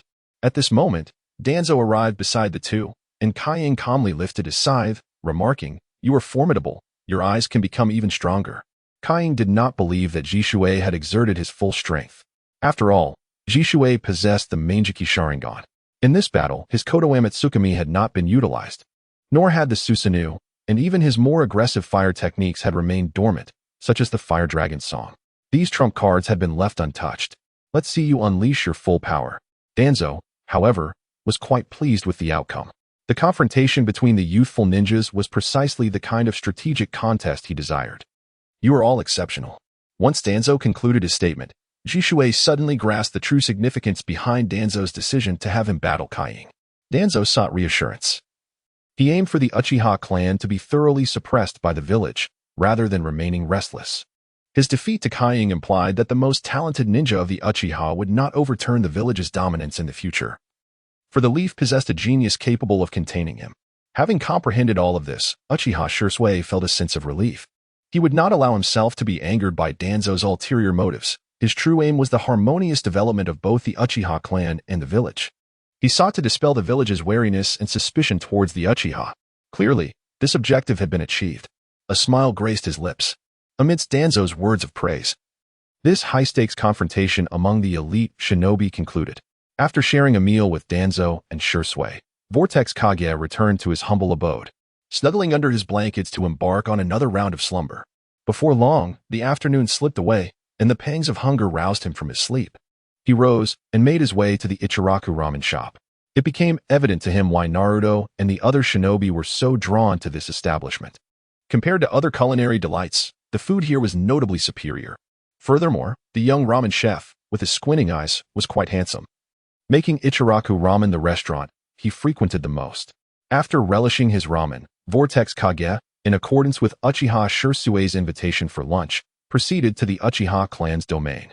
Shursui had extended the invitation earlier that day, and he had graciously accepted. Soon, Vortex Kage arrived at the entrance of the Uchiha clan. A few crows flew overhead as he yawned and waited at the gate. Within moments, Uchiha Shursui descended gracefully from a large crow. "Ah, you truly came." Shursui greeted him with a beaming smile. Vortex Kage nodded, his expression neutral. Shursui led him down the main street of the Uchiha clan, where many people greeted him warmly. The roadside was lined with shops selling toys and tobacco, creating an atmosphere of tranquility. Shursui animatedly recounted his experiences, observations, and numerous amusing anecdotes from the area. While Vortex Kage listened, nodding along, yet maintaining his impassive demeanor. Undeterred, Shursui continued his earnest narration. Before long, the two had traversed the entirety of the street. At that moment, a figure clad in Uchiha attire, wearing wind-resistant goggles, approached from the side. Vortex Kage felt a flicker of familiarity. In the distance, an elderly gentleman puffed and hurried to catch up. "Obito, you forgot your lunch." Vortex Kage's expression shifted as he exclaimed, "There he is." "Obito." He turned to see the young Uchiha Obito, whose facial structure and hairstyle bore a striking resemblance to his own, running over to the elderly man's side with a pout. "Oh dear. Grandma, how many times must I tell you not to run around delivering things for me? Your health isn't great. It's best for you to stay at home." Obito gently patted the old woman's back, causing her to cough lightly. "You must practice. How can you do so without a full stomach?" The elderly woman replied with a smile. "Also, I prepared a little extra. If you happen to encounter that girl who brought you home with an umbrella during the rain, you should share your lunch with her." Obito's face flushed with embarrassment. "No, I have to train." With that, Uchiha Obito dashed outside, carrying his lunch. The elderly man chuckled as he turned away. Uzumaki Kaing felt a pang of sentimentality. How wonderful. This branch of the Uchiha clan, so distinct from Uchiha Sasuke's family. Uchiha Shursui seemed to sense the emotions stirring within Uzumaki Kaing and stepped forward, saying, "This is the son of the former vice-captain of our Uchiha clan security team. A kind-hearted and warm child. Unfortunately, his father met a tragic fate while pursuing a rogue ninja. Alas, now it is just him and his grandmother living together." At this moment, Uzumaki Kaing understood why Uchiha Shursui had summoned him. He sensed that Shursui was almost imploring him to acknowledge that the Uchiha clan had also shed blood for the village, endured hardships, and made significant contributions. Uzumaki Kaing comprehended the underlying reason behind Shursui's words. After a moment of contemplation, he replied, "The Uchiha clan is commendable in many aspects." Shursui was momentarily taken aback but soon broke into a smile. "Indeed, we strive to excel in many areas, but humans are prone to errors. Isn't it enough to rectify our mistakes?" Though Shursui spoke casually, a palpable tension lingered in his tone. He was keen to gauge Uzumaki Kaing's sentiments toward the Uchiha clan. Uzumaki Kaing sensed the subtext and felt somewhat overwhelmed. "I am but a mere child. Why must such weighty matters be thrust upon me?" He gazed vacantly at a nearby tree, where a leaf drifted slowly to the ground. Shursui, observing the falling leaf, paused for a moment and then laughed heartily. "I understand now. After such a long journey, we must be weary. Let us dine together." With that, Shursui led the way forward. Uzumaki Kaing, puzzled, thought to himself, "I haven't said anything. What has he understood? Hey, at least clarify before you leave." He mentally shouted at Shursui, who was striding away. The two exited the village and settled on a mountainside. The sky was dimming, and the moonlight gently illuminated the earth. The fire which Shursui had collected ignited swiftly under the fire release technique. The flames flickered as Shursui hastily prepared the wild chicken he had caught. Several chickens were skinned and skewered over the fire, lavishly coated with a variety of spices, their aroma rich and enticing. Shui watched the flames rise, exclaiming, "Fire! The will of fire! Only together can we create a blaze that soars.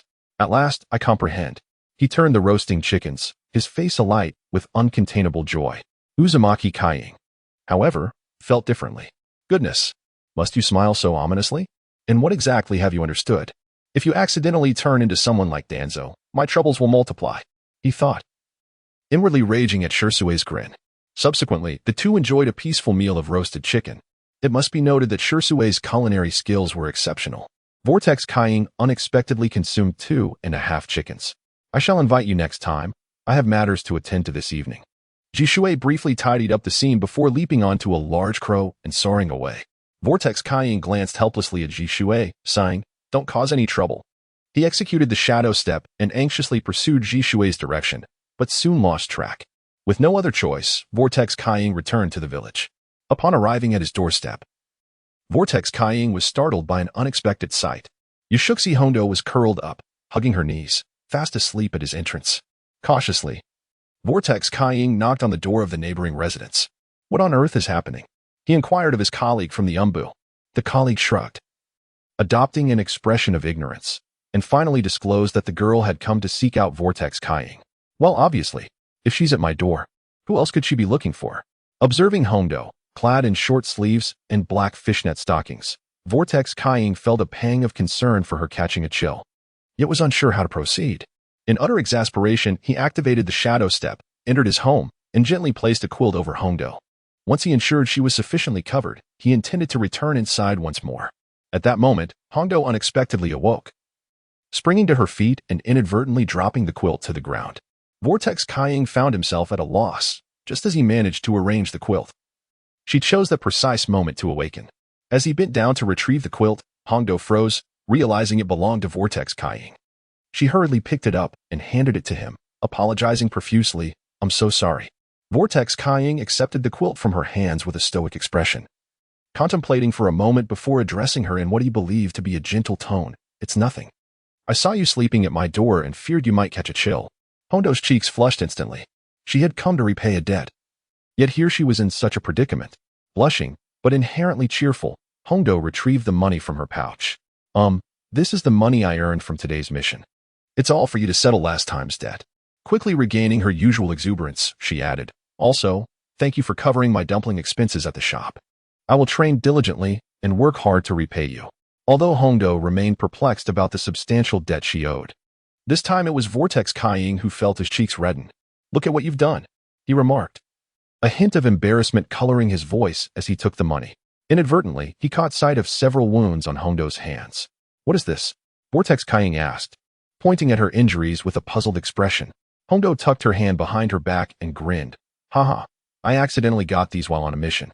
A wave of guilt washed over Vortex Kaiying. "This won't do. I should treat her injuries." With these thoughts in mind, Vortex Kaiying opened his door. "Step inside. I shall assist you in your healing," he declared to Hondo, his gaze tranquil and his tone leaving no room for refusal. Hondo was momentarily taken aback. "Huh?" Vortex Kaiying lifted his arms, still clutching his blanket. "Hurry up." Hondo stepped into Vortex Kaiying's modest abode. A wave of embarrassment washed over him as he realized the disarray of his room. He had neglected to tidy up. Please, have a seat." He gestured towards the only relatively clean sofa. Throwing the blanket onto the bed without hesitation, Vortex Kaiying summoned his scythe, casting a radiant light upon Hondo. She felt a wave of comfort wash over her, even alleviating a bothersome mark on her body. "This feels wonderful. Are you a healing ninja?" But even Lady Tsunade does not possess such formidable healing jutsu. Hondo observed Vortex Kaiying's scythe, which seemed ill-suited for healing purposes. Clearing his throat, Vortex Kaiying retracted his scythe. "All done. Be cautious during your missions. Do not injure yourself. If any issues arise, seek me out, and I shall heal you." With that, he promptly ushered her out. In the realm of the reclusive, there was no place for the fairer sex. Once outside Vortex Kaiying's door, Hondo blushed as she gazed at her now-healed hand.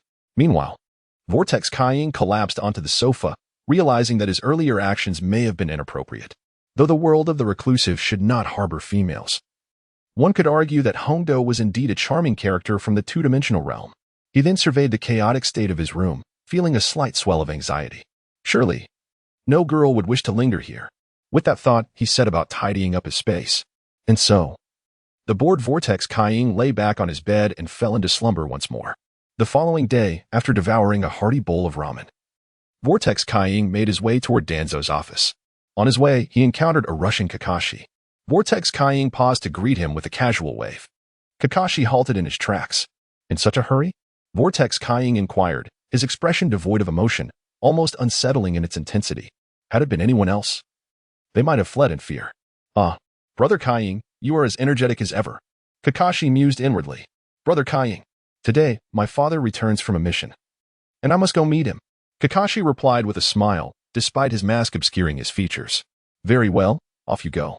Vortex Kaiying wished to convey a more expressive demeanor, yet he found himself lacking in the control of his facial muscles. After Kakashi departed, he remained unable to muster the expression he desired. How difficult. Vortex Kaiying forced a strained smile as he continued on his way to Danzo's office. Soon, Uzumaki Kaiying entered Danzo's office. After a brief meeting with Danzo, he intended to seek out his companions with watermelon hairstyles. However, Danzo called him back. Kaiying, the team you are to join will be returning today. It is best that you refrain from wandering about and remain within the umbu, Danzo advised. Thus, Kaiying abandoned his playful intentions. In truth, the umbu was rather agreeable, he mused, stroking his chin thoughtfully. Shortly thereafter, the umbu's lower-ranking shinobi noticed that their esteemed Uzumaki Kaiying would occasionally appear before them, adopting an air of enigmatic profundity. Before long, he awaited the arrival of his new comrades. With flowing white hair simply tied back with a rubber band and wearing a small white pig mask, the tall figure emanated an extraordinary presence. Most striking was the green vest adorned with the Hokage insignia on the left side, which possessed an undeniable aesthetic appeal. In contrast, the short sword hanging from his waist appeared somewhat lackluster, yet it had claimed numerous enemies who sought to slay the Leaf Ninja on the battlefield in days gone by. After a brief exchange of mission details, Kaiying was summoned to Danzo's office. There, he found Shikamaru and others present, all of whom removed their masks. This quartet had been together since the Second Great Ninja War, transitioning from the light to the shadows, their bonds forged in the crucible of shared experiences. At that moment, their expressions were notably peculiar. Shikamaru's face bore a mix of sternness and resignation, while the others exhibited faint traces of discontent. Observing their countenances, Kaiying surmised the situation. Shikamaru, your mission has failed, which has had far-reaching consequences for us in the Land of Water. Currently, the Third Mizukage is in power. Although their famed 7 ninja swordsmen are away, their strength remains formidable. Danzo succinctly outlined Shikamaru's predicament, subsequently dismissing his teammates and leaving Shikamaru alone. I have a new task for you. It seems your former comrades are somewhat dissatisfied with your recent performance. Therefore, you will transition to the forefront and assist me in escorting a group of children. I will provide the necessary explanations to the Hokage, Danzo stated. Shikamaru lowered his head, a glimmer of hope flickering across his otherwise melancholic middle-aged visage. Understood. Danzo then called upon Uzumaki Kaiying, saying, This young man here is one of the children you will be responsible for.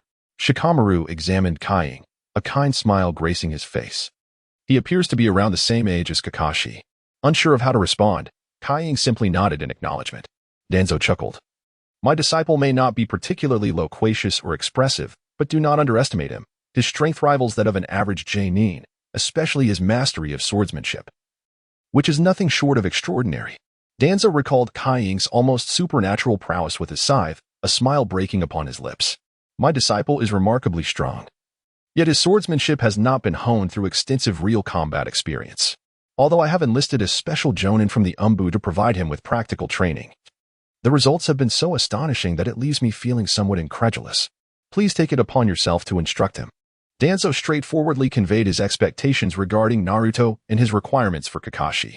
Kakashi pondered for a moment before addressing Naruto. Shall we commence immediately? Kakashi, a man of few words who prefers action over verbosity, received a nod of affirmation from Naruto. Danzo then stood up, saying, I shall accompany you this time to assess the capabilities of my foolish apprentice. I also have some thoughts regarding swordsmanship. Naruto discreetly rolled his eyes. Perhaps you should sit this one out, given your recent defeat at the hands of a growing rival. The two made their way to the arena, locating a wooden post. Kakashi instructed, strike this post and let me gauge your swordsmanship. Observing Kakashi, who exuded a formidable presence, Naruto summoned his scythe without hesitation. The black and crimson scythe materialized in his right hand, appearing significantly larger than Naruto himself, as if both he and his weapon were undergoing a transformation. The mere sight of the scythe instilled a profound sense of foreboding in Kakashi, reminiscent of a longtime swordsman's uncanny intuition. It felt as if the scythe were a living entity. Kakashi was reminded of a blade he had faced in the past, Samahata. This scythe bore an uncanny resemblance to an evolved version of that very weapon. "I shall begin," Naruto declared nonchalantly, yet he inhaled deeply before facing the wooden post. Naturally, in the presence of the foremost sword of Konoha, he felt the need for steadiness. With a swift motion, the scythe cleaved through the air, leaving a trail of crimson light in its wake. The wooden post was severed in two. Naruto felt a twinge of anxiety. The cut was not as precise as he had hoped. Danzo, however, noted the momentary shock that flickered in Kakashi's eyes as Naruto struck. "All right, on to the next one," Kakashi said, stepping forward to examine the remnants of the first post before pointing to a second one. Observing Kakashi's calm demeanor, Naruto exhaled in relief. It appeared he was not performing too poorly. Achieving a passing mark should be within reach. With this thought, Naruto's strikes became more carefree. He swung down again, and the wooden post was again cleaved in two, though this cut was even less precise than the last. Kakashi continued his meticulous evaluation, prompting Naruto to execute several more strikes. After numerous iterations, Kakashi fixed his gaze upon Naruto and solemnly instructed, "Now, strike at me." Naruto was taken aback. That might not be wise. He slightly turned his head to glance at Danzo. "Master, if I were to injure him, you must intervene on my behalf." It remains uncertain whether Danzo truly comprehended the essence conveyed in the eyes of the Uzumaki Kai. He merely inclined his head slightly towards Uzumaki Kai, who then turned to Shikamaru with a look of newfound resolve. "Very well, I shall commence." Shikamaru nodded, drawing forth the short blade at his waist, his demeanor shifting to one of earnestness. "5 strikes will suffice," he proclaimed. Uzumaki Kai nodded and unleashed his first blow, descending with unparalleled ferocity. Shikamaru adeptly parried the strike with his short blade. Subsequently, Uzumaki Kai executed his second strike, yet Shikamaru swiftly sidestepped, positioning himself where his left hand had no weapon. This placement was significantly misaligned with Uzumaki Kai's trajectory, indicating that, theoretically, this blow should have missed entirely. Nevertheless, Uzumaki Kai twisted his arm, carving an unusual arc. Shikamaru, prepared, positioned his short blade to deflect. In that fleeting moment when their blades met, Shikamaru's expression shifted slightly. Then came Uzumaki Kai's third strike. This time, Shikamaru leapt into the air, where the short blade clashed with the scythe. 5 strikes ensued. Shikamaru traversed 5 different positions, except for the initial stance. Each shift was beyond the capability of an ordinary person to alter the trajectory of their blade mid-swing to successfully land a hit. Yet, Uzumaki Kai struck true each time. And moreover, each blow was delivered with peak force. "I cannot teach him," Shikamaru confessed to Danzo. Danzo was taken aback. Shikamaru was renowned as the most formidable swordsman in Konoha, indeed one of the strongest in the entire ninja world. For someone of his caliber to declare he could not instruct Uzumaki Kai was astonishing. This could either suggest that Uzumaki Kai's talents were irredeemably poor, or that his gifts were astonishingly extraordinary. Evidently, striking 5 times and landing each blow on Shikamaru indicated that Uzumaki Kai was far from lacking in talent. Thus, only one possibility remained. Danzo once again scrutinized his disciple. "The treasures acquired by Tsunade truly were formidable. Yet, I find it delightful." Danzo offered Uzumaki Kai a smile. Vortex Kaiing felt a sudden tension within himself, puzzled by the peculiar gaze of Danzo. Why was the old man looking at me like that? I am not involved in any questionable relationships. The thought of Danzo's celibacy made Vortex Kaiing feel increasingly uncomfortable. Meanwhile, Hatake Tsukumo began to elucidate the reasons behind his inability to mentor Vortex Kaiing. Ninjas and ninja tools are 2 distinct entities. To adeptly wield a ninja tool, one must persistently practice and familiarize oneself with that particular instrument. Hatake Tsukumo commenced a lengthy discourse, emphasizing that the effectiveness of a ninja tool is inherently dependent on the individual. The amalgamation of a person's strength and the might of their tool constitutes the power a ninja can harness. For instance, my prowess, combined with my ancestral short blade, enables me to exert nearly 100% of my total capability. However, Tsukumo cautioned, such potential is significantly constrained. This 100% is confined to a specific range and is influenced by one's physical condition, the manner of wielding the blade, and environmental factors, thereby creating various impediments. Consequently, I can only ensure a stable exertion of 90% of my total strength. As Tsukumo spoke, his gaze towards Vortex Kaiying intensified with fervor.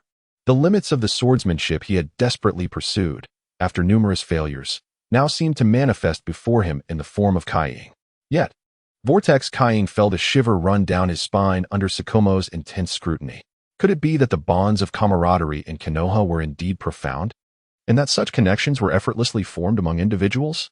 Clearing his throat gently, Vortex Kaiying managed to suppress Tsukumo's overwhelming admiration. Once Tsukumo regained his composure, the three of them proceeded to the Umbu cafeteria for a simple meal. Subsequently, Vortex Kaiying was dismissed by Danzo, while Tsukumo remained, seemingly tasked with conveying important matters. These issues held little relevance for the still youthful Vortex Kaiying, who found himself feeling rather bored and thus ventured into Ichiraka ramen. Upon entering, he pointed to a particular type of ramen. Amidst the tantalizing aroma, Vortex Kaiying inhaled deeply, savoring the comforting scent before indulging in his meal. He possessed an insatiable appetite. A blessing for someone with such a passion for food, provided that delectable dishes were available. Suddenly, a thought struck him, prompting him to ask the young and dashing owner of Ichiraku if there were a possibility of more exquisite food. Would you strive for it? The young owner paused for a moment, then chuckled heartily. Ah, young man, as a culinary ninja, I undoubtedly endeavor to pursue the potential for more delightful creations.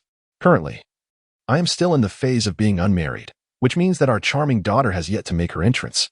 Vortex Kaiying had posed this question precisely because such thoughts had crossed his mind. The swirling figure of Kaiying nodded. Very well.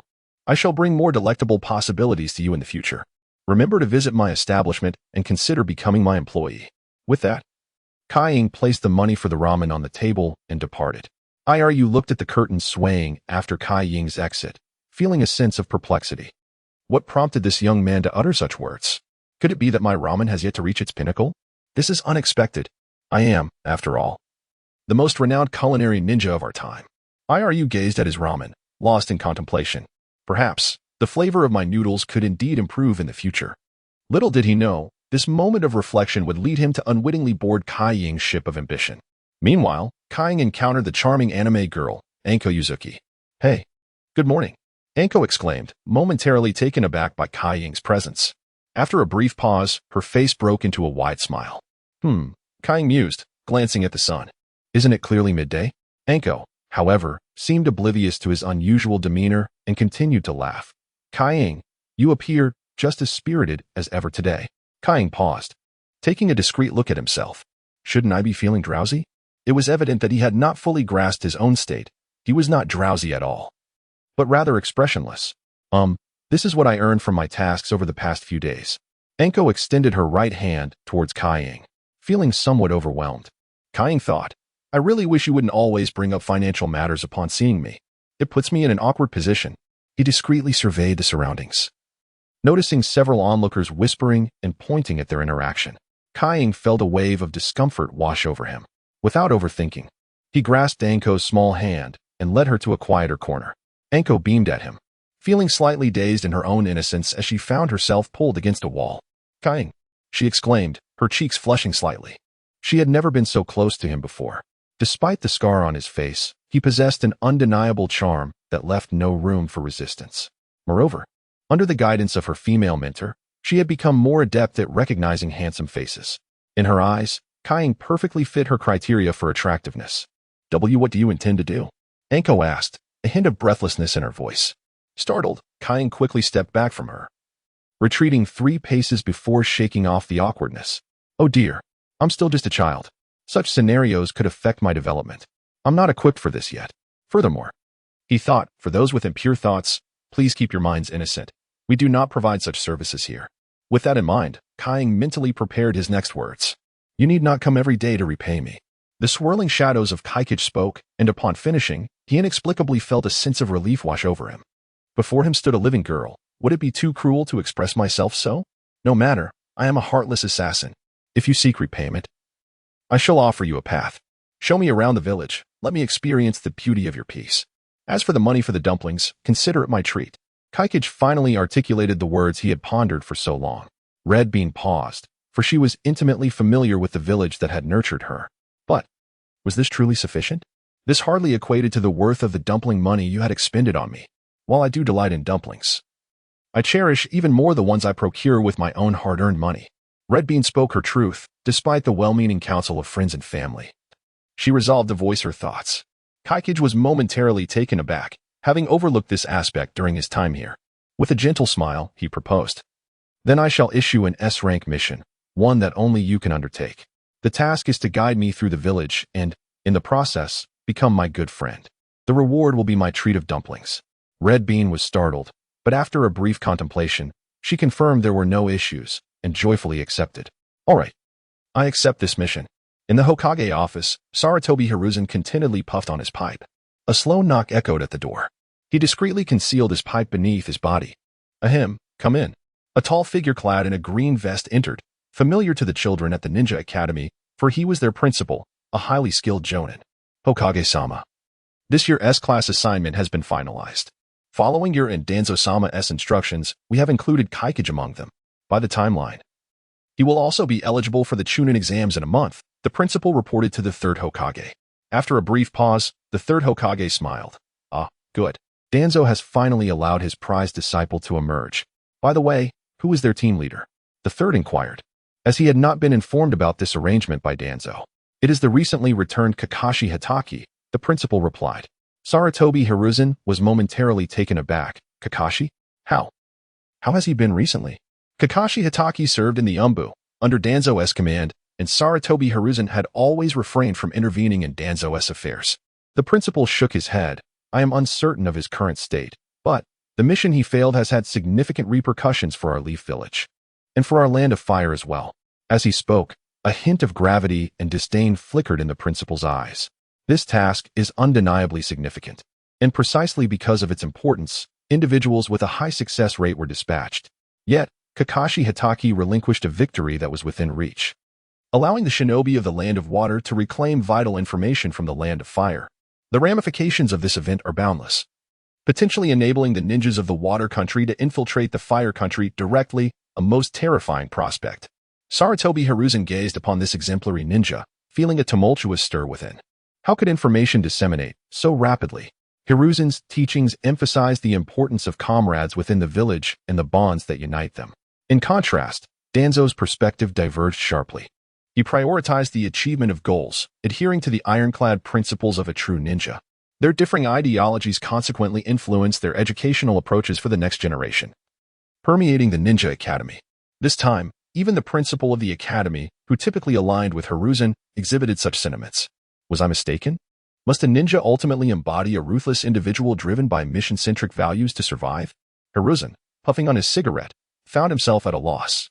Meanwhile, Danzo received notification that his assignments had been completed. "Hiruzen, have you not always contested my philosophy on ninja survival? It seems Kakashi Hitaki could serve as a benchmark for evaluating our differing ideologies," Danzo pondered while extracting a document from his files. After forming a series of hand signs, he summoned a crow, securing the document to its leg before sending it out through his window. At that moment, after parting ways with Anko, Uzumaki Kage lay on his bed, taking deep breaths. He felt an unusual warmth coursing through him. "What is happening to me?" Kage found his mind blank. "Never mind. I shall wash up by the river." With that thought, he activated his swift movement technique and dashed toward the riverbank. Stripping off his clothes, he plunged into the water with a powerful leap. Lying in the cool river, Kage felt a sense of relief wash over him. "What is wrong with me? I've never felt like this before." As he pondered the peculiar sensations in his body, sounds of a lively exchange caught his attention nearby. "I told you, you don't need to bring me food." "I really don't," a boy's voice protested. "I brought it for you. Just eat," came the girl's gentle reply. "I said I truly don't need it." A loud gurgle resonated, the unmistakable sound of an empty stomach. Kage could almost sense the embarrassment of the voice's owner. "Ha. Indeed." After a brief pause, the boy let out an awkward laugh that made Kage chuckle in turn. Instantly, a series of conjectures formed in Kage's mind about the owner of that voice. Obito. Kage's expression shifted dramatically. I had aimed to be someone who stands alongside Obito. How can I let him discover me bathing? As the swirling figure of Kai contemplated his thoughts, a commotion arose in the distance. First, a figure collapsed to the ground, pounding the earth, followed by the gentle voice of a girl calling out, "Obito, Obito, are you all right? I'm choking. Water." There's a river nearby. I'll fetch some water for you immediately. Kai, sensing the urgency, swiftly activated his data mode. Although this transformation manifested a large scythe in his hand, he felt an inherent dissonance. His previous battles had never resulted in torn garments. Thus, logically, a new outfit should materialize upon his transformation. With this in mind, he completed the data transformation. Yet, he remained unclothed, save for the imposing scythe he now wielded. Kai's expression darkened in an instant. Where's the promised attire? In that moment of frustration, a set of training clothes appeared upon him, an earthy red ensemble. Kai stared at the outfit in astonishment, his eyebrows arching in realization. Ah, I was not mistaken after all. At the edge of the woods stood a charming girl, gazing at him in awe. She appeared to be around 9 years old. Clad in black, knee-high ninja shoes, with 2 blue markings adorning her face and a head of adorable short hair. This was Rin, the deepest bond of Uchiha Ibito in this world. It was on the day of Rin's demise that the true narrative of the shinobi world began. Who are you? Rin inquired, breaking Kai's reverie. Nodding in response, he replied, I am a ninja from Konohagakure, training here. He deliberately showcased the forehead protector strapped to his arm, though it seemed somewhat awkward in its placement. Rin nodded in understanding. I apologize for interrupting your training, but my companion is choking and I must fetch him some water. Kai nodded in agreement and unfastened a water flask from his waist. Why has this item appeared on my data-transformed attire? It is far more convenient than my previous garments. Perhaps I should consider. Kai promptly dismissed this inappropriate thought. What a blunder. Have I been led astray by the peculiarities of the Konohagakure shinobi? Without further ado, he cast the flask at the head of the Konohagakure ninja. The swirling vortex of Kai splashed water before embarking on a journey with Lin to visit Ibito.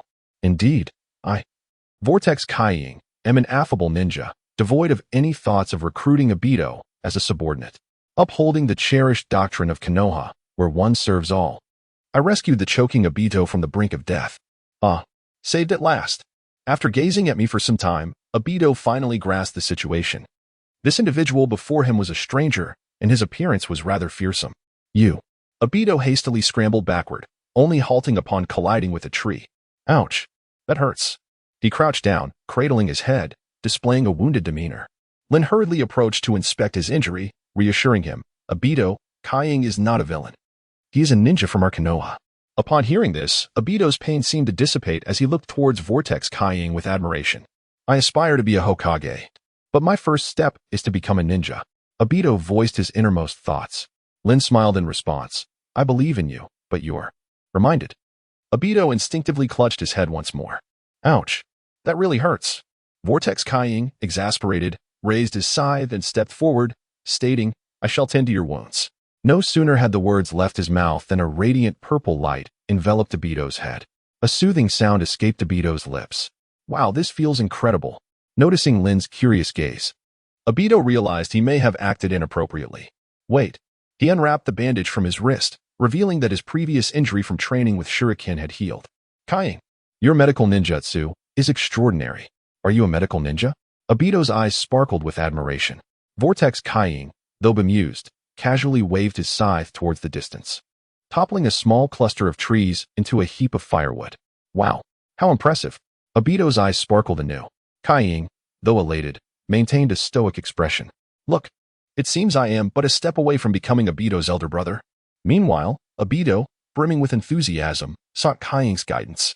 Kai, you know ninjutsu, right? The most fundamental technique. The body replacement technique. We must master transformation, shadow clone, and substitution techniques for graduation. Please teach me. Ibito implored. Lin, unable to bear it any longer, interjected, Ibito. Kai just saved you. Perhaps you should temper your enthusiasm. Vortex Kai regarded Ibito with crossed arms, remarking, what you mentioned, I do not know. Both Ibito and Lin were taken aback. Not know the body replacement technique? Isn't that the most basic of ninjutsu? Is he truly serious? Vortex Kai, observing their expressions, calmly stated, who says one cannot become a ninja without knowing ninjutsu? He thought of Might Guy and his son, Might Guy, who had gradually gained recognition through his own efforts. Might Guy's training has become an instinctual part of his being. He is now capable of engaging in combat with an average chunin. Meanwhile, Might Guy, with the aid of the Vortex Kai shadow, has healed from his underlying injuries and, spurred by Danzo's provocation, even opened the 8 gates once, only to be rescued by the Vortex Kai Shadow shortly thereafter. Presently, Might Guy possesses the strength of a Chunin even without transformation, and when he does transform, his power is formidable. The Vortex Kai Shadow estimates that Might Guy could take on the 7 ninja swordsmen and emerge victorious in a 1-for-7 exchange. Lost in thought, the Vortex Kai Shadow eventually disregards the gazes of Obito and Rin. It is best not to elaborate. You will understand in due time. Currently, the Vortex Kai Shadow struggles to find an apt example to convey his situation. Though I may not possess the ability, I can instruct you. Come to this place again tomorrow, and I shall teach you the art of the 3 bodies technique. With that, the Vortex Kai Shadow executed the Shadow Step. Vanishing from the spot, Obito was momentarily taken aback before exclaiming, "So cool." Rin, upon regaining her composure, curiously touched her hair and pondered, "Does he truly lack ninjutsu? Then what are these?" Filled with enthusiasm, Obito turned to Rin, saying, "Rin, let's head back together. Tomorrow, I want to train diligently in ninjutsu with Brother Kai Shadow." Rin nodded in agreement. "Sure, I'll accompany you." The two joyfully made their way outside, inadvertently feeding the Vortex Kai Shadow a hefty dose of dog food. Sighing, he contemplated, should I also consider finding a girl to hold hands with? With that thought, the Vortex Kai Shadow approached the spot where he had discarded his clothing and picked it up to put it on. At that moment, an adorably foolish face suddenly flashed in his mind. Red bean. Instantly, the Vortex Kai Shadow felt a rush of blood, his entire body aflame. "What is this sensation?" he exclaimed, throwing the clothes he had yet to don onto the ground before plunging into the river's depths. Under the coolness of the water, he gradually calmed down. At last, I feel at ease." The Vortex Kai Shadow returned to the shore, this time vowing not to let his thoughts wander aimlessly. "Speaking of which, it seems that Red Bean has become a sort of taboo for me. It's best to avoid seeing her too often." Just the thought of his flushed face and dizzying feelings stirred a tempest within him. Soon, the next day arrived. The Vortex Kai Shadow retrieved the foundational ninjutsu manual that Tsunade had prepared for him long ago and sealed it within a scroll using a simple sealing technique. Curiously, while the Vortex Kai Shadow cannot learn combat-related ninjutsu, he can utilize ninjutsu for everyday tasks and travel. Techniques such as sealing scrolls akin to storage rings, summoning doves for message delivery, and basic chakra techniques for walking on water and adhering to surfaces are all within his grasp. Of course, the difficulty of learning these techniques is considerably higher than for the average person. Having found the scroll, the Vortex Kai Shadow brought it to Danzo's office to check in. There, he encountered Kakashi Itaki. The Vortex Kai Shadow nodded in greeting before acknowledging Danzo and preparing to leave in search of Obito. At that moment, Danzo called out, "Kai Shadow, you need not come to the Umbu for the time being." Accompanying teacher Kakashi in the village to undertake tasks suitable for a mere genin, Uzumaki Kaing was momentarily taken aback. "What?" Danzo, perceiving the glimmer of joy in Kaing's eyes, remarked with a smile. "Do follow teacher Kakashi diligently and engage in the tasks befitting a ninja. As the number and quality of your missions increase, you shall be eligible to participate in the Chunin exams." Danzo displayed a knowing expression. Uzumaki Kaing felt an urge to vomit blood. "In truth, my time in the Umbu has been quite fulfilling. Grant me a modicum of authority, and I shall strive to contribute to the construction of a harmonious and prosperous Konoha." Observing the exuberance in Kaing's gaze, Danzo revealed a smile reminiscent of a doting uncle. "My dear pupil, you shall always remain that little rascal in my eyes." The swirling vortex of Kaing was escorted by Kakashi Hitaki, who regarded him with an eager and sincere gaze throughout their journey. Feeling rather embarrassed under such scrutiny, Kaing almost inquired about it. "Ahem. In light of your connection as Kakashi's father, I shall overlook today's grievances," he mused internally, contemplating the formidable Kakashi Hitaki, who appeared beyond his capability to confront. At that moment, while practicing his swordsmanship, Kakashi suddenly sneezed. "Who was thinking of me?" he wondered, relying on his ninja instincts to glance skyward. "Let us first visit the Uchiha clan. I have made the acquaintance of a young lad there." Kaing initially intended to convey to Kakashi, but the words morphed into, "I have matters to attend to at the Uchiha clan's territory."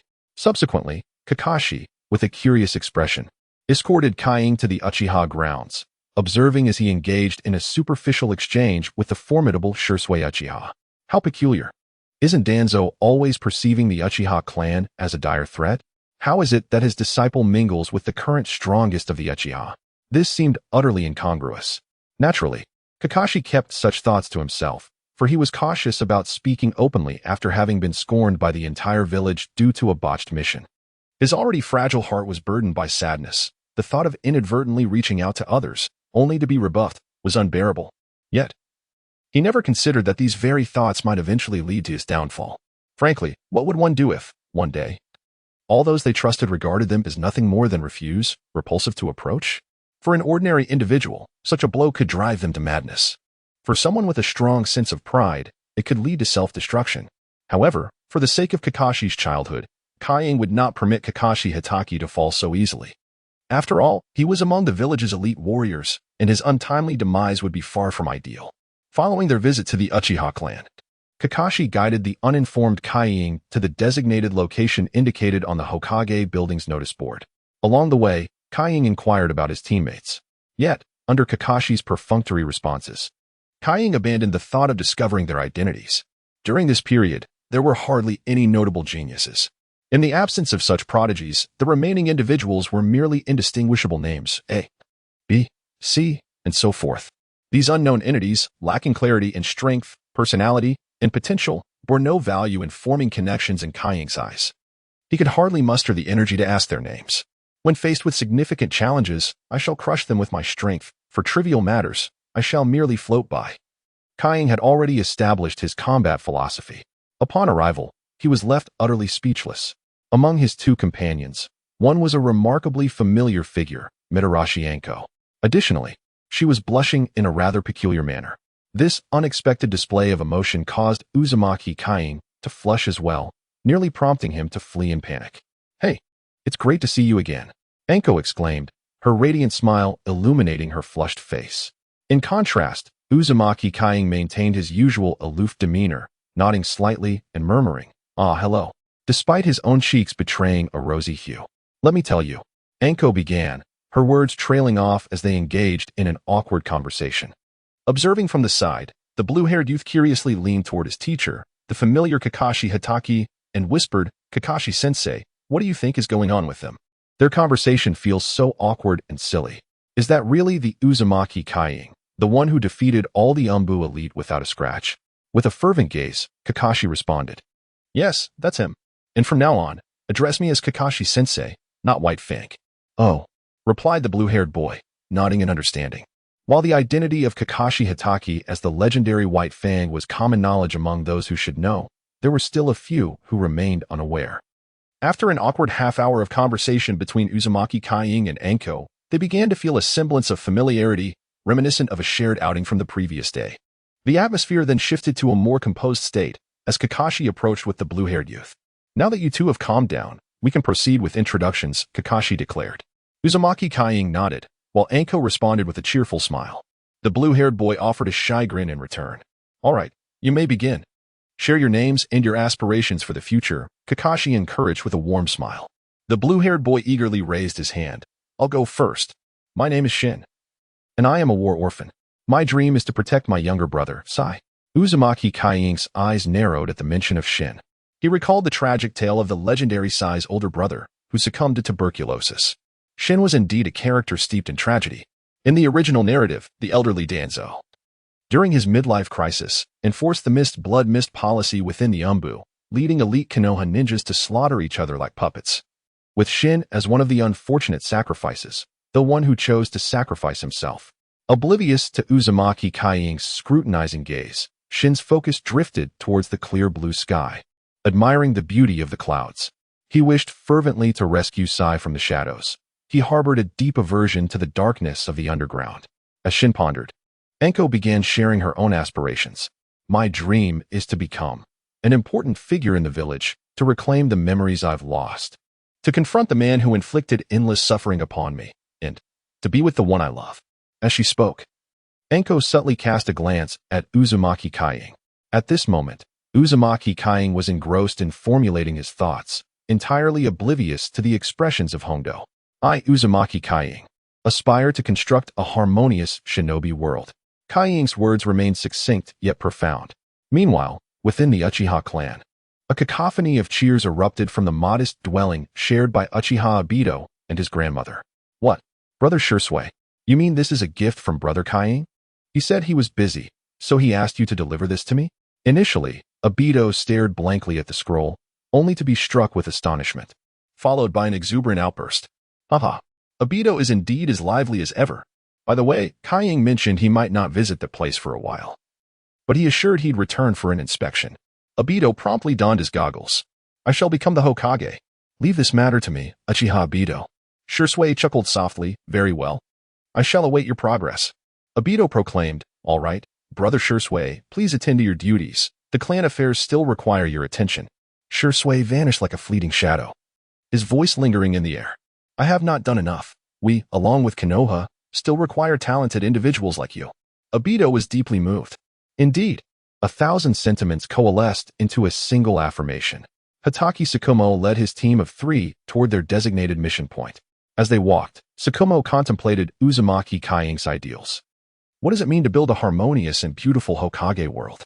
Can it be interpreted as our Konoha ninja village? Does it imply that he intends to become Hokage or perhaps serve as a cornerstone of the village, akin to Lord Danzo? Tsukumo was unsure, but fortunately, he was not one to dwell in confusion. Upon reaching a dead end in his thoughts, he decided to let them go. Meanwhile, Uzumaki Kaiying and Hondo exchanged glances, unable to suppress their burgeoning feelings. This confounded sensation, so peculiar yet so pleasant. Both harbored similar sentiments in their hearts. The parties involved remained oblivious. Xian observed the two with clarity. Alas, such sparks of affection igniting at such a tender age, this cannot bode well. It was evident that these two were entirely unaware of the strange emotions at play. Should I fan the flames for them? Xian mused playfully. Amidst this peculiar atmosphere, the trio arrived at the mission point. Tsukumo greeted the young receptionist with a smile. Initially, she wore a smile, yet upon seeing Tsukumo, it vanished at an observable pace. Hello, how may I assist you with your missions today? The receptionist inquired professionally. Tsukumo felt as though he had been struck heavily in the chest. Indeed, this is how it always is. He quickly composed himself and smiled, saying, I just brought a team of genin and now need to accumulate some missions. Therefore, please show us all the available low-level tasks.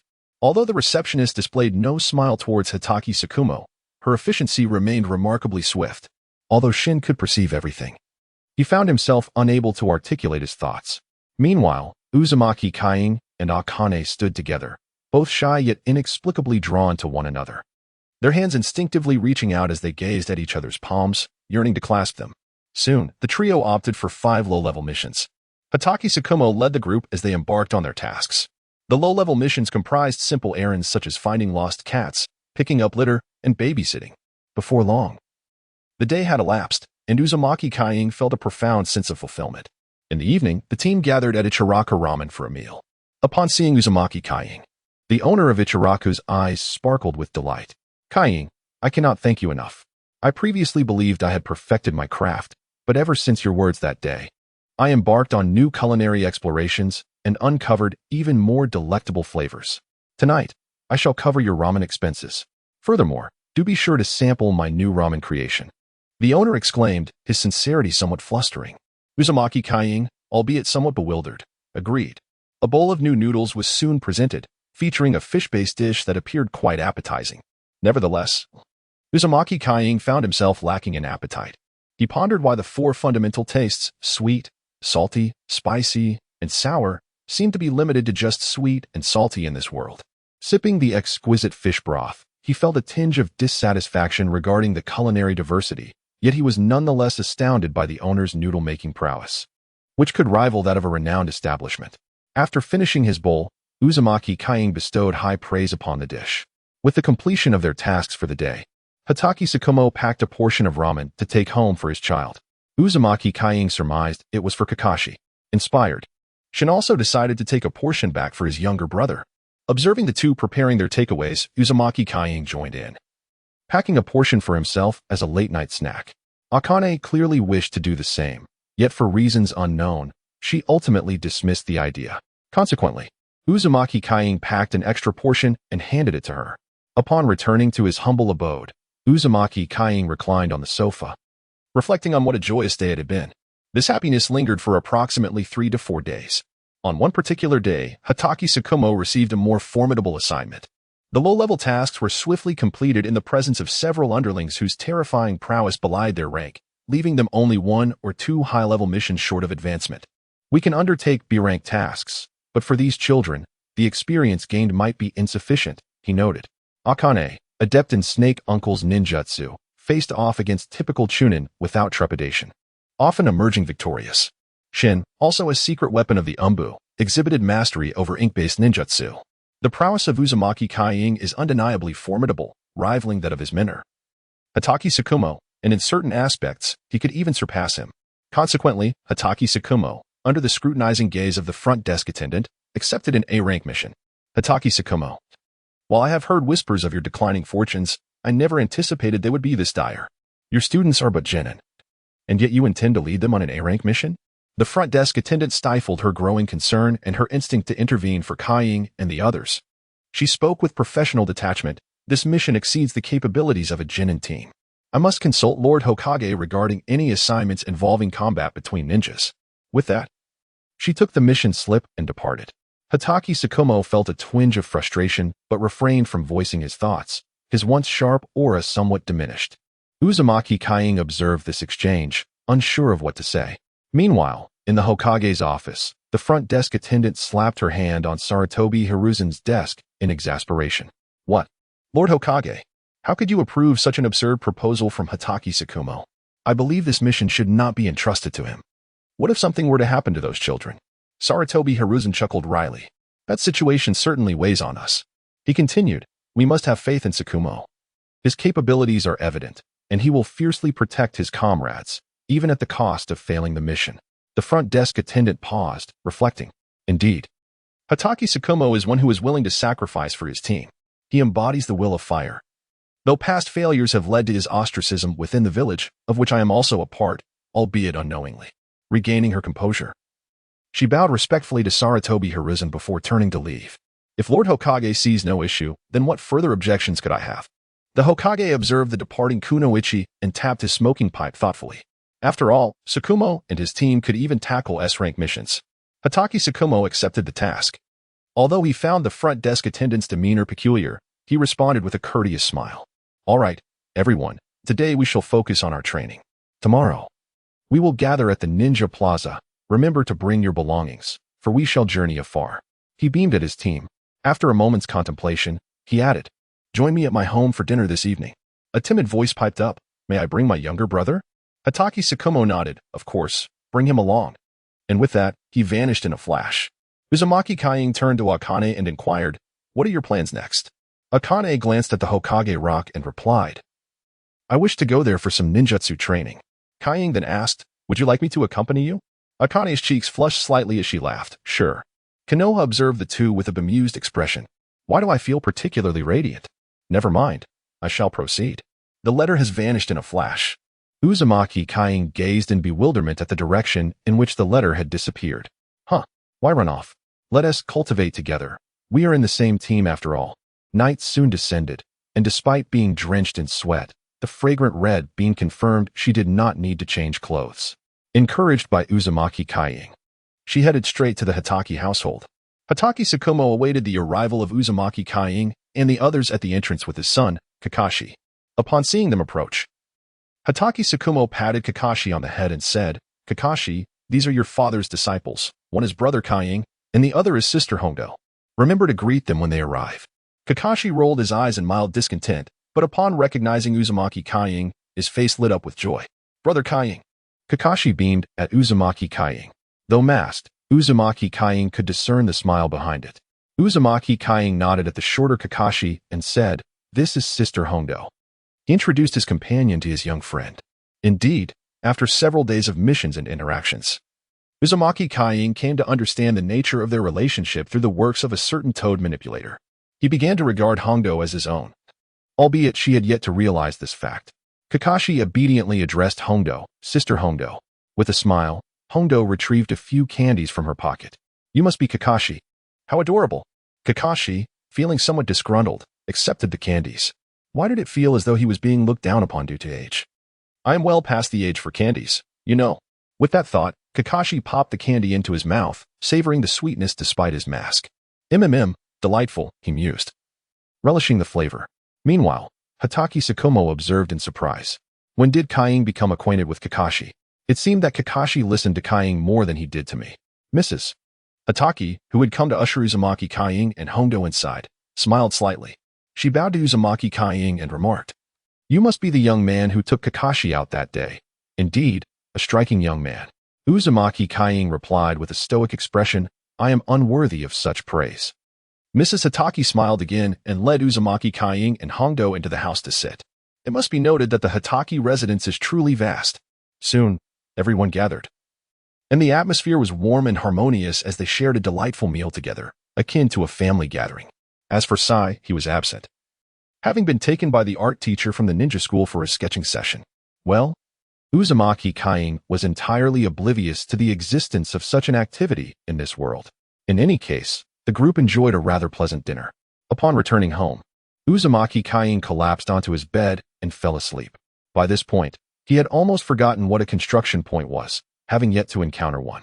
The following morning, Uzumaki Kaing meticulously packed his belongings using sealing techniques and made his way to the designated meeting point. It was rather peculiar that both Shin and Akkad carried large bundles.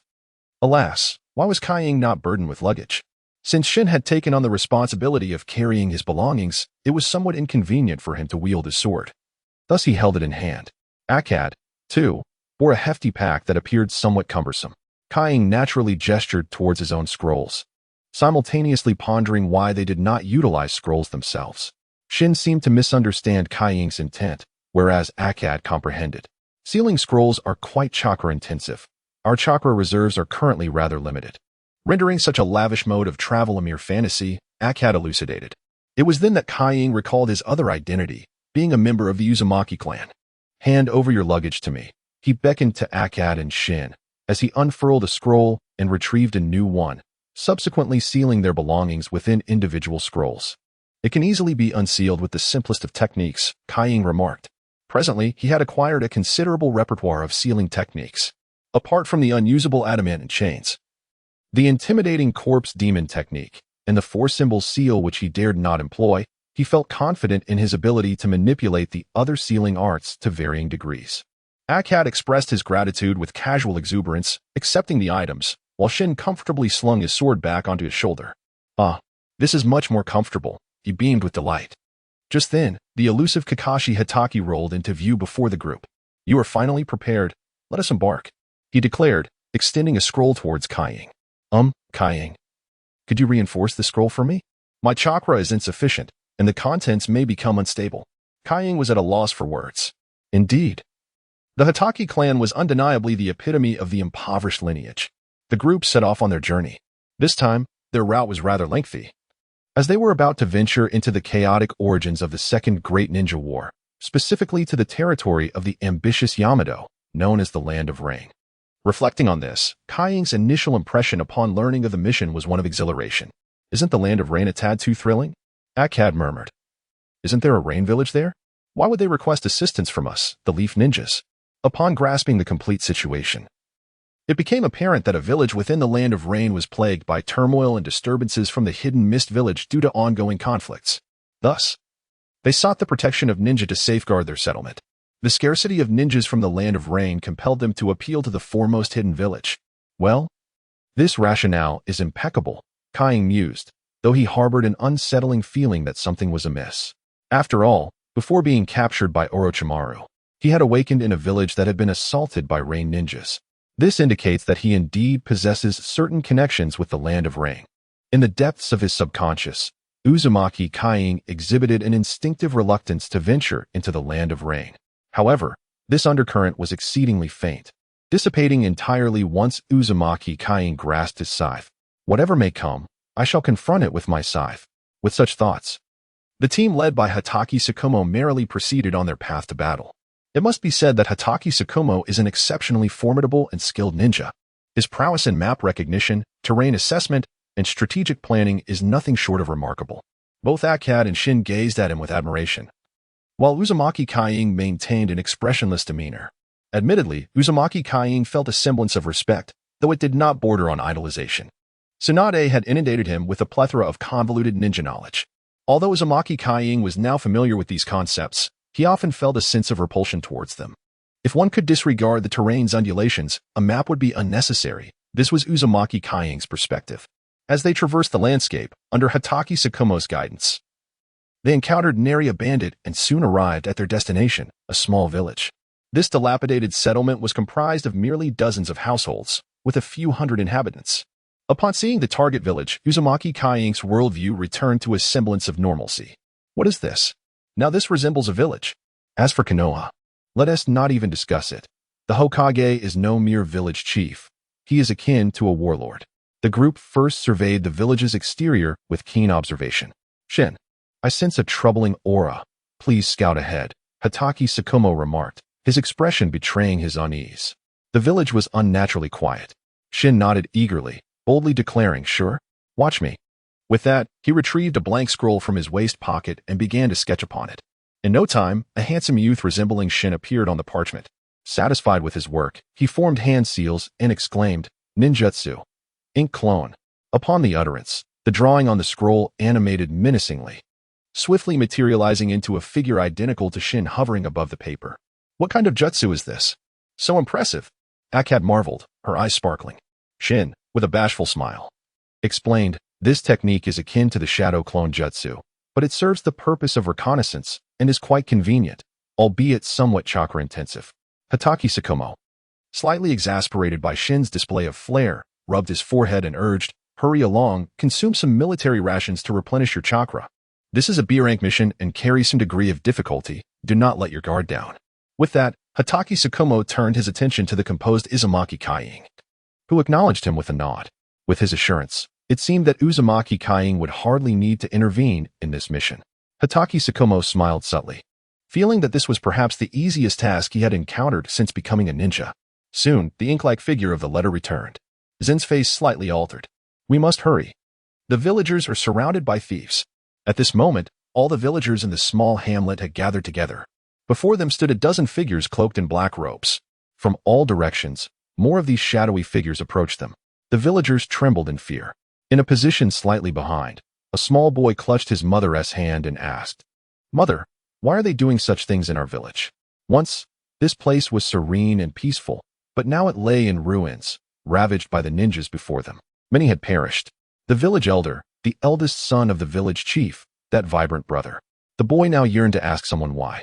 His mother gazed at the 10 or so black-clad figures ahead, her heart heavy with sorrow. "Our village has already been ravaged by war a decade ago. Why must we be ensnared in such troubles once more?" Soon, two figures in black conferred quietly. After a hushed exchange, the apparent leader delivered a swift kick to the old man crouched at the forefront. "Old fool, where have you hidden the goods?" The elder, steadied by others, trembled as he stood. "We have nothing of value, ninja master. Please spare us." He then knelt, burying his head in the ground.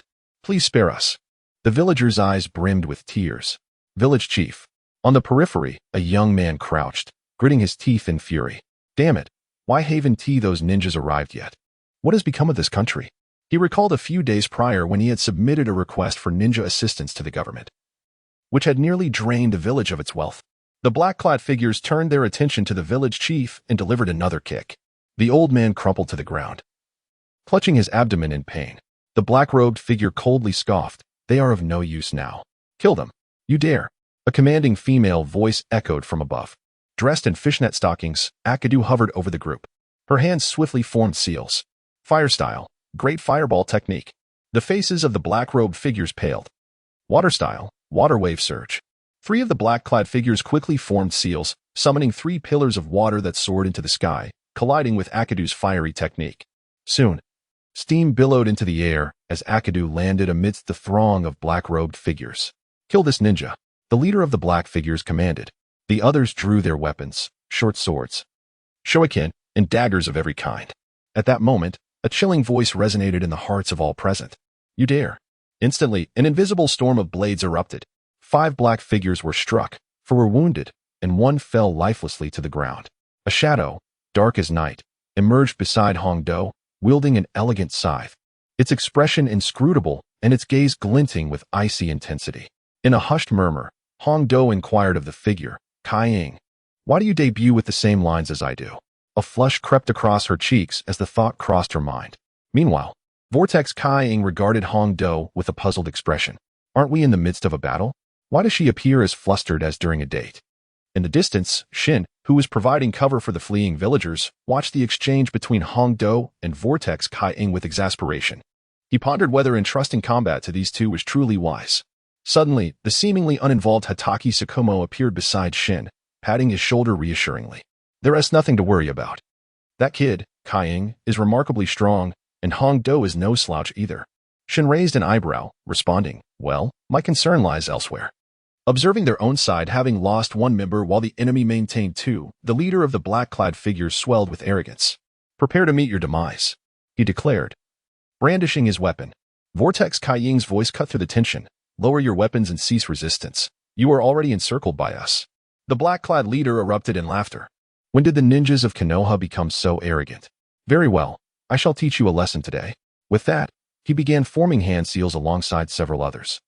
Watching Vortex Kai-ing remain still, Hongdo expressed her concern. Kai-ing, shouldn't we prevent them from completing their seals? Vortex Kai-ing conceded the validity of her point. Thus, he swung his massive scythe outward, while Hongdo executed a shadow snakehand technique. The 10 or so black-clad adversaries surrounding them fell lifelessly to the ground, transformed into wooden stakes. Substitution technique, Vortex Kai-ing thought with exasperation. Observing the 4 severed wooden pieces, he realized his lack of experience in combat against ninjas was evident. Glancing at the minimap, he noted that the black-clad figures, who were actually mist ninjas, had already made a considerable distance. Though they could be pursued quickly, it seemed unnecessary. Shortly thereafter, the 4 regrouped, with the villagers expressing their heartfelt gratitude. Eventually, the villagers led Hataki Tsukumo's team to their home, where the village chief fervently thanked Vortex Kai-ing and his companions, followed by an invitation to dine. Fortunately, the ninjas had not pilfered their food. Hataki Tsukumo found this quite puzzling. Meanwhile, Vortex Kai-ing, having discerned the truth about the black-clad figures, was already well aware of the situation. Unlike the contemplative Hataki Tsukumo, Vortex Kai-ing, Hongdo, and Shin enjoyed a jovial meal.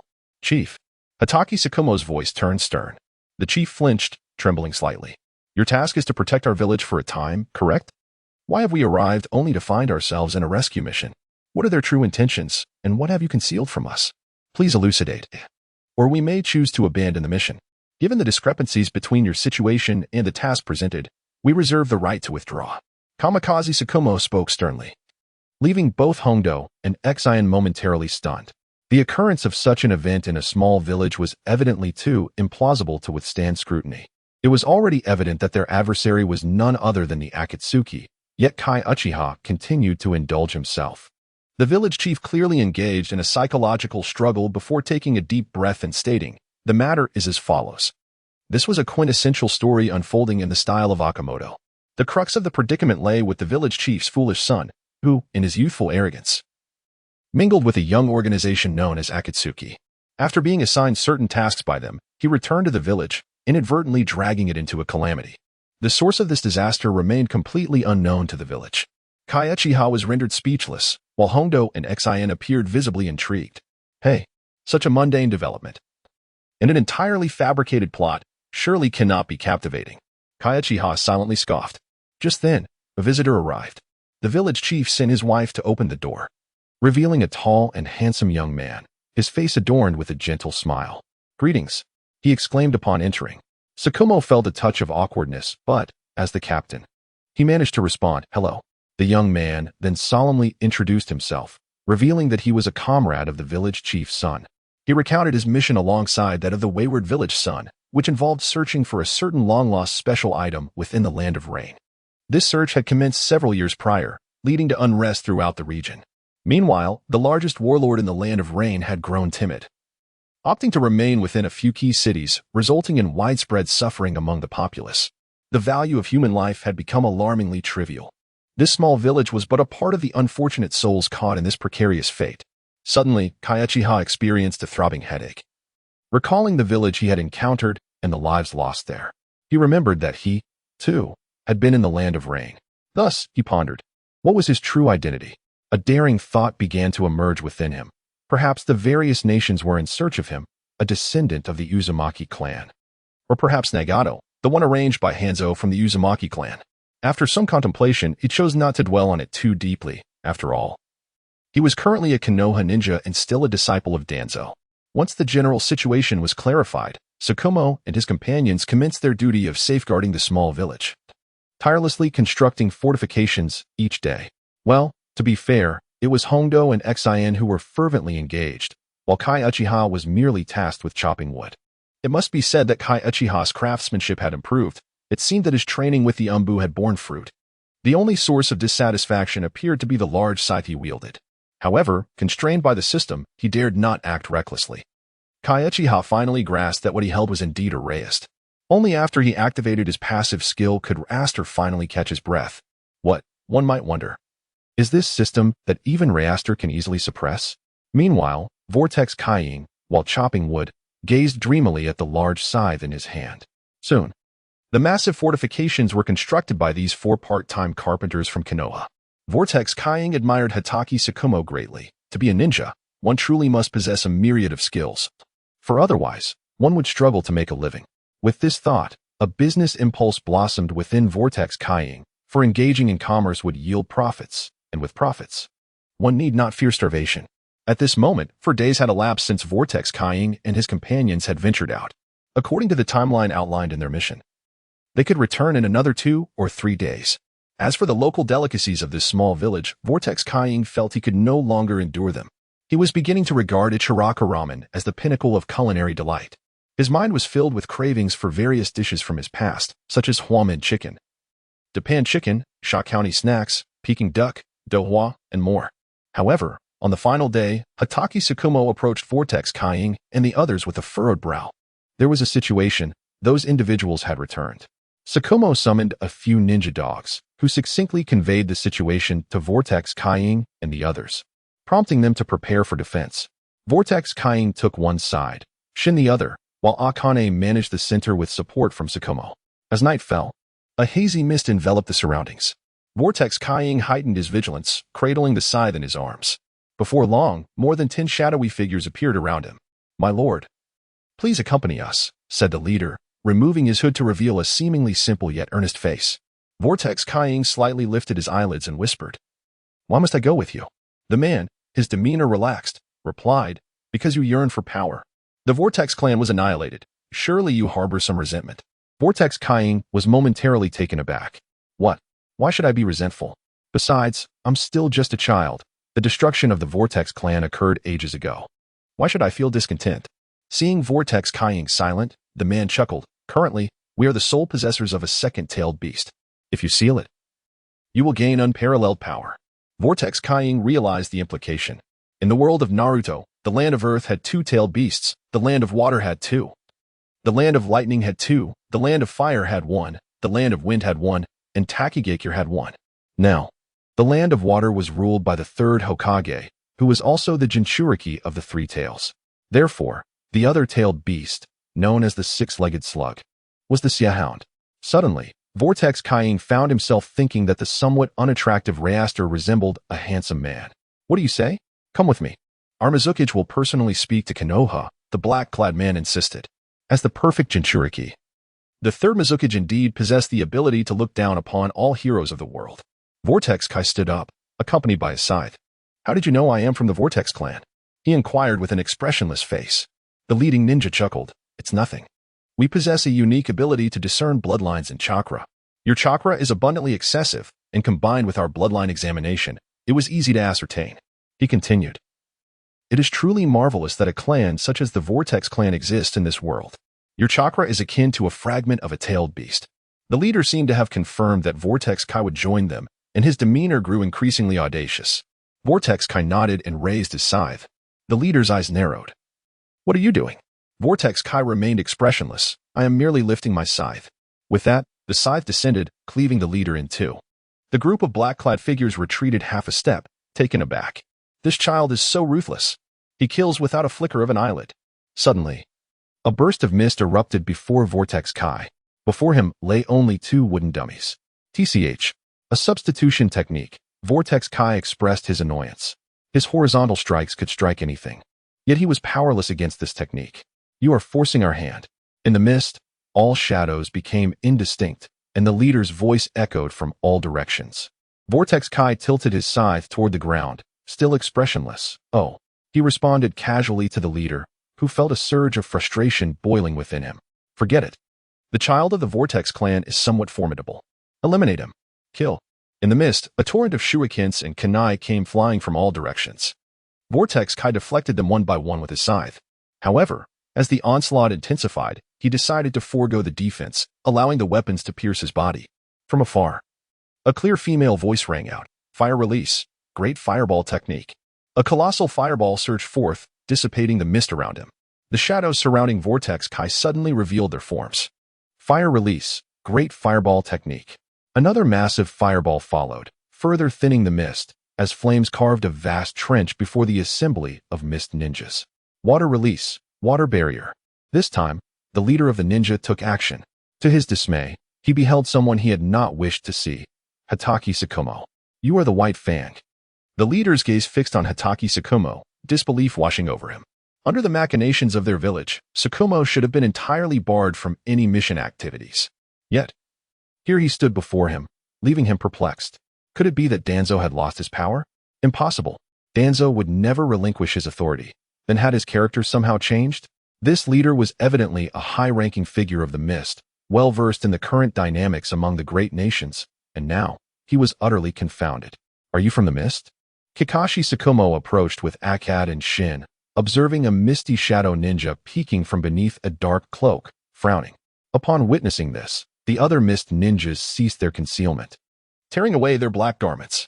Kakashi Tsukumo, the White Fang of Konoha. I never anticipated that this squad would be led by you. This has certainly taken an intriguing turn. The leading mist ninja rallied his comrades to stand together. As the mist ninjas withdrew, the figure of the exuberant Guy emerged, adorned with an array of kunai and shuriken. Akkad gasped. Guy, gripping his shuriken tighter, his hand tensed, veins bulging. I will kill you all. Akkad shouted, charging towards the mist ninjas. Shin hastily restrained her, and they both tumbled to the ground. Come down, Shin yelled.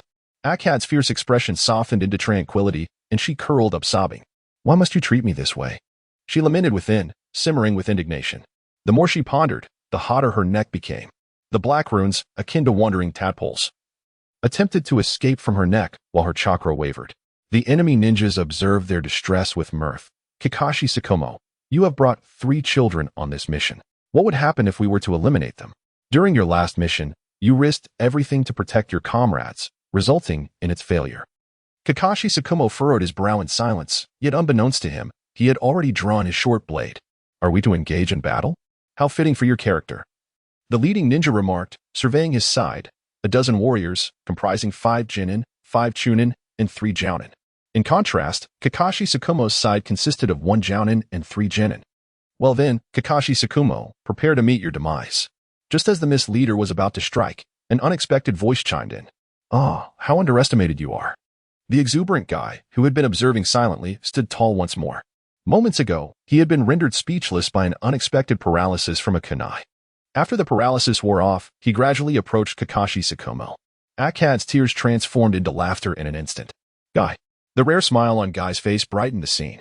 Hey, aren't you the one who loves to smile? Why are you crying? It doesn't suit you.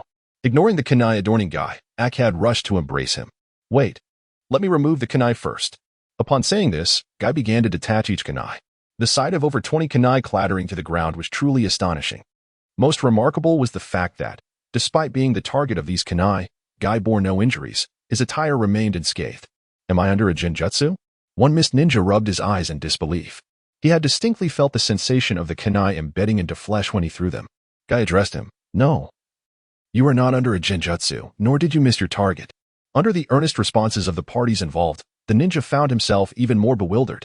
Alas, it is futile to explain to you, the malevolent ninjas who indulge in murder, arson, and robbery, what true justice entails. Uzumaki Kaing felt it was appropriate to indulge in a little deception, especially since the opposing ninjas appeared utterly confounded. The notion of justice?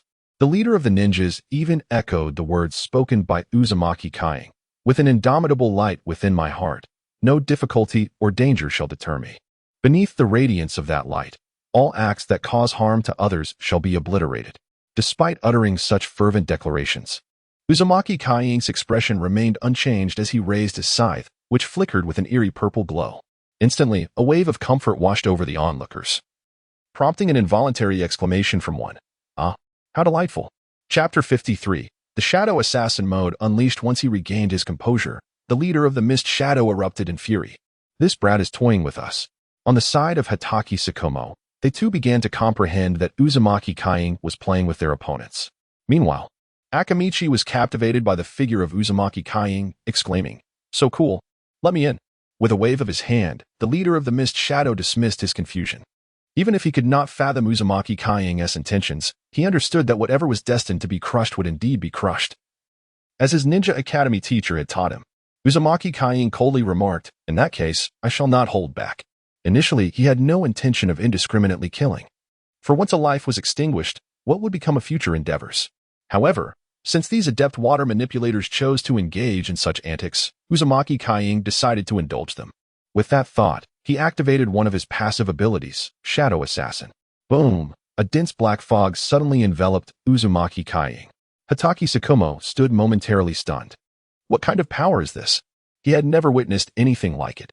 Uzumaki Kaing declared solemnly, "Akamichi, Shin, Captain Tsukumo, allow me to handle this battle." Trusting in the reputation of the Leafs Kaing as conveyed by Danzo, Hatake Tsukumo retreated with Akamichi and Shin. The charging Mist Shadow ninjas sneered coldly. "Are you seeking death? If my kunai fails to pierce you, I shall personally sever your head." Suddenly, a water dragon bullet crashed into the spot where Uzumaki Kaing had previously stood, sending enormous splashes of water flying. The black mist dissipated, revealing that Uzumaki Kaing had vanished. "Impressive, but all shall be my prey." A voice echoed from an unknown direction. A dozen Mist Shadow ninjas quickly assembled into a defensive formation. Yet, in the blink of an eye, an invisible gale sliced through them like a blade. 5 lower-ranking ninjas suffered the loss of 3 in an instant while the others sustained injuries. A severely wounded middle-ranking ninja clutched his bleeding wound, despair evident in his eyes. "What kind of energy is this? It is eroding my chakra." The medical ninja clasped his hands together, but found no remedy for the injury. From afar, Uzumaki Kaing revealed his form. At this moment, he bore a slight divergence from his prior appearance. His long, dark blue hair cascaded down to his waist, framing a pale visage adorned with deep blue eyes, and his bare feet were clad in tattered garments. In his right hand, he wielded an elongated, dark blue scythe. Unlike his previous subtlety and dominance, this scythe resembled an emissary of death. The sensing ninja gazed at Uzumaki Kaing, his mind in disarray. "What has happened to him?" The lead ninja stammered. The sensing ninja swallowed hard and replied, "He harbors an undulating power of devouring. He has consumed all the energy I sensed." Uzumaki Kaing did not grant them time to ponder over his shadowy assassin persona. He charged forward directly. The sharpness of his presence pierced the cheek of the Mist Shadow leader painfully. "Dodge." The Mist Shadow leader, relying on his experience, warned the others. In that fleeting moment, everyone looked to the heavens. Uzumaki Kaing halted, his massive scythe sweeping across the air, and softly uttered, "Tempest's absolute silent slash." Uzumaki Kaing's form dissipated, manifesting into 3 shadows that appeared beside the airborne ninjas. From a distance, Hatake Tsukumo's eyes glimmered. This was a technique that amplified one's slashing power. This was a strike that transcended 100% of strength. Wind release technique? No. Could it be swordsmanship? The Mist Shadow leader briefly pondered. Just as he prepared to defend himself, he discovered he was ensnared by an unseen force, rendered immobile. At that moment, the 3 shadows unleashed their slashes. Each strike sliced through the air like the sharpest wind, impacting the group of ninjas. Several genin fell silent at the first slash, followed by the ch nin. After 3 strikes, Uzumaki Kaing and the remaining ninjas descended to the ground. Only 3 j-nin and 2 formidable ch nin remained standing. "You all flee and bring back information about this individual. I shall hold them off." The Mist Shadow leader was on the brink of madness. They had scarcely done anything before being completely overwhelmed by an elegant succession of attacks. Returning home would spell doom. It was better to sacrifice his life here to relay the intelligence, ensuring a better future for his loved ones. Upon uttering these words, hesitation vanished, and they scattered in different directions. Uzumaki Kaing, bemused, saw an alpha assault charge forward, seizing the opportunity to take down a ninja who had yet to form any seals.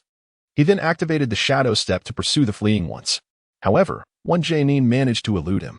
Truly adept at escape, each fled in a different direction. Without any techniques capable of transcending space, the pursuit proved troublesome. Uzumaki Kaing muttered his complaints softly. Although he could eventually catch up, it would likely be near the border of the land of fire, close to the land of water. There was no need to chase so far.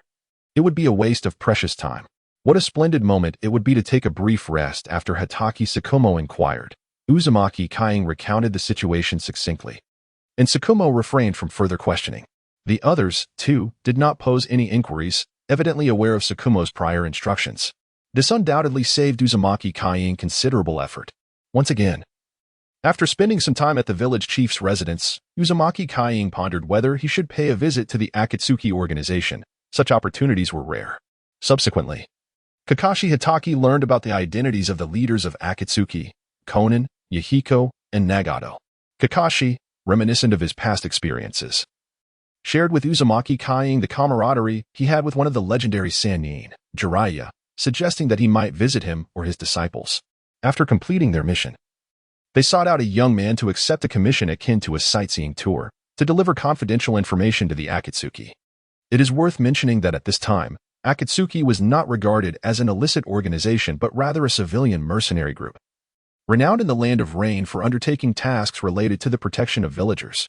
Uzumaki Kying compared this Akatsuki to the later, darker iteration that would delve into nefarious dealings and couldn't help but sigh softly. Ah, how much better is the current Akatsuki, an organization dedicated to construction. If the future Akatsuki were to focus on world destruction, wouldn't that be catastrophic? Uzumaki Kying felt compelled to establish closer ties with the upper echelons of Akatsuki or perhaps issue some cautionary advice. However, socializing was truly not his forte. Lost in thought, Uzumaki Kying's gaze fell upon the only girl with whom he felt a genuine connection, Akamichi Karui. Perhaps, he mused, he could invite Karui to join him. As he stared at the meal before him, his imagination began to wander anew. Meanwhile, Karui was somewhat concerned about Uzumaki Kying. Is he all right? After all, did he not sustain numerous injuries from those shurikens? It seemed his words had diminished. As she pondered, Karui posed a question. Xian, feeling a bit exasperated, replied, Uzumaki Kying barely speaks a few words in a day. That's perfectly normal. Why do you think he's talking less? Chapter 54. Arrival at the Akatsuki stronghold town. Uzumaki Kying noticed Karui's concern for him, and warmth filled his heart. Ah, Karui. She could indeed be considered a goddess of sorts. Should I choose her? Like countless others who have traversed realms, Uzumaki Kying harbored dreams of a prosperous future. There is a saying, a time traveler who does not wish for a prosperous future is not a good driver. Uzumaki Kying was still profoundly influenced by Tsunade's impressive assets. Clearing his throat, he glanced at Karui's budding figure. I wonder what Karui will become in the future. Lost in thought, he felt a trickle of blood run from his nose, though his expression remained impassive. Karui immediately rushed to his side, bending down to offer him a handkerchief to wipe away the blood that had appeared beneath his nose. Kakashi, understanding the situation, nodded knowingly. Indeed. Everything prior could be viewed as a secret technique, and such techniques often come with side effects. The nosebleed seemed to be a testament to that. With this in mind, Kakashi proposed they stay for another night. Karui raised both hands in agreement and instinctively moved closer to Uzumaki Kying, anxious that he might encounter further troubles. Xen was deeply concerned and immediately employed his ninjutsu to create a barrier-like formation around the courtyard. Observing the scene, Uzumaki Kying appeared utterly bewildered. Did I inadvertently cause a nosebleed with my secret technique? How was I unaware of this? The following day, the four companions set forth on their journey, accompanied by the youth's confidential message regarding the small village.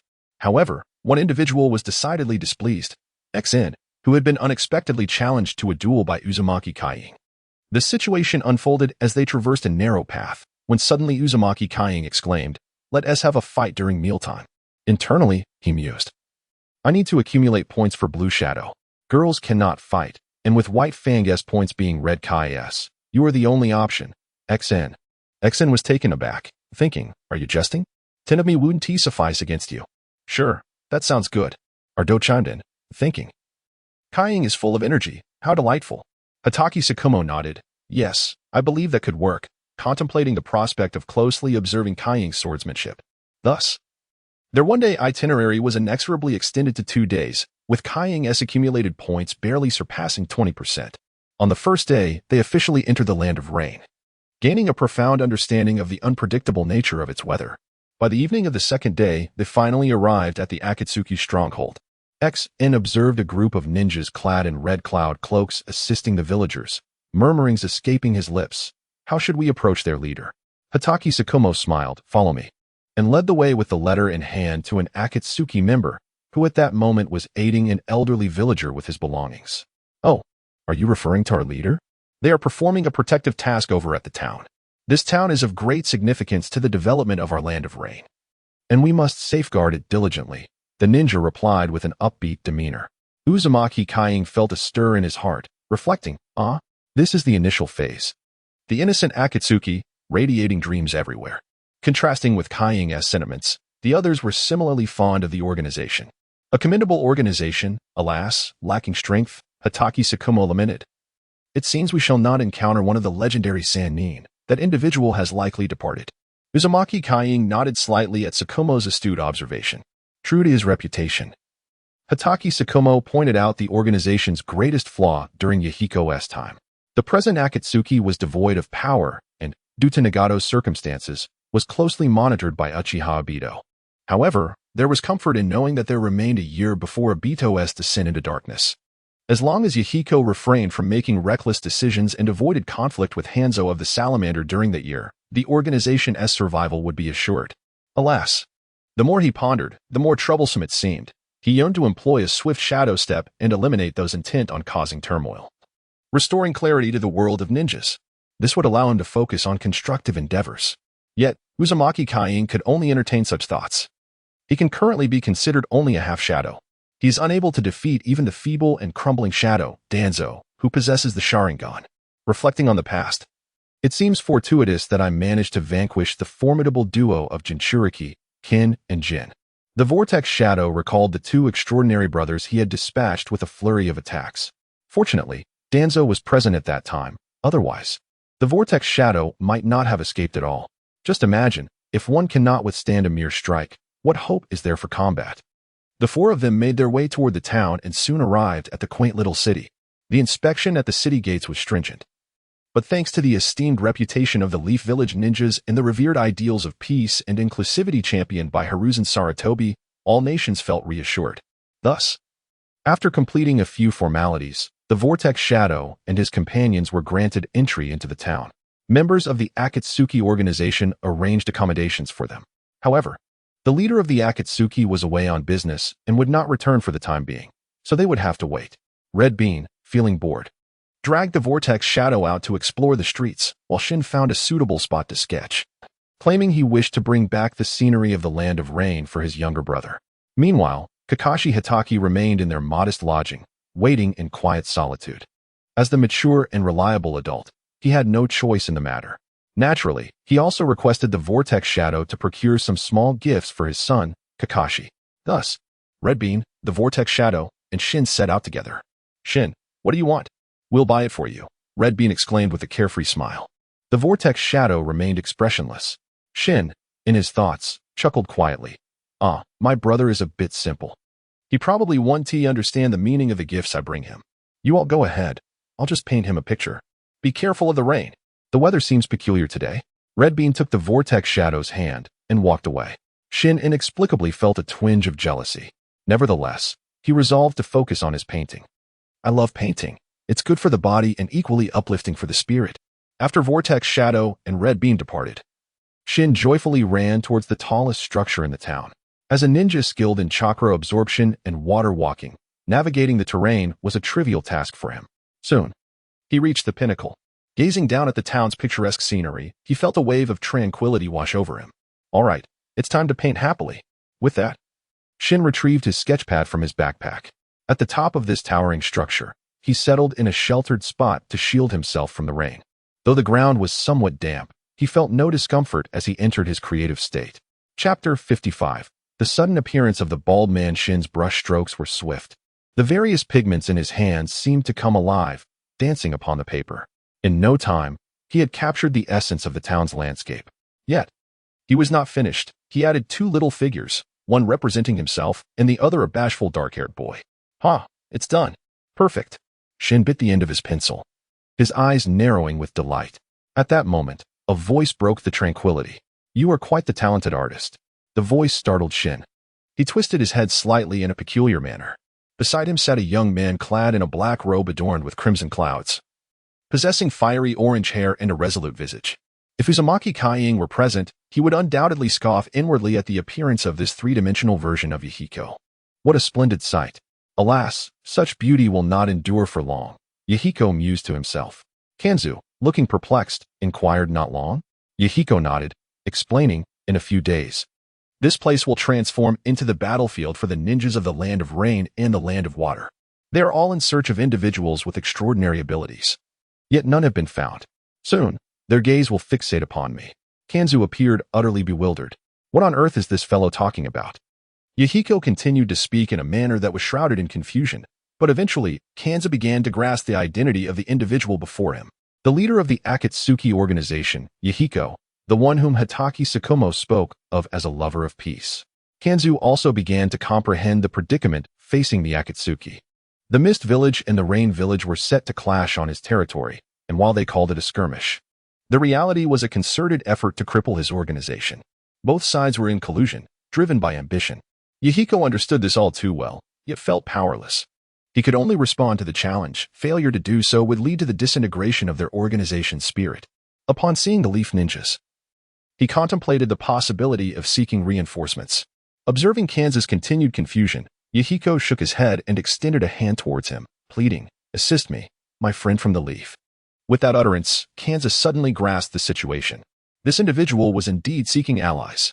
Hastily, Kanzu completed his sketches and, scratching his head, replied, "Well, I'm not the one in charge here. I'm merely a subordinate. If you wish to summon reinforcements, you should seek out my superior. In fact, we came here on a mission to meet you." With that, Kanzu nonchalantly took his drawing board and departed. Yahiko watched as Kanzu leaped away from the building, feeling a twinge of sentimentality. The Leaf? Huh? Is that leader somehow related to you, teacher? He pondered, stroking his chin. Ultimately, he suppressed the fatigue that had settled upon him after completing his mission, yawning as he leaped down from his perch. Upon landing, he encountered a curious scene on the street. A bald man, tears streaming down his face, was clutching a young boy's thigh.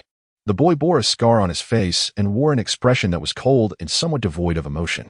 Beside him, a girl awkwardly attempted to separate the two. Yahiko was taken aback. Both the boy and the girl were indeed ninjas from the Leaf. Indeed, these two were none other than Uzumaki Kaiying and Akamichi Kirui. Casually strolling through the streets. Has the younger generation of the Leaf become so formidable, so audacious as to wander freely in such tumultuous times? Yahiko regarded Uzumaki Kaiying with a newfound sense of envy and admiration. What exactly is unfolding here? He glanced at the monk beneath Uzumaki Kaiying's feet. As for Vortex Kaiying, he felt utterly dismal. What was the unexpected appearance of this bald figure with an entirely inappropriate aura? Young master, at last, I have found you. The bald man soaked the hem of Vortex Kaiying's trousers, prompting him to tentatively step back a few paces, yet the man showed no signs of relinquishing his grip. You have mistaken me for someone else, Vortex Kaiying exclaimed helplessly. However, the bald man lifted his head, glaring fiercely at Vortex Kaiying's face. After a moment, he buried his head once more into Vortex Kaiying's lap. Wah, my lord, I have finally seen a face identical to yours, he wailed. Vortex Kaiying could only respond with silence. Hongdo stood nearby, her embarrassment palpable as she chuckled awkwardly. Good heavens, what on earth is happening? She fumed internally, then resorted to the comforting methods used during the Leaf Village exams to soothe the bald man. Yet, he paid no heed, shouting and acting as if he had lost his mind. Perhaps it's best not to interfere, Yahiko observed quietly from the sidelines before discreetly departing. By evening, Vortex Kaiying and Hongdo returned to their residence, accompanied by the bald man. Who is he? Xian inquired, pointing at the bald figure with a puzzled expression. Vortex Kaiying sighed and rubbed his forehead. I found him on the road. Found him? Xian scrutinized the bald man with curiosity. The bald monk, unfazed, bowed respectfully towards Xian. Hongdo, exasperated, remarked, How can you be so nonchalant? The bald monk smiled and nodded, devoid of any trace of sorrow, as if he had relinquished some deep-seated obsession. At that moment, Vortex Kaiying perceived a hint of enlightenment in the monk's demeanor. Am I seeing things? Vortex Kaiying pondered. The monk then stated, a wanderer by nature. Where is home, but everywhere? Hongdo, scowling, retorted, but this is someone else's home. The monk replied, to dwell here is to witness the countenance of others, akin to virtuous beings. Hongdo, perplexed, chose not to engage further. The monk sighed, not of my image do I exist, nor do I embody theirs. The formless gives rise to the form. Truly, it is the wondrous existence. Vortex Kying could endure no more. What nonsense is this? Please, cease your ramblings. The monk immediately shed his sorrowful expression, donning a cheerful demeanor. Very well. Hondo grimaced, he is undoubtedly a false monk. The monk, instantly serious, replied, Indeed. I am no longer a monk. The moment I found my young master, I returned to the secular world. Xian, puzzled, asked young master, What is happening? The monk fell silent, while Vortex Kying wore an expression that clearly indicated his disinterest in conversation. Consequently, Hondo recounted the entire situation. Vortex Kying, scratching his head in resignation, muttered, Alas, I inadvertently took too long and forgot to mention it. In summary, after understanding the situation, everyone cast strange glances at the seemingly innocent monk. The monk performed a slight bow and then fell into a contemplative silence. The atmosphere suddenly grew hushed. After a considerable pause, the monk spoke. I am Fan, of the Whirlpool lineage. His words resonated like thunder, leaving the room in stunned silence. It turned out to be a matter concerning the Whirlpool Kaikage, and in that instant, everyone, including Kaikage, was lost in thought, while only Fan smiled at Kaikage. Kaikage felt a twinge of panic. This was Fan, a man who had completely mastered the sealing techniques of the Whirlpool clan, a formidable individual capable of sealing a tailed beast single-handedly. Undoubtedly a direct descendant of the Whirlpool lineage. Given such a remarkable figure from his own clan, Kaikage felt no joy. Instead, he sensed cold sweat beading on his forehead. The reason was simple. He was not a member of the Whirlpool clan, nor was he a young master. He was merely a modern-day recluse who had crossed over, indulging in fried chicken and sugary sodas. Young master, you have suffered. Fan gazed tenderly at Kaikage, his hand raised as if to caress him. Kaikage silently took a step back and thought, I don't quite believe you. Fan was taken aback, retracting his hand, and spoke gently, Young master, I will earn your trust. Kaikage felt a headache coming on. He wanted to say that he merely wished for Fan to retract that gender-neutral, overly affectionate demeanor. After an awkward silence lingered for a few seconds, Shin attempted to break the tension. So, Mr. Fan, what are your intentions? Fan surveyed the children present, ultimately fixing his gaze on Tsukumo Hatake. It seems the young master stands with you. I am willing to join your ranks. You are aware of the immense value a mature member of the Whirlpool clan offers. Moreover, I am among the best of us, Fan stated calmly. Tsukumo did not respond, instead looking towards Kaikage, who in turn directed his gaze back at Fan. Fan chuckled joyfully, Excellent, then I shall follow the young master. With that, he took his place behind Kaikage, remaining still. Kaikage contemplated saying something, but ultimately found himself at a loss for words. So, I've just gained a little brother? As dinner time approached, members of the Akatsuki organization arrived to invite them for a meal to discuss matters. Generally, ninjas act decisively, and such banquet arrangements are typically reserved for ordinary folk. Upon receiving the Akatsuki's invitation, both Akatsuki and Shin found it curious. Lacking any common sense, Kaikage enthusiastically declared, Another meal? I love eating. Yet Tsukumo keenly sensed the underlying intentions of the Akatsuki. They sought not only to dine with them but likely had ulterior motives. Kakashi Hatake felt a throbbing headache. He could not fathom why he had so impulsively accepted a mission just to meet Jiraiya. And now he was expected to undertake yet another task. This was akin to adding insult to injury for Kakashi, who was already the subject of much speculation in the village. He resolved to decline the task when the time came. When the banquet commenced, 8 small tables were arranged in a modest, dimly lit room, each adorned with a sumptuous array of dishes. Vortex Kage and Dakado sat casually before the tables, while Vortex Fai naturally took a seat beside them. However, Shin appeared somewhat apprehensive as he settled next to Kakashi. Captain Kakashi, I have a feeling that they are searching for us for a perilous mission, Shin whispered to Kakashi. Kakashi merely nodded slightly, signaling Shin to refrain from speaking further. Understanding his cue, Shin sat quietly, his gaze fixed on the delectable spread before them. At the head of the table, a young man with orange hair smiled and said, Thank you for coming, esteemed guests from Konoha. Kakashi responded politely, There is no need for such formality. Fulfilling missions is our duty as shinobi. He found it rather peculiar to engage in conversation with a youth as though they were of equal standing. Allow me to introduce you, the young man continued. The 3 of us here are the highest leaders and commanders of the Akatsuki organization. I am Yahiko, the leader of Akatsuki. This is Konan, our deputy leader. And this is Nagato, another of our deputy leaders. They are my dear friends and brothers. As Yahiko spoke, an awkward tension filled the air. Since the moment the Konoha ninjas had entered, Nagato had been fixated on Vortex Kage and Vortex Fai, who, in turn, were equally intent on observing him. Nagato. That is somewhat impolite. Yahiko coughed discreetly, trying to redirect the focus. Nagato returned his gaze to the table, yet Vortex Fai interjected, "What about his eyes?" Yahiko hastily replied, "That is a condition my brother has had since birth, akin to albinism." Vortex Fai, however, coldly countered, "A bloodline limit? How do you possess the blood of the Vortex clan?" An immediate awkwardness enveloped the gathering. Yahiko had failed to adhere to Jiraiya's advice regarding Nagato's unusual eyes, and Vortex Kage and the others felt that Vortex Fai's bluntness was rather discourteous. Kakashi intended to diffuse the tension, as he was the adult present. However, Vortex Fai continued, "Your plight is the responsibility of the young masters, but it is also mine. Should you ever require assistance, you may seek me or the young master. We shall certainly aid you, for that is our duty." Vortex Kage nearly choked on his food. "What on earth does this have to do with me?" Nagato, however, solemnly declared, "Very well. If I ever find myself in need, I shall certainly reach out to you." Vortex Fai nodded in satisfaction, returning to his meal. Vortex Kage, bewildered, turned to Akado, who was looking at him with uncontained excitement. "Kage, are you truly a young master from a prominent family? Who is Nagato to your family?" Red Bean's eyes sparkled with wonder, as if she had stumbled upon an extraordinary revelation. Uzumaki Kaiying felt a twinge of embarrassment and hesitated to speak, only to silence himself once more. What could I possibly say? I know nothing. He buried his face in his food, while Red Bean daydreamed beside him. Oh, the man I admire is indeed remarkable. At that moment, Yahiko gently cleared his throat and remarked, "So, Nagato is an old acquaintance of yours. This makes our bond even closer. Come, let us share this meal."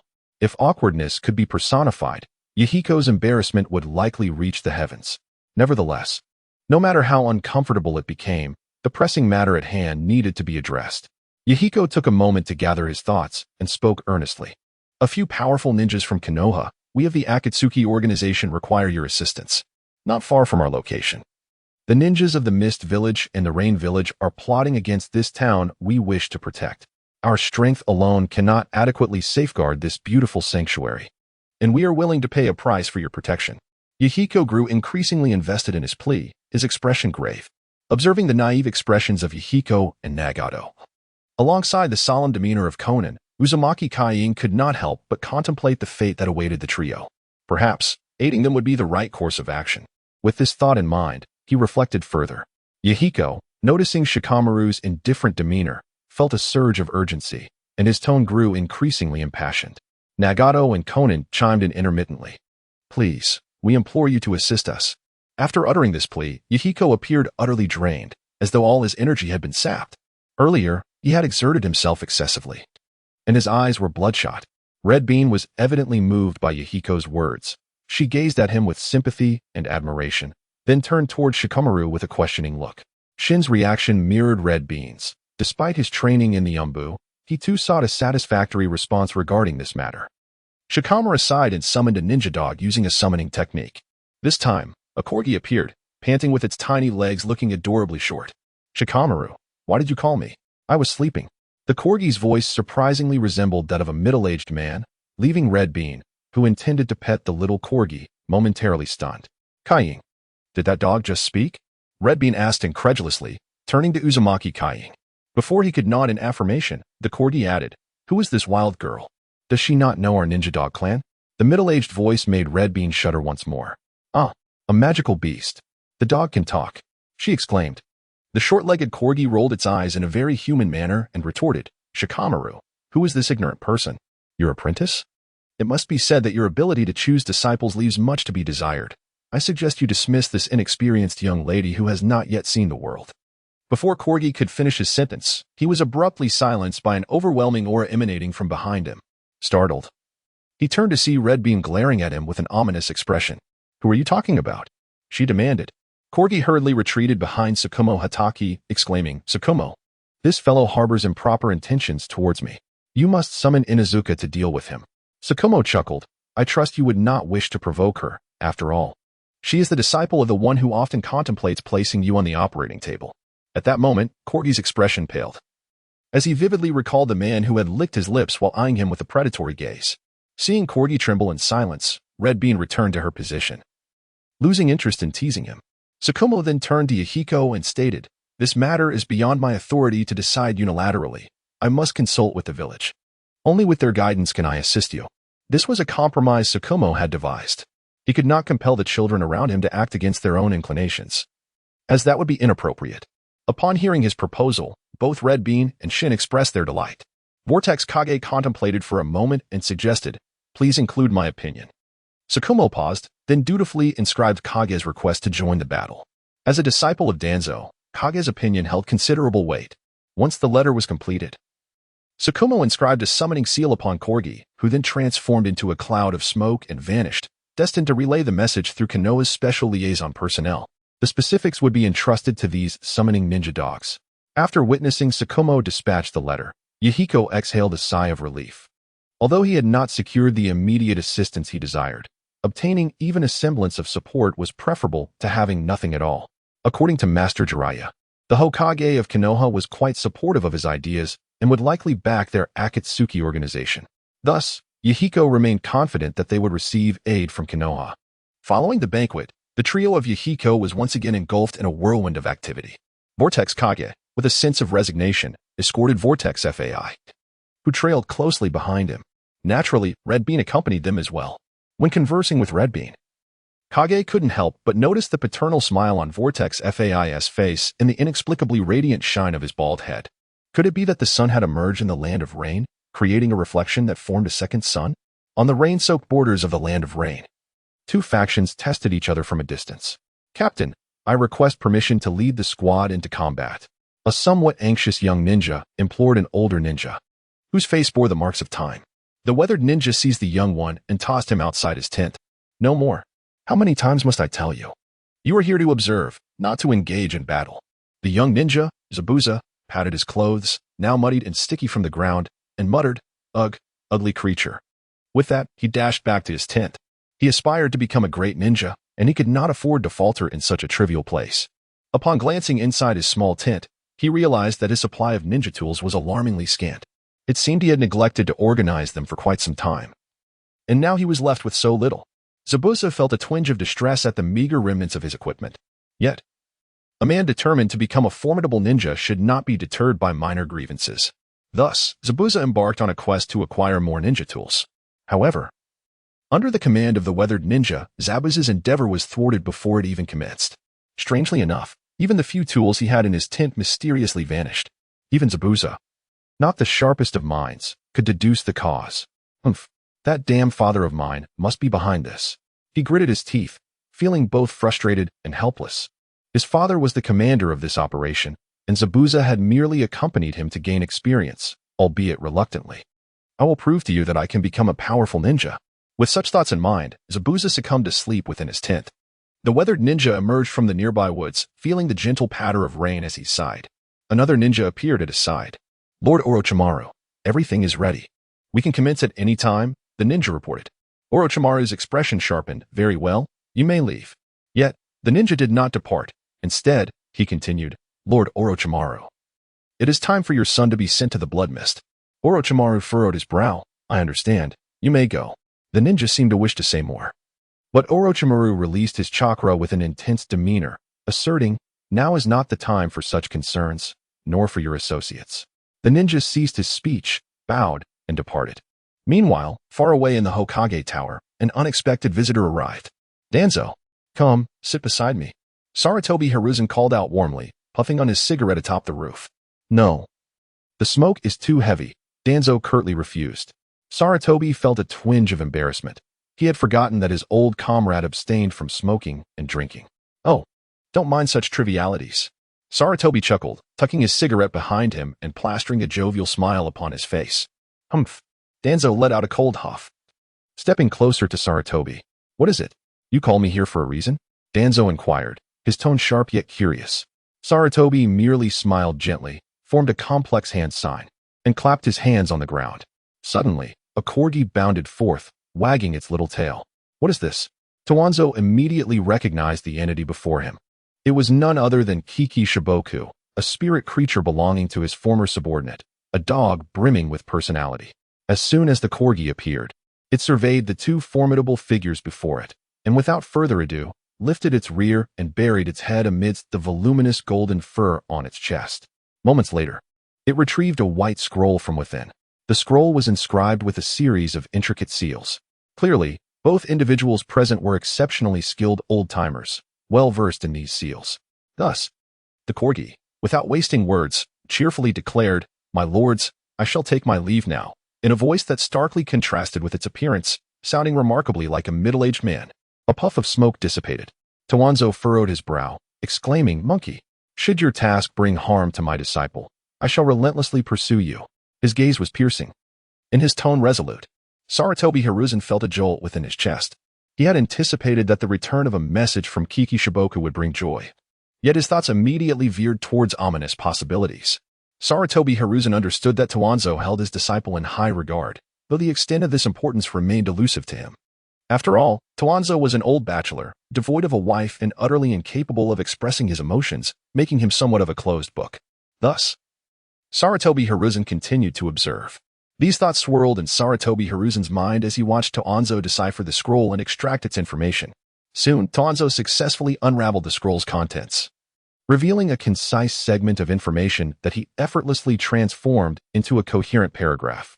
It read, "The organization Akatsuki, founded by Lord Jiraiya's disciple, has become embroiled in the turmoil between the Rain and Mist villages. The White Fang squad is within Akatsuki's jurisdiction, and the leader of Akatsuki has extended an invitation to engage in battle. Uzumaki Kai and other squad members have accepted, yet I remain apprehensive and seek guidance from you, my lord." The tone of this message bore a striking resemblance to Kiki Shiboku's style. Tawanzo chuckled at the mention of Uzumaki Kai and the acceptance of other squad members. He was keenly aware of Kiki Shiboku's character. Such a person would never include Uzumaki Kai's name in the message without first consulting him. This would conflict with the intelligence reporting protocols of the Umbu. And as a model student, Kiki Shiboku would never allow such a discrepancy. Is Shiboku out of his mind? How could he permit those youngsters to step onto the battlefield?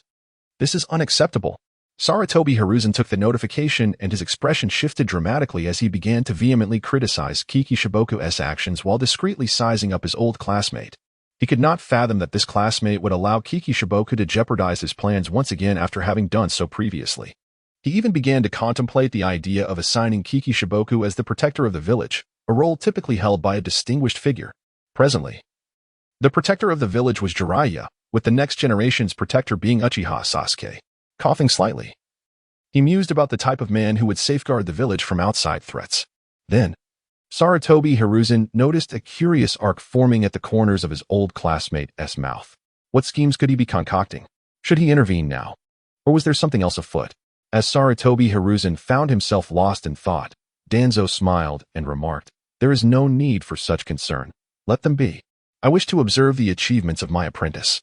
With that, Danzo leapt away, confident that his old comrade, Sarutobi Hiruzen, would adeptly manage the situation. Though somewhat bewildered, Hiruzen understood what needed to be done. Despite not grasping the reason behind his agreement, he couldn't shake off a lingering unease. Silently stroking his beard, he stamped the seal of his brother Ning onto the scroll, subsequently summoning the corgi once more. "My lord, you look incredibly handsome," the corgi exclaimed, wagging its tail in flattery. It recalled the last time it had delivered a message to a certain lord, only to be met with a swift kick for its lackadaisical demeanor. Consequently, it had perused numerous human books, learning various whimsical tidbits to amuse them. "Deliver this to Shimo," Hiruzen instructed, his curiosity piqued by the magical creature, yet hesitated to touch it due to the strict rules imposed by the monkeys at home. Meanwhile, Uzumaki Kaiying and Akkad encountered a peculiar individual. "Ninja, I demand a duel," the young child declared, striking a pose that exuded bravado. Kaiying contemplated how to dismiss the child with a few well-chosen words, while Akkad boldly stepped forward. "Little one, do you know what a ninja is? They are exceedingly fearsome and beyond ordinary comprehension." Akkad advanced with a raised chin, casting an ominous gaze upon the child. Let's leave this to Akkad," Kaiying thought, quickly discarding any notion of providing the child with toys to play with. Uzumaki Fu chuckled softly, remaining silent. The child, taken aback by Akkad's fearsome visage, stumbled back a step while thrusting his kunai forward with determination. "How could I, the great Zabuza Momochi, be intimidated by a brat like you?" Akkad swiftly struck the child's wrist, Yet the young one clutched the kunai tightly, prompting a surprised murmur from her. What is this child made of? She wondered. Dodging Zabuza's attack, Akkad observed as the boy's face, marked by indifference, bore a striking resemblance to one who had seen much. Foolish woman. You nearly faced the wrath of Zabuza. He sneered, clutching his sore wrist with pride. Akkad's expression darkened. Kaiying thought, alas, young Zabuza, I did not anticipate you being younger than Kakashi, yet appearing so aged. It became clear why he wrapped himself tightly in bandages. With a relaxed demeanor, Kaiying regarded Zabuza, who, after a series of confrontations with Akkad, finally stumbled and fell, tears welling in his eyes. Ouch, that hurts. Kaiying sighed, observing the plight of the young boy before him. In my memories, Zabuza was not merely the standard trader wielding a beheading blade, but now before me, he has transformed into a small, sobbing child, clutching his knees. Ugly woman, I shall make you pay dearly. Ouch, that hurts. The swelling on Zabuza's head grew larger, and his reactions became increasingly frantic. Vortex Kaiying shook his head at the sight of Zabuza, who was on the verge of losing faith in life. Tormented by the red bean. Take this little ghost. We shall depart. Vortex Kaiying instructed Vortex Fai, who was positioned behind him. Yesterday, Vortex Kaiying had an epiphany and independently comprehended a new application of Vortex Fai's abilities. Upon hearing Kaiying's words, Vortex Fai's previously indifferent expression transformed into one of excitement. Certainly, young master. Vortex Kaiying walked ahead with a stoic demeanor, all the while pondering, why does he exhibit such enthusiasm upon receiving my commands? Is he truly the legendary Shaking Man? The red bean frolicked ahead, filled with vivacity. Vortex Kaiying couldn't help but admire how beautifully the red bean had blossomed. However, this tranquil moment was abruptly shattered by a passerby rushing in from the roadside. Quickly, retreat to the defenses. Hurry back to the fortifications. The figure donned a crimson cloud-patterned robe, accompanied by others echoing his urgent call. What is happening? Vortex Kaiying felt a chill run down his spine, instinctively raising his gaze. Dark clouds had inexplicably enveloped the sky, and the rain began to pour heavily. In the distance, a tremendous rumble echoed, reminiscent of a ferocious dragon's roar. What is that? The red bean inquired, astonished, pointing towards the horizon. Vortex Kaiying followed her gaze, catching a fleeting glimpse of a colossal dragon. Frowning, he murmured, Ninjutsu, it is water release. On Vortex Fai's back, Zabuza also lifted his head, puzzled, and asked, is that father? Upon hearing this, Vortex Kaiying immediately shifted into a tactical mindset. Grasping the large scythe in his hand and glancing at his mini-map. Outside the town, ninjas were swarming.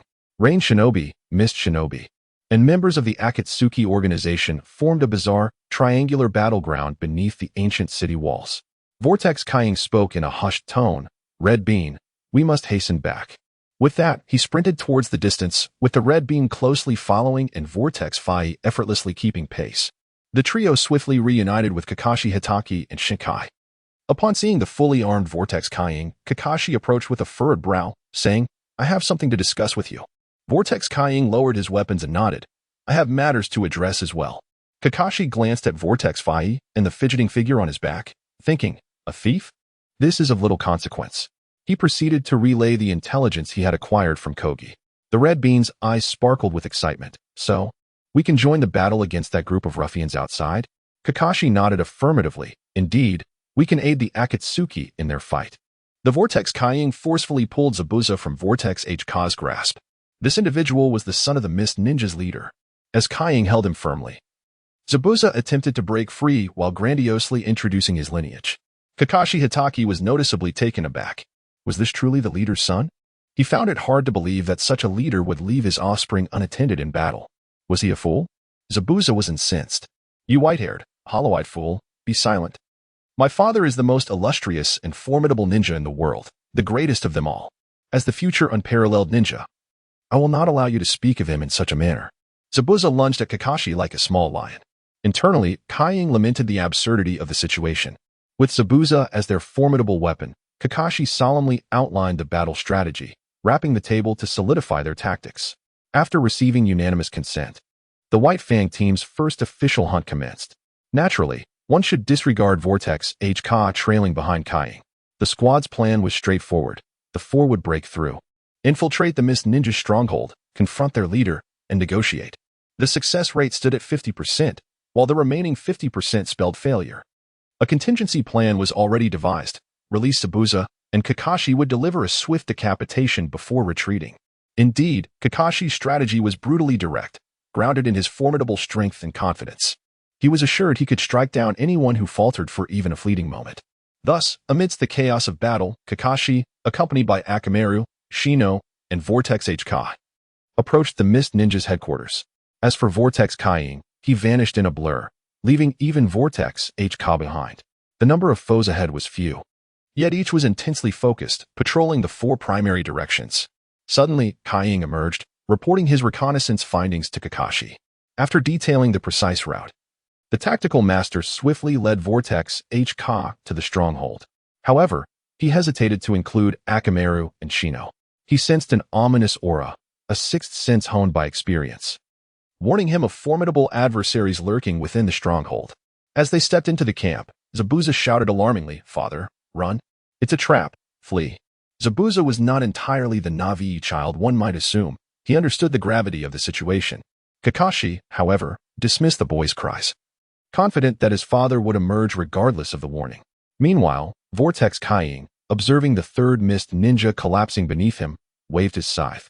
The area was cleared. But he pondered, why was he assigned the task of eliminating these minor foes, a duty typically reserved for mere side characters? He mused to himself, glancing at his experience, which had increased by 1/3, and hoisted the scythe onto his shoulder. This group is not to be underestimated. They are all formidable opponents, each capable of standing toe-to-toe with their adversaries. Uzumaki Kying had to exhaust all his skills before he could overcome each of them. It appears that reinforcements will not be returning anytime soon. Clinging to the hope that he might still catch up, Uzumaki Kying sprinted towards the base. Meanwhile, the anxious Uncle Tauti had already crossed blades with Kakashi Hitaki.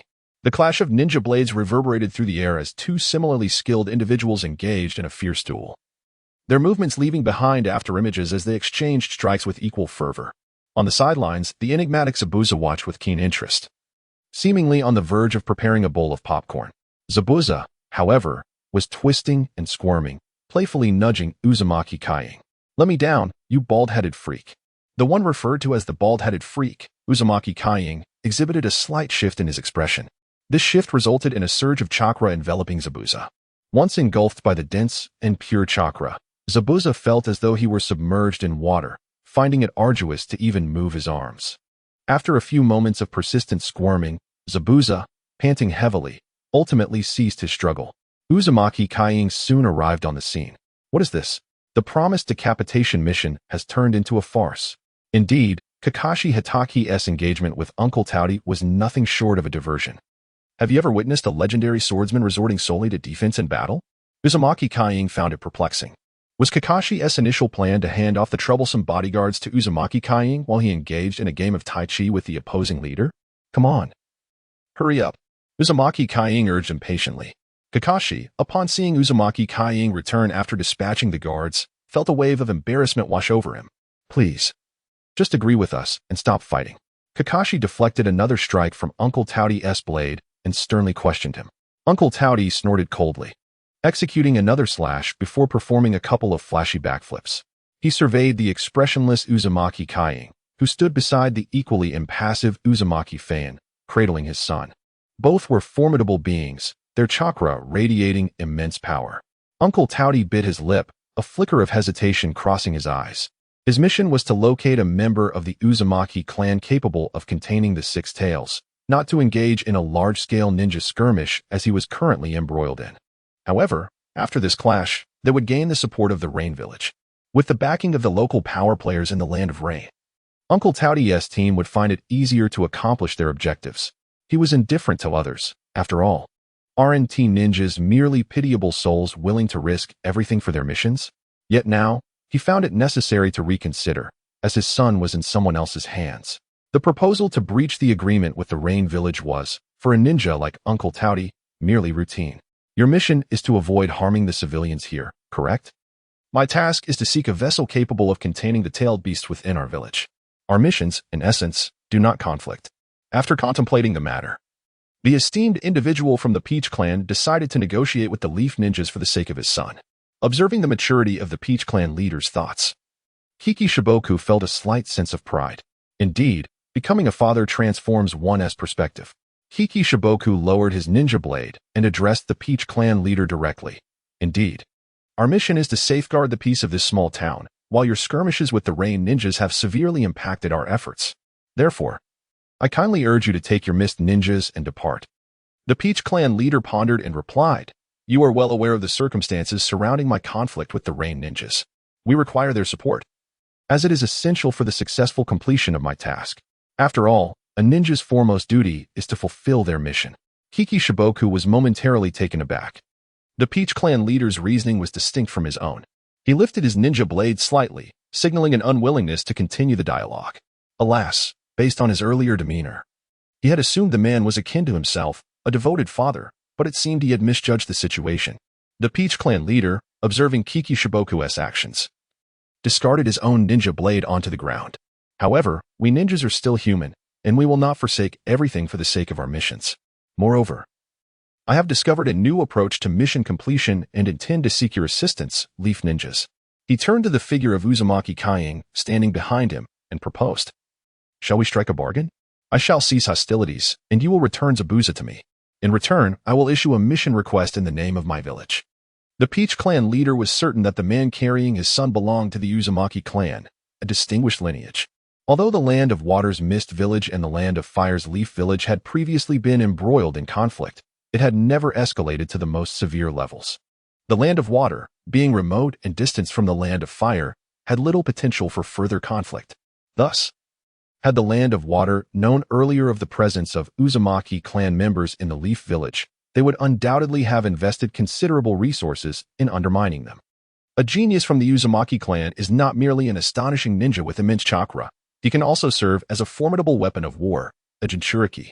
Currently, the Peach Clan leader was intent on persuading the Uzumaki individual, who was carrying his son, to leave a legacy in their Mist Village.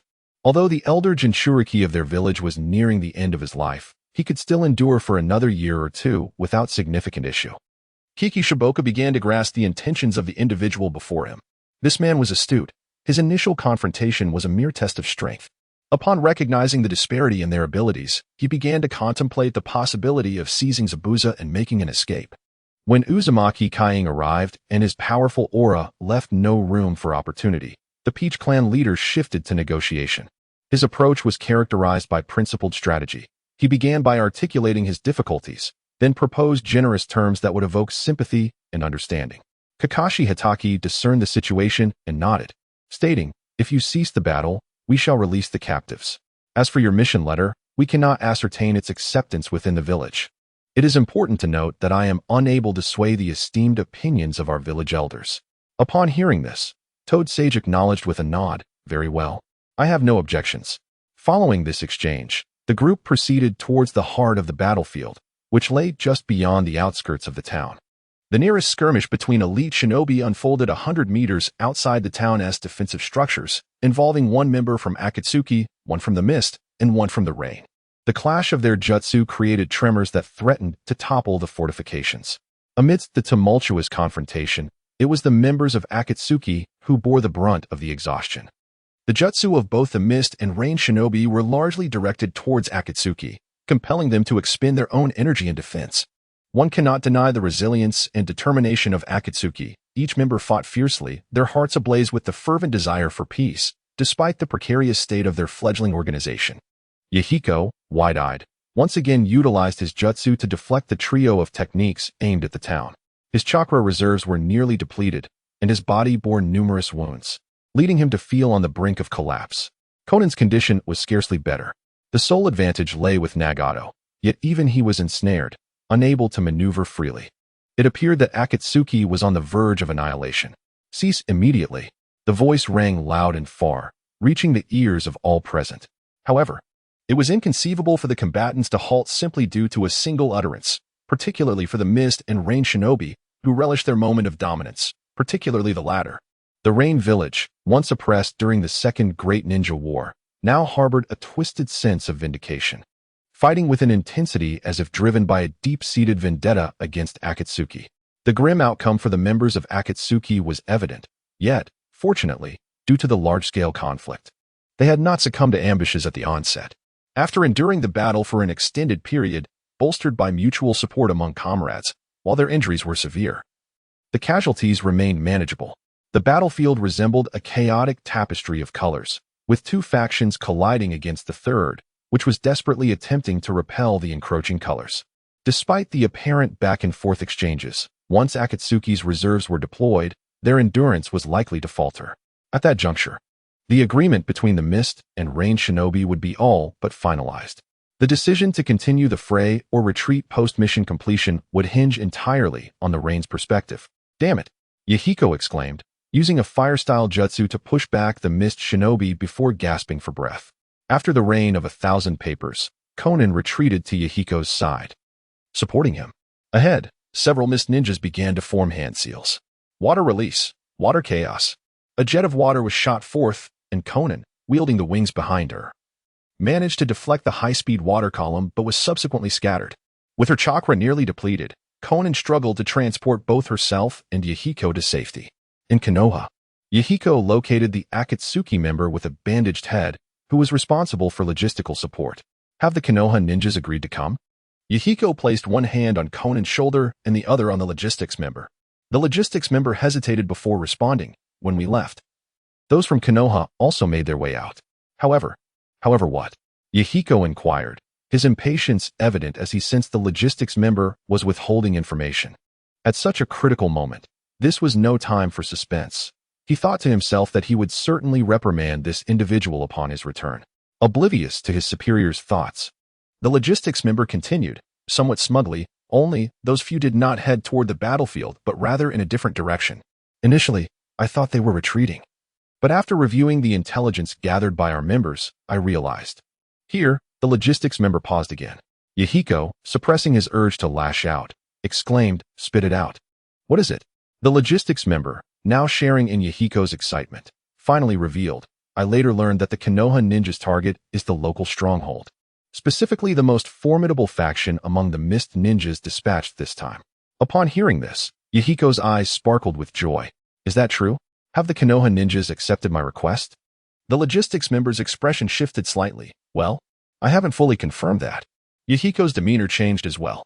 This logistics member, he thought, would surely face consequences for this vagueness. The logistics member awkwardly regarded his boss, pondering if he might lose his position over such a trivial matter. After all, this was his first job on the path to realizing his vision of peace. Yahiko paid no mind to his subordinate, directing his gaze to the east. There lay Nagato. Alongside several Mist and Rain ninjas, he was currently engaging. "Nagato, wait for me. I will soon be ready to fight again." Just as Yahiko planned to rest momentarily, a mocking voice echoed from the distant sky. "Humph, your technique is indeed remarkable, and your chakra is vast, but under our combined might, everything you possess will soon become irrelevant." Universal pull. A faint voice resonated, followed by a tremendous sound that reverberated through the heavens. As a dark figure flew in from afar, Conan's expression changed dramatically. "Nagato." She formed hand seals, conjuring a pair of large wings crafted from paper. With a pale face, Conan soared into the sky, colliding with the dark figure, which subsequently transformed into a larger shadow as it descended. Due to the presence of paper, both Conan and Nagato sustained little significant harm.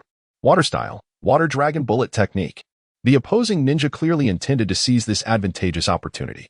A colossal water dragon, evidently conjured by multiple ninjas, surged forth, boldly charging toward Nagato and Conan. Yahiko's eyes widened in terror. He wished to move, yet his body remained devoid of strength. His companions were in peril, and he felt utterly powerless. "No!" Yahiko cried out in despair. Suddenly, a figure emerged, a young boy, wielding a scythe, turned away from him. The valiant lad, reminiscent of a divine being, raised his scythe high. Starlight touch. The whirlpool of Kai would never vocalize the names of such techniques out of shame. He merely recited them in his mind. Yahiko then beheld the sacred purple radiance, shimmering in the sunlight, emanating from the scythe that appeared to be somewhat inappropriate. "Ah, how delightful!" Yahiko exclaimed involuntarily. He clenched his fists. "What? I can move again. I can clench my fists once more. How joyous!" Yahiko was completely enveloped in the comfort bestowed by the starlight touch. As his injuries began to mend, he realized he had neglected something crucial. "Ah, Conan, Nagato, don't die." Yahiko suddenly recalled his two comrades and shouted out fervently. As if in response, a melodious female voice resonated, fire style, flame dragon song. A massive fire dragon materialized. Although this fire dragon was indeed grand, it paled in comparison to the water dragon that faced it. The two dragons resembled a small baby and a big baby, engaging in a contest of control, seemingly on the verge of a fierce clash. True to form, the water dragon advanced. The fire dragon, however, remained stationary, swirling in place. Captain Shikumo. Akatsuki formed hand seals, beads of sweat forming on her brow. She hadn't exerted herself to such extremes in a long while. Received. A shadow darted across the sky. A tremendous amount of chakra summoned a powerful gust of wind. Wind style, vacuum great sphere. Indeed. It was the vacuum great sphere of Danzo. The formidable combination of wind and fire techniques created a spectacular conflagration, a fire tornado hurtling toward the water dragon. The two jutsu clashed, resulting in a vast mist. Even the clouds above seemed to dissipate slightly. Ninja of the Mist Village, cease your actions. Mission accomplished, retreat. A voice rang out as the mist began to clear. Everyone was awestruck by the catastrophic scene before them. As the voice resonated perfectly, all present heard it and halted their actions. They glanced at their former adversaries, sighed softly, and then retreated to join their comrades. Many were unwilling to partake in a battle that oppressed innocent civilians, but alas, they had no choice. Orders were orders. On the battlefield, three factions emerged, poised in a standoff. In the forefront stood a certain individual from the Mist Village, his expression tinged with awkwardness. At that moment, the leader of the Rain Village emerged. Confronting him, "Are you now intending to align with the Akatsuki? I misjudged you. Consider our transaction nullified." The astute leader of the Rain Village observed several leaf ninjas closely accompanying the Akatsuki leader, prompting him to decisively withdraw his forces into the forest. The current state of the Land of Rain could not bear any significant upheaval. Provoking the formidable Fire Nation was simply out of the question. As the Rain ninjas retreated, the Mist ninja stepped forward. "Let us commence our transaction." He raised his triangular eyes, exuding a cunning demeanor. Vortex Kage had previously thought that while Zabuza was somewhat shabby, his father still possessed a certain grandeur. Upon closer inspection, however, he realized that his father was not particularly impressive either. Kakashi received Zabuza from Vortex Haku, who then closed his eyes. After a brief moment, he opened them and shook his head at Kakashi, who subsequently placed Zabuza on the ground. As soon as Zabuza touched the earth, he sprang up with immense excitement, resembling a child who had just found candy. However, due to prolonged confinement, his legs were stiff, resulting in an awkward running posture akin to that of a peculiar creature. "What did you say? What kind of creature?" Inquiring about Vortex Kage's muttering was Shin, who stood nearby, puzzled by the commotion. Vortex Kage chose silence, unwilling to engage in conversation with someone he deemed foolish. Shin scratched his head in confusion. Eventually, on the side of the Mist Ninja, a joyful scene unfolded as a father vanquished the villain to rescue his child. Vortex Kage, harboring malicious thoughts, found amusement in witnessing others' joyous reunions. "Ah, splendid," he mused, glancing at the miniature map where the Rain Village had vanished into the fog of war, no longer under scrutiny.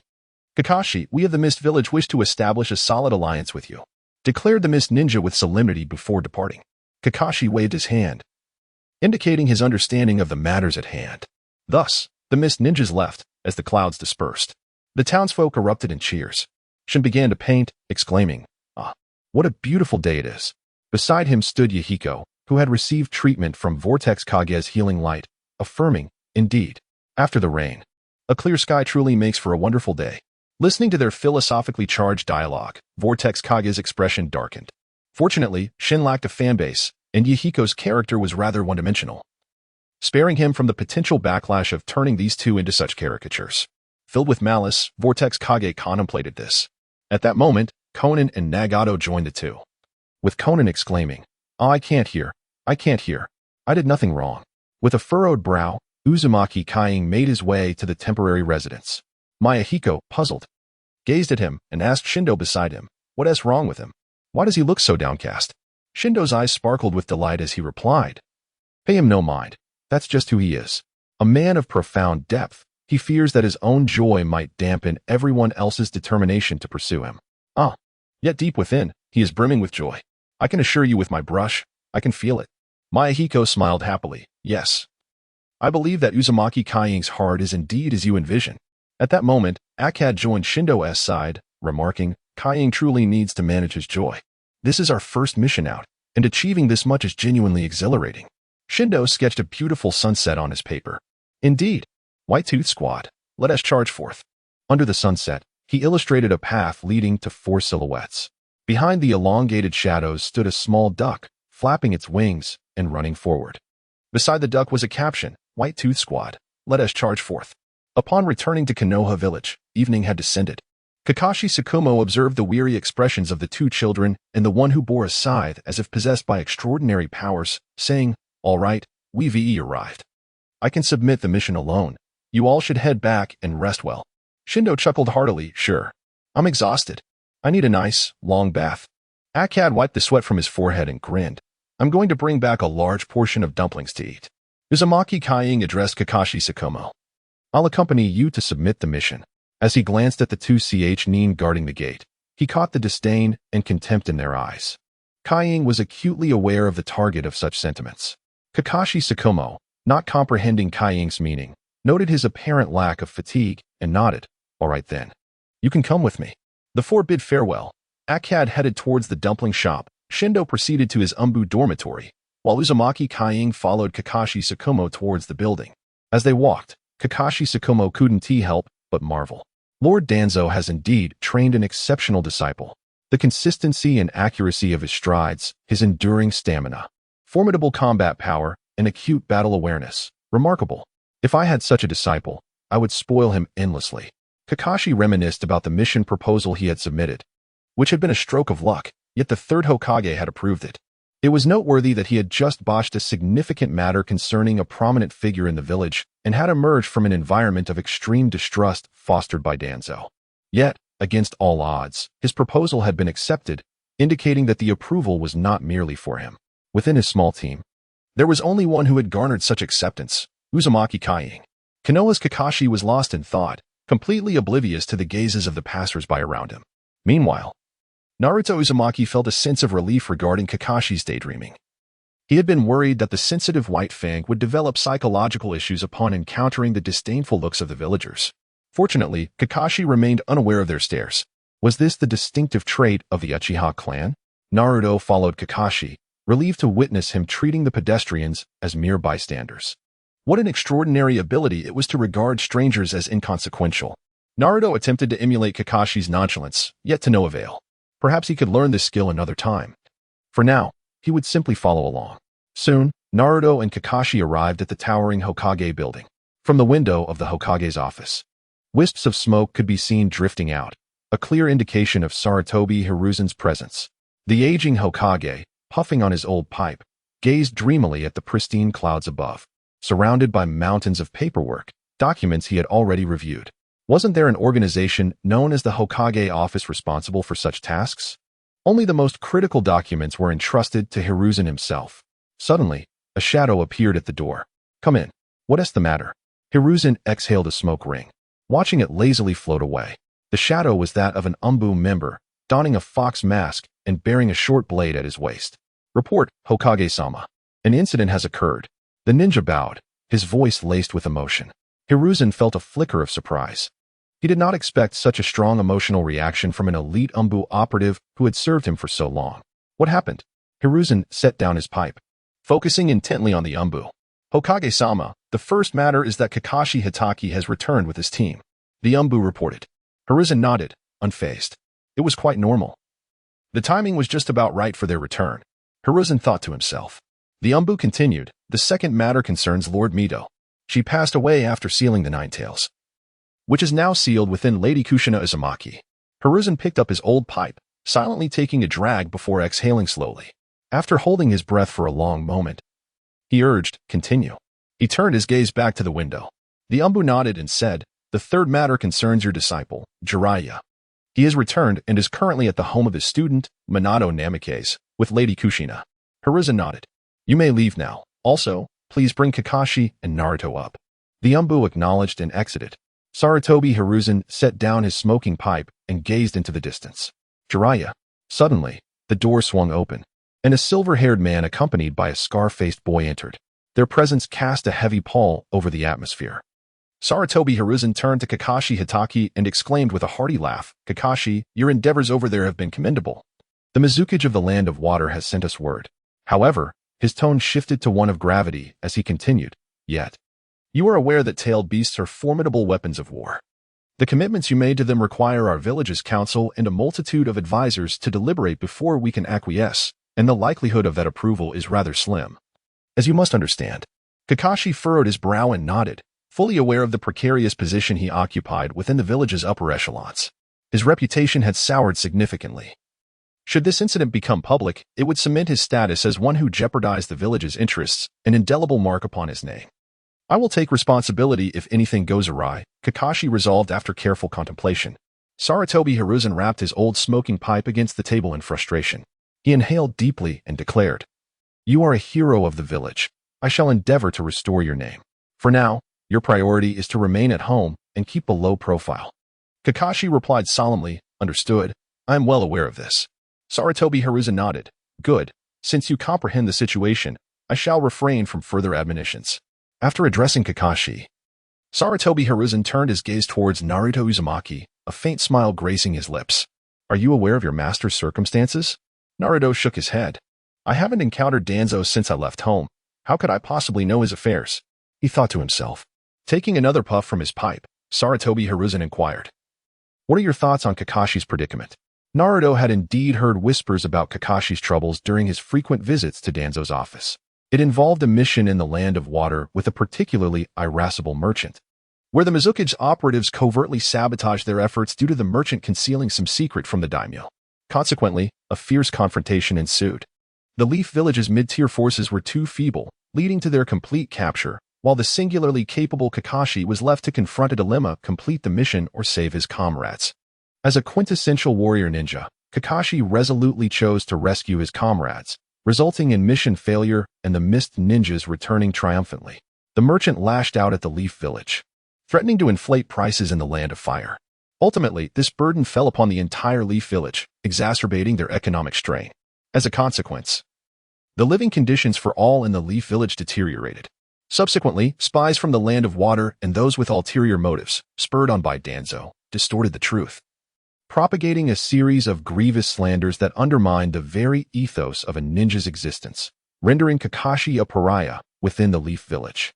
This toxic narrative spread like wildfire, akin to an epidemic. This is precisely why Uzumaki Kane sensed something amiss with the villagers' gazes the moment he stepped into Konoha. The situation wasn't the captain's fault. Kane voiced his thoughts aloud. While he was indeed Danzo's disciple, he never spoke on the elder's behalf. His actions and words were always his own. Saving his comrades wasn't wrong, Kane asserted firmly. Hiruzen Sarutobi studied Kane for a long moment before breaking into a faint smile. I always did have a soft spot for Danzo's students," he remarked before dismissing both Kane and Tsukumo Hitaki. The Hokage had villagers' perceptions to reshape. Once outside the administrative building, Tsukumo immediately noticed the pervasive hostility in the air. His already somber expression darkened further, tinged with bitterness. Kane, standing beside him, hesitated, uncertain how to react. "Captain, are you heading back?" "I'll go with you," Kane offered. Tsukumo turned to him, the lifelessness in his features softening slightly. "Thank you, Kane." Faced with the earnest gratitude of this handsome, middle-aged man, Kane initially recoiled, yet somehow he found himself inexplicably led to the doorstep of the Hitaki residence. Then came the spectacle. There, in front of the ancestral Hitaki compound, Kakashi was squaring off against a crowd. Kane pointed at the scene, then shot Tsukumo a questioning look. "Aren't you going to intervene?" Tsukumo merely chuckled softly, pulling Kane into the shadows of a nearby alley. The two now lurked like conspirators, observing Kakashi prepare to take on the mob alone. "That's quite the numbers disadvantage," Kane muttered, eyeing the sea of opponents. Tsukumo smirked. "Numbers mean nothing. I want to see how far his training has taken him." Kane nodded in understanding. After all, in the shinobi world, overwhelming odds rarely dictated outcomes. Hadn't he, the fourth Hokage's son, with his legion of clones, been outmaneuvered countless times? And if that example wasn't he convincing enough, what about Madara and Obito, who once stood against the entire ninja world? Thus, Kane settled comfortably into his role as spectator. But spectating wasn't he without its perils. A pair of hands clapped onto their shoulders with startling suddenness. If it isn't the White Fang and young Kane. Boomed might die, grinning broadly. Kane stiffened, mortified. "Did you just catch us crouching here like idiots?" The question burned on his tongue, but shame kept it lodged in his throat. While Kane's face remained a mask of awkward stillness, Sakumo's discomfort was written plainly across his features. Ah well. You see, the lifelong straight-A shinobi floundered, utterly unprepared for such an encounter. His attempt at deflection dissolved into nervous laughter. Might Guy suddenly fell silent, his expression subdued. He discreetly pointed towards the ancestral home of the Hitaki family and whispered, "Did you not see? My son has taken the stage." A crimson scarf gradually descended from the heavens. A shadow loomed before Kakashi Hitaki, overshadowing all the children who had come in search of him.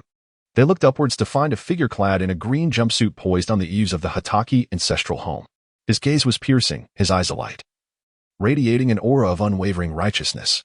Youth is a fervent blaze, a spirit that dares to act and take responsibility, an enduring pursuit of self-improvement. Facing all forms of malevolence and oppression with courage and fearlessness, youth is a continuous song of progress. As for your bullying behavior, I, Might Guy, shall never condone it. With a backflip, Might Guy descended from above, retrieving the red scarf from the ground and tying it around his neck. He turned to Kakashi with a grin, his bright smile glimmering in the sunlight. "Fear not. I have arrived. You need not tremble and fear any longer." Kakashi, initially taken aback, found his astonishment swiftly transformed into resignation upon hearing Might Guy's words. "Which of your eyes saw me trembling?" he retorted, dismissing Might Guy's comments and adopting a fighting stance. "Never mind, I just need to be stronger than him in the upcoming battle." A dark throng of about 20 children shouted excitedly at the sight of the two. "Kakashi Hitaki, your home is filled with sinners. Today, we shall deliver justice to the transgressors of Konoha." With that, the group charged forward. Kakashi remained indifferent, not uttering a word, and advanced towards the horde alone. "There are no sinners in the Hitaki household," the young Kakashi roared inwardly.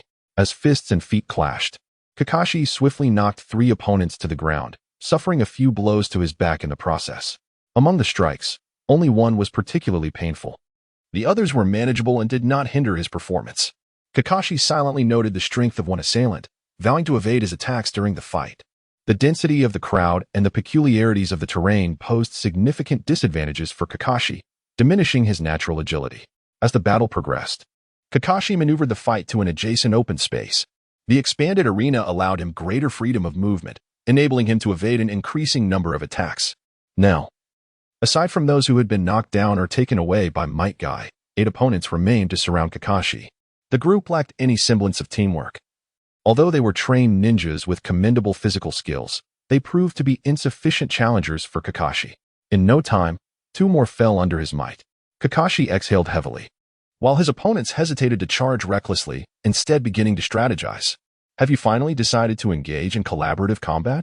Kakashi glanced over at Might Guy's side, where the situation mirrored his own. The less capable children had all been defeated, leaving only those with some degree of talent standing, who were now strategizing their attack based on the teachings they had received. Was this the commencement of a formal battle? Kakashi steadied his heart, positioning his hands before his chest, assuming a fighting stance. Shadow clone technique. The 5 children opposite him simultaneously formed hand seals, each conjuring a clone that bore an exact resemblance to themselves. They then charged directly at Kakashi all at once. 2 of them threw punches at Kakashi, who defended himself with an elbow strike, sustaining no damage. The 2 assailants dissipated into white smoke. Clones, Kakashi marveled, surprised that his opponents would employ clones to lure him in. Prepare to face Retribution Center. In the instant that Kakashi was momentarily distracted, 2 children on either side of him unleashed powerful punches. The force was fierce, devoid of any semblance of mercy. As their fists connected with Kakashi's cheek, the expressions on their faces shifted dramatically. They realized their fists had passed through Kakashi as if he were an illusion. It was a clone. Thud. The 2 children inadvertently struck each other, collapsing to the ground, unconscious. They had infused that last punch with chakra. "Yonji, Hueha." The remaining 3 exclaimed in shock. Their gazes shifted to a masked figure perched on a nearby tree, Kakashi Hitaki. "What have you done to Yonji and Hueha?" A girl cried out in desperation. Kakashi remained silent, merely leaning forward to deliver a punch to the girl's face. The outcome was decidedly in Kakashi's favor, a unilateral victory, one that Might Guy could only apologize for. Vortex Kage, observing from the sidelines, covered his face in disbelief. No wonder he was single. There was a reason behind it. Following Kakashi's decisive actions against the girl, the skirmish between the children and the 2 seasoned ninjas reached a temporary conclusion. "These little rascals," Might Guy remarked, rubbing his sore backside from the kicks he had endured. Yet he felt a swell of pride. He had just fought against 5 or 6 aspiring Jinin and 3 or 4 lower-ranked ninjas. Most importantly, he had emerged victorious. Such an achievement was a tremendous encouragement for someone like him, who possessed no ninjutsu skills. Meanwhile, Vortex Kage observed the joy in Kakashi's and Might Guy's eyes. Feeling somewhat fatigued, though both were destined to become formidable figures, did they need to be so exuberant? Especially Guy, who was destined to single-handedly challenge the entire ninja world with a mere kick. Vortex Kage helplessly covered his face. Beside him, the exuberant Might Guy, noticing Vortex Kage's smile, laughed heartily. "Brother Kage, were you astonished by the impressive display of my son and his friends? When I was that small, I never even dared to imagine such feats." Might Guy excitedly patted the shoulder of Vortex Kage, causing him to sway unsteadily. "My goodness, he has certainly gained a considerable amount of strength. With a bit of training, he might even be able to hold his own against the 7 ninja swordsmen." Vortex Kage glanced at the Leaf Village headband hanging from Might Guy's waist and thought, "Why can't I, like them, wear my headband on my waist? It looks quite stylish." He began to envision his own Leaf Village headband belt. Soon, Kakashi, panting heavily, and Might Guy, rubbing his backside, were approached by Shimo Hatake, who accompanied him and Might Guy. "Congratulations." The legendary Konoha White Fang was never one to bear a cold demeanor. He naturally stepped forward to congratulate the two youngsters.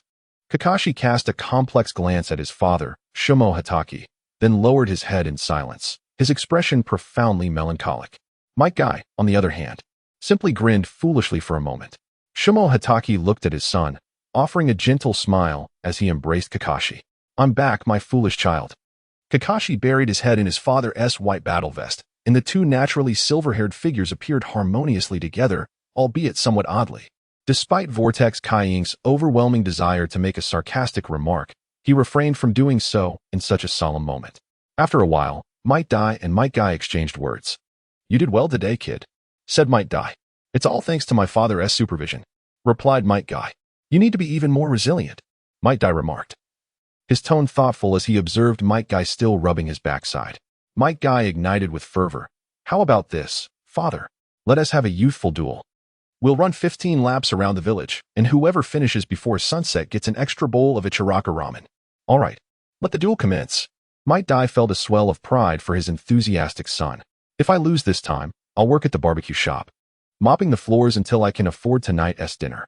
Might Guy was equally inspired. "If I lose, I'll help Uncle Asa plant rice outside the village to earn back my meal money." "Let youth ignite." The two, with their watermelon hairstyles and thick brows, shouted their battle cry and charged off into the distance. Shimo Hatake wiped a bead of sweat from his brow. "Well, would you two like to come to my house for dinner? My wife's cooking is quite delightful." Although the two clad in green spandex had already vanished from sight. Next, Shimo Hatake turned his attention to Vortex Kage. After coughing a few times, Vortex Kage nodded. "It's only right to honor the captain's wishes, even if their food is almost inedible." Just as the two were deciding on the evening's meal, Kakashi, with a hint of envy, addressed his father, mother. This startled Shimo Hatake, transforming his loving expression into one of sternness, as if he had reverted to the formidable Konoha White Fang, undefeated on the battlefield. Kakashi Hatake silently returned to the entrance of the old Hatake residence, accompanied by his father, Tsukumo Hatake, who did not forget to invite his companion, Kai Uzumaki, to join them.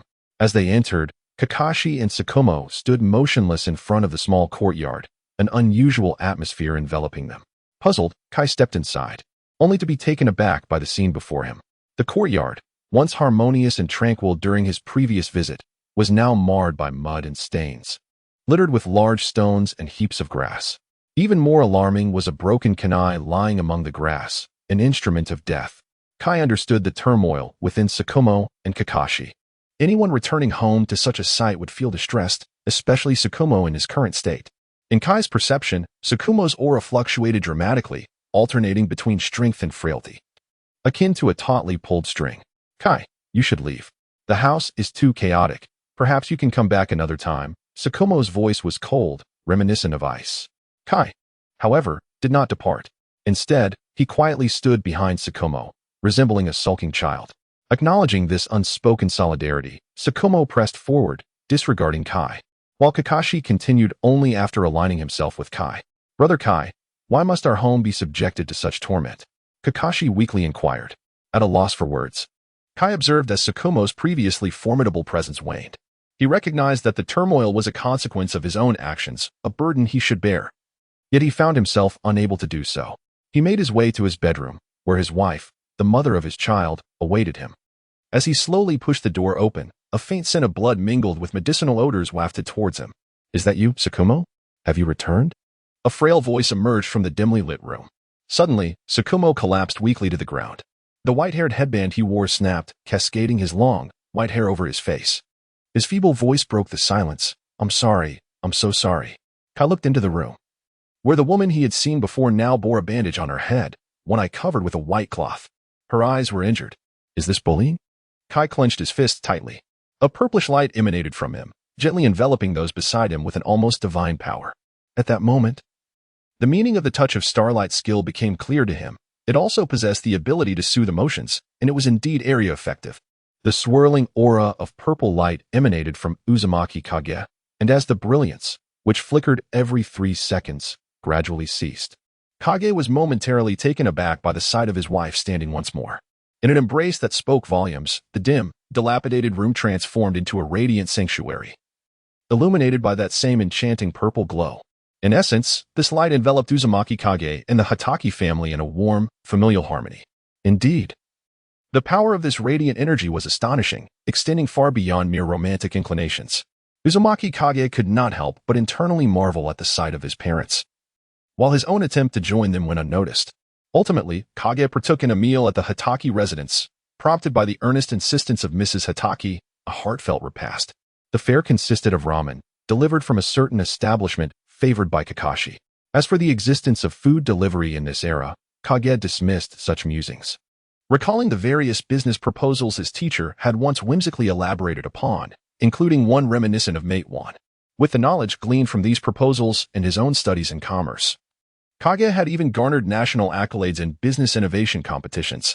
He mused that if he were to amass wealth, he could easily create a formidable commercial powerhouse in the Land of Fire, one that boasted both strength and a robust system. Of course, the primary requirement was to first acquire the means. As Kage lifted the bowl of Ichiraku ramen before him, memories of the delectable dishes from Chongqing flooded back. He felt a pang of nostalgia for the local noodles and the fiery hot pot, almost forgetting the essence of those flavors. Upon returning home, Kage perused the messages left for him by Uzumaki Fu. Young master, I shall return to Konoha within 3 days, and I will remain by your side, it read, accompanied by a cheerful smiley face. Kage shook his head at this note, which bore an uncanny resemblance to a love letter. How had Fu determined that he was the young master? Did his identity harbor secrets yet to be unveiled? Did he share any connection with Naruto's mother? What of his ties to Cheyenne and Nagato? Kage pondered these questions deeply. After a considerable time, Kage stretched languidly, gazing at the ceiling while stifling a yawn. Perhaps Fu would clarify everything in due time. For now, he resolved to cease his idle speculation and succumb to slumber. As Kage drifted into a peaceful sleep, Hatake Tsukumo embarked on an ambitious endeavor. He conjured multiple shadow clones to thoroughly cleanse the Hatake household, and then summoned a colossal husky through his summoning technique. This dog was even larger than Gamabunta. He knew Kami, assist me, and erect a barrier to protect our home, Tsukumo proclaimed, standing proudly atop the husky's head, brimming with determination. Woof, woof. The husky emitted a powerful howl, bestowing its chakra upon the impoverished warrior, Hatake Tsukumo, while simultaneously arranging items conducive to the establishment of a barrier around them, such as dog fur and certain indescribable objects. After a flurry of activity, the barrier was fully set. Hatake Tsukumo wiped the sweat from his brow and expressed his gratitude to the canine deity. Woof, Tsukumo, you still lack endurance. This playtime has hardly begun. I want to dismantle something. It's not about fixing things before he could finish his sentence. The impoverished warrior Hatake Tsukumo severed the chakra supply, causing the massive form of the canine deity to be retracted by the contract. Woof was the last utterance of the canine. Hatake Tsukumo felt a twinge of embarrassment. Would he dismantle me upon his next summoning? He wiped the sweat from his brow once more, troubled by the thought. Perhaps next time, he should summon the deity during a crisis, after engaging in battle with others. Which should suffice. Hatake Tsukumo contemplated this solution with remarkable composure. As Hatake Tsukumo remained confined within his dwelling, The villagers of Konohagakure regarded him as a notorious outcast, further solidifying his reputation as a pariah. Even the Hitaki clan had become a taboo subject within the village. The only ones maintaining a rational perspective regarding the Hitaki clan were the 3 members of the White Fang team, who were currently dining together. Excluding the recently promoted Nin Uzumaki foe, Hitaki's experiences were akin to those of the Uchiha clan, as Uzumaki Kai knew all too well. This was merely the methodology of his master. Uzumaki Kai gazed thoughtfully at the grilled meat before him, while the simpler-minded Akamichi and Shin felt a surge of envy as they observed Uzumaki Fu's substantial baggage at the entrance of the barbecue restaurant. Is this the legendary treasure of the Uzumaki clan?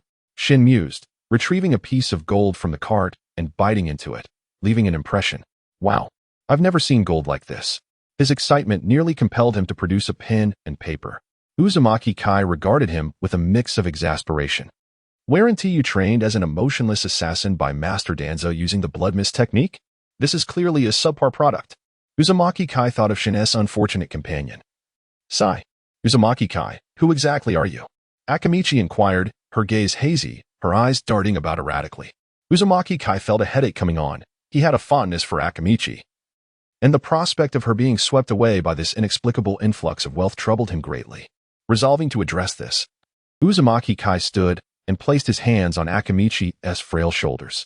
Akamichi, I am Uzumaki Kai. I am who I am now and will continue to be. He was bewildered by the audacity of his own words. This declaration moved Akamichi deeply. Her delicate face flushed a rosy hue. I believe in you, Kaikuin. She whispered, reminiscent of a heroine from a romantic drama. Uzumaki Kai was left in a state of confusion. Wait a moment. The primary purpose of convening this meeting was to discuss Hitaki Tsukumo. Why has the atmosphere shifted so drastically? Clutching his golden charm, Uzumaki Kai blushed, neglecting even his favorite dumplings, while shyly gazing at the red bean beside him and the curious villagers of Konohagakure. Villagers, please disperse. For the first time, Uzumaki Kai felt his face heat up as he exerted immense effort to draw everyone's attention to himself. Then he began to recount the tale of Hitaki Tsukumo. And so it was. After a lengthy discourse, even the red bean regarded Uzumaki Kai with an unusual expression. Embarrassed, he cleared his throat softly. Do we have any opinions regarding the rescue of Captain Hitaki Tsukumo? The red bean, in a daze, shook her head. Her innocence rendered her oblivious to the concepts of exclusion and bullying. Meanwhile, Shin pondered earnestly. Uzumaki Kai cast a hopeful glance in his direction. After a moment, Shin remarked, by the way, what exactly is this? I have never heard of it. That guy Sai enjoys reading. I shall inquire with him later. Uzumaki Kai felt his expression was wasted, despite his lack of any discernible emotion. He turned his hopeful gaze towards the indolent Uzumaki Fai, who, feeling the intensity of Kai's stare, scratched his head and said, Young master, you are referring to the actions of politicians who use their power to undermine others' credibility while inciting and manipulating public sentiment, correct? Such matters are utterly corrupt, unless... Uzumaki Fai stroked his chin in contemplation. Unless one possesses the means to alter the thoughts and perceptions of the masses, it is exceedingly difficult to restore an individual's reputation swiftly. With this, Uzumaki Kai's eyes sparkled, manipulating and guiding others' emotions. This is precisely what the media does. He recalled his visit to the Konoha bookstore, which, aside from a plethora of globally circulated books and magazines, lacked one crucial element: newspapers. Due to logistical challenges and delayed reporting, it appeared that newspapers had never emerged in the world of shinobi. This is brilliant. I can create a newspaper. By consistently reporting sensational news that captivates the attention of Konoha, I can achieve the redemption of Hitaki Tsukumo. Uzumaki Kai's eyes gleamed with excitement. Observing this fervor, Uzumaki Fai sensed something amiss and hurriedly approached to console him. Young master, regarding those who wield power, let us proceed with caution and patience. There is no need to rush. Uzumaki Kai shook his head. Fai, this money is all mine. Isn't it? Uzumaki Fai nodded affirmatively. Indeed, this belongs to your family. It is worth many times more than before, and now. Uzumaki Fai's expression darkened, as he seemed to be transported back to that fateful afternoon of yore. As Vortex Kai observed Vortex Fai, who had suddenly slipped into a reverie, he felt a twinge of reluctance to intrude. However, his hesitation did not deter him from speaking candidly. Fai, let us acquire a property in Konoha and establish a business. Vortex Fai was momentarily taken aback. Had not his earlier gaze been one of fierce determination to confront authority? Meanwhile, Hongdo listened in a state of bewilderment, for such concepts were foreign to her experience. Xian pondered aloud, what purpose could a business serve in aiding Captain Kakashi escape his predicaments? Vortex Kaiying found himself grappling with uncertainty, contemplating whether to elucidate these matters to his teammates, who appeared as blank slates. Within the Hokage building, Sarutobi Hiruzen received an unusual application. The document was meticulously composed, yet its implications for the village remained ambiguous. As he inhaled deeply, the smoke swirled around the room. Before him lay an official request, articulating the establishment of a commercial entity aimed at providing real-time updates on the burgeoning developments within Konoha. It enumerated several examples, elucidating the benefits and virtues of such an institution, including the acceleration of Konoha's development, the enhancement of communal solidarity among its citizens, and their aspirations for the village's progress. This initiative entailed numerous complexities that necessitated the involvement of the village's leadership, yet Vortex Kaiying, Sarutobi Hiruzen, found himself increasingly troubled by the implications. Perhaps it was a concern best left to the elder generation. Undeniably, this was an excellent idea, one that had been overlooked throughout Konoha's evolution.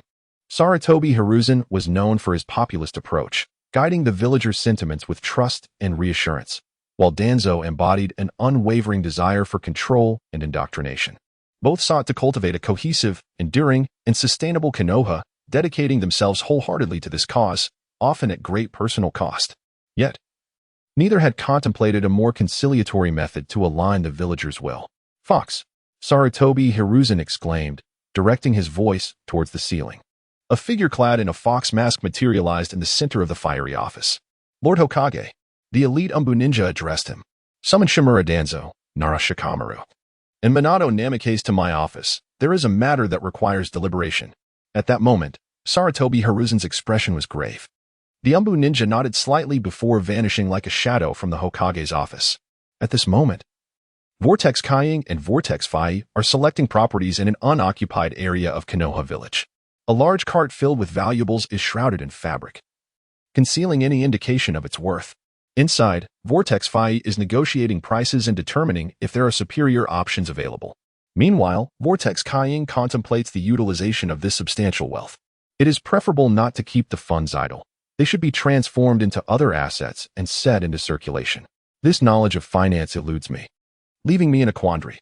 It is indeed perplexing. In the realm of Hokage, only prominent merchants and ninjas like Kakuzu possess such commercial acumen. Sarutobi Hiruzen's accounting skills are commendable as well. Yet, the ideal choice would undoubtedly be the Nara clan. Vortex Kaiying muses about Nara Shikaku. That fellow is a genius. His aptitude for resource optimization and strategic planning is remarkable. Being a ninja seems a waste of his talents. Perhaps a rare, sinister smile graces Vortex Kaiying's usually expressionless face. At that moment, Nara Shikaku, practicing the shadow possession technique with his father, involuntarily shivers and subsequently sneezes. Is someone thinking of me? Why do I feel an ominous premonition? Nara Shikaku silently reflects, rubbing his nose. Meanwhile, in the conference room of the Hokage building, Danzo is seething with rage. This is utterly preposterous. He slams his hand on the table, causing it to splinter into pieces. "Danzo!" Sarutobi Hiruzen rises to admonish him. After a deep breath, Danzo sits down, but his heaving chest betrays his agitation. "Kaiying, what are you planning? Haven't I been good enough to you?" Danzo muses, touching his right arm. This newly grown limb, which had never before felt pain, reminds him of his taciturn yet always obedient disciple. This matter ends here.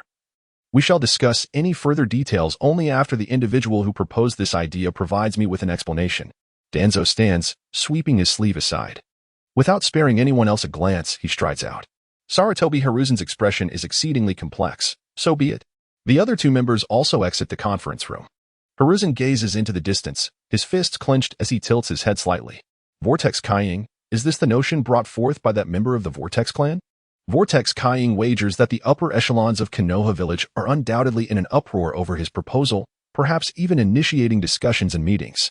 Yet, one thing he firmly believes is that his proposal will undoubtedly be approved. The establishment of a newspaper is undoubtedly a beneficial endeavor, enriching the lives of the populace and guiding the village's moral compass. Alas, this initiative must not fall into the hands of those with convoluted minds, such as Orochimaru. The thought of him commandeering it to create some insidious brainwashing column or launching an advertisement for laboratory assistance is too dreadful to contemplate. Vortex Kaiying involuntarily shudders. However, returning to the matter at hand, should I succeed in this endeavor, what might the future hold? Vortex Kaiying extracted his scythe and cast his gaze upon the solitary numeral 0 in the lower section of the map. There was a flicker of anticipation within him. With his hands cradling his head, he reclined on the cart, gazing up at the sky. Before long, Vortex Fai emerged. Young master, it is accomplished. We can move in tomorrow. Vortex Fai held a thick stack of papers, his eyes gleaming with pride. Indeed, Vortex Kaiying responded, his eyes reflecting approval as he nodded. Subsequently, he and Vortex Fai wandered to a tranquil corner of Konoha village, where an ancestral home of an ancient clan stood. This clan, much like the Hitaki clan, had once thrived, yet the absence of talented ninjas had led to their financial decline and ultimately, the sale of their ancestral estate. The clan's misfortune, however, stemmed not merely from the lack of prodigious ninjas but from the disappearance of a series of secret techniques vital to their legacy. Without the foundation upon which they stood, their future prospects appeared bleak. I shall soon be a man of a grand estate, Vortex Kaiying exclaimed, his eyes alight as he beheld the magnificent residence. The premises had been meticulously cleaned, with weeds and debris cleared away. The courtyard was adorned with a plethora of vibrant yellow flowers, exuding beauty. Fai, here. Vortex Fai quickly set down his belongings and joined Vortex Kaiying. Though uncertain why the young master had suddenly cast aside his wariness towards this unfamiliar presence, he was nonetheless elated. I crave a bowl of Ichiraka ramen, Vortex Kaiying declared, his gaze sharp and clear. Vortex Fai chuckled, young master, I can cook. There is no need to dine out. Vortex Kaiying's eyes sparkled with delight. Fai possesses culinary talent? I thought he was merely an exceptional practitioner of sealing techniques. Indeed, those who renounce the worldly life often possess hidden skills. Feeling the intensity of Vortex Kaiying's gaze upon him, Vortex Fai felt a twinge of embarrassment. Well, I assure you, during my ascetic life, I have not touched even a fraction of the Vortex clan's wealth. Cooking for myself is the most economical approach, he stated calmly. However, Vortex Kaiying was inexplicably struck by an array of emotions emanating from him. Truly, he was a man with a story to tell. Perhaps I shall procure a couple of bottles of wine to hear his tales one day. No, rather, to uncover my own lineage, or rather, to delve into the history of this person I embody. Vortex Kaiying mused, drifting into a reverie. Vortex Fai observed as Vortex Kaiying entered this trance-like state before him. Young master, this cannot be right. Vortex Fai thought, sensing a degree of unreliability in his young master. Alas, having wandered alone for so long, it was understandable that the young master now preferred solitude, shunning conversation, and fixating solely on ramen and whimsical thoughts. As the last male scion of the Vortex clan, I bear the responsibility to nurture and assist the heir of the Vortex clan's lineage in flourishing. A fierce determination ignited within Vortex Fai's eyes. Awakening from his reverie, Uzumaki Kaiying was blissfully unaware of the inner musings of Uzumaki Fae. In that fleeting moment of clarity, their gazes met, each reflecting the other's image within their eyes. A chill ran down Uzumaki Kaiying's spine. That look? It bore an uncanny resemblance to the intent of Might Guy and Might Dewey, who were notorious for their rigorous training regimes. Yet, why did he find himself harboring other thoughts? Stabilizing his mind, Uzumaki Kaiying could not help but think of bushy eyebrows and wrestling. After considerable effort, he finally extricated himself from this philosophical pondering. Clearing his throat gently, he said, you should prepare the meal, make it delicious. I'll go check on the room. Uzumaki Fae, brimming with determination, nodded vigorously. Yes, my lord. I shall make it splendid, ensuring you dine on the finest cuisine. You have endured much hardship over the years. The figure of Uzumaki Kaiying stiffened slightly. What on earth? As lunchtime approached, he found himself lost in thought while observing Uzumaki Fae's bald head. Speaking of which, the second season of Saitama Sensei's anime should be out soon. I must catch it. As he contemplated this, he glanced at the meal prepared by Uzumaki Fae, 3 dishes and a soup, all served in exquisite small bowls, presenting an aesthetically pleasing tableau. Uzumaki Kaiying immediately reached for his chopsticks. In a swift motion, Uzumaki Fae intervened. My lord, we must clasp our hands together and offer a prayer before dining to show our respect for the food. He explained regarding basic etiquette. Uzumaki Kaiying's expression shifted. Is it really that troublesome? Such customs do not apply here. Uzumaki Fae's face fell in disappointment. The first attempt at education had failed. Yet, he was soon reinvigorated. Failure is the mother of success. I shall strive harder. Uzumaki Kaiying, noticing the peculiar look in Uzumaki Fai's eyes, raised an eyebrow. That gaze possesses a certain depth. In comparison to Might Due, who had regained his physique and potential for sustained training, Uzumaki Kaiying deemed Uzumaki Fai's expression rather trivial. He picked up a slice of meat, inhaled its aroma, and then swallowed. The spices were plentiful, yet they rendered the flavor excessively complex, lacking distinctiveness. Indeed, I must conjure up the culinary delights of the great celestial realm. As he savored the 3 different yet similarly flavored dishes, this thought crossed his mind. After lunch, Uzumaki Fae took the bowls and chopsticks to wash by the well in the yard. Such a domestic trait. Uzumaki Kaiying, enjoying his tea snacks, watched him with delight. It is worth noting that most individuals in the Naruto world possess commendable physiques, particularly in the Hidden Leaf Village, where those of poor stature are virtually non-existent. Except, of course, for the Akimichi clan, who, despite their rigorous training, find little utility in building muscle due to their constant indulgence. Once Uzumaki Fae had nearly finished washing the dishes, Uzumaki Kaiying had consumed the tea snack he had casually purchased along the way. It was quite pleasant, albeit a tad sweet. Sipping some bitter tea, Uzumaki Kaiying estimated the time. It should be about right now. As the esteemed Uchiha Kaikage deliberated between a gold-embellished nameplate and a silver-inlaid one for his residence, an unexpected visitor arrived. Clad in the quintessential attire of the Umbu, this individual stood joyfully at the entrance of the Uchiha household, recently acquired by Kaikage. An Umbu agent? What could he possibly want? Uchiha Kaikage furrowed his brow, holding 2 nameplates in his hands. The ninja at the door spoke up. Uchiha Kaikage, Lord Danzo is seeking your presence. He is quite displeased. With that statement, the suddenly materialized Umbu ninja vanished into thin air. Kaikage marveled at the display, while Uchiha Kaifeng recognized it as a sophisticated technique of instantaneous movement. Indeed, I am capable of such feats as well. Observing Kaikage's intent to depart, Uchiha Kaifeng voiced his inner thoughts. Ah, I see. Kaikage responded with a slight acknowledgement, donning his shoes and stepping outside. The Hokage's footwear was remarkably comfortable, fitting perfectly without causing any odor. Soon, Kaikage arrived at the entrance of the Umbu headquarters.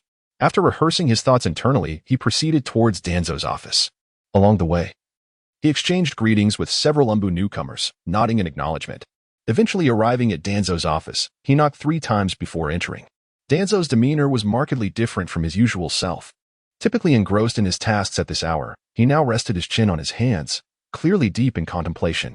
You have arrived, Danzo remarked, surprisingly calm rather than erupting in anger as anticipated. Kaikage took a seat at Danzo's desk, and they engaged in a silent standoff. Kaikage found the atmosphere neither unpleasant nor particularly enjoyable. Danzo appeared to share similar sentiments. Shortly thereafter, an Umbu ninja opened the office door. Kaikage recognized him as the one who had summoned him. Kaikage-sama, the Umbu ninja placed a stack of documents before him. This material seemed familiar. It was the result of Kaikage's labors over the past 2 days. You are aware of what this is, I presume? Danzo indicated the documents with a complex expression. Kaikage picked up the files for verification and nodded at Danzo. These are my findings. Danzo lowered his hands, revealing a prominent scar on his chin. So, what do you intend to do? Do you plan to defy my teachings? His tone was sharp, with a surge of restrained chakra emanating an aura of intimidation. Without hesitation, Kaikage set the documents down, hands crossed over his lap, and stated, I aim to control public opinion. This information poses significant harm to the innocent residents of Konoha. Danzo observed the unwavering Kaikage, recalling their initial meeting months prior, the image of that obstinate youth vividly resurfacing in his mind. The child, who bears a striking resemblance to him, has unknowingly matured significantly. Why must we restrain these matters? These elements serve as formidable weapons, capable of uniting the village's heart. Danzo tempered his imposing aura, yet his tone remained steadfast. Vortex Kage, in a rare moment, broke into a smile. With palpable disdain toward Danzo, he earnestly asserted, Master, you're mistaken. It is the collective strength of every individual that allows our village to maintain its pinnacle position in the world, enabling us to enjoy peace and stability. Whether it be the Uchiha or Kakashi Hitaki, they are all part of the village's strength and integral to Konoha. When sparks fly, they can illuminate the heavens. Vortex Kage, undeterred by Danzo's tightly clenched fists, continued, different individuals, in varied circumstances, harbor distinct thoughts that lead to diverse actions, yet all seek a sense of belonging. From the moment they are born, the villagers understand that Konoha is their eternal home, Thus, no matter the circumstances, they will never forsake it. Danzo, listening to Vortex Kage's discourse, let out a cold snort. So, you have been influenced by Sarutobi, have you? Do you recall Orochimaru? That fellow was once a part of Konoha, but later defected. He too had once regarded Konoha as his home. Vortex Kage found himself at a loss for words. Orochimaru was a reclusive individual, obsessed with immortality and scientific madness. Comparing him to this situation was utterly misguided, he thought inwardly. Although turmoil brewed within, Vortex Kage maintained an impassive exterior. Danzo observed Vortex Kage and remarked, "You find yourself speechless, I see. Indeed, different people in different places harbor different thoughts, which give rise to ideals, and it is those ideals that ultimately shape their destinies. For the sake of their aspirations, they will obliterate and redefine everything. If they possess power, then the village may become just another stone to be crushed in their path." At this juncture, Danzo paused, an ominous aura radiating from him. "And those who harbor such budding thoughts, my course of action is to eliminate them. Once they are gone, the threat ceases to exist." Kage, your perspective should align with mine. Vortex Kage felt a surge of frustration. Articulating my thoughts is not my forte. I initially aimed to sway Danzo's beliefs. Yet now I find myself ensnared in his rhetoric. Nevertheless, Vortex Kage's demeanor remained stoic. Observing Vortex Kage lost in contemplation, Danzo ceased his verbal onslaught, simply watching and waiting for him to voice his thoughts. Vortex Kage, facing his debating adversary, chose not to press the advantage but rather to convey his own perspective. After careful consideration, he exhaled a deep sigh and declared, "Master, you are mistaken. Humanity is capable of gratitude. When you show kindness, it is reciprocated. This is the most fundamental of human emotions. One must invest to receive a return, and I believe we should extend an opportunity to everyone." Vortex Kage, having exhausted his options, resorted to a universal platitude, hoping for a miracle. Danzo, upon hearing this, was momentarily taken aback. He recalled his manner, realizing that his frantic efforts were fueled by gratitude, as he tirelessly strategized for the village. A subtle smile graced Danzo's lips, while Uzumaki Kageyuki felt a surge of trepidation. The shadowy figure of the Hokage, a veritable scapegoat cloaked in darkness, stirred a tumult of complex emotions within him, with fear occupying a significant portion. Danzo, still smiling, turned his gaze toward Uzumaki Kageyuki, his chin, marked by a cross-shaped scar, parting slightly. "I grant you this opportunity, I will release my hold, allowing you to act. Should you fail, and the village remains on the brink of division, do not expect my leniency in the future," he stated with an impassive expression. Uzumaki Kageyuki was taken aback. When had Danzo become so accommodating? He mused inwardly. Danzo gestured toward the documents in Kageyuki's hands, and the latter, understanding, promptly handed them over. Danzo meticulously reviewed the materials once more. "I consent to the establishment of this organization as an adjunct to the Umbu. You are now the head of the Umbu's Public Opinion Control Department, wielding authority equal to mine, and you may command Umbu personnel to assist you freely. I shall not intervene." He set the documents down, maintaining his stoic demeanor. "I grant you 1 year to dispel the Uchiha's misgivings towards the village, and to win over Kakashi Hitaki, restoring him as a formidable asset to our community.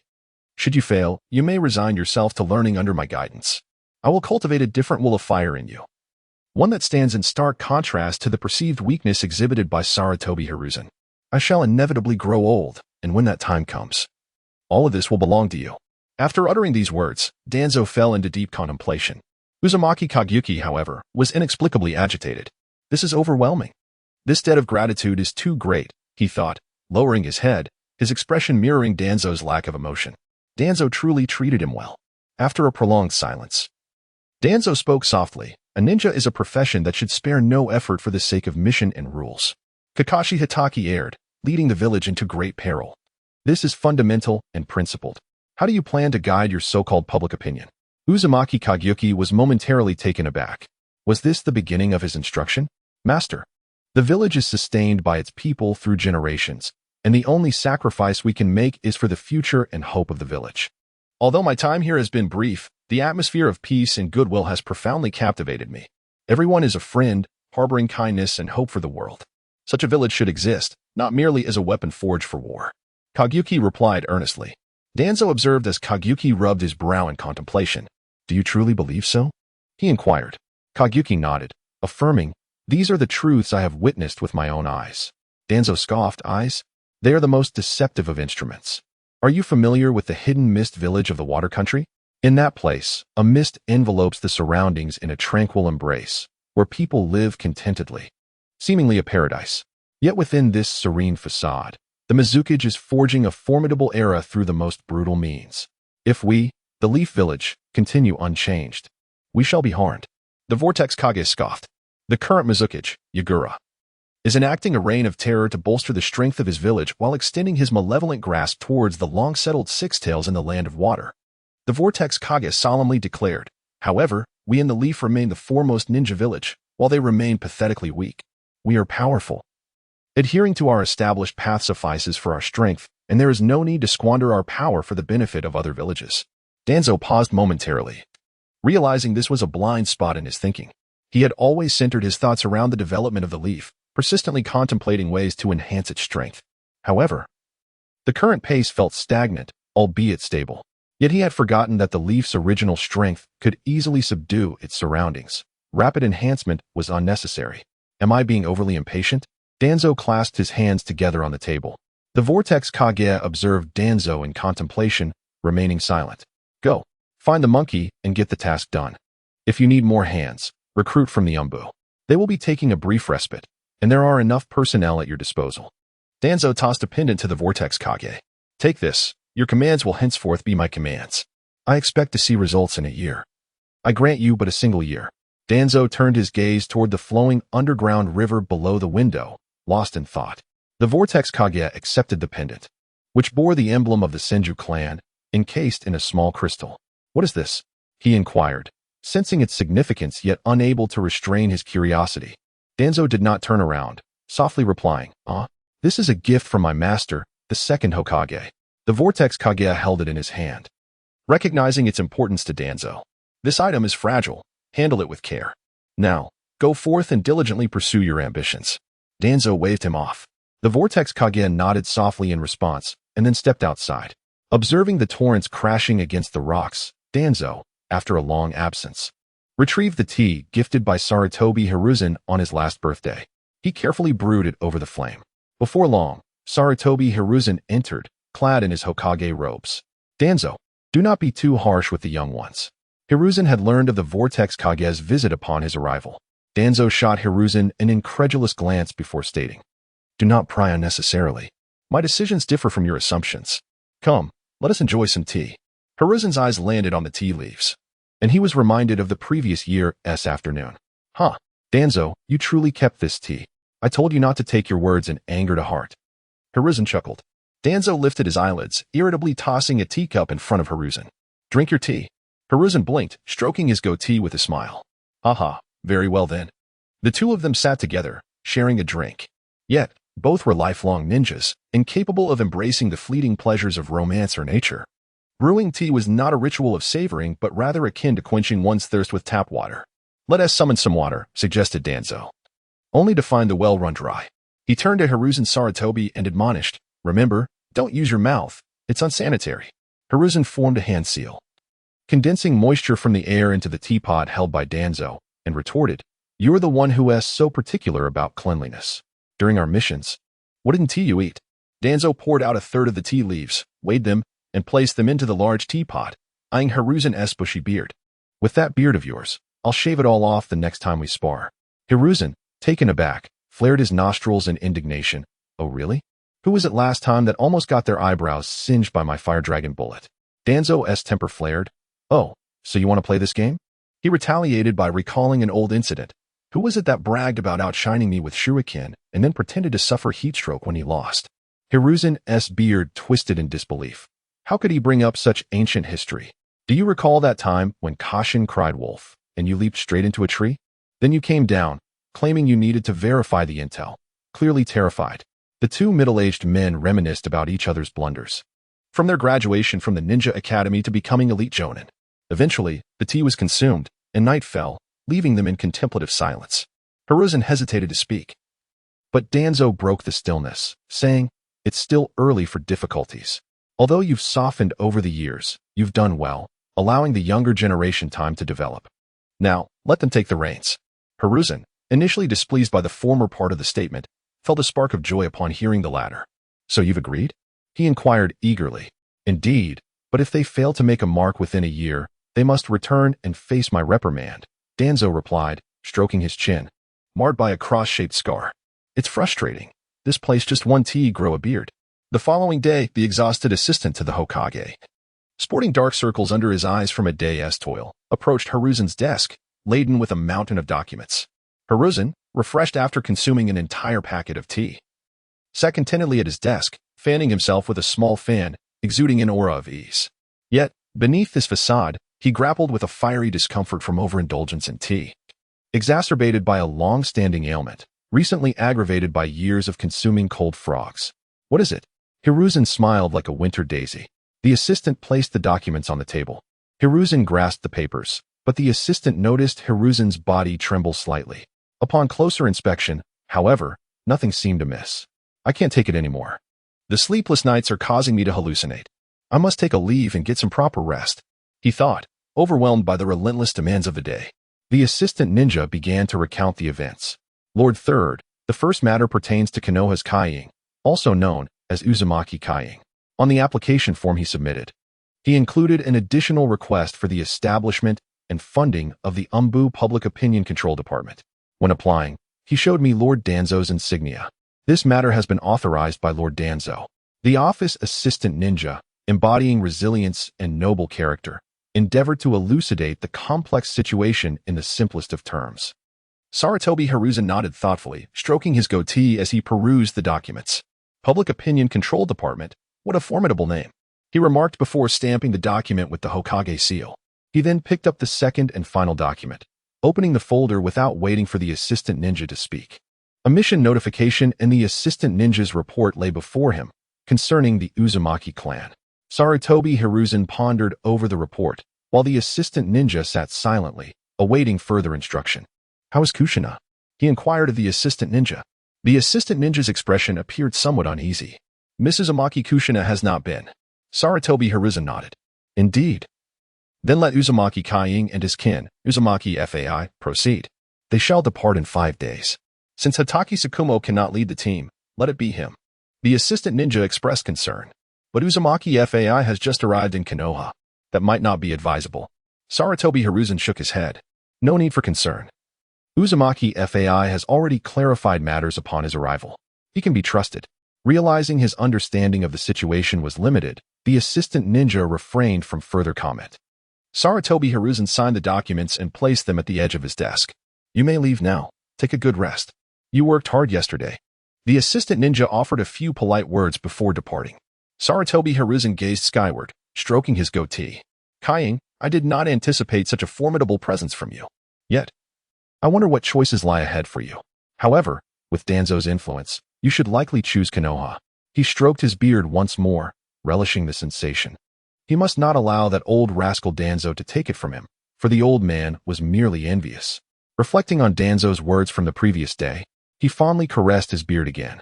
Just as Sarutobi Hiruzen's seal was pressed down, Uzumaki Kaiying, sprawled on his bed with his mouth agape and drooling, was suddenly jolted awake. A massive scythe crashed down beside him, its cold gleam illuminating his face to a ghostly pallor. What on earth? What is happening? My combat form has been forcibly activated.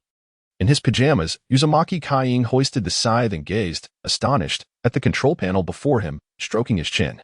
Below the small map interface of the control panel, the number that had previously remained at 0 had now transformed into 1. I recall this being the construction points, right? As I recall, during the introduction, a multitude of information was presented. However, now all that lingers in my mind is the ability to upgrade. Vortex Kaiying gazed thoughtfully at the numbers. Nevertheless, has this construction point been established? Did I save the world in my dreams? That seems implausible. Isn't this something only achievable through world building? Vortex Kaiying murmured softly to himself. Suddenly, the door swung open, and Vortex Fa appeared before him, breathless. Young master, are you all right? He gasped. Vortex Kaiying cast a sympathetic glance at Vortex Fa. What a pity that this bald-headed man has fallen for me. Alas, I am but an emotionless assassin. Vortex Kaiying stood up expressionlessly, tossing aside his scythe, which vanished into the ether with a ripple of space. I'm fine. Just had a nightmare. He fabricated an excuse. What greeted him was Vortex Fa's palpable sorrow. What's wrong? Is this some sort of hidden plot trigger? Vortex Kaiying observed Vortex Fa, who hung his head, engulfed in resentment, feeling quite awkward. Vortex Kaiying endeavored to salvage the handsome visage of the man before him with words. Indeed, within 3 seconds of Vortex Kaiying's utterance, Vortex Fa swiftly composed himself, a look of steadfast affection dawning upon his face as he said, "Young master, I thought you were dead all these years. Not searching for you is my fault, and I have caused you suffering." Vortex Fa stepped closer, attempting to grasp Vortex Kaiying's hand. Vortex Kaiying instinctively retreated a step. But inadvertently, Vortex Fa clasped one of his hands, causing Vortex Kaiying's expression to turn peculiar. Vortex Fa asserted earnestly, "Young master, I will never allow you to suffer again." "Never." Vortex Kaiying nodded impassively. Vortex Fa, elated, released his grip. "Why do I always feel this peculiar sensation? Could it be due to spending too much time with those shameless girls from our class before my transmigration?" Vortex Kaiying disdainfully clicked his tongue at the ground. He then turned his gaze toward Vortex Fa, who was tending to the fissures in the room. At that moment, Vortex Fa was muttering to himself. Use earth release with careful control, ensuring the soil layers blend solidly. Then call for the master ninjutsu is truly convenient. Vortex Kaiying thought of that man, renowned for his ability to create a movable 3-bedroom apartment. He should be in the Umbu now, likely undergoing some special training. When the time comes, I must recruit him to assist me in real estate endeavors. Even if the houses don't sell, having him plant trees in the desert would be splendid. As Vortex Kaiying contemplated these matters, far away at the elite training facility in the Roots, a remarkably beautiful child let out a tremendous sneeze. "Tianzong, what's wrong?" a concerned companion inquired. Tianzong rubbed his nose and replied, "It's nothing. Let us continue." "All right." Just as Vortex Kaiying was about to delve into the sudden increase in numbers, a ninja clad in green floral trousers rushed over, handing him a letter adorned with the Hokage's seal. "This is from the Hokage's office." As Uzumaki Kaiying unfurled the letter, a delightful surprise awaited him. Ah, it has been approved. This was the business project and financing plan he had submitted, both of which had received the green light. Shortly thereafter, a masked Umbu ninja materialized at the entrance before Uzumaki Kaiying. "Konoha Kaiying, your confidential message." The Umbu ninja affixed a letter to a shuriken and hurled it towards him. Catching the shuriken midair, Uzumaki Kaiying murmured, "The third Hokage is rather frugal with his efforts, given that it's all the same person." The seemingly cold-hearted Umbu ninja wore flamboyant green pants, identical to those of the earlier ninja. "What?" As expected of Konoha Kaiying, he has discerned the crucial detail and recognized my identity at once. "Please, assist me in concealing my identity." With that, the figure leapt high, performed a hand seal, and floated away. Wiping a bead of sweat from his brow, Uzumaki Kaiying remarked, "This fellow is no different from the future Might Guy. Such lackluster disguises are truly remarkable." Having said that, he turned his attention to the encrypted Hokage's confidential letter. The Umbu's Public Opinion Control Department has also been established. Uzumaki Kaiying nodded in satisfaction. "So, was it the Umbu's Public Opinion Control Department that granted me the construction point, or was it the newspaper office I applied for?" He crouched down once more, intent on investigating his construction point. As for the matter of retrieving funds and seeking the Hokage's signature at the Hokage building, he planned to address that in the afternoon. For now, he found greater joy in exploring his construction point. In the courtyard, Uzumaki Kaiying cast aside his scythe and leaned against it, gazing at the map interface. He intended to tap on the point with his finger, but to no avail. His finger passed through the interface as if it were non-existent. How am I supposed to interact with this? He recalled Spider-Man, who had discovered his unique gestures through a myriad of peculiar poses. Should I give it a try? Uzumaki Kaiying's thoughts wandered into strange territory. No, that's too embarrassing. Ultimately, he subdued his yearning for the whimsical antics of a superhero with his rationality. In the midst of this internal conflict, he inadvertently shifted the point with his mind.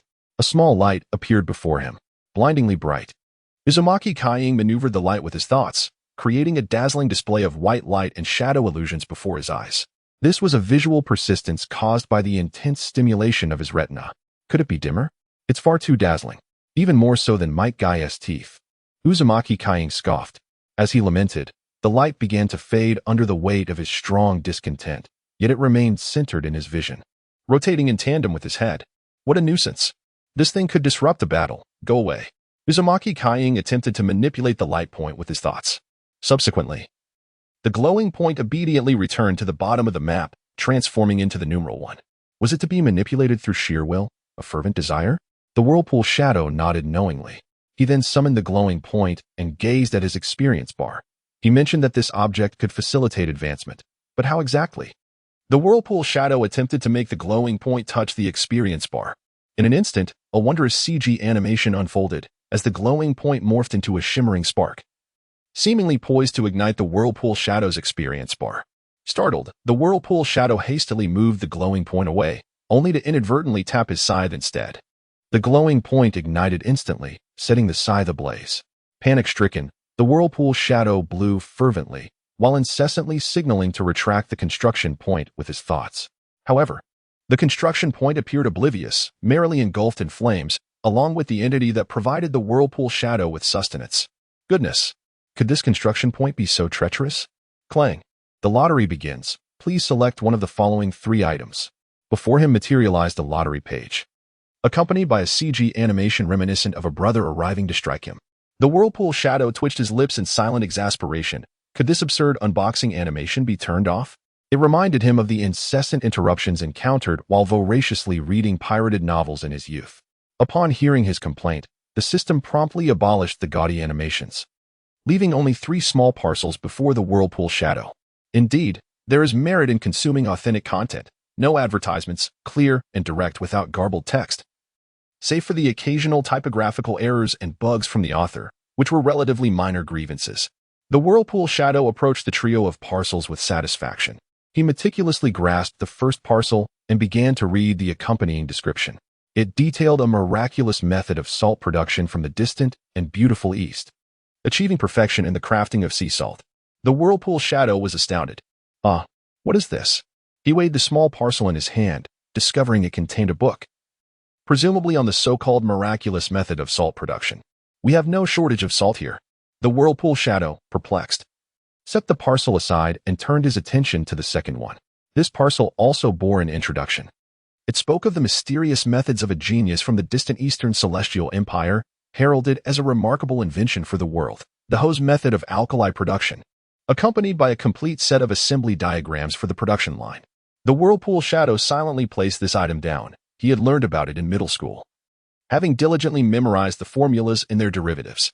This method was indeed renowned. With an impassive expression, the whirlpool shadow then regarded the third small parcel. It heralded the perfect specialty from the distant and beautiful empire, renowned worldwide for its efficiency and high yield in soap-making technology, also accompanied by a complete set of assembly diagrams for the production line. After perusing the description, the whirlpool shadow expressionlessly set it down and gently lifted the final small parcel. Then what on earth is this nonsense? Just give me an endless sword, a storm sword, or even a long sword would suffice. This item is utterly useless. Can it be any more unreliable? Damn system. Uzumaki Kaiying forcefully slammed the small package from above his head, causing dust to swirl and debris to fly. Utilizing the exceptional physical prowess of a top-tier shinobi, he successfully created a small hole in the courtyard with the system's package as his weapon. Clang. Selected prize, an efficient and low-cost soap-making technique from the beautiful intermediary empire. Clang. Please receive it. Before his eyes, 3 packages merged into one, now embedded in the earth. Uzumaki Kaiying stood bewildered in the wind. When Uzumaki Fai found him, he was sprawled on the corridor floor, poking at the package with a kunai, looking utterly despondent. Master? Uzumaki Fai, who had just meticulously controlled the earth to heal the wounds of the house, cautiously inquired about Uzumaki Kaiying. With an expressionless face, Uzumaki Kaiying glanced at Uzumaki Fai and replied brusquely, "What do you want?" Uzumaki Fai felt relieved. "I thought you were affected by something, but it seems you are as expressionless as ever. That reassures me." He departed with a sense of comfort. Uzumaki Kaiying once again lay down, clutching his slightly wounded heart. This expressionless demeanor is different from that one. He sighed deeply and picked up the small package. This thing looks disheartening. I might as well toss it into the study. Uzumaki Kaiying rudely flung the small package behind him and swaggered towards the study, where he had prepared the application. Upon reaching the study, he opened the small package to reveal a collection of books, each the size of a basin. Uzumaki Kaiying took the books out and tossed them onto the empty bookshelf. From the fundamental explanations of chemistry to the techniques of soap making, and even the design of the production line, he placed a dozen books on the shelf, filling an entire layer.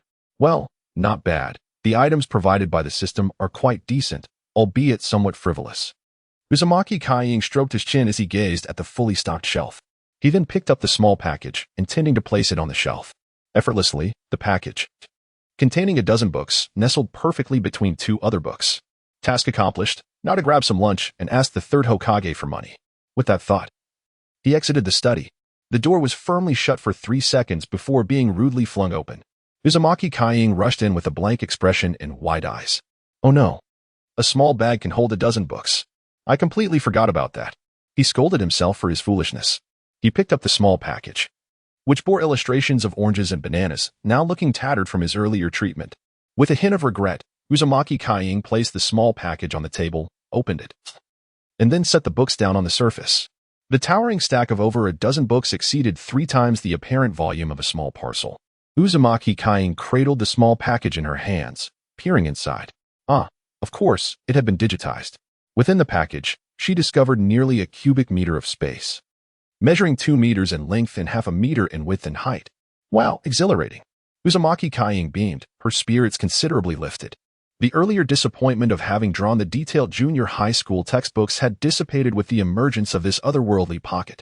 Let us feast at noon, she declared with a composed yet joyful demeanor. Young master, do you wish to indulge in meat dishes? You consumed quite a bit yesterday. Uzumaki Fai replied, puzzled. Ignoring Fai's protest, Uzumaki Kaiying continued, that will do. I am off to procure ingredients, especially fresh pork. Wild boar meat is currently scarce, so I must depart early lest it be sold out. With her otherworldly pocket in tow, Uzumaki Kaiying skipped merrily toward the marketplace. Young master, Uzumaki Fai lamented. It is my fault you have become so erratic in your emotions. I take the blame. After a moment of silence, determination surged within Fai. No, I cannot wallow in despair here. I am the strongest male of the Uzumaki clan. I cannot be easily defeated. I must provide Kaiying with a steadfast presence and a formidable goal. I shall not succumb to despondency. Revitalized, Uzumaki Fai strode toward the kitchen with a radiant smile. Young master, I wish to demonstrate the culinary skills I have honed at your request yesterday. What? Hans. What business does that fellow have in our Konoha? Leaving his tranquil rain country? Is he not afraid that our village might unleash its might and obliterate him? Danzo erupted in fury, slamming the table at the words of the informing elite Umbu ninja. The elite Umbu ninja bowed his head, saying, Lord Danzo, to repel Mr. Hans. It seems you and the Hokage must take action together.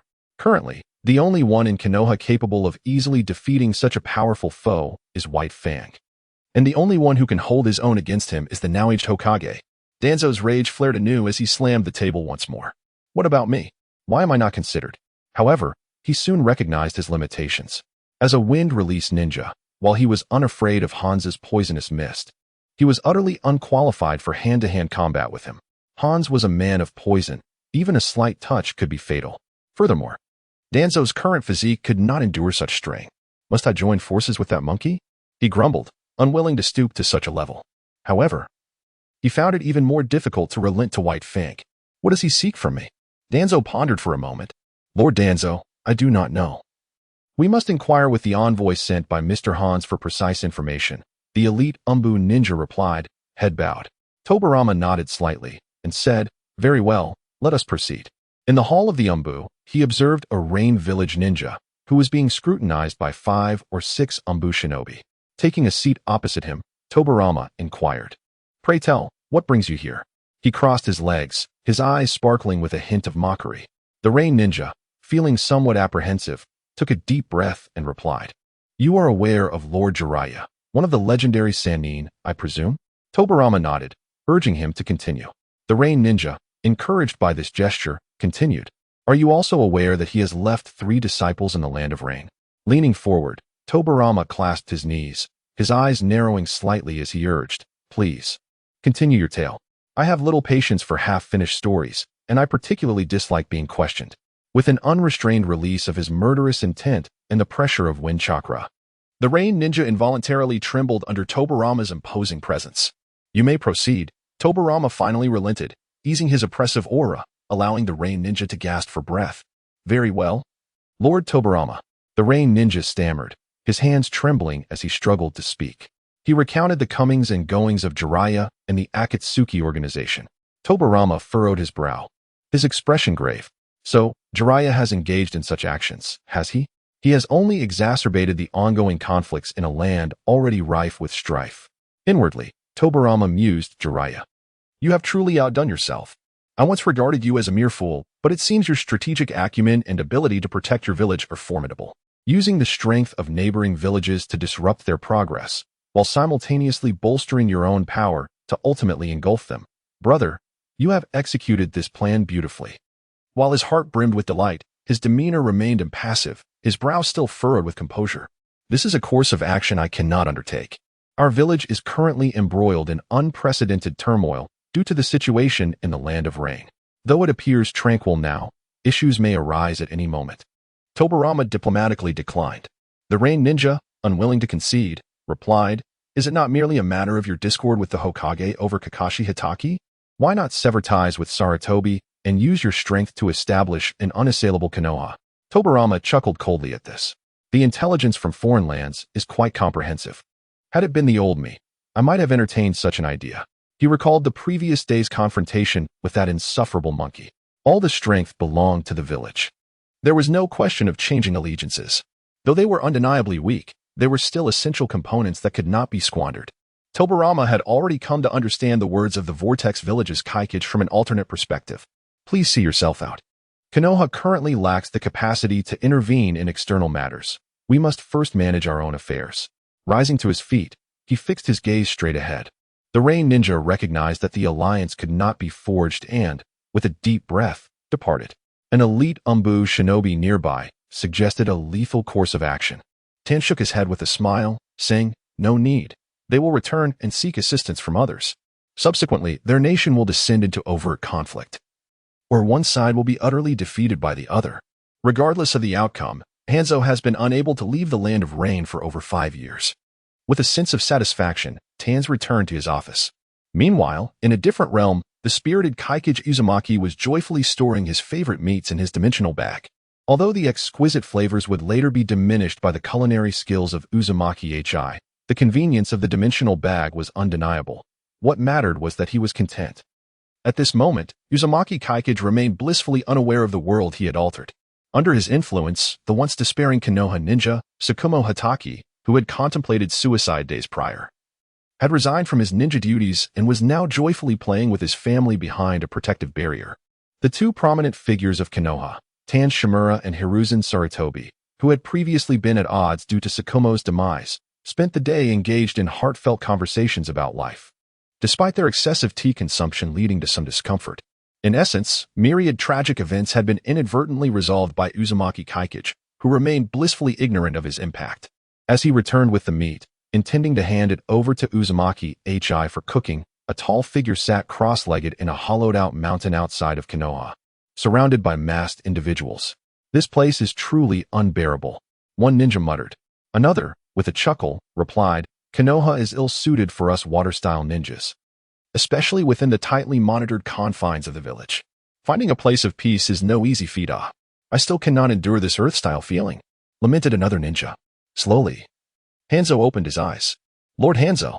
All the guard ninjas greeted him with respect. Hanzo nodded, saying, Just a little longer. I have detected Yagura's chakra. Once he arrives, we can return. Unable to contain himself, one ninja asked, Lord Hanzo, do you think Konoha will respond to us? Hanzo replied softly, I have no certainty. The current situation in Konoha is rather complex. Shimura Tanz is a man of deep thought. His schemes and ambitions are elusive. However, this ambition also provides a sense of reassurance.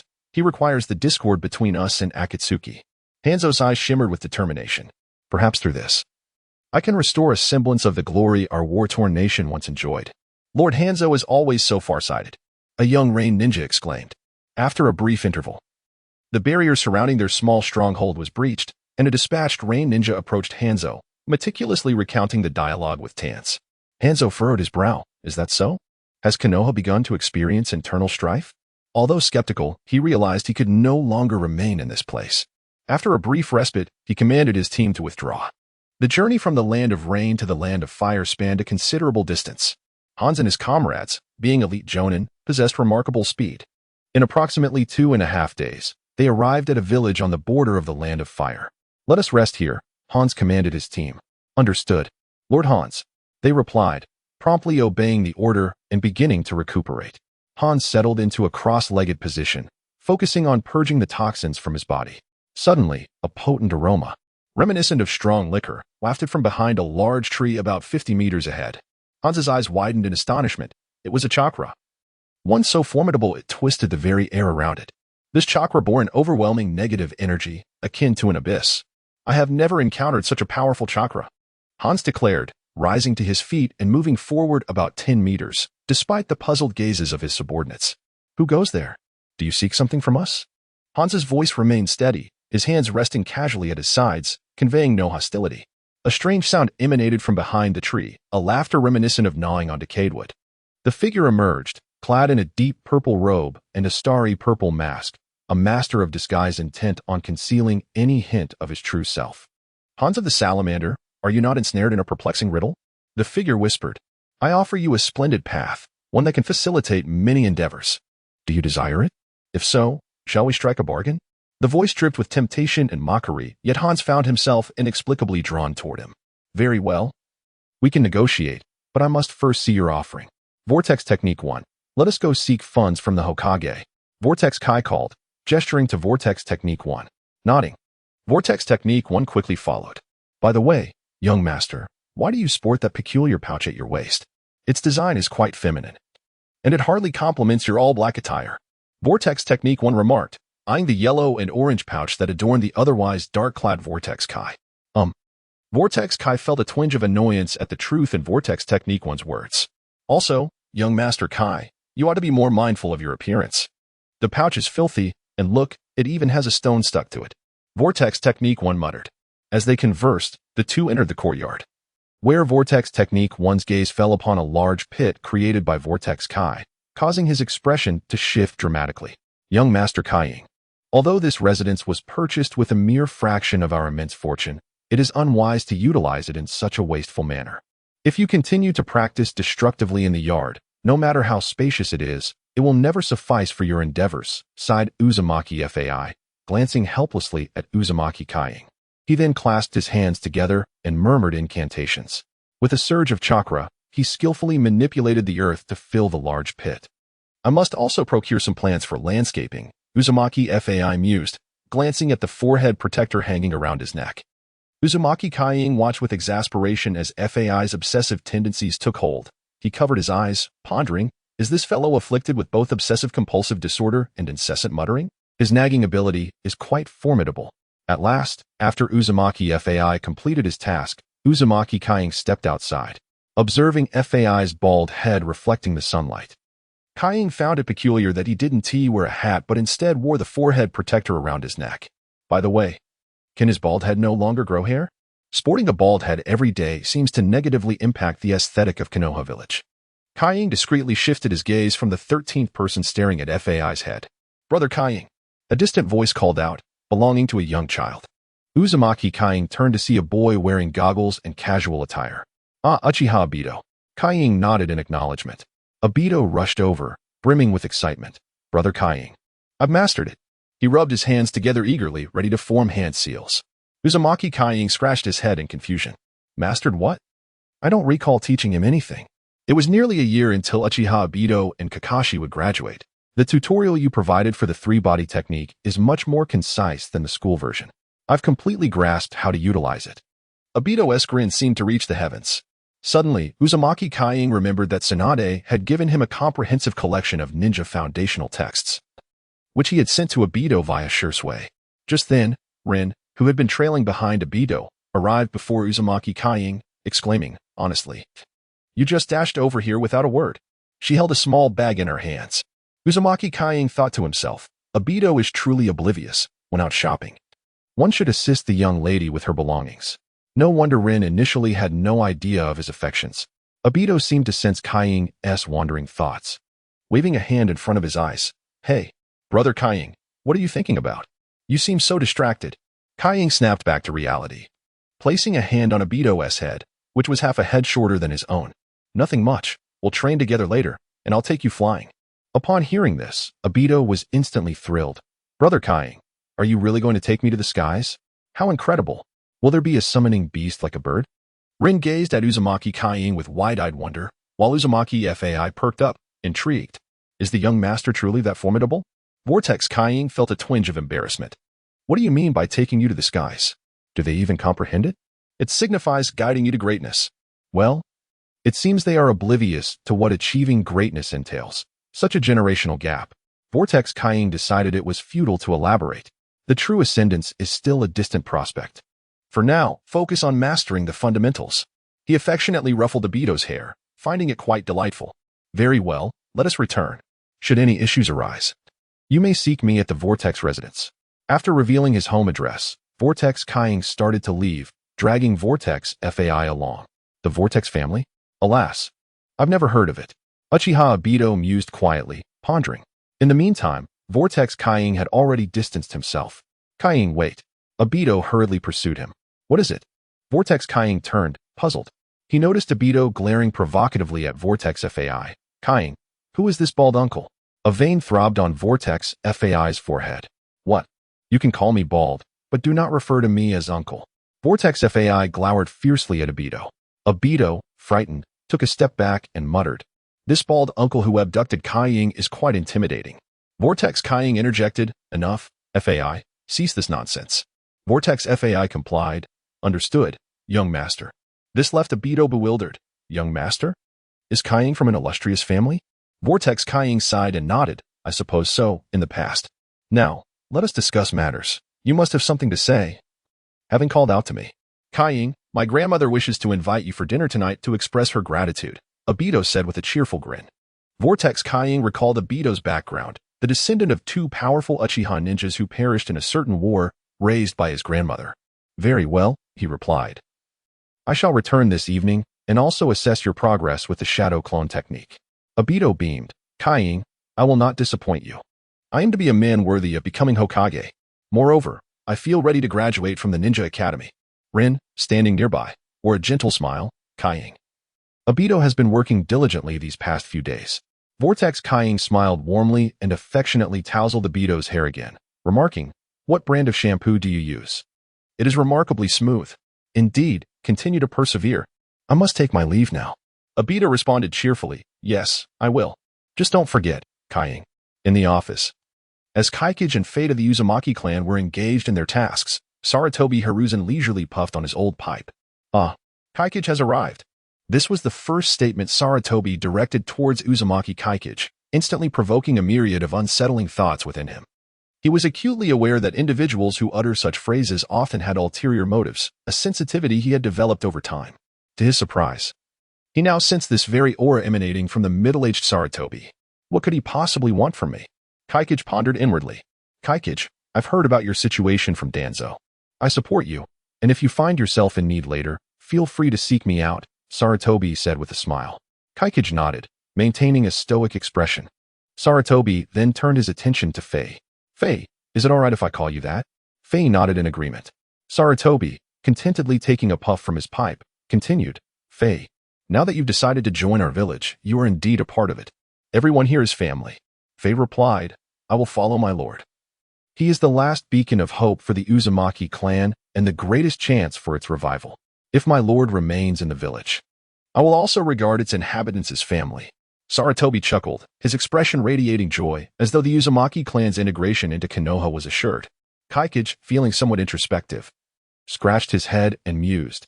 If I were to subtly express a desire to leave the village, would the third Hokage and Danzo swiftly devise a plan against me? After all, I do hold the allure of the beauty strategy in high regard. Konoha is renowned for its stunning women. Kaikage found himself lost in thought. No, I must not overthink this. I am a man committed to Akane. He reined in his emotions. Though she is currently flat-chested, her potential is extraordinary. She could very well rival Tsunade in the future. Kaikage couldn't help but envision Akane as she would be when she matured. Now, let me get straight to the point regarding your matters. Sarutobi seemed to notice that the two Uzumaki clan members were not paying heed to his networking and conversational skills, prompting him to address the issue directly. I can provide your funding. Even though the village's finances are presently strained, I can allocate resources to you based on the proposal outlined. Sarutobi adopted a serious demeanor.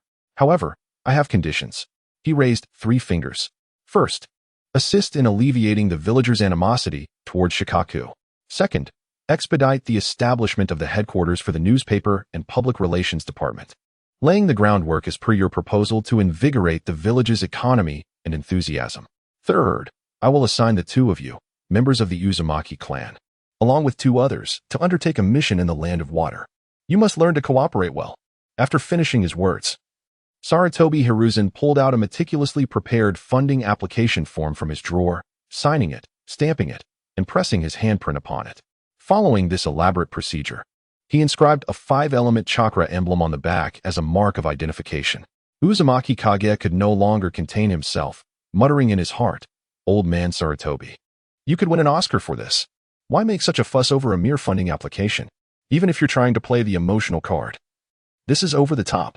In reality, Uzumaki Kage was overthinking, due to the pressure from the Land of Water and the economic constraints imposed by the feudal lord. Konoha Village was now providing Uzumaki Kage with merely 1/20th of the original annual funding. Given the reduction in financial resources, this was an enormous burden. One must understand that ninja villages are like insatiable beasts that consume the nation's wealth. They are filled with proletarian warriors. Digressing slightly, Uzumaki Kage failed to grasp the deeper significance of this process, while Uzumaki Fai bowed gratefully to Sarutobi Hiruzen. Upon exiting, Uzumaki Kage looked at the meticulously processed piece of paper in his hand and questioned Uzumaki Fai, "Is it really necessary to complicate things like this? Can't we just stamp it?" Uzumaki Fai shook his head and replied, "Young master, Konoha's economic situation is quite dire. The funding you require represents a substantial expense for Konoha. This level of caution is indeed warranted." Uzumaki Kage was momentarily taken aback. He had heard of the events following Hatake Tsukumo, but had not anticipated such turmoil. Although he had requested an increased amount of funding, he believed it would not impact the livelihood of the people. Could the reduction in funds be more severe than he had imagined? Uzumaki Kage pondered, recalling that Orochimaru, the notorious spendthrift scientist, had already left Konoha. Could it be that Lord Zong was still conducting extravagant experiments? Orochimaru's ability to squander funds was no trifling matter. He had absconded with a plethora of Konoha's secret laboratories when he departed, a staggering sum indeed. Subsequently, he had established himself in the Sound Village, seizing control of a small nation's warlord system and consuming military funds for his research. This clearly demonstrated that scientific advancement is achieved through monetary expenditure. Orochimaru's curse seal techniques and the Sinja Sellswood shield were among the most formidable outcomes of such financial indulgence over the years. Of course, these matters bore no relevance to Uzumaki Kage at present. His current ambition was to establish a newspaper, using it as a stepping stone to foster the harmonious and prosperous vision of Konoha Village. "Boss, let us have the funds." With this thought, Uzumaki Kage rudely placed the note given by Sarutobi Hiruzen onto the desk at the Funding Administration Office. "Fai, you may take the funds back for now." Glancing at the sun and estimating the time, Uzumaki Kage decided to pay a visit to Hatake Tsukumo's residence. He felt a lingering concern for Hatake Tsukumo's state of mind, as the completion of his promise to Lord Zong would be impossible if Hatake Tsukumo were no longer around. "Young master," with a bitter expression, Vortex Hoi responded to Vortex Kaiying's command regarding the Vortex technique. Was he expected to carry this heavy box, meant for 3 or 4 people, by himself? While it was possible, it was certainly unsafe. What if he encountered someone along the way? Although the people of Konoha were generally amicable, discovering that he was transporting money would undoubtedly lead to trouble, especially given the current state of affairs where everyone's pockets were empty. Observing the tense and unnatural expression on Vortex Hoi's face, Vortex Kaiying silently removed a pouch from his waist, one that clashed entirely with his outfit, and tossed it to Vortex Hoi. "I shall take my leave," he declared, and with a swift movement, Vortex Kaiying vanished before Vortex Hoi's eyes. Vortex Hoi stared at the pouch in disbelief. Was the young master out of his mind? Did he expect him to use this tiny bag to carry money? It was far too small. Sighing, he resolved to find a few lower ninjas to assist him. With that thought, Vortex Hoi opened the ostentatious pouch, and his eyes widened in astonishment. "Oh, how remarkable!" Meanwhile, Vortex Kaiying arrived at the ancestral home of the Hatake family. From a distance, he noticed something peculiar about the house. A crimson aura filled the air, ominously illuminating the sky. Certainly not a good sign. Anxiety gripped Vortex Kaiying as he recalled details from his past life. This foretold a calamity involving bloodshed. He hurriedly knocked on the door, which was opened by a smiling Kakashi Hatake. "Why are you smiling?" Vortex Kaiying gasped in surprise. Could it be that Kakashi had lost his mind over his father's situation? Brother Kying, what's wrong? Your expression is quite frightening. Kakashi recoiled slightly. Vortex Kying focused on Kakashi, disregarding the concern over his own demeanor, and urgently inquired, "Where is your father? I must see him." Kakashi scratched his head. "Oh, so that's what this is about." While his face turned awkward, Vortex Kying, growing more anxious, insisted, "Let me in." He attempted to push the door open, only to be met by an invisible barrier. "Brother Kying, don't rush. I'll grant you access to the barrier right away," Kakashi exclaimed. "A barrier?" Vortex Kying was taken aback. What had transpired to necessitate a barrier? Without further explanation, Kakashi formed hand seals and directed them toward Vortex Kying.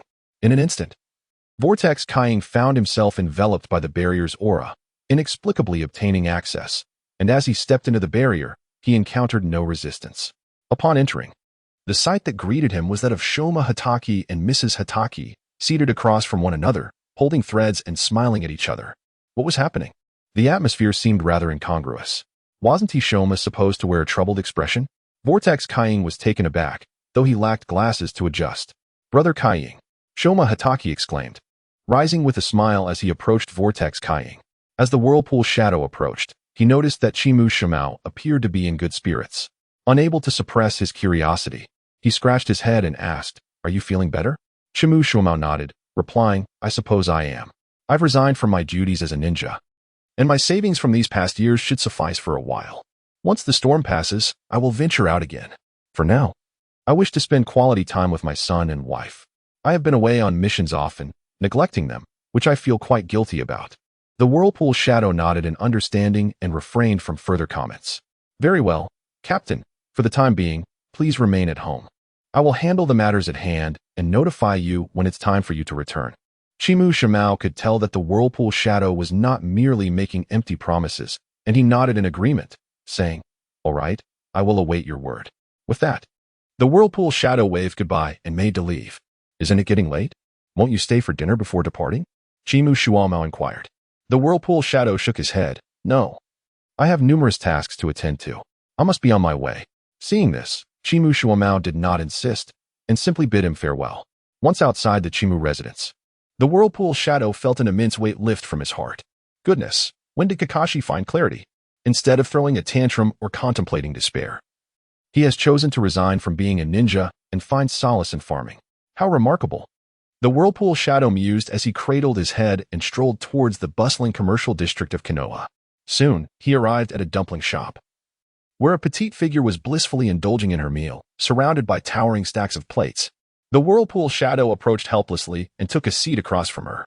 "Ah, Kaikich. Boss, bring me 2 more plates of dumplings," Red Bean exclaimed, her eyes sparkling as she beckoned the proprietor.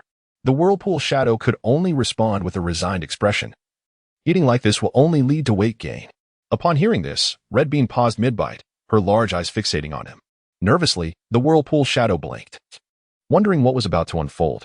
"Kaikich, are you implying that I am overweight?" Red Bean's expression morphed into one of shock, her eyes nearly brimming with tears, as if on the verge of crying. Instantly, the whirlpool shadow donned a bewildered smile.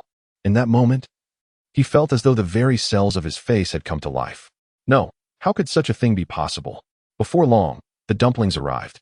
And under Red Bean's insistence, no, her adorable charm, the whirlpool shadow managed to consume 5 or 6 skewers before he could depart. After leaving the dumpling shop, the whirlpool shadow made his way towards the Uzumaki clan's residence.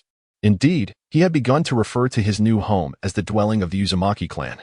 Along the way, he spotted a gathering for a competition, the crowd so dense that it obscured his view of the key events. The atmosphere was lively, with a young boy stepping onto the stage to perform ninjutsu techniques. Although most of the techniques remained unexecuted, the sheer joy radiating from the performance was palpable. The whirlpool shadow lingered for a moment, observing the unfamiliar faces around him. Time is slipping away. I must head to the Uchiha household for dinner. However, speaking of which, should I invite Vortex Fan along? Vortex Kying halted 2 streets away from the Vortex clan, stroking his chin in contemplation. After a brief moment of reflection, he decided against calling for Vortex Fan. She was a grandmother, and their household consisted of only 2 individuals, a child and an elder, indicative of a family with minimal income. Bringing Vortex Fan along would mean introducing 2 voracious eaters to the Vortex clan. it would be nothing short of a disaster for their budget. Consequently, without a hint of guilt, Vortex Kaiying left Vortex Fan at the Vortex clan's residence. Before long, Vortex Kaiying arrived at the Uchiha clan's village. At the entrance, Uchiha Obito was waiting idly. Upon spotting Vortex Kaiying, he rushed over with great enthusiasm. "Kaiying, big brother," Obito exclaimed, his eyes sparkling with excitement. "Come and assess my training results," he urged earnestly. Vortex Kaiying scratched his head and replied, "Let us eat first. It would be a shame if your grandmother's meal gets cold." Obito's face fell, resembling a deflated balloon, his anticipation swiftly fading. "All right," he sighed, leading the way towards the Uchiha residence. Along the way, several people greeted Obito, who responded with a smile, creating an atmosphere of harmony throughout the streets. Occasionally, however, wary glances from onlookers would shift from Obito to Vortex Kaiying, which irked him somewhat. That said, it was a rather cheerful and harmonious place. Why did Uchiha Fugaka contemplate rebellion? With his hands clasped behind his head, Vortex Kaiying swaggered alongside Obito. Soon, they arrived at a small house. "Is that you, Obito?" A voice called from within, aged yet clear. Obito's demeanor brightened, his eyes radiating a touch of innocence as he replied, Yes, it's me, grandmother." He pushed open the wooden door, revealing a petite kitchen where a short, elderly woman turned around with a smile. Her hair was streaked with gray, yet her eyes sparkled with both shrewdness and kindness. Vortex Kaiying bowed respectfully to the elder. "Ah, so this is the talented Kaiying, is it? You needn't be so formal." The elder approached, saying, "I have yet to express my gratitude for your assistance to our Obito." Vortex Kaiying shook his head, saying, "Grandmother, that was not my aid. It was Obito's own hard work." The elder chuckled, "Young man, you are quite remarkable. My Obito is straightforward and struggles with words. Meeting you is indeed a stroke of fortune for him." Obito, slightly disgruntled, muttered, "Not at all."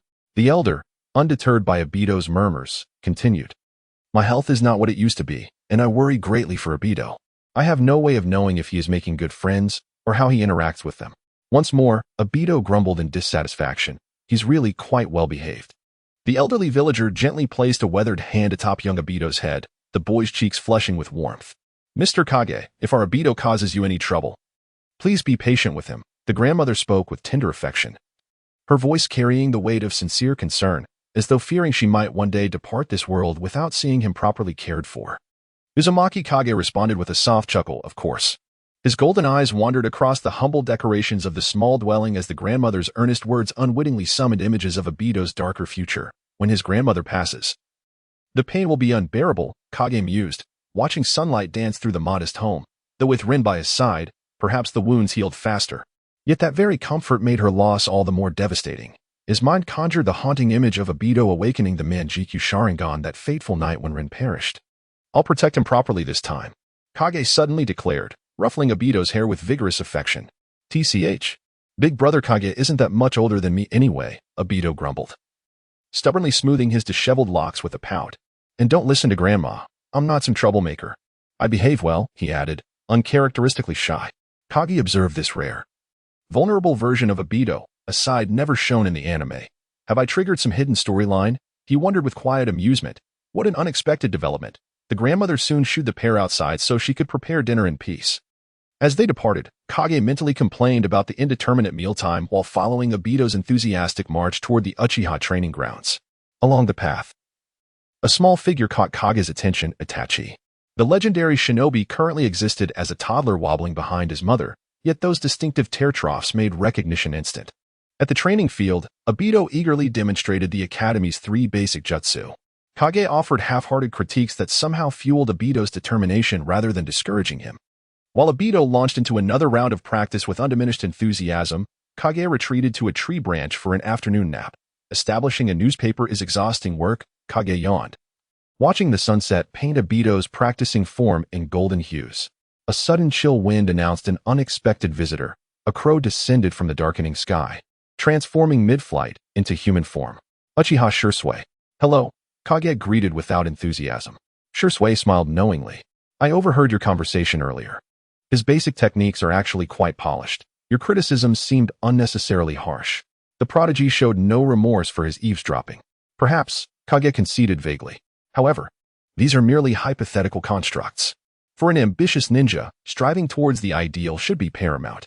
Vortex Kaiying was carelessly rambling, having forgotten the request he had made of Obito. Upon hearing Kaiying's words, Uchiha Shisui began to ponder earnestly. Ninjas can transform the impossible into the possible. Brother Kaiying, your philosophy is remarkable, one I cannot emulate. After a lengthy contemplation, Shisui sighed softly and shook his head at Vortex Kaiying. Kaiying stood up and patted Shisui's shoulder, saying, "There is no such thing as an unattainable skill. A ninja must shatter the barriers of impossibility. In adversity, one must wield absolute will, unwavering belief, and a fervent desire to overturn the very fabric of existence. That is the essence of a ninja." Shisui paused, pondering, to overturn existence? As he reflected, the three tomo of his Sharingan manifested in his eyes, astonishing Vortex Kaiying. Could it be that this child has grasped some profound martial art under my casual discourse? He thought, incredulous that such absurdity could transpire before him. Kaiying gazed into Shisui's eyes, where three tomos spun wildly, seemingly on the verge of merging. The two locked eyes, each seeing their own reflection in the other. Suddenly, a mysterious sound echoed as the tomo reached an apex of rotation. They vanished, replaced by a mesmerizing pattern in Kaiying's vision. The kaleidoscopic Sharingan, belonging to Uchiha Shisui, had awakened under Kaiying's light-hearted banter. Is it truly this effortless? A kaleidoscope? Kaiying suppressed the urge to scoff. Then, a sound resonated not from the outside world, but from Kaiying's heart. In his vision, Shisui's kaleidoscope expanded, ultimately crushing the sky itself, transforming the world into a vivid crimson. Kaiying thought, how unfortunate. Has the release of power during eye activation drawn me into an illusion? With that thought, he activated his shadow step. The abnormal scenery around him erupted, and Kaiying stood before Shisui, who was pressing his hands against his eyes. He had just experienced a backlash. Impressive, Shisui murmured. Hey, you initiated the illusion first, Kaiying thought, observing Shisui's apparent distress. After a moment, Shisui lowered his hands, revealing his eyes had returned to their original black. My apologies, I momentarily lost control over my ocular power and involuntarily released it, he said, apologizing to Kaiying. Kaiying waved his hand dismissively. I noticed. Kaleidoscope, is it? Use it cautiously. If its purpose is discovered, you might find yourself in peril. Shisui casually acknowledged this, dismissing Kaiying's words as mere jealousy over his eyes. By the way, thank you. I have heard that you intend to vindicate Uchiha. Shisui smiled gently at the figure of the Vortex Kai. The Public Opinion Control Department of Vortex Kai had already designated an office within the Umbu, and the recruitment for the relevant personnel had been dispatched to numerous elite members of the Umbu. Naturally, Shisui, a prominent figure within the Umbu, was well aware of the situation. With his deeper understanding, he quickly discerned the true aim of this plan. Given his knowledge of Danzo's iron-fisted approach, Shisui was acutely aware of the mastermind behind it. By chance, he encountered the principal individual and thus stepped forward to express his gratitude, inadvertently accruing even greater favors. Well, it is indeed the case, but we are still at the very beginning, Vortex Kai remarked while leaning against a tree, observing Obito, who was practicing in a rather squatting manner. One might wonder why such a peculiar posture was chosen for training. Could it not lead to unforeseen complications? Still at the beginning? Shisui questioned, perplexed. Vortex Kai suddenly recognized the cultural disparities at play. His colloquial expressions were lost on others. Thus, Vortex Kai elucidated. It means that until you have taken your first step with your left foot, do not even think of advancing with your right. Shisui countered. What if I take a step with my right first? Vortex Kai replied. After an extensive discussion and debate, Vortex Kai ultimately liberated Shisui from the profundities of the Chinese language. He then stated, in addition to reporting, I will also require some friendly assistance from you. He hesitated. Never mind, you probably wouldn't understand. I'll discuss it with your captain later. Who is your captain now? Shisui replied implicitly, it is Uchiha Fugaku. The next should be me, but I am not yet mature enough. Vortex Kai nodded. That aligns closely with my assumptions. You should first have a discussion with him, and then I will come to converse with him afterward. At last, the sun began to set. Vortex Kai bid farewell to Shisui, who was still reeling from the impact of Chinese culture and the exhaustion from his ocular strain, and returned to his humble abode alongside Obito, who had been squatting for quite some time, now standing awkwardly. After partaking in an indescribable Japanese home-cooked meal, Vortex Kai said goodbye to the joyous Obito and the affectionate grandmother, returning to the domain of the Vortex clan. Master, you have finally returned. Come and taste the exquisite 3-flavor pod I prepared as per your request, exclaimed Vortex Fai, his face lighting up as he spotted Vortex Kai entering. Vortex Kai caught a whiff of the delightful aroma and hurried to the spot where the pot was situated in the courtyard. "Your ingredients must be quite expensive," Vortex Kai remarked, observing the once common spices that now seemed as rare as gold. "About that, yes, but the flavor is truly remarkable. I fear I have never tasted anything more delicious in my life," Vortex Fai exclaimed, his expression as if he were in a state of ecstasy.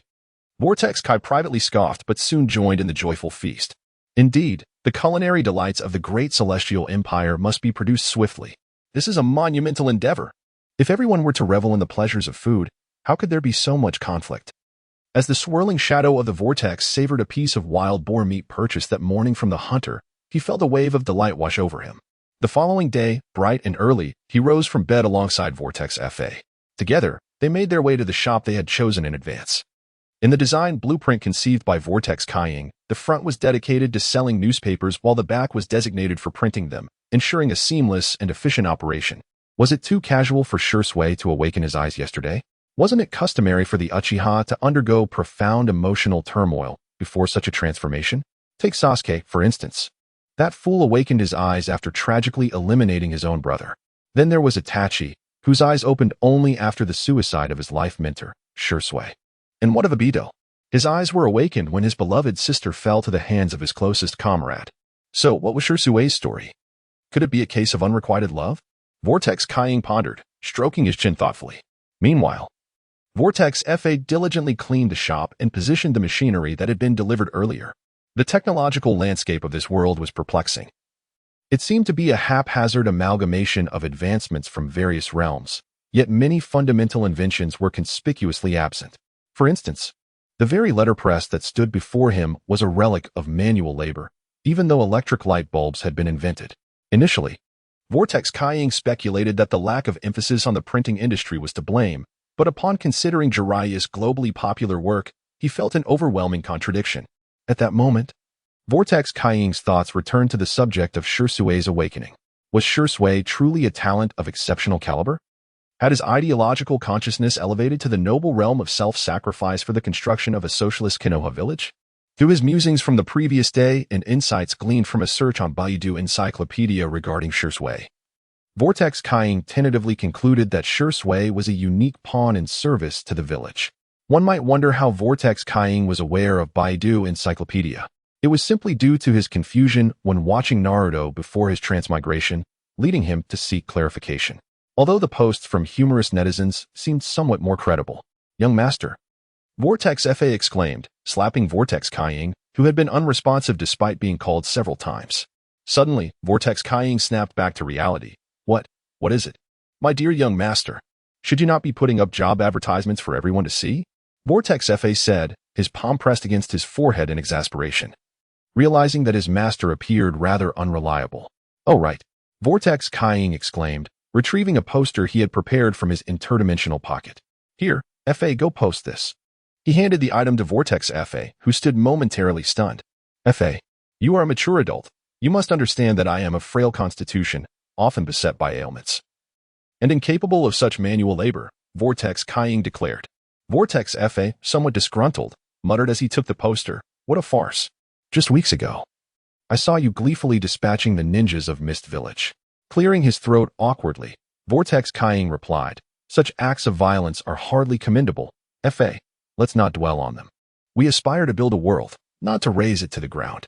With a mischievous glint in his eyes, Vortex reaffixed a vibrant poster at the entrance of the Vortex newspaper office.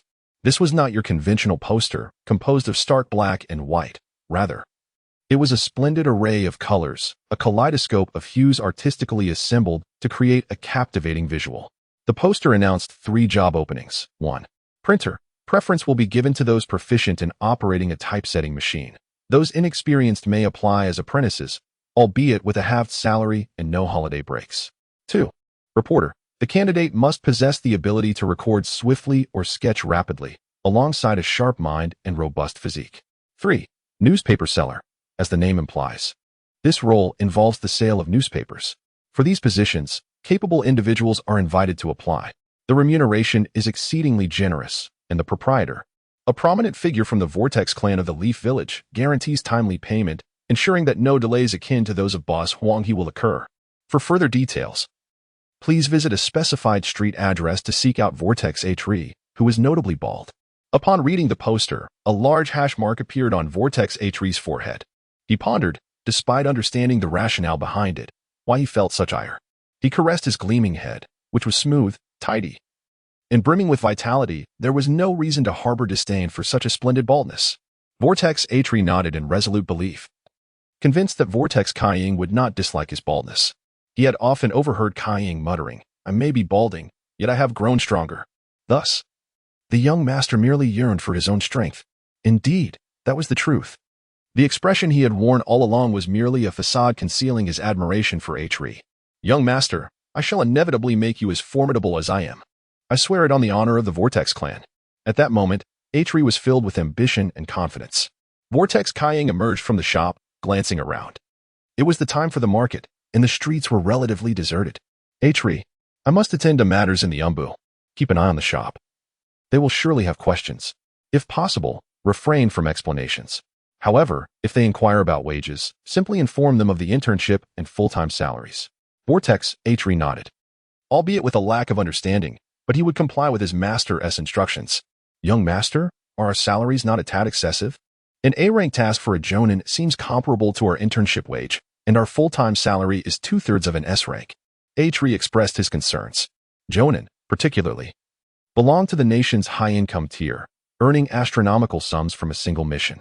It is crucial to note that these missions are state-level, funded directly by the affluent national treasury.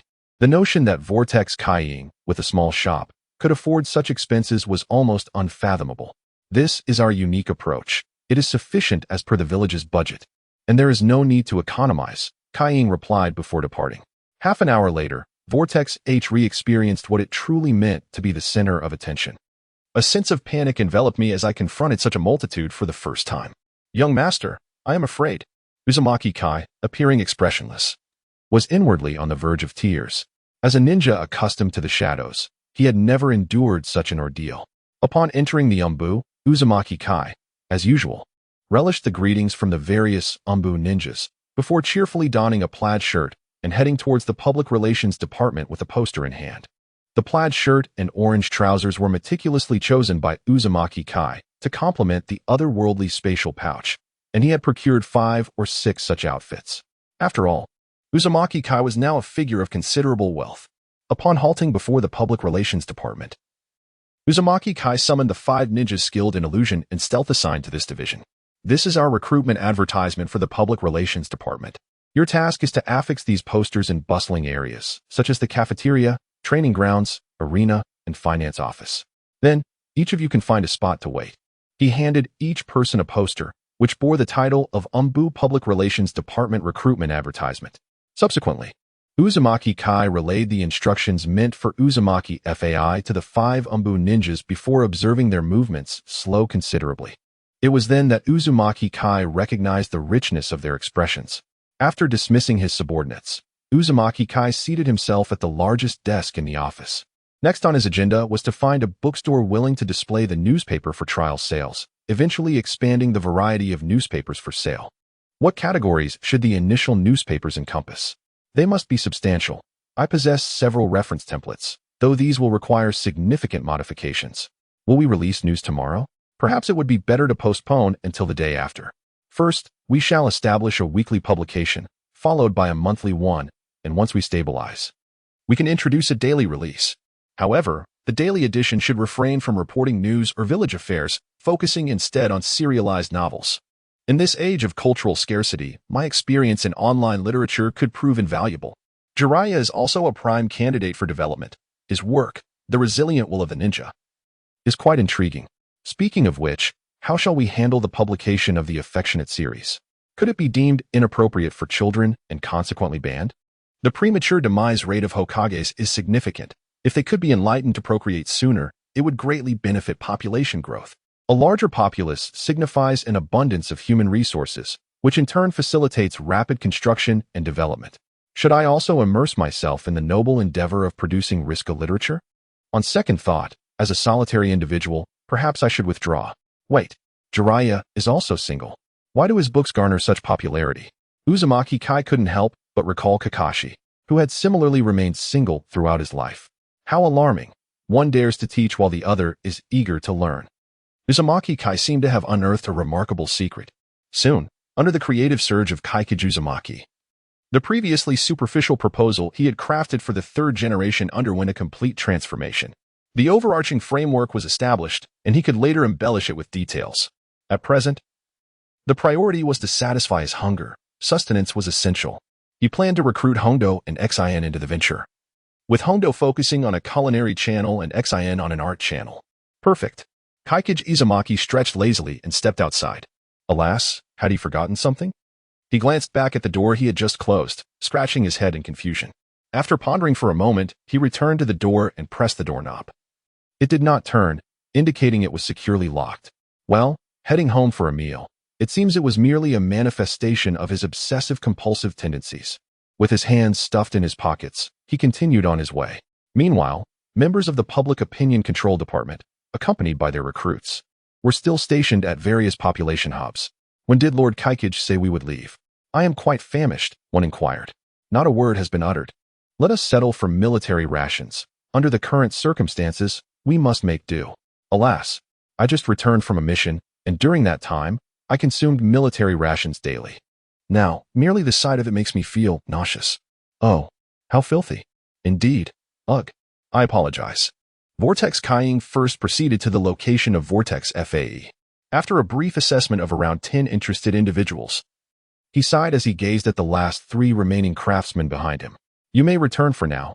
Come back tomorrow morning, he instructed. With that, Vortex Kaiying and Vortex FAE made their way towards the Vortex residence. Their pace was brisk, and they soon arrived at the entrance. Upon arrival, Vortex Kaiying noticed a shadowy figure lurking before the Vortex home. Vortex FAE also spotted it, and without waiting for any reaction from Kaiying, he swiftly unleashed a golden chain that ensnared the unfortunate intruder with unyielding strength. Lord Kaiying, it's me, the figure exclaimed. As Kaiying approached for a closer look, he recognized the elite ninja from the umbu clad in floral trousers. What are you doing sneaking around in front of us? Vortex Kaiying inquired. The ninja, slightly embarrassed, averted his gaze. I received Lord Danza's orders to seek you out, Lord Kaiying. Kaiying was taken aback. Seek me out for what purpose? He questioned. The ninja seemed somewhat bashful as he replied. My ninjutsu could greatly assist you with the tasks you've been undertaking recently, so Lord Dan sent me to help. Vortex FAE then released the golden chain. You may remove your mask and come inside for a moment, Vortex Kaiying offered, opening the door to allow FAE to usher the ninja in. The 3 settled in the reception room, where Vortex Kaiying scrutinized the umbu ninja before him. He possessed a handsome visage, albeit with a scar at the corner of his mouth. Please introduce yourself. State your name, gender, age, skills, work experience, and your thoughts on our line of work, Vortex Kaiying prompted, following a familiar protocol. This was the same procedure he had employed previously when interviewing the 10 candidates selected by Vortex FAE. It was evident that the elite umbu ninja had never encountered such a process. Ah, what did you say? What? The ninja, flustered and blushing, struggled to retain the information. Vortex Kaiying couldn't help but scoff at the apparent ineptitude of the individual before him. Generally, umbu ninjas were potential allies, easily trained to achieve proficiency, yet this one seemed to lack mental acuity. With patience, Vortex Kaiying repeated the question slowly, enunciating each word. This time, the ninja comprehended. Lord Kaiying, he stammered, scratching his head. I'm called Yawahara Shino. The tea that Vortex Kaiying had just sipped erupted from his mouth. Lord Kaiying, young master, he exclaimed. Kaiying waved dismissively, assuring them he was fine. What did you say your name was? He asked, his expression peculiar. Yawahara Shino, looking perplexed, responded. I said my name is Yawahara Shino. Vortex Kaiying, for the first time, regained control over his facial expressions, allowing a significant twitch to escape from the corner of his mouth. Do you know that elephants possess long trunks? Murmured Kashin, his countenance shadowed with significance. Shinosuke swallowed hard, the muscles in his thighs seemingly tightening beneath his floral shorts. Well, Sir Kashin, I must admit, I do not possess that knowledge. Oh dear, Shinosuke, you have truly fallen. Kashin lamented. Shinosuke displayed a look of surprise. Sir Kashin, you are aware of my nickname?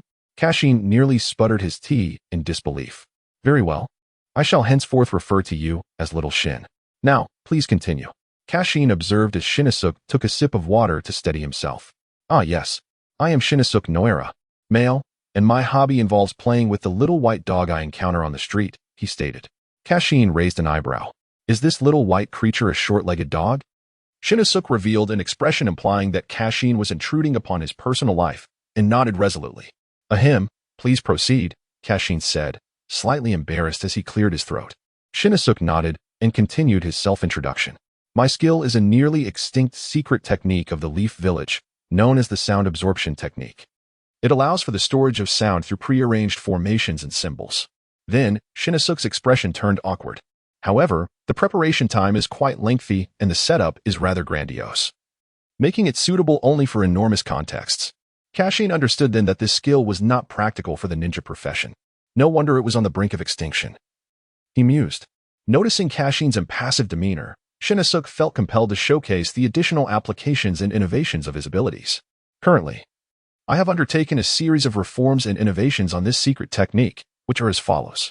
Upon finishing his statement, Shinosuke formed hand seals and inscribed a mark upon the floor. He then squeezed out a drop of blood and proclaimed, summoning technique, echoing distant sound. With that, the formation abruptly contracted into a beautiful pattern. Injecting chakra into it will yield unexpected results. Shinosuke grinned at Kashin. Kashin concentrated a large mass of chakra and hurled it upon the pattern. Suddenly, grand music erupted. For love, lost in direction. Crossfire. Kashin was bewildered. What is this? He thought, feeling as though he were in a dream. Shinosuke scratched his head. This is a song by a singer I encountered in my childhood. I believe his name was Jay. At that time, he was despondent and felt unfulfilled. I inquired about his sorrow, and he replied. Kashin interrupted Shinosuke's reminiscence by slamming his hand on the table. Stop. Please, get to the point. Shinosuke awkwardly responded, all right. In the end, I recorded that song for him using my ninja technique, and then he departed. Subsequently, I sealed that song within a scroll. Yet my longing to hear it again led me to devise a method of summoning, employing a spatial contract to achieve the auditory transmission through a form of ninja technique. Noera Shinosuke recounted the tale with a nostalgic expression, while Uzumaki Kaiing's enthusiasm grew with every word. Excellent. You are now officially hired, and your salary will be dispersed monthly as usual, Uzumaki Kaiing proclaimed, thumping the table. By the way, can you teach me this technique? Is it difficult to learn? Noera Shinosuke appeared momentarily dazed, overwhelmed by the sudden joy that had struck him. It is worth noting that the salary of an official employee like Uzumaki Kaiing equates to 1/3 of the remuneration for an S-rank mission. A typical elite ninja squad would spend nearly a month to complete an S-rank mission, which in turn requires a significant investment of time, money, and effort. The earnings from such missions would then be evenly distributed among the squad members, leaving each elite ninja with a meager share. Thus, the fact that Noera Shinosuke could now earn in a month what 3 elite ninjas would make from an S-rank mission represented not only financial gain for a lowly operative of the Umbu, often deemed useless and impoverished, but also a profound trust bestowed upon him. Thank you, Lord Kaiing, Noera Shinosuke exclaimed, tears streaming down his face. Meanwhile, Uzumaki Kaiing gazed at him, utterly bewildered by his sudden emotional outburst. Although you were crying, could you please respond to my question? It would be quite awkward otherwise, Uzumaki Kaiing said with a hint of embarrassment. Noera Shinosuke wiped his tears and replied, Lord Kaiing, I am truly grateful. Ever since I began practicing this secret technique of Konoha, no one has regarded me as valuable. They all deemed me a failure, unwilling to team up with me even for B-rank missions. I cannot thank you enough, Lord Kaiing. As Noera Shinosuke prepared to wipe his nose and tears with his hands, Uzumaki Kaiing silently retrieved a towel from his interdimensional pocket. Here, wipe your face. It wouldn't he do to have it all smeared from crying? Noera Shinosuke, with a vacant expression, accepted the towel, feeling a lump in his throat, nearly bursting into tears again. Wah, ever since my parents perished in the war, I have not felt such genuine affection from others. He sobbed. Observing Noera Shinosuke, Uzumaki Kaiing sighed inwardly, lamenting the cruel reality of this war-torn era. Once Noera Shinosuke had expressed his emotions, Uzumaki Kaiing once again posed his inquiry. Can you teach me this secret technique? Is it difficult to master? Noera Shinosuke scratched his head and replied, It's not too hard. It merely requires some research and understanding of certain knowledge. After that, there is a chance to awaken chakra with specific yin-yang release properties, and then one can learn it. Uzumaki Kaiing's eyes sparkled with understanding. So, This technique can be learned as long as one possesses yin-yang release. Orochimaru nodded. In fact, even a slight affinity would suffice, much like summoning techniques. There are not too many restrictions. Uzumaki Kaiying stood up, his eyes ablaze with excitement, and declared, "All right, Shinasuke, from now on, you shall accompany me. I will have your back in any situation. You may return now and report to the shop tomorrow," the authoritative voice commanded. Shinohara replied, "Yes, sir." With that, he donned his dark mask and executed a swift body flicker, vanishing from sight. Fuin looked at Kain with a puzzled expression and remarked, "Young master, that secretive ninjutsu seems utterly useless. Why have you decided to take him on?" Kain, brimming with excitement, responded, Fuin, you are still too young. This ninjutsu signifies our leap from the era of newspapers to the age of radio. The innovations and transformations that the radio era can usher in are nothing short of world-changing." Fuin was left in a haze, utterly bewildered by the connection between the two. What on earth does that have to do with anything? Observing Fuin's confusion, Kain shook his head in disappointment. "Alas, Fuin, your youth blinds you. I executed such a spectacular display, and yet you failed to recognize it. How disheartening." With a bitter expression, Fuin replied, "Young master, it is not that I am incapable. Rather, your ideas are simply too extraordinary. What you are saying seems entirely disconnected. I feel as though I am listening to an ancient text." Kain, feeling somewhat deflated, retreated to his study and instructed Fuin, "Wake up early tomorrow to prepare breakfast, then head to the shop. I will leave the corresponding plan in the study for you to follow. By the way, I intend to stay up late. So please prepare a midnight snack for me before you retire. Make that stewed 3 delicacies I taught you." "Young master, staying up late is detrimental to one's health," Fuin cautioned. Yawning, Kain replied, "Not completing my tasks is far more unhealthy. Living in constant anxiety is the true danger. Hurry and get to cooking." With that, Kain entered the study, picking up a brush to draft his plans. Meanwhile, Fuin remained in the kitchen with a furrowed brow, pondering, "Our clan may enjoy ample meals, but the young master appears to have an insatiable appetite." Fuin marveled at the mountain of ingredients he had procured that morning, now reduced to a mere shallow layer. Yet, he overlooked the fact that his own culinary skills had significantly enhanced the flavors, leading to overindulgence. Feeling drowsy, Fuin inhaled the delicious aroma and yawned. "It's nearly done. Once I deliver it to the young master, I shall retire for the night," he resolved. Thus began Kain's long, arduous night. How frustrating. All plans must be redone. No wonder my teacher lost his hair early. It all makes sense now, he mused, reminiscing about his formidable history teacher who excelled in nearly every skill except for teaching history itself. This cursed youth of mine has been ruined by that history teacher. I merely came here to battle villains and enjoy the thrill of leveling up. Why must I bear the burdens not suited to my age? As he gnawed on a pork rib, Kain's mind swirled with resentment. The following day, he awoke just shy of noon, stretching languidly as he rose from his slumber. At this moment, the scenery within the shadows presented a stark contrast.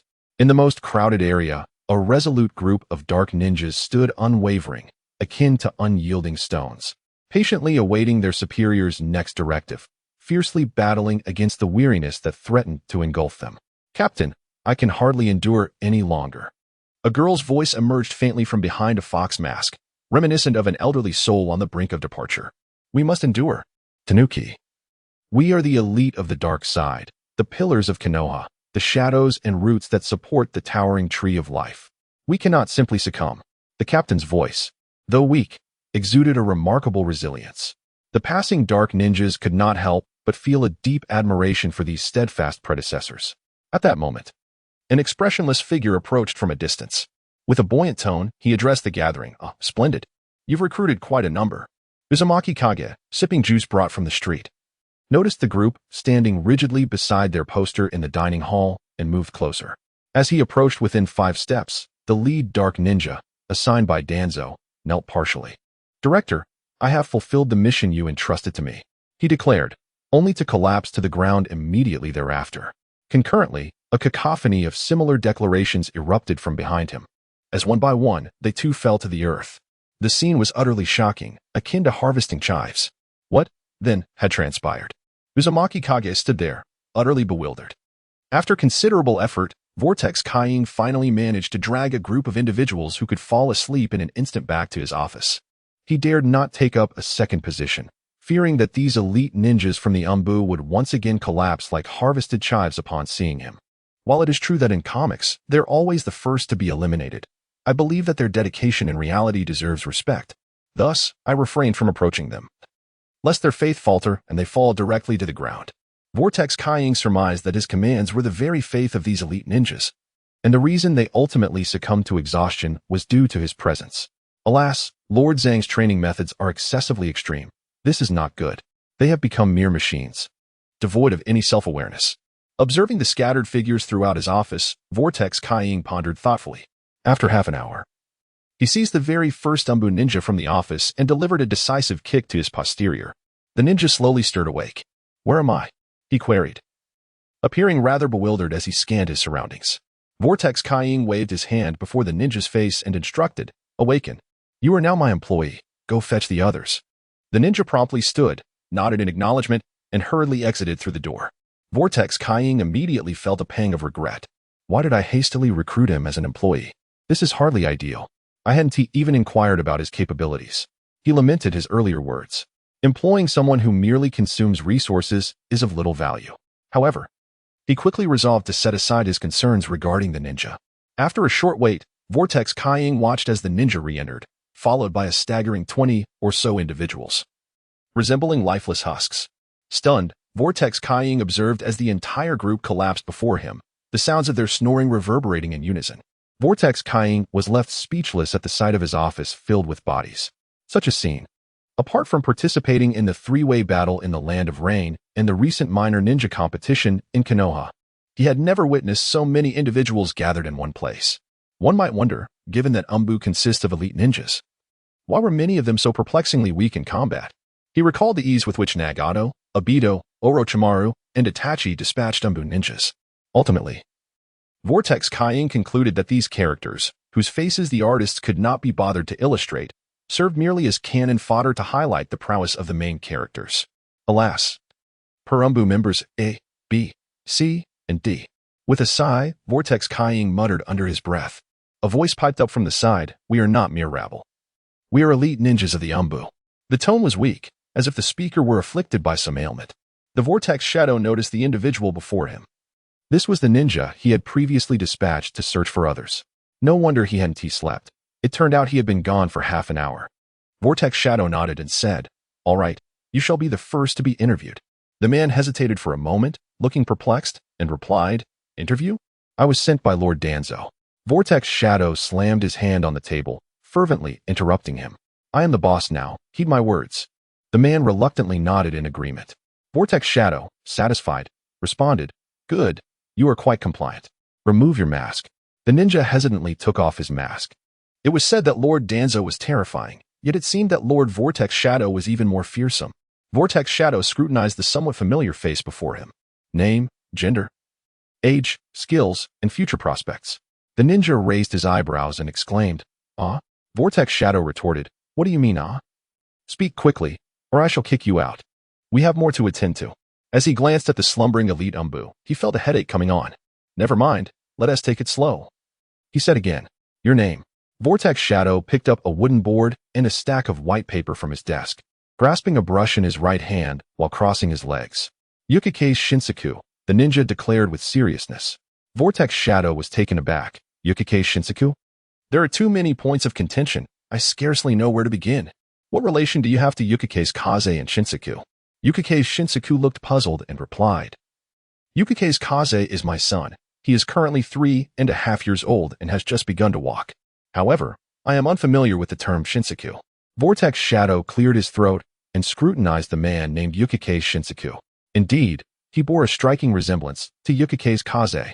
While he could no longer recall what Yukikei's Kaze looked like, he would never forget the man renowned for his swiftness. Vortex Shadow internally scoffed. Cough, cough. Vortex Shadow intended to steer the conversation back on track. "Now, please share your skills and your vision for the future." Yukikei Shinsaku stated earnestly, "My ability is phasing, a form of Inyang ninjutsu, which allows me to become transparent, merging with my surroundings. One could liken it to a chameleon. I also inherit the Leaf Village's sword techniques, particularly adept at the dance of the crescent moon. As for my future prospects," a smile reminiscent of an indulgent uncle appeared on his face. "My vision is for my son to grow up healthy, find a beautiful wife, and bless me with a plump grandchild." Vortex Shadow nodded in response. Your aspirations are commendable, though your ailment is rather bothersome, which may lead to your son's premature demise. As for your son's beautiful wife, there is indeed someone, but no child. Upon hearing this, Yukake's Shinsaku inquired, how could this be? Is there any way to remedy this? Vortex Shadow flicked the brush dismissively. I jest. I am no deity and possess no divination skills. Yukake's Shinsaku awkwardly rubbed his nose. His long-standing training in observing the subtle nuances of micro-expressions and minute gestures had early on revealed to him that Uzumaki Kaiying was not speaking falsehoods. Indeed, Lord Kaiying had proven to be the most formidable genius in recent years, second only to Lord Minato, effortlessly navigating even the complexities of micro-expressions.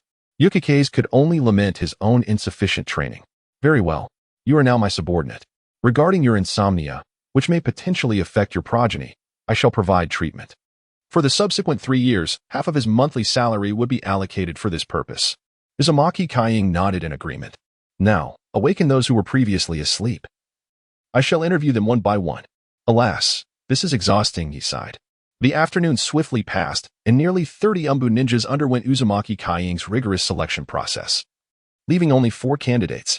They were Uchiha Water, the unfortunate Uchiha ninja who had previously faced Uzumaki Kaiying and suffered a decisive defeat, Naruto Kahana. A charming girl with 2 high ponytails, distinctly embodying the traits of the Nara clan, Yamashiro Takiko, a black-haired young woman, raising questions about the hidden genes or mutations among the typically blonde-haired inhabitants of the mountains. And finally, Akimichi Daibe, a male from the Akimichi clan. Tell me, can you 3 not form an indomitable pig-deer-butterfly combination? Uzumaki Kaiying inquired, tapping the table with his brush in an attempt to draw the attention of the 2 young men and women back to him. Naruto Kahana yawned and replied, Lord Kaiying, our pig-deer-butterfly combination is not something that can simply be assembled at will. It requires the efforts of generations of clan leaders. It involves pairing individuals together from a young age, fostering a deep bond akin to childhood sweethearts, so that they can operate in perfect harmony even with their eyes closed. Such combinations are typically reserved for the most perilous missions. For us, the conditions are generally lacking, and there is little necessity. Yamashiro Takiko nodded in agreement, adding, with greater power comes greater responsibility. Our abilities, unlike those cultivated from childhood by the clan leaders, are not as robust, and thus we need not bear the immense pressure of multiple S-rank or A-rank missions. At this moment, Akimichi Daibe interjected, in truth, the primary reason is that those of the Akimichi clan often struggle to cooperate effectively, coupled with our naturally unappealing physique due to our propensity for fatty foods. Few can partner well with us. Moreover, if we lack sufficient talent to master calorie control, we risk becoming a double-edged sword, harming both ourselves and our comrades. What does that mean? Uzumaki Kaiying expressed his confusion. The multiplication technique is indeed quite useful, Akimichi Daibe clarified. However, for those of the Akimichi clan who have not grasped or understood calorie control, their multiplication technique is inherently flawed. While it can enhance physical size, it also incurs the fatal drawbacks of reduced speed and poor control. Uzumaki Kaiying nodded in understanding. All right then. The reason I summoned you is not for you to showcase your secret techniques, but rather to learn some essential skills. Aside from the Uchiha representative, the rest of you are adept in yin-yang release and chakra manipulation, correct? Including the listless man known as Moonlight Thunder. A group of employees nodded in agreement. All right, you may leave. Assemble at the Whirlpool newspaper tomorrow, commanded Uzumaki Kaiying. He dismissed a few drowsy individuals before turning his attention to Uchiha Zirue, who was fervently scribbling with his Sharingan activated. How's the documentation coming along? Uzumaki Kaiying inquired. Uchiha Zirue did not respond immediately. He paused after producing several afterimages with a trembling hand. I have completed it. Please review it, Lord Kaiying, he said, a few beads of sweat rolling down his forehead. Uzumaki Kaiying nodded in satisfaction as he accepted the densely written pages.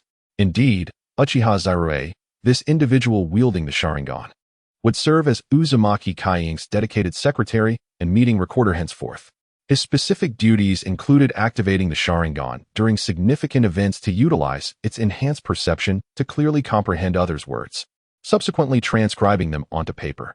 Naturally, in the early stages, when manpower was insufficient, he would also assume the roles of a printer, reporter, and editor, effectively functioning as 3 individuals in one.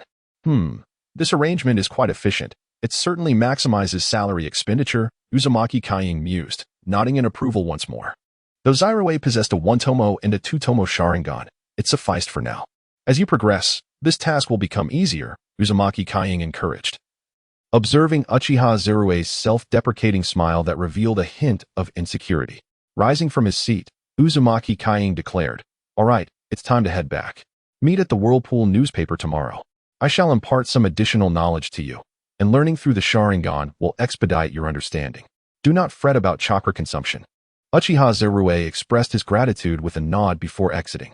Uzumaki Kying organized the interview materials of the others, locking them away in a drawer before stepping outside. Along the way, he was met with respectful greetings from fellow ninjas, their reverence seemingly heightened due to the events of the previous day. Pleased, Uzumaki Kying strolled through the darkened corridors, hands tucked into his pockets, nodding in acknowledgement as he made his way out. Although still savoring the anticipation of the delectable sansien prepared by Uzumaki Fai, he resolved to return home early. On his journey, Uzumaki Kying encountered Kakashi and Might Guy, who were sauntering down the street. "Let us engage in a spirited duel," Might Guy exclaimed, embodying his usual exuberance. Kakashi, with beads of sweat dotting his forehead, continued walking ahead. Upon noticing Uzumaki Kying, Might Guy somersaulted towards him, proclaiming, "Brother Kying, allow me to showcase my youthful fervor and seek your guidance on my shortcomings." Uzumaki Kying contemplated feigning ignorance of their acquaintance. At that moment, Kakashi approached, lazily waving his hand. "Hey, Brother Kying." Uzumaki Kying responded, "Are you two out for a stroll?" Might Guy energetically punched the air beside him, earning disdainful glances from passers-by. "Brother Kying, I am embarking on a youthful and spirited battle with Kakashi," he declared. To which Kakashi retorted dismissively, "It's merely a brawl in the grove." A glimmer of astonishment flickered in the eyes of Vortex Kying. At such a tender age, how could one stray so far from the path of righteousness? What a disgrace, Kakashi then remarked, and then I gave Kai a thorough beating, which left him quite indignant. Might Guy appeared momentarily taken aback, and then awkwardly protested, "I didn't I did not. Well, that was merely an accident. I shall undoubtedly defeat you with my formidable taijutsu." With that, Might Guy executed a flying kick, sending a gust of wind that tousled Vortex Kying's hair. He had grown weary of this public embarrassment. "All right, you two rascals haven't tea eaten, have you? Come to my house, I shall treat you to a meal," Vortex Kying cheerfully declared. Might Guy readily agreed, while Kakashi cast a glance at Vortex Kying before summoning a small dog using a summoning technique. It was an exceedingly unattractive little pup. "Parker." Vortex Kying's eyes widened in surprise. He had not anticipated that Parker had grown up alongside him. "How did you know he was called Parker, Brother Kying?" Kakashi inquired, perplexed. Vortex Kying hesitated for a moment before awkwardly responding. Wasn't he it you who told me? Have you forgotten? That summer, no, that afternoon when you found me." Kakashi scratched his head in confusion. "Oh, is that so?" He then hastily wrote a simple scroll and handed it to Parker, who promptly performed a series of hand seals before vanishing in a puff of smoke. Speaking of which, it's a dog. Isn't it a bit absurd for a dog to perform hand seals? Vortex Kying silently critiqued. Following this, he led Kakashi and Might Guy to the Vortex residence. Upon returning home, Vortex Kying discovered Vortex Fai engrossed in his dimensional space pouch, unable to part with it. After a fierce tug of war, Vortex Kying finally reclaimed his dimensional space pouch and instructed Vortex Fai to prepare a grand feast. Although Vortex Fai was reluctant, he nevertheless began cooking with a hint of joy. Today, he finally understood the convenience of Vortex Kying's dimensional space pouch. This truly was the essence of a system lottery. With a contented smile, Vortex Kying caressed the precious pouch, feeling a surge of satisfaction. "All right, let us quickly accumulate some construction points. And then I can once again partake in the lottery," he declared, having meticulously crafted a plan for earning construction points after several days of sleepless toil. However, he still needed to elevate his level. Vortex Kying gazed at his experience bar, troubled by its stagnation at level 7. It was but a hair's breadth away from advancing to level 8.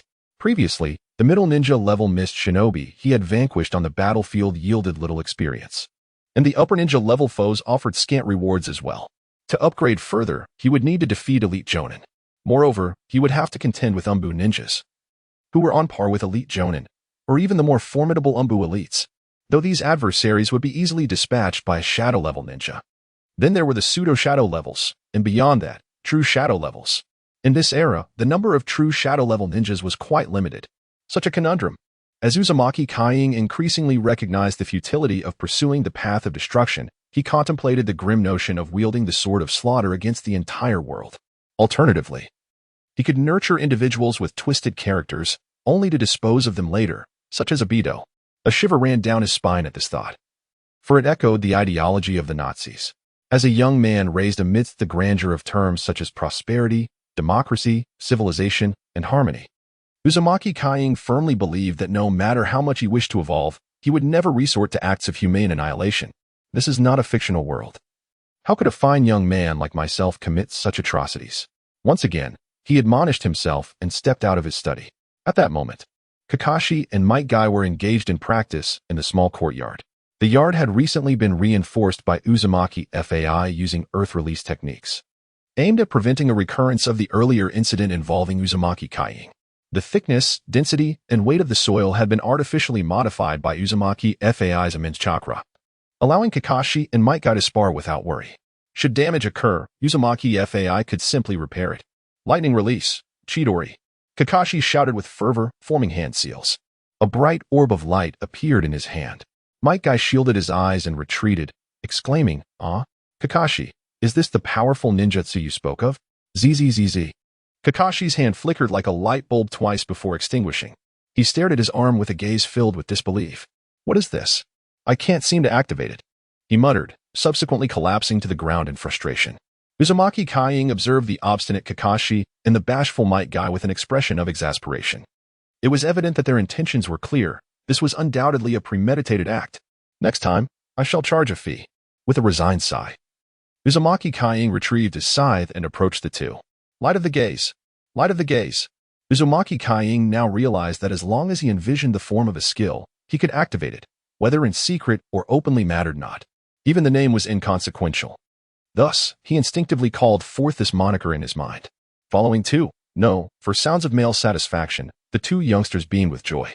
After 2 rounds of healing, Kakashi sprang to his feet, albeit with an expression tinged with embarrassment. It's all Might Guy's fault. He has no acting skills whatsoever, and his flamboyance is what revealed us.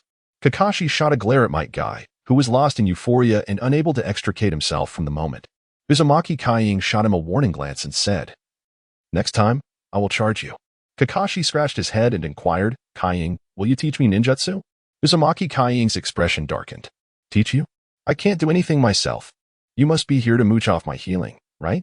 Without directly answering, Uzumaki Kaiying continued toward the kitchen. At this moment, the kitchen exuded an enticing aroma. "Let us dine," Kakashi exclaimed, giving a playful slap to the entranced Might Guy, and the two merrily made their way towards the kitchen. To be honest, neither of them had ever encountered such a delightful scent before. Who would have thought that the bald uncle was a connoisseur of fine cuisine? Upon seeing the glistening, fragrant braised 3 delicacies, Might Guy's first words were nothing short of praise. However, upon hearing this, Might Guy's expression darkened considerably. "Young man, what do you think of me?" Uzumaki Kai gazed down at Might Guy with a face full of exaggerated expression. Might Guy was utterly taken aback, his hands fumbling as he clumsily dropped the pair of Peppa Pig socks that Uzumaki Kai had chosen yesterday into the drain. Uzumaki Kai sighed, vowing never to invite this lively bunch over for a meal again. As for the future, when Might Guy, Kakashi, along with Red Bean, Obito, and Rin, visited the Uzumaki residence, the resolute Uzumaki Kai could only exclaim, "Oh dear, this smells divine. All right, let us return." After the meal, observing the half-empty ingredients and the 2 gluttonous little ones with their protruding bellies, Uzumaki Kai unceremoniously ushered them out.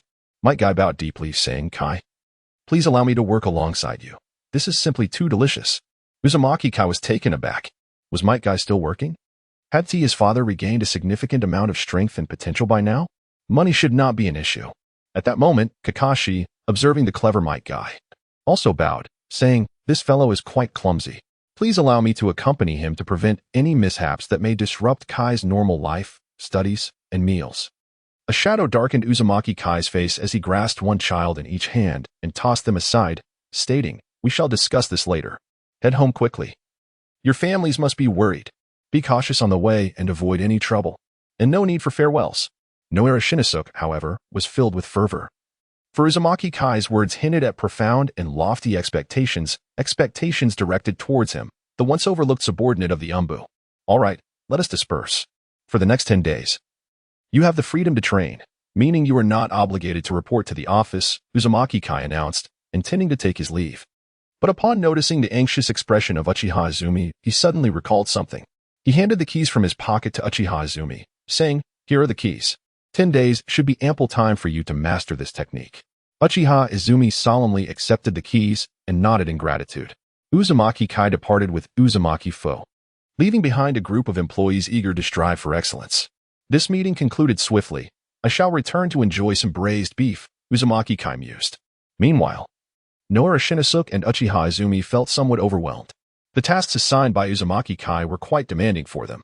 Nevertheless, for the sake of their leader, they vowed to complete the tasks diligently. Their eyes met, igniting sparks of determination. "Ah, comrade, let us strive together," they both thought simultaneously. As the fervor of the vortex Kaiying swept through with his team, in a corner of Konoha village, a middle-aged man with white hair shamelessly sought to mooch a meal from his apprentice. "Minato, your Kushina has blossomed into a stunning beauty."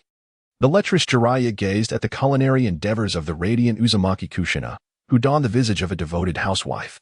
Minato, feeling somewhat uncomfortable with his mentor's gaze, managed a nervous chuckle. "Haha, Jiraiya-sensei, I believe it would be wise for you to refrain from looking at Kushina in such a manner." Yet Jiraiya continued to ogle Kushina with unabashed desire, exclaiming, "Ah, truly, a frugal and nurturing woman is the most alluring." Suddenly, Kushina vanished from the kitchen, leaving the oil in the pan sizzling fiercely. Jiraiya sensed imminent danger at his side, and before he could react, a powerful fist soared toward him from the left. The chakra entwined with the force of the blow sent him hurtling through the window. Kushina, clad in her apron, rubbed her delicate knuckles and declared, "Minato, thankfully it's you. I would never allow him to be with Jiraiya-sensei. What a disgraceful teacher he is." She wore a profoundly exasperated expression. Just then, Jiraiya stumbled back inside, remarking, "Oh dear, one ought to treat the elderly with a touch more kindness." Kushina shot him a scornful glare before returning to the kitchen. Minato chuckled awkwardly. At least the wall remains intact. Jiraiya, rubbing his sore back, raised an eyebrow. "Ah, Minato, now that you have a girlfriend, you've forgotten your old teacher." Minato gently shook his golden locks and laughed. "Haha, Jiraiya-sensei, you must understand my predicament." Jiraiya pouted and withdrew a scroll from his waist, producing a brush and dipping it into ink. "Ah, under the influence of Kushina's fist, I have suddenly found some inspiration." He observed the tender gazes exchanged between Minato and Kushina, which inadvertently reminded him of Tsunade. "My youth," he exclaimed, "I have decided that my next book shall be titled Intimate Tactics." Minato raised an eyebrow. That title seems a bit." Jiraiya bit down on the brush. "It does seem rather peculiar." Thus, Jiraiya furrowed his brow in deep thought, and Minato, hesitant to interrupt his mentor's creative process, remained silent. How about Intimate Paradise instead?"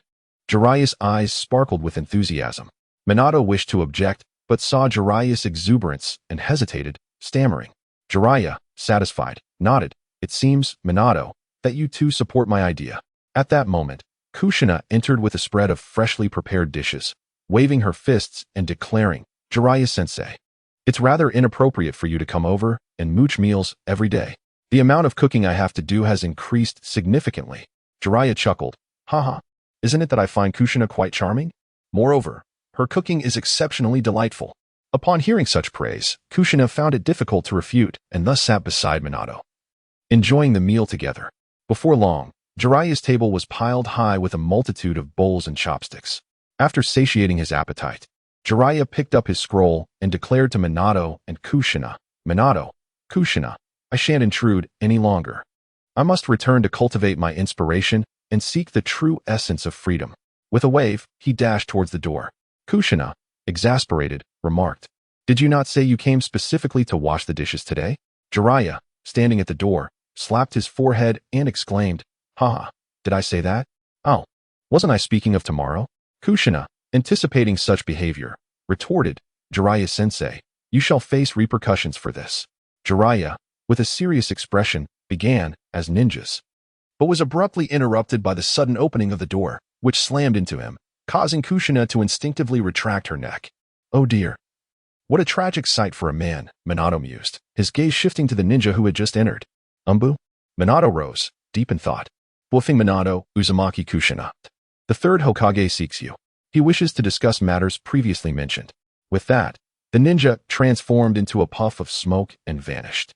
The door swung open due to Jiraiya's residual momentum, revealing an utterly embarrassed Jiraiya, looking somewhat dazed. Unbelievers and spirits, he muttered, appearing a bit disoriented. However, Kushina paid little mind to his plight, untying her apron and pulling Minato towards the outside. Once they had exited, she called back into the room, Jiraiya-sensei. The dishes are entrusted to you. Kushina and Minato moved swiftly, arriving shortly at Sarutobi Hiruzen's office.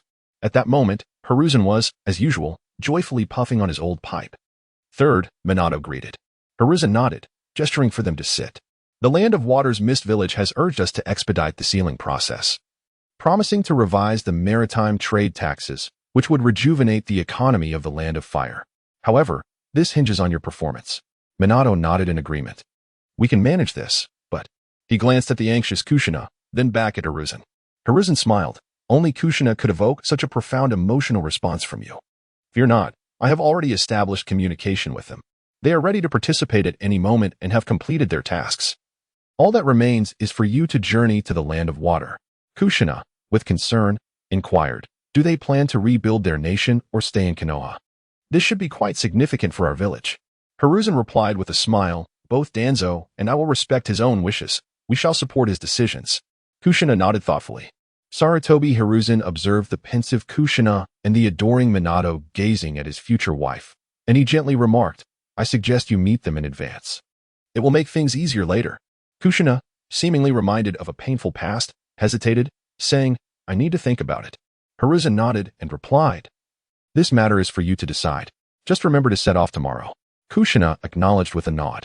Meanwhile, in the hall of the Uzumaki residence, Uzumaki Kaiying and Uzumaki Fai sat across from each other in a serious manner. Primarily, Fai was serious, while Kaiying maintained a stoic expression. Young master, are you prepared? Huh? Prepared for the arrival of our Uzumaki clan members. There is no need for surprise. You are the heir of the Uzumaki clan. A fact known to all knowledgeable and living members of our lineage. As long as you are well, I am relieved. With that, their conversation concluded. And Uzumaki Fai hurried to the kitchen to prepare a late-night meal for Uzumaki Kaiying. At the same time, the Umbu ninja sent by Danzo and Sarutobi Hiruzen to observe their reactions stared blankly at each other from the rooftop. What are they discussing? Why did I only catch the mention of the heir? Had he, the third Hokage, and Lord Danzo already known about the heir? The two, hand in hand, hopped around the modest rooftops of Konoha, both feeling a sense of gloom. The specific incident unfolded while Uzumaki Kaiying was delightfully savoring a dish of braised three delicacies. Suddenly, a man and a woman descended from the sky, startling him. Upon his hesitant inquiry, one person's late-night meal transformed into a feast for four. Miss Kushina. Uzumaki Fai struggled to recall Kushina's name from his distant memories. Meanwhile, Kushina nodded as she enjoyed the delicious dish, showing no sign of reservation. Fortunately, Minato maintained a degree of decorum, preserving a sense of mystery surrounding their unexpected arrival. However, Uzumaki Kaiying, who knew them well, felt no alarm nor intrigue, and he, like Kushina, devoured the delectable three delicacies, even finding time to compete with her on who could eat faster. Thus, the atmosphere shifted into a contest of wits between the vigilant Uzumaki Fai and the enigmatic Minato. I'm full, Kushina declared, placing her fifth bowl down and wiping her mouth with the handkerchief Minato had offered. Uzumaki Kaiying used his sleeve to clean his own mouth, surveying the bowls on the table. In front of Kaiying were 7 bowls, 6 stood before Fai, 5 lay before Kushina, and just 1 was in front of Minato. Truly, the Uzumaki clan had a penchant for food, Kaiying mused. Kushina, observing the 2 before her, felt immensely satisfied. Shaking her red hair, she introduced herself. I am Uzumaki Kushina, daughter of Uzumaki Masaki. With a radiant smile, she exuded the confidence of a beautiful woman. Despite the turmoil surrounding the Uzumaki clan, neither Uzumaki Fai nor the seemingly inconsequential Uzumaki Kaiying were swayed. It was only when Uzumaki Kushina's expression grew somewhat rigid that Uzumaki Fai slowly spoke. Uzumaki Masaki? Is he from that branch known for their expertise in the adamant sealing technique? Uzumaki Fai recalled that branch was indeed a main lineage, proficient in virtually all sealing techniques of the Land of Whirlpools. Naturally, he was well versed in the techniques of his own clan's patriarchal line. Uzumaki Kushina nodded, a hint of sorrow in her voice as she responded, Unfortunately, my father passed away 8 years ago. As she spoke, Kushina glanced at Minato. who regarded her with a gentle demeanor that provided her with solace. It was this tender gaze that had once rescued her from her despair. 8 years ago, I was abducted by the people of the Cloud Village due to my unique chakra. My father, already gravely injured and weakened, was unable to save me after the attack. A trace of melancholy crossed Uzumaki Kushina's face, prompting Minato to embrace her, offering warmth and strength. Uzumaki Kying observed the scene, somewhat speechless. Should they truly be so brazen as to flaunt their affection in front of others? Such behavior seemed rather inconsiderate. After sharing her past, Uzumaki Kushina turned her attention to Uzumaki Kying. Your name is Kying, isn't it? You appear quite young. Like me, you find yourself without a home. Yet, Konoha can become your sanctuary, a place to be with those you cherish. Kushina smiled genuinely at Uzumaki Kying. Kying was momentarily taken aback. Was she genuinely encouraging him to join Konoha, or had someone prompted her to do so? Gazing into Kushina's earnest eyes, he found himself inclined to believe the former. Uzumaki Fai, however, interjected, Miss Kushina, there is no need for such concern. Young master bears the heavy burden of reviving the Uzumaki clan.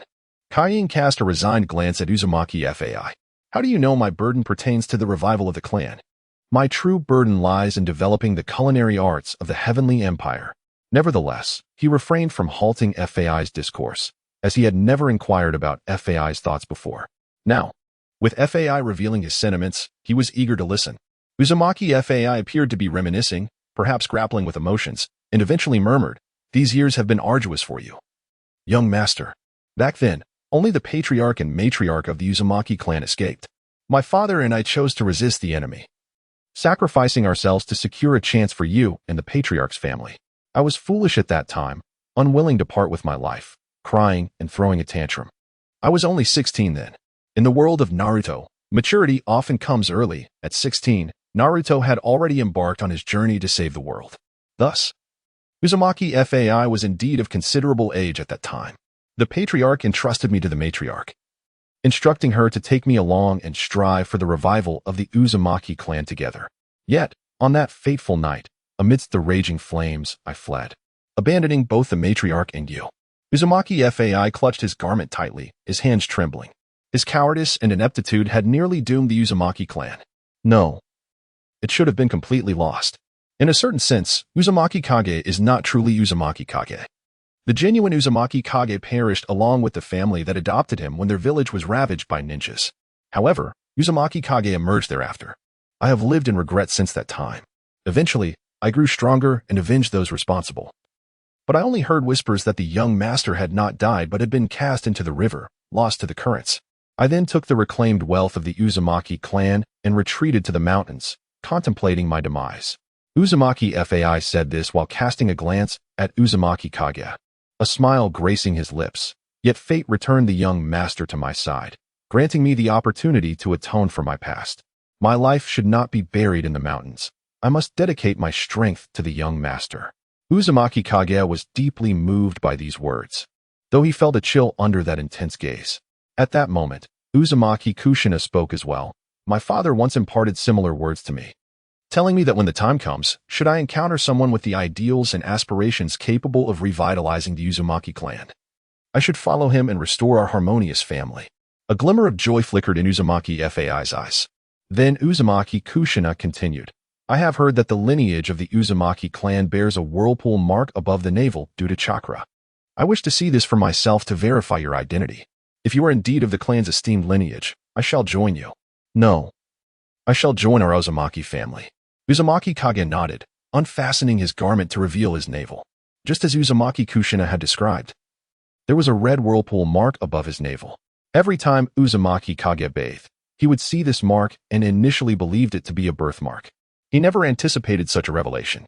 Upon saying this, Uzumaki Kushina glanced at Minato. Minato smiled warmly. I will join as well. I wonder if you will accept us. Uzumaki Kage responded, Of course. How could we not accept? The Golden Flash, the savior, the future fourth Hokage. After all, he is Naruto's father. How could we refuse? After expressing her unwavering support for the revival of the Uzumaki clan, Uzumaki Kushina excitedly took her future husband home. Meanwhile, Uzumaki Fai, caught in his emotions, engaged Uzumaki Kage in conversation, recounting his journey from trepidation to resolute determination, sharing each detail, clear or vague. until he eventually fell asleep. Uzumaki Kage remarked, "I haven't even intoxicated you, so why do you look so inebriated?" With this thought, Uzumaki Kage covered the slumbering Uzumaki Fai with a blanket and, carrying a pile of dishes, made his way to the kitchen to rest. In contrast to Uzumaki Fai's loud snores, Uzumaki Kage appeared contemplative. One might muse, had I been placed in that position, I would have performed no worse than Uzumaki Fai. Uzumaki Fai is a descendant of the Uzumaki Kage lineage. Initially, both clans were led by the patriarchal lineage. However, due to the ancestral guilt of the Uzumaki Fai lineage towards the Uzumaki Kaien clan, they have long referred to themselves as servants of the patriarchal lineage. In truth, the Uzumaki Kaien clan has always regarded the Uzumaki Fai clan as their own kin, caring for them as one would a brother. As described, the father of Uzumaki Kaien accompanied the father of Uzumaki Fai to their demise. Upon closer reflection, it is evident that Uzumaki Fai should be considered a member of the uncle's generation in relation to Uzumaki Kaien. The intricate affairs of this grand family are indeed perplexing. Uzumaki Kaien stared at the ceiling, unable to articulate his thoughts. Logically, he should have acclimated to the environment of sleeping on the floor by now. Nevertheless, he dismissed the matter. With a great yawn, Uzumaki Kaien finally succumbed to slumber. At the break of dawn the following day, Uzumaki Fai knocked on the door and vigorously shook Uzumaki Kaien awake. As he gazed at the dimly lit sky, Uzumaki Kaien groggily protested, "Fai, stop fooling around. It's not yet dawn. Let me have a good sleep." Uzumaki Fai, witnessing Kaien's lethargy, felt an involuntary headache. "Young master, it is time to rise. Were you not scheduled to meet Miss Kushina and Mr. Minato at the main gate at 8:30? Realizing that indeed there was such an engagement, one he had suggested but later forgotten, Uzumaki Kaien reluctantly agreed. "All right, I'll get up." After completing his morning routine and dressing, Uzumaki Fai tossed an array of items into a bag strapped to Uzumaki Kaien's waist, then donned the ninja attire of Konohagakure, his bald head glistening under the sun. Uzumaki Kaien silently observed the shiny dome, his eyelids drooping wearily. "Young master, it's time to embark on our first mission since starting a new life in Konohagakure." Uzumaki Fai exclaimed with fervor. "Indeed, this is your inaugural task," he added. Uzumaki Kaien muttered under his breath at Fai's enthusiasm, but quickly followed suit, matching his pace behind him. Wisely, Uzumaki Kaien activated his data mode, walking without sensation until they reached the gates of Konohagakure. There stood Uzumaki Kushina and Namake's Minato, who had been waiting. Upon sighting them, Uzumaki Fai's excitement surged. Meanwhile, Uzumaki Kaien quickened his steps to avoid being left behind. "Fai, your bald head is so shiny. Will you never grow hair again?" Upon their encounter, Uzumaki Kushina shielded her eyes from Fai's radiant scalp. Fai appeared somewhat embarrassed, yet his thick-skinned nature, honed by years in the mountains, allowed him to engage Kushina in conversation. "Ahem, well, when fate calls, hair will naturally grow. One cannot force it," he replied. Namake's Minato smiled as he observed his playful girlfriend, while Kushina occasionally stole glances filled with affection in Minato's direction. Though they did not engage in overt flirtation, the intimate atmosphere enveloped Uzumaki Kaien and Uzumaki Fai, lingering around them like a gentle breeze. As Uzumaki Kaien observed the affectionate couple, he was often reminded of the time he spent on missions with Kiba and Shino. Back then, he and Red Bean seemed to share a similar bond. It appeared that he was beginning to understand the feelings that Shino and Captain Kakashi once experienced. Casually, Uzumaki Kaien touched his nose. He glanced at the hair of Uzumaki Kushina and Uzumaki Fai, suddenly pondering a serious question. "Fai, why is my hair not red?" he inquired, pointing at Uzumaki Kushina. "I recall you mentioning that your hair is red, yet mine is black. Could it possibly be a genetic mutation?" Uzumaki Kaien mused. At that moment, Uzumaki Fai spoke up. Regarding that, it's because you are currently a descendant of the Senju clan. You have inherited their hair color." Upon hearing Fai's words, Uzumaki Kushina paused before joining Uzumaki Kaien. Well, it would be more accurate to say they leapt together, as in the world of Naruto. Traveling is often done by jumping through the forest, and Uzumaki Kaien's team was no exception to this norm. "Indeed. I remember that Lord Mito once mentioned you to me," Uzumaki Kushina said, stating that you are the great-great-grandson of her and the first Hokage. Uzumaki Mito. She knows me? Or is she referring to her great-great-grandson? A look of astonishment flickered in Uzumaki Kaien's eyes. What chaotic matters lie within this revelation? His imagination began to conjure various narratives. Uzumaki Fai continued, Lord Mito, I do have some recollection of her. When I was quite young, she visited our home. Young Master Kaiying. You had only been born for a year or two at that time. I believe she came with the intention of bringing us to Konoha, but it seems the clan leader refused. Uzumaki Fai spoke with a tinge of nostalgia. Uzumaki Kushina nodded. Lord Mito mentioned that your father was unable to accept Konoha's rule and could not keep pace with its leaders. Essentially, he feared that the Uzumaki clan would be assimilated by Konoha. However, there is truly no need to worry about this. There are numerous clans within Konoha, and they coexist harmoniously. Uzumaki Fai also nodded, recalling that the clan leader had indeed been somewhat rigid and sensitive regarding such matters. Oh, the past is but a whisper in the wind. Uzumaki Fai sighed softly. Had they accepted Konoha's invitation back then, perhaps Master Kaiying would not have endured so much suffering and could have enjoyed more smiles. Uzumaki Fai gazed thoughtfully at Uzumaki Kaiying, feeling a slight tension. Uzumaki Kaiying's heart raced as he met the sorrowful gaze of Uzumaki Fai. That look Uzumaki Kaiying quickened his pace. That expression was difficult to articulate. The distance from Konoha to the Mist Village is considerable, occupying a third of the world map in the realm of Naruto. Thus, it was impossible for Uzumaki Kaiying and his companions to arrive swiftly. To traverse swiftly from the land of fire to the land of water, one must first reach the coastline and subsequently charter a vessel. Only with a large ship can one arrive expeditiously.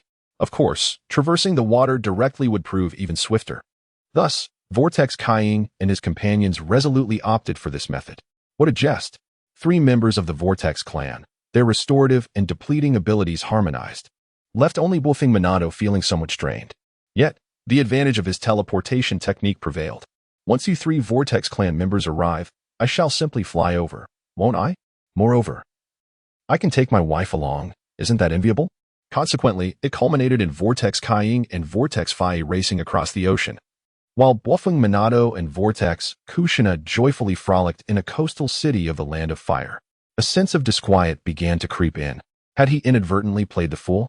Vortex Kaiying, scythe in hand, dashed across the surface of the sea, murmuring quietly to himself. Meanwhile, Vortex Fai lamented the fleeting nature of youth as they ran, his bald head gleaming under the sun. After nearly a day's journey, when only a third of the distance to the land of water remained, Wolfing Minato and Kushina descended from the sky. The reason being that the distance for the Flying Thunder God technique was nearly reached. Any further would deplete his chakra reserves. Observing the seemingly bored expression on Kushina's face, Vortex Kaiying mused, could it be that your wife finds this dull? Little did he know, his speculation was indeed the truth. By evening, the elite ninja team had reached the land of water at a pace befitting their prowess.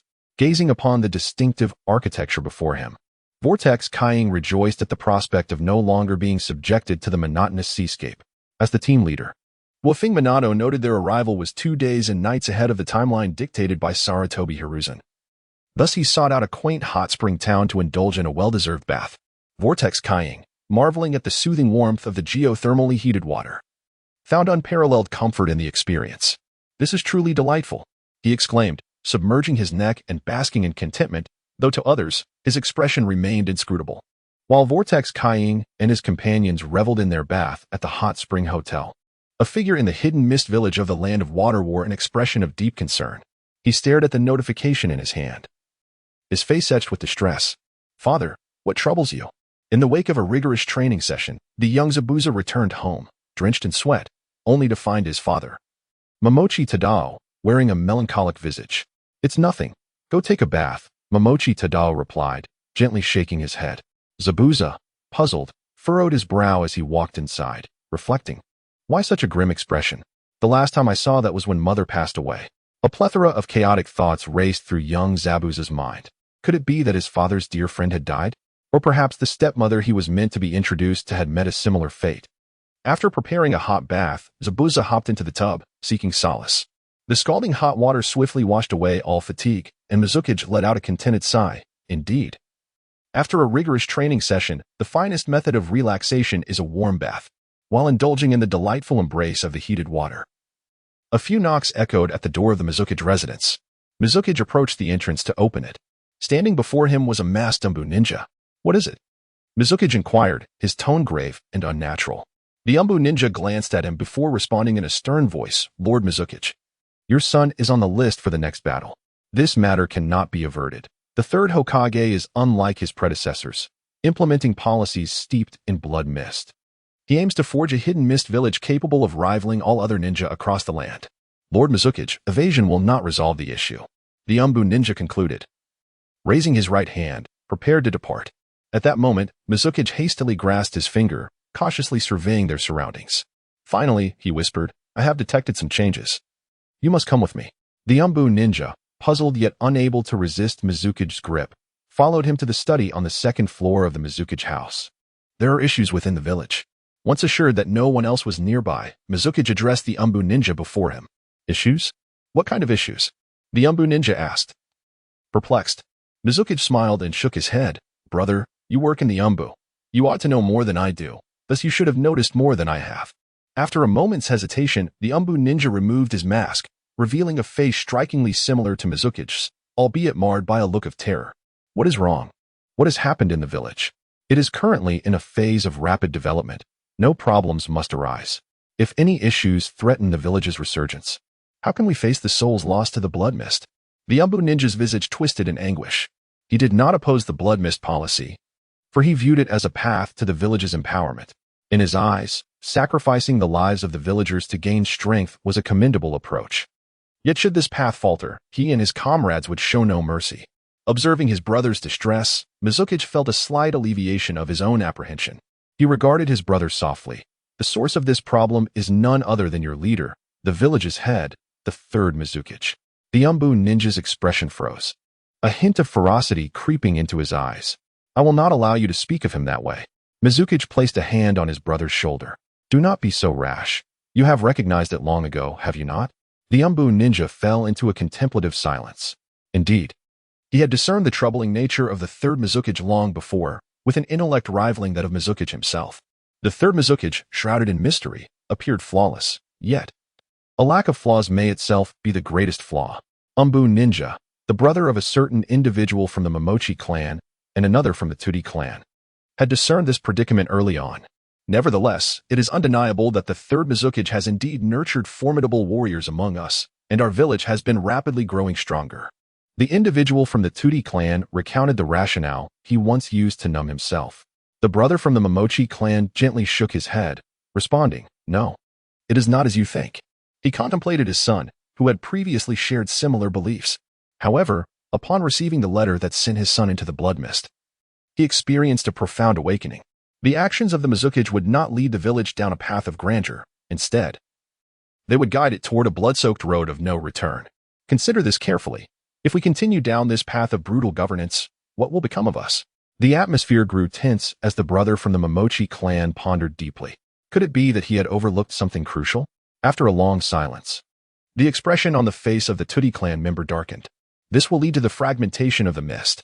The rule that one must kill to survive within the blood mist would sow seeds of hatred among the ninjas, and once those seeds take root, disparate factions would emerge, leading to conflict and ultimately the disintegration of the village and then the nation.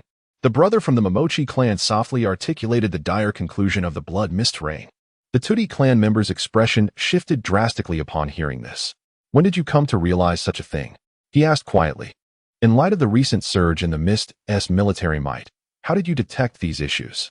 The brother from the Momochi clan chuckled self-deprecatingly. It was at the moment when Zabuza was on the verge of capture that I pondered what would happen if he perished within the blood mist. I concluded that vengeance would ensue. No matter the cost, I must avenge my son. His demeanor grew serious. Revenge, however, would consume all my reason. Once reason is lost, will I retain any sense of duty toward the village? No, I would abandon it, just like the 7 ninja swordsmen. The Tudi clan member curled his lip in disdain, muttering, the 7 ninja swordsmen are nothing but a band of lunatics. The brother from the Momochi clan merely smiled, not entirely agreeing. There were indeed clever minds among them. What do you plan to do next? He inquired of his elder brother. The latter tapped the table before him thoughtfully and replied, Do you have any ideas? The younger brother met his gaze and urged, Brother, share your thoughts candidly. Spare us the suspense. The brother from the Momochi clan smiled and said, Currently, the foremost obstacle to our village's advancement appears to be the seemingly potent roots of the blood mist's governing model. The ensuing dilemma revolves around the third generation. His identity is that of a guardian, personally appointed by the second generation. In other words, he was designated by the second generation before his demise. However, the third generation has yet to reveal his true visage to us. I suspect this is because he is not the individual we envision. There exists another person altogether, and this individual is likely a mere puppet. After extensive observation and contemplation, a certain individual from the Peach clan has articulated this conclusion. Another person indeed. The member of the Umbu is taken aback. He has never ventured such a bold hypothesis. The future of Kirigakure appears bleak. Unless a formidable force emerges to lead us into a new era, discerning the identity of this other person will be futile. The Peach clan member, in a state of prudent foresight, arrived at the dismal conclusion of the village's destruction, an irreparable kind of annihilation. Indeed, it is imperative that a transcendent strength rises to the occasion. Suddenly, a thought struck the Peach clan member. I know what we must do now. With a smile, he shared his thoughts and plans with the individual before him. After a considerable pause, the other member rose and addressed him. I understand the specific plan. Upon my return, I shall claim that Zabuz's performance has been subpar, suggesting he self-study for 2 months before participating in the Blood Mist selection. The Peach clan member nodded. Yes, this is a method to buy us some time. During this period, I will dedicate myself to instructing Zabuza, ensuring he emerges unscathed from the Blood Mist. The other member reminded. Do not forget that plan either. The Peach clan member assured. I shan't forget. After all, I earned my reputation in this very field. The Peach clan member is a master of public opinion, a virtuoso in the dissemination of rumors and gossip, skilled in various methods of rumor transmission. 3 days later, through the machinations of the Peach clan member, 20% of the lower echelons within Kirigakure became aware of the possibility that the third generation may not be who he claims. And the notion that the Blood Mist will not usher in peace began to silently proliferate. It seems that before long, this idea will spread throughout Kirigakure, even reaching the families stationed in other regions of the Land of Water. Meanwhile, those like Kaiying, who had just arrived in Kirigakure, were oblivious to this unfolding situation. Kaiying, you will accompany me to meet the third generation of the Land of Water, spoke Minato Namikaze. He could not undertake the meeting alone, however. The limitations and costs of the Flying Thunder God technique permitted him to bring only one companion. The 11-year-old Kaiying, still in his childhood, became the ideal choice. Ultimately, the critical factor was that he belonged to the Uzumaki clan and possessed considerable combat prowess. Upon reaching the gates of Kirigakure, they found themselves enveloped by a group of a dozen or so Jonin and Chunin from the mist. Ninjas, we are from Konohagakure, here on a mission. Minato naturally raised his hand, signaling his harmless intentions. Observing the 2 unarmed ninjas from Konoha, several mist ninjas felt reassured.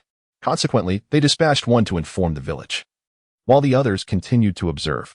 With a benevolent smile, Minato Namikaze raised his hand, while Kakashi Hatake idly observed the ants scuttling on the ground. Kakashi, Minato called softly. Kakashi glanced at him in confusion. Minato continued, when you go in, remember to showcase your ancestral sealing techniques, using your most formidable skills to demonstrate the power of our expertise. Hearing Minato's somewhat misguided words over the past few days, Kakashi awkwardly shook his head. Well, Minato, I actually don't know any sealing techniques. Perhaps you could suggest something else, like wielding a knife or something. I excel at that. Minato's expression turned dark upon hearing Kakashi's uncomfortable explanation. It seemed he had chosen the wrong companion. Nevertheless, the illustrious Yellow Flash was not to be underestimated. After a few moments of silent contemplation, he adjusted his mindset. Since Kakashi was unfamiliar with sealing techniques, there was no need to intimidate with such methods. Ultimately, any approach would suffice, Minato cheerfully thought. Soon, 2 Umbu ninjas descended. However, their method of arrival was rather unimpressive, lacking the grandeur of Minato's instantaneous appearances. Esteemed friends from Konohagakure, our Mizukage invites you to meet him. One of the Umbu ninjas bowed in respect. Minato gently nodded and said, let us proceed. Kakashi, however, found it somewhat peculiar. Isn't at Yagura? I thought he was a rather distinguished leader. Why isn't he coming out for such an important matter? In truth, Kakashi had misremembered the details.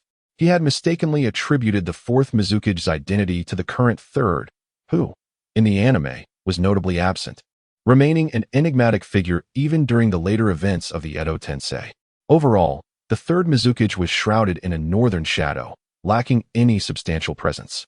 Yet he had guided an era, the reign of the Blood Mist, a time of suffering for the village hidden in the mist. By the way, when will they commence the great bloodline limit hunt? I am quite curious. Kakashi mused, momentarily distracted by his thoughts of Zabuza's fearsome visage, which involuntarily led him to recall the stunning beauty of his wife. He longed to witness that tragic affair. He was also eager to uncover whether Haku was a boy or a girl. Kakashi naturally harbored a curiosity regarding the mystery of the Hokage. Although Kishimoto stated that Haku was male, his appearance certainly stirred one's imagination. Ahem. However, I now have my red bean. And considering that Haku likely wasn't even born yet, I must resolutely refrain from any foolishness. Kakashi thought to himself. Before long, they entered the village hidden in the mist.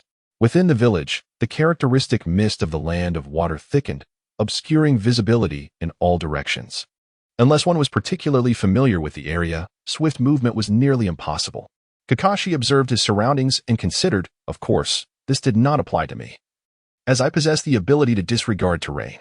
The swirling vortex, Kaikage, harbored immense confidence in his unique shadow step technique, a remarkable ability that allowed him to traverse the terrain with ease, seemingly defying the very laws of nature. Well, one might argue that the old Tsuchikage does not count. Soon, after navigating a labyrinth of buildings, Kaikage and Minato Namikaze arrived at the Water Shadow Tower. Kaikage observed Minato's subtle movements.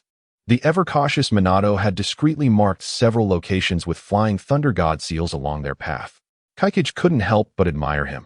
Truly, he was the most dashing of Hokage. Before long, they were escorted to the Water Shadow's office, as several Jonin and Chunin departed using body flicker technique. Two ENBU shinobi guided Kaikage and Minato into the spacious office, which appeared significantly larger than that of the Hokage.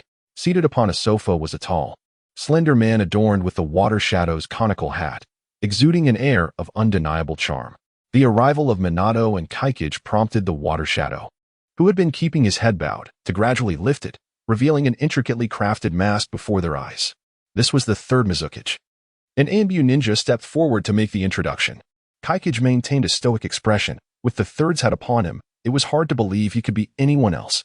Minato respectfully bowed to the third and stated, I am from the Konoha SEAL team, here to undertake the task of sealing the Six Tails, Saiken. Kaikage scrutinized the ninja before him, pondering, is this not Yagura? He lacks the signature hook tool and does not emanate the chakra fluctuations typical of the third. It dawned on Kaikage that he had mixed up his facts. Yagura was the fourth, while Terumi Mei was the fifth. What, then, was the identity of this third? Was he the legendary figure controlled by Madara? Kaikage had not delved deeply into such matters. He hadn't consulted the encyclopedic knowledge of Baidu. Yet he was aware that Yagura had ultimately fallen under the control of Obito. Thus, Kaikage recognized that this individual before him could either be Madara himself, who had yet to meet his demise, or a puppet orchestrated by the still-living Madara. It seemed that only these two possibilities remained. Though he was curious about the state of the 7 ninja swordsmen during this period, perhaps he could seize an opportunity to gain some experience later on. Kaikage held no fondness for the 7. They were a band of bloodthirsty maniacs. For those who disregarded the sanctity of life, Kaikage had but one form of retribution: to exploit their resources or to absorb them as experience points. Aside from these 7 lunatics, there were others who warranted a similar fate in Kaikage's eyes, individuals who treated life with such callous disregard. The Konoha shinobi spoke, a sickly tone permeating his words. Yet there was an undeniable weight to his presence that struck Kaikage as oddly familiar. It felt as though he had encountered it before. The third Mizukage spoke again. Konoha shinobi, as per our agreement, I invited members of the Uzumaki clan, yet I see none among you. The third pressed, to which Minato cheerfully replied, this young brother beside me is indeed a member of the Uzumaki clan. The words of Watergate captivated the attention of the third Mizukage, who tilted his head towards the side of the Vortex clan's Kai. Before him stood a young man with long black hair, an expressionless face, and delicate features marred by a prominent scar. Are you of the Vortex clan? The third Mizukage's tone revealed unmistakable astonishment. Kai the Vortex nodded, turning to reveal the emblem of his clan behind him. After observing it, the third Mizukage remarked, I hope you truly are of the Vortex clan. If not, achieving a flawless seal on the Six Tails is impossible, and it could very well cost you your life. Upon finishing, the third Mizukage adopted a nonchalant demeanor and waved his hand dismissively. Well then, I have seen enough of Konoha's ninja. Bring forth Lord Daida, and let him lead the way. Just tell him I have faith in him. The two Umbu nodded, subsequently escorting Kai of the Vortex and Watergate out. Watergate exhaled softly, Moments ago, he had been preparing to provide proof of Kai's identity, but it appeared unnecessary now. That third Mizukage is quite astute, he murmured, his voice barely audible. Meant only for Kai of the Vortex. Kai nodded in agreement. That man bears a striking resemblance to Madara. Yet, without evidence, I can only speculate. Soon. Kai of the Vortex dismissed thoughts of the third Mizukage from his mind. He was merely a child, and despite his strength, he remained within the confines of his own realm. He had no authority over the affairs of Kirigakure, let alone anything beyond Konoha. Without strength surpassing that of a Kage, those who sought to stir chaos in the ninja world had met their demise, except for Orochimaru, who was merely a Kage-level con artist. Kai resolved that it was better for him to develop at his own pace. The two Umbu brought Kai of the Vortex and Watergate to the front of a quaint little house. One of the Umbu stated, "We shall wait here for a moment." Before standing still, the other proceeded to knock on the door. After knocking, a familiar figure appeared before Kai of the Vortex, who seemed unfazed, as if already prepared for this encounter. The Umbu engaged in a brief conversation with the figure. After they exchanged nods and gestures, the Umbu exited. Konoha's two friends. You will now be guided to the location of the Six Tails, which we have secured, by Lord Daida, the Umbu announced, departing without awaiting a response. Vanishing in a swirl of mist, Kai of the Vortex and Watergate were momentarily taken aback. That was rather impolite, Kai murmured. Fortunately, Lord Daida approached them. Kai, my young brother, it has been quite some time. Would you care to come in and sit? His warm invitation belied any memory of having once been taken hostage. Watergate glanced at Kai of the Vortex, who nodded in affirmation. Very well, I appreciate your hospitality, Lord Daida, Watergate replied. Following this, Kai of the Vortex and Watergate entered the house together. The interior was tidy, indicative of a single-parent household. Inside, a young boy was playing with shurikens. Is that Daida no Baku? Hey, so it's you. What brings you to our home? Are you here to challenge me to a duel? Daizai Buzai gazed at Uzumaki Kage with a determined demeanor, launching himself forward like a dragon knight. A look of resignation flickered in Uzumaki Kage's eyes as he delivered a swift chop to Daizai's forehead. Hey, kid, how do you speak? At least I'm older than you. Call me brother. Uzumaki Kage remarked, indicating that he could easily handle someone like Daizai, and indeed, he could lift him up with ease. Ouch. How infuriating. That hurts. Daizai huffed, sulking in an adorably defiant manner. All right, Buzai, go to your room and study. I have a mission to undertake soon, so behave yourself at home. Daizai's guardian expressed his exasperation towards the young boy, still not quite in his rebellious phase. Daizai was generally obedient to his elder's words. After giving Uzumaki Kage a fierce glare and promising, I'll definitely get you back later, he reluctantly carried the books upstairs. Children, there's no need to take it too seriously. Daizai's guardian chuckled. Ha ha ha, quite charming indeed, remarked Minato Namikaze. Uzumaki Kage nodded in agreement. Indeed, very endearing. Daizai's guardian laughed heartily. That lad has such a dreadful demeanor. Now, please take a seat. I shall prepare some tea and explain the situation in detail. He expressed his goodwill. However, Minato declined. No need, Mr. Daizai. We have two companions waiting outside the village. Once you are equipped, we shall depart together. Daizai's guardian paused for a moment before bursting into laughter. Huh, you seem quite cautious. Very well. Just give me a moment, and we shall leave the village. Soon, Daizai's guardian emerged, having changed his attire. Together, they proceeded towards the village exit, followed discreetly by a few hidden Umbu ninjas who kept a watchful eye on them from a distance. Uzumaki Kage, studying the map, remarked to Minato, Minato, there are a few Umbu from the mist following us. It seems they are tracking something. Should we shake them off? He detested the feeling of being watched at every turn. Minato sighed. This is their territory. It's best not to provoke them. Uzumaki Kage understood well that if outsiders came to Konoha, they too would send people to follow. Thus, his previous comment had merely been out of frustration. No need to worry. We of the mist hold our dignity and shall not act against you, Daizai's guardian assured them with a smile. Uzumaki Kage shot a glance at Daizai's guardian, silently acknowledging his keen sense of hearing. Minato took note of this trait to avoid potential danger in the future. Before long, the trio exited the village, still trailed by some pursuers utilizing water-based ninjutsu. Uzumaki Kage, glancing at the faces on the map, reminded Minato once more. Minato acknowledged, indicating he was aware, and then chose to ignore it. Uzumaki Kage decided not to bring it up again. After all, repeating oneself could appear quite bothersome. Young master. Uzumaki looked at Uzumaki Kage as he approached, waving his hand. Naturally, he noticed someone from the Uzumaki clan. Hello there.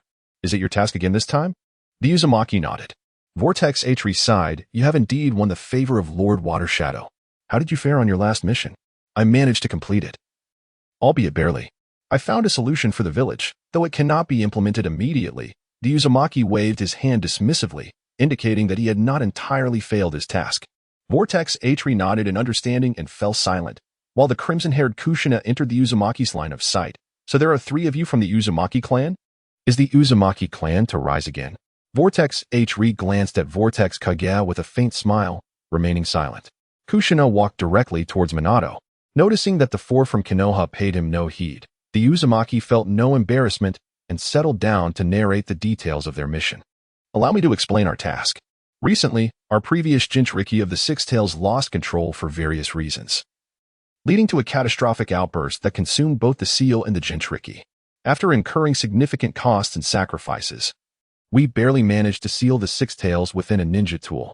However, due to the crude sealing techniques employed in our village and the absence of a suitable vessel to contain the Shikaku, it remains guarded at a clandestine outpost outside the village by a multitude of ninjas.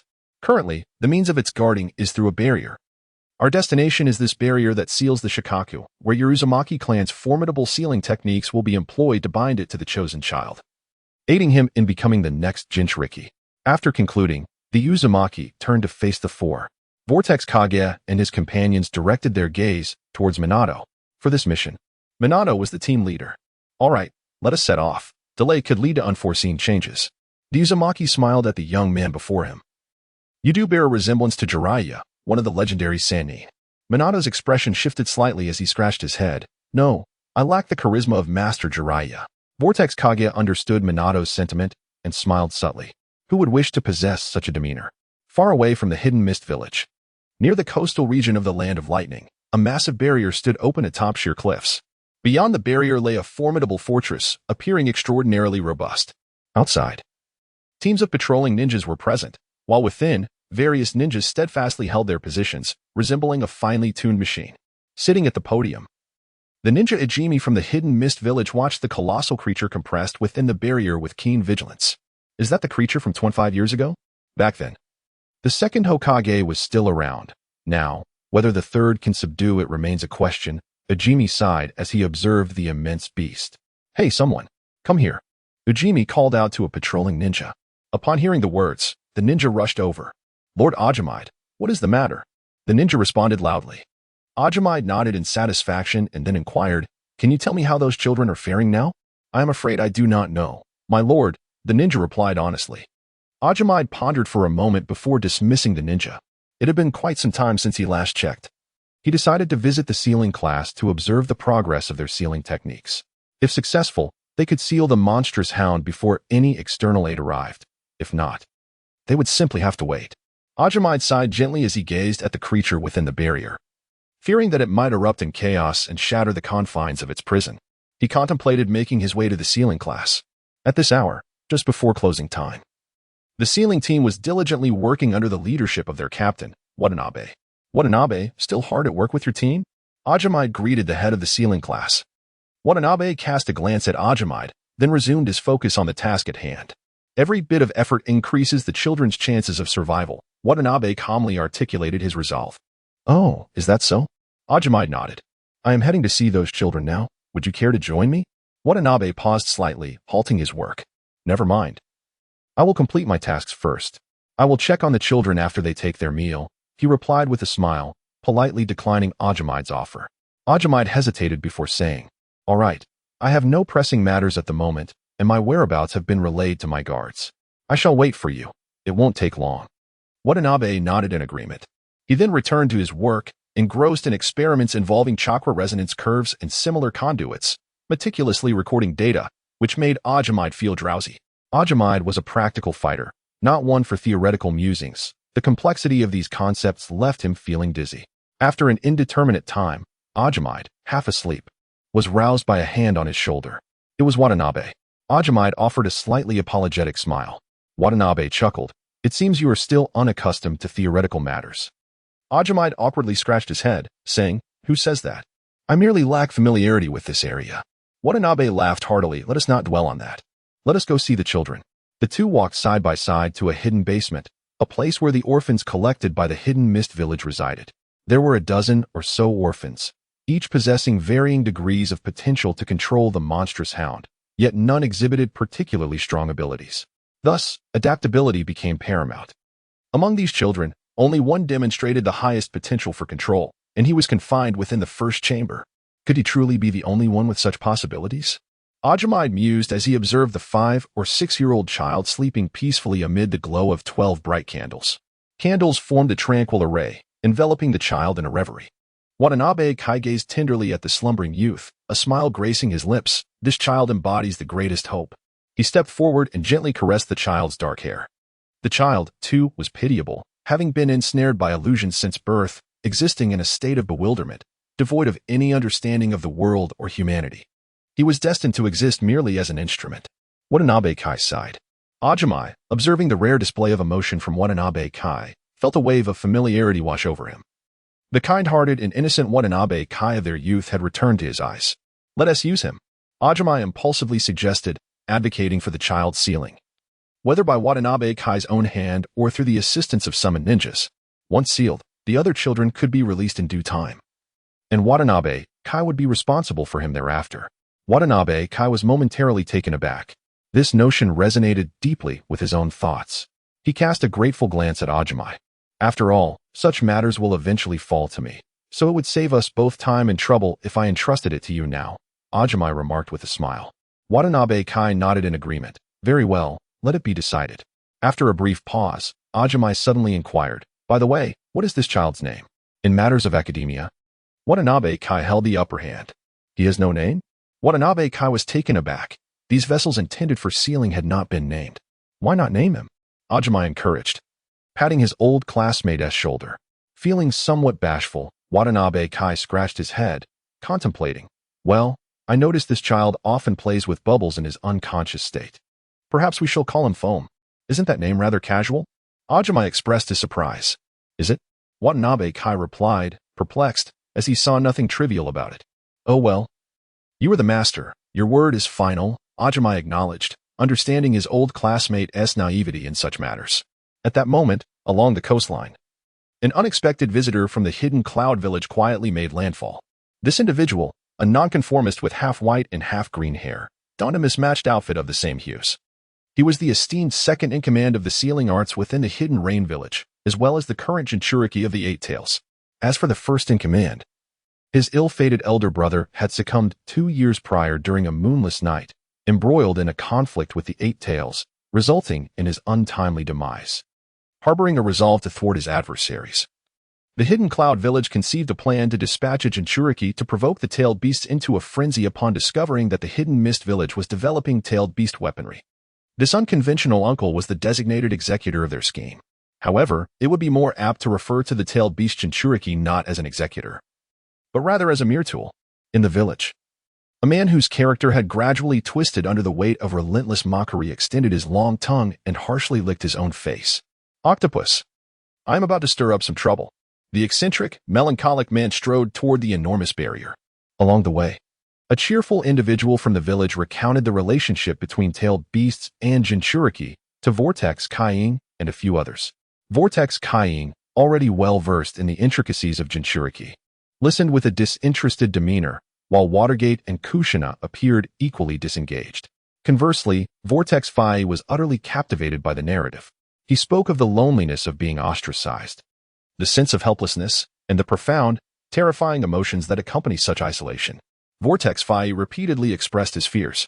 Vortex Kaiying cast a disdainful glance his way, questioning whether this monk from the mountains truly understood such matters.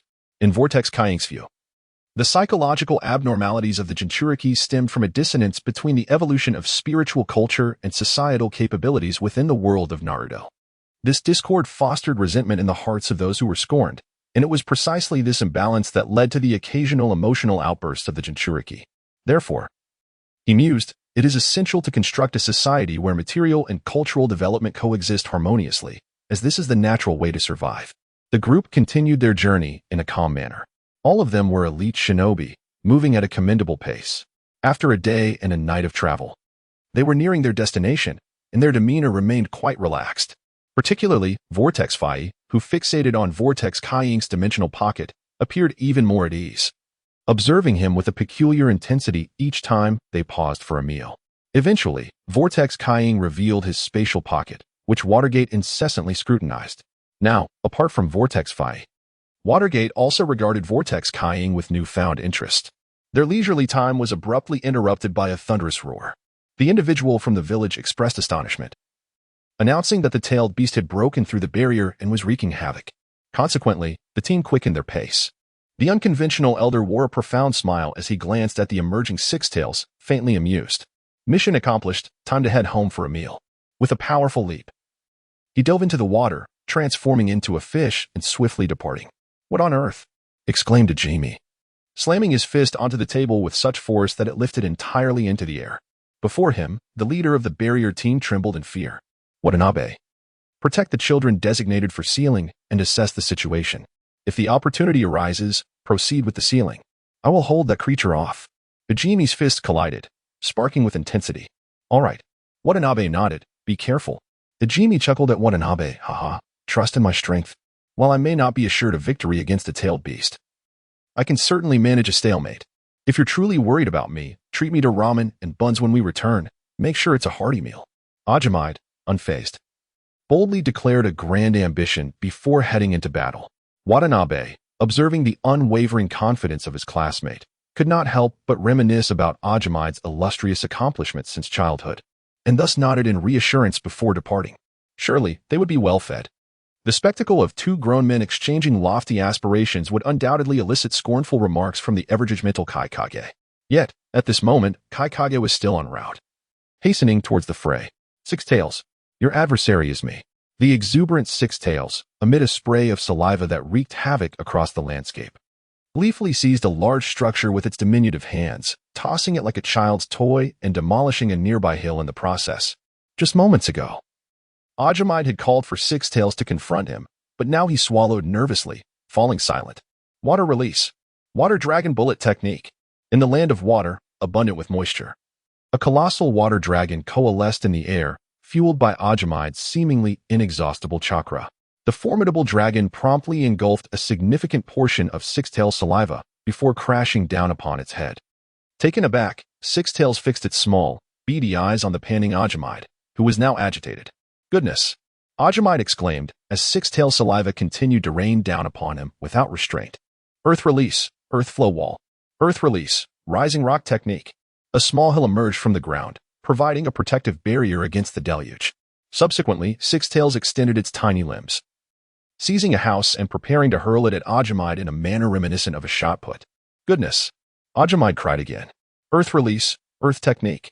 He swiftly displaced the soil beneath him, plummeting into the earth below. With chakra flowing freely, the ground continued to rupture, and within mere moments, Ajimide found himself approximately 50 meters underground. Just then, the earth trembled violently above him as a steel beam materialized not far from his position, nearly causing him to lose his composure. Quickly employing the earth technique to reposition himself, Ajimide emerged in a safer location. In the distance, Six Tails immediately pinpointed his new whereabouts, launching a barrage of saliva and small structures in his direction. Ajimide, utilizing every ounce of his strength, fled desperately. "Watanabe, hurry. I can't hold on much longer." At this moment, Ajimide was on the verge of tears. Meanwhile, Watanabe stood atop a distant hill, hand in hand with foam, gazing upon a colossal sealing diagram before him. He intended to use it to seal Six Tails, who was wreaking havoc ahead. Wait. Kaikage emerged from the shadows, unable to contain himself, having arrived at the scene first. "The reinforcements are on their way. Let us hold him off for a moment." Kaikage's brow was furrowed with worry. How could one defend against such a creature? Clearly, this was a heavily armored tank of immense power. As an assassin, how was he to engage? Watanabe, fraught with urgency, felt the weight of his friend's peril. It was unacceptable for someone tasked with rescue to merely stand by and speak. "We must seal it now. The individuals below continue to suffer, and they are on the brink of death. I cannot allow them to perish so easily." Watanabe K and Uzumaki Kaiying found themselves in a stalemate. Uzumaki Kaiying was acutely aware of the perilous nature of the fleeing ninja he observed from his small map. He understood the gravity of the situation. Yet he was equally cognizant of his own limitations. I am merely an elite jonin with a faint inclination towards assassination. Why must I be tasked with such a daunting endeavor? I am incapable, just as Uzumaki Kaien contemplated how to evade this responsibility. He caught sight of Watanabe-Kei's sorrowful eyes and anxious expression. In an instant, his heart trembled. All words became trapped within him. Alas, why must I be so compassionate? With a soft sigh, Uzumaki Kaien silently activated his blue technique.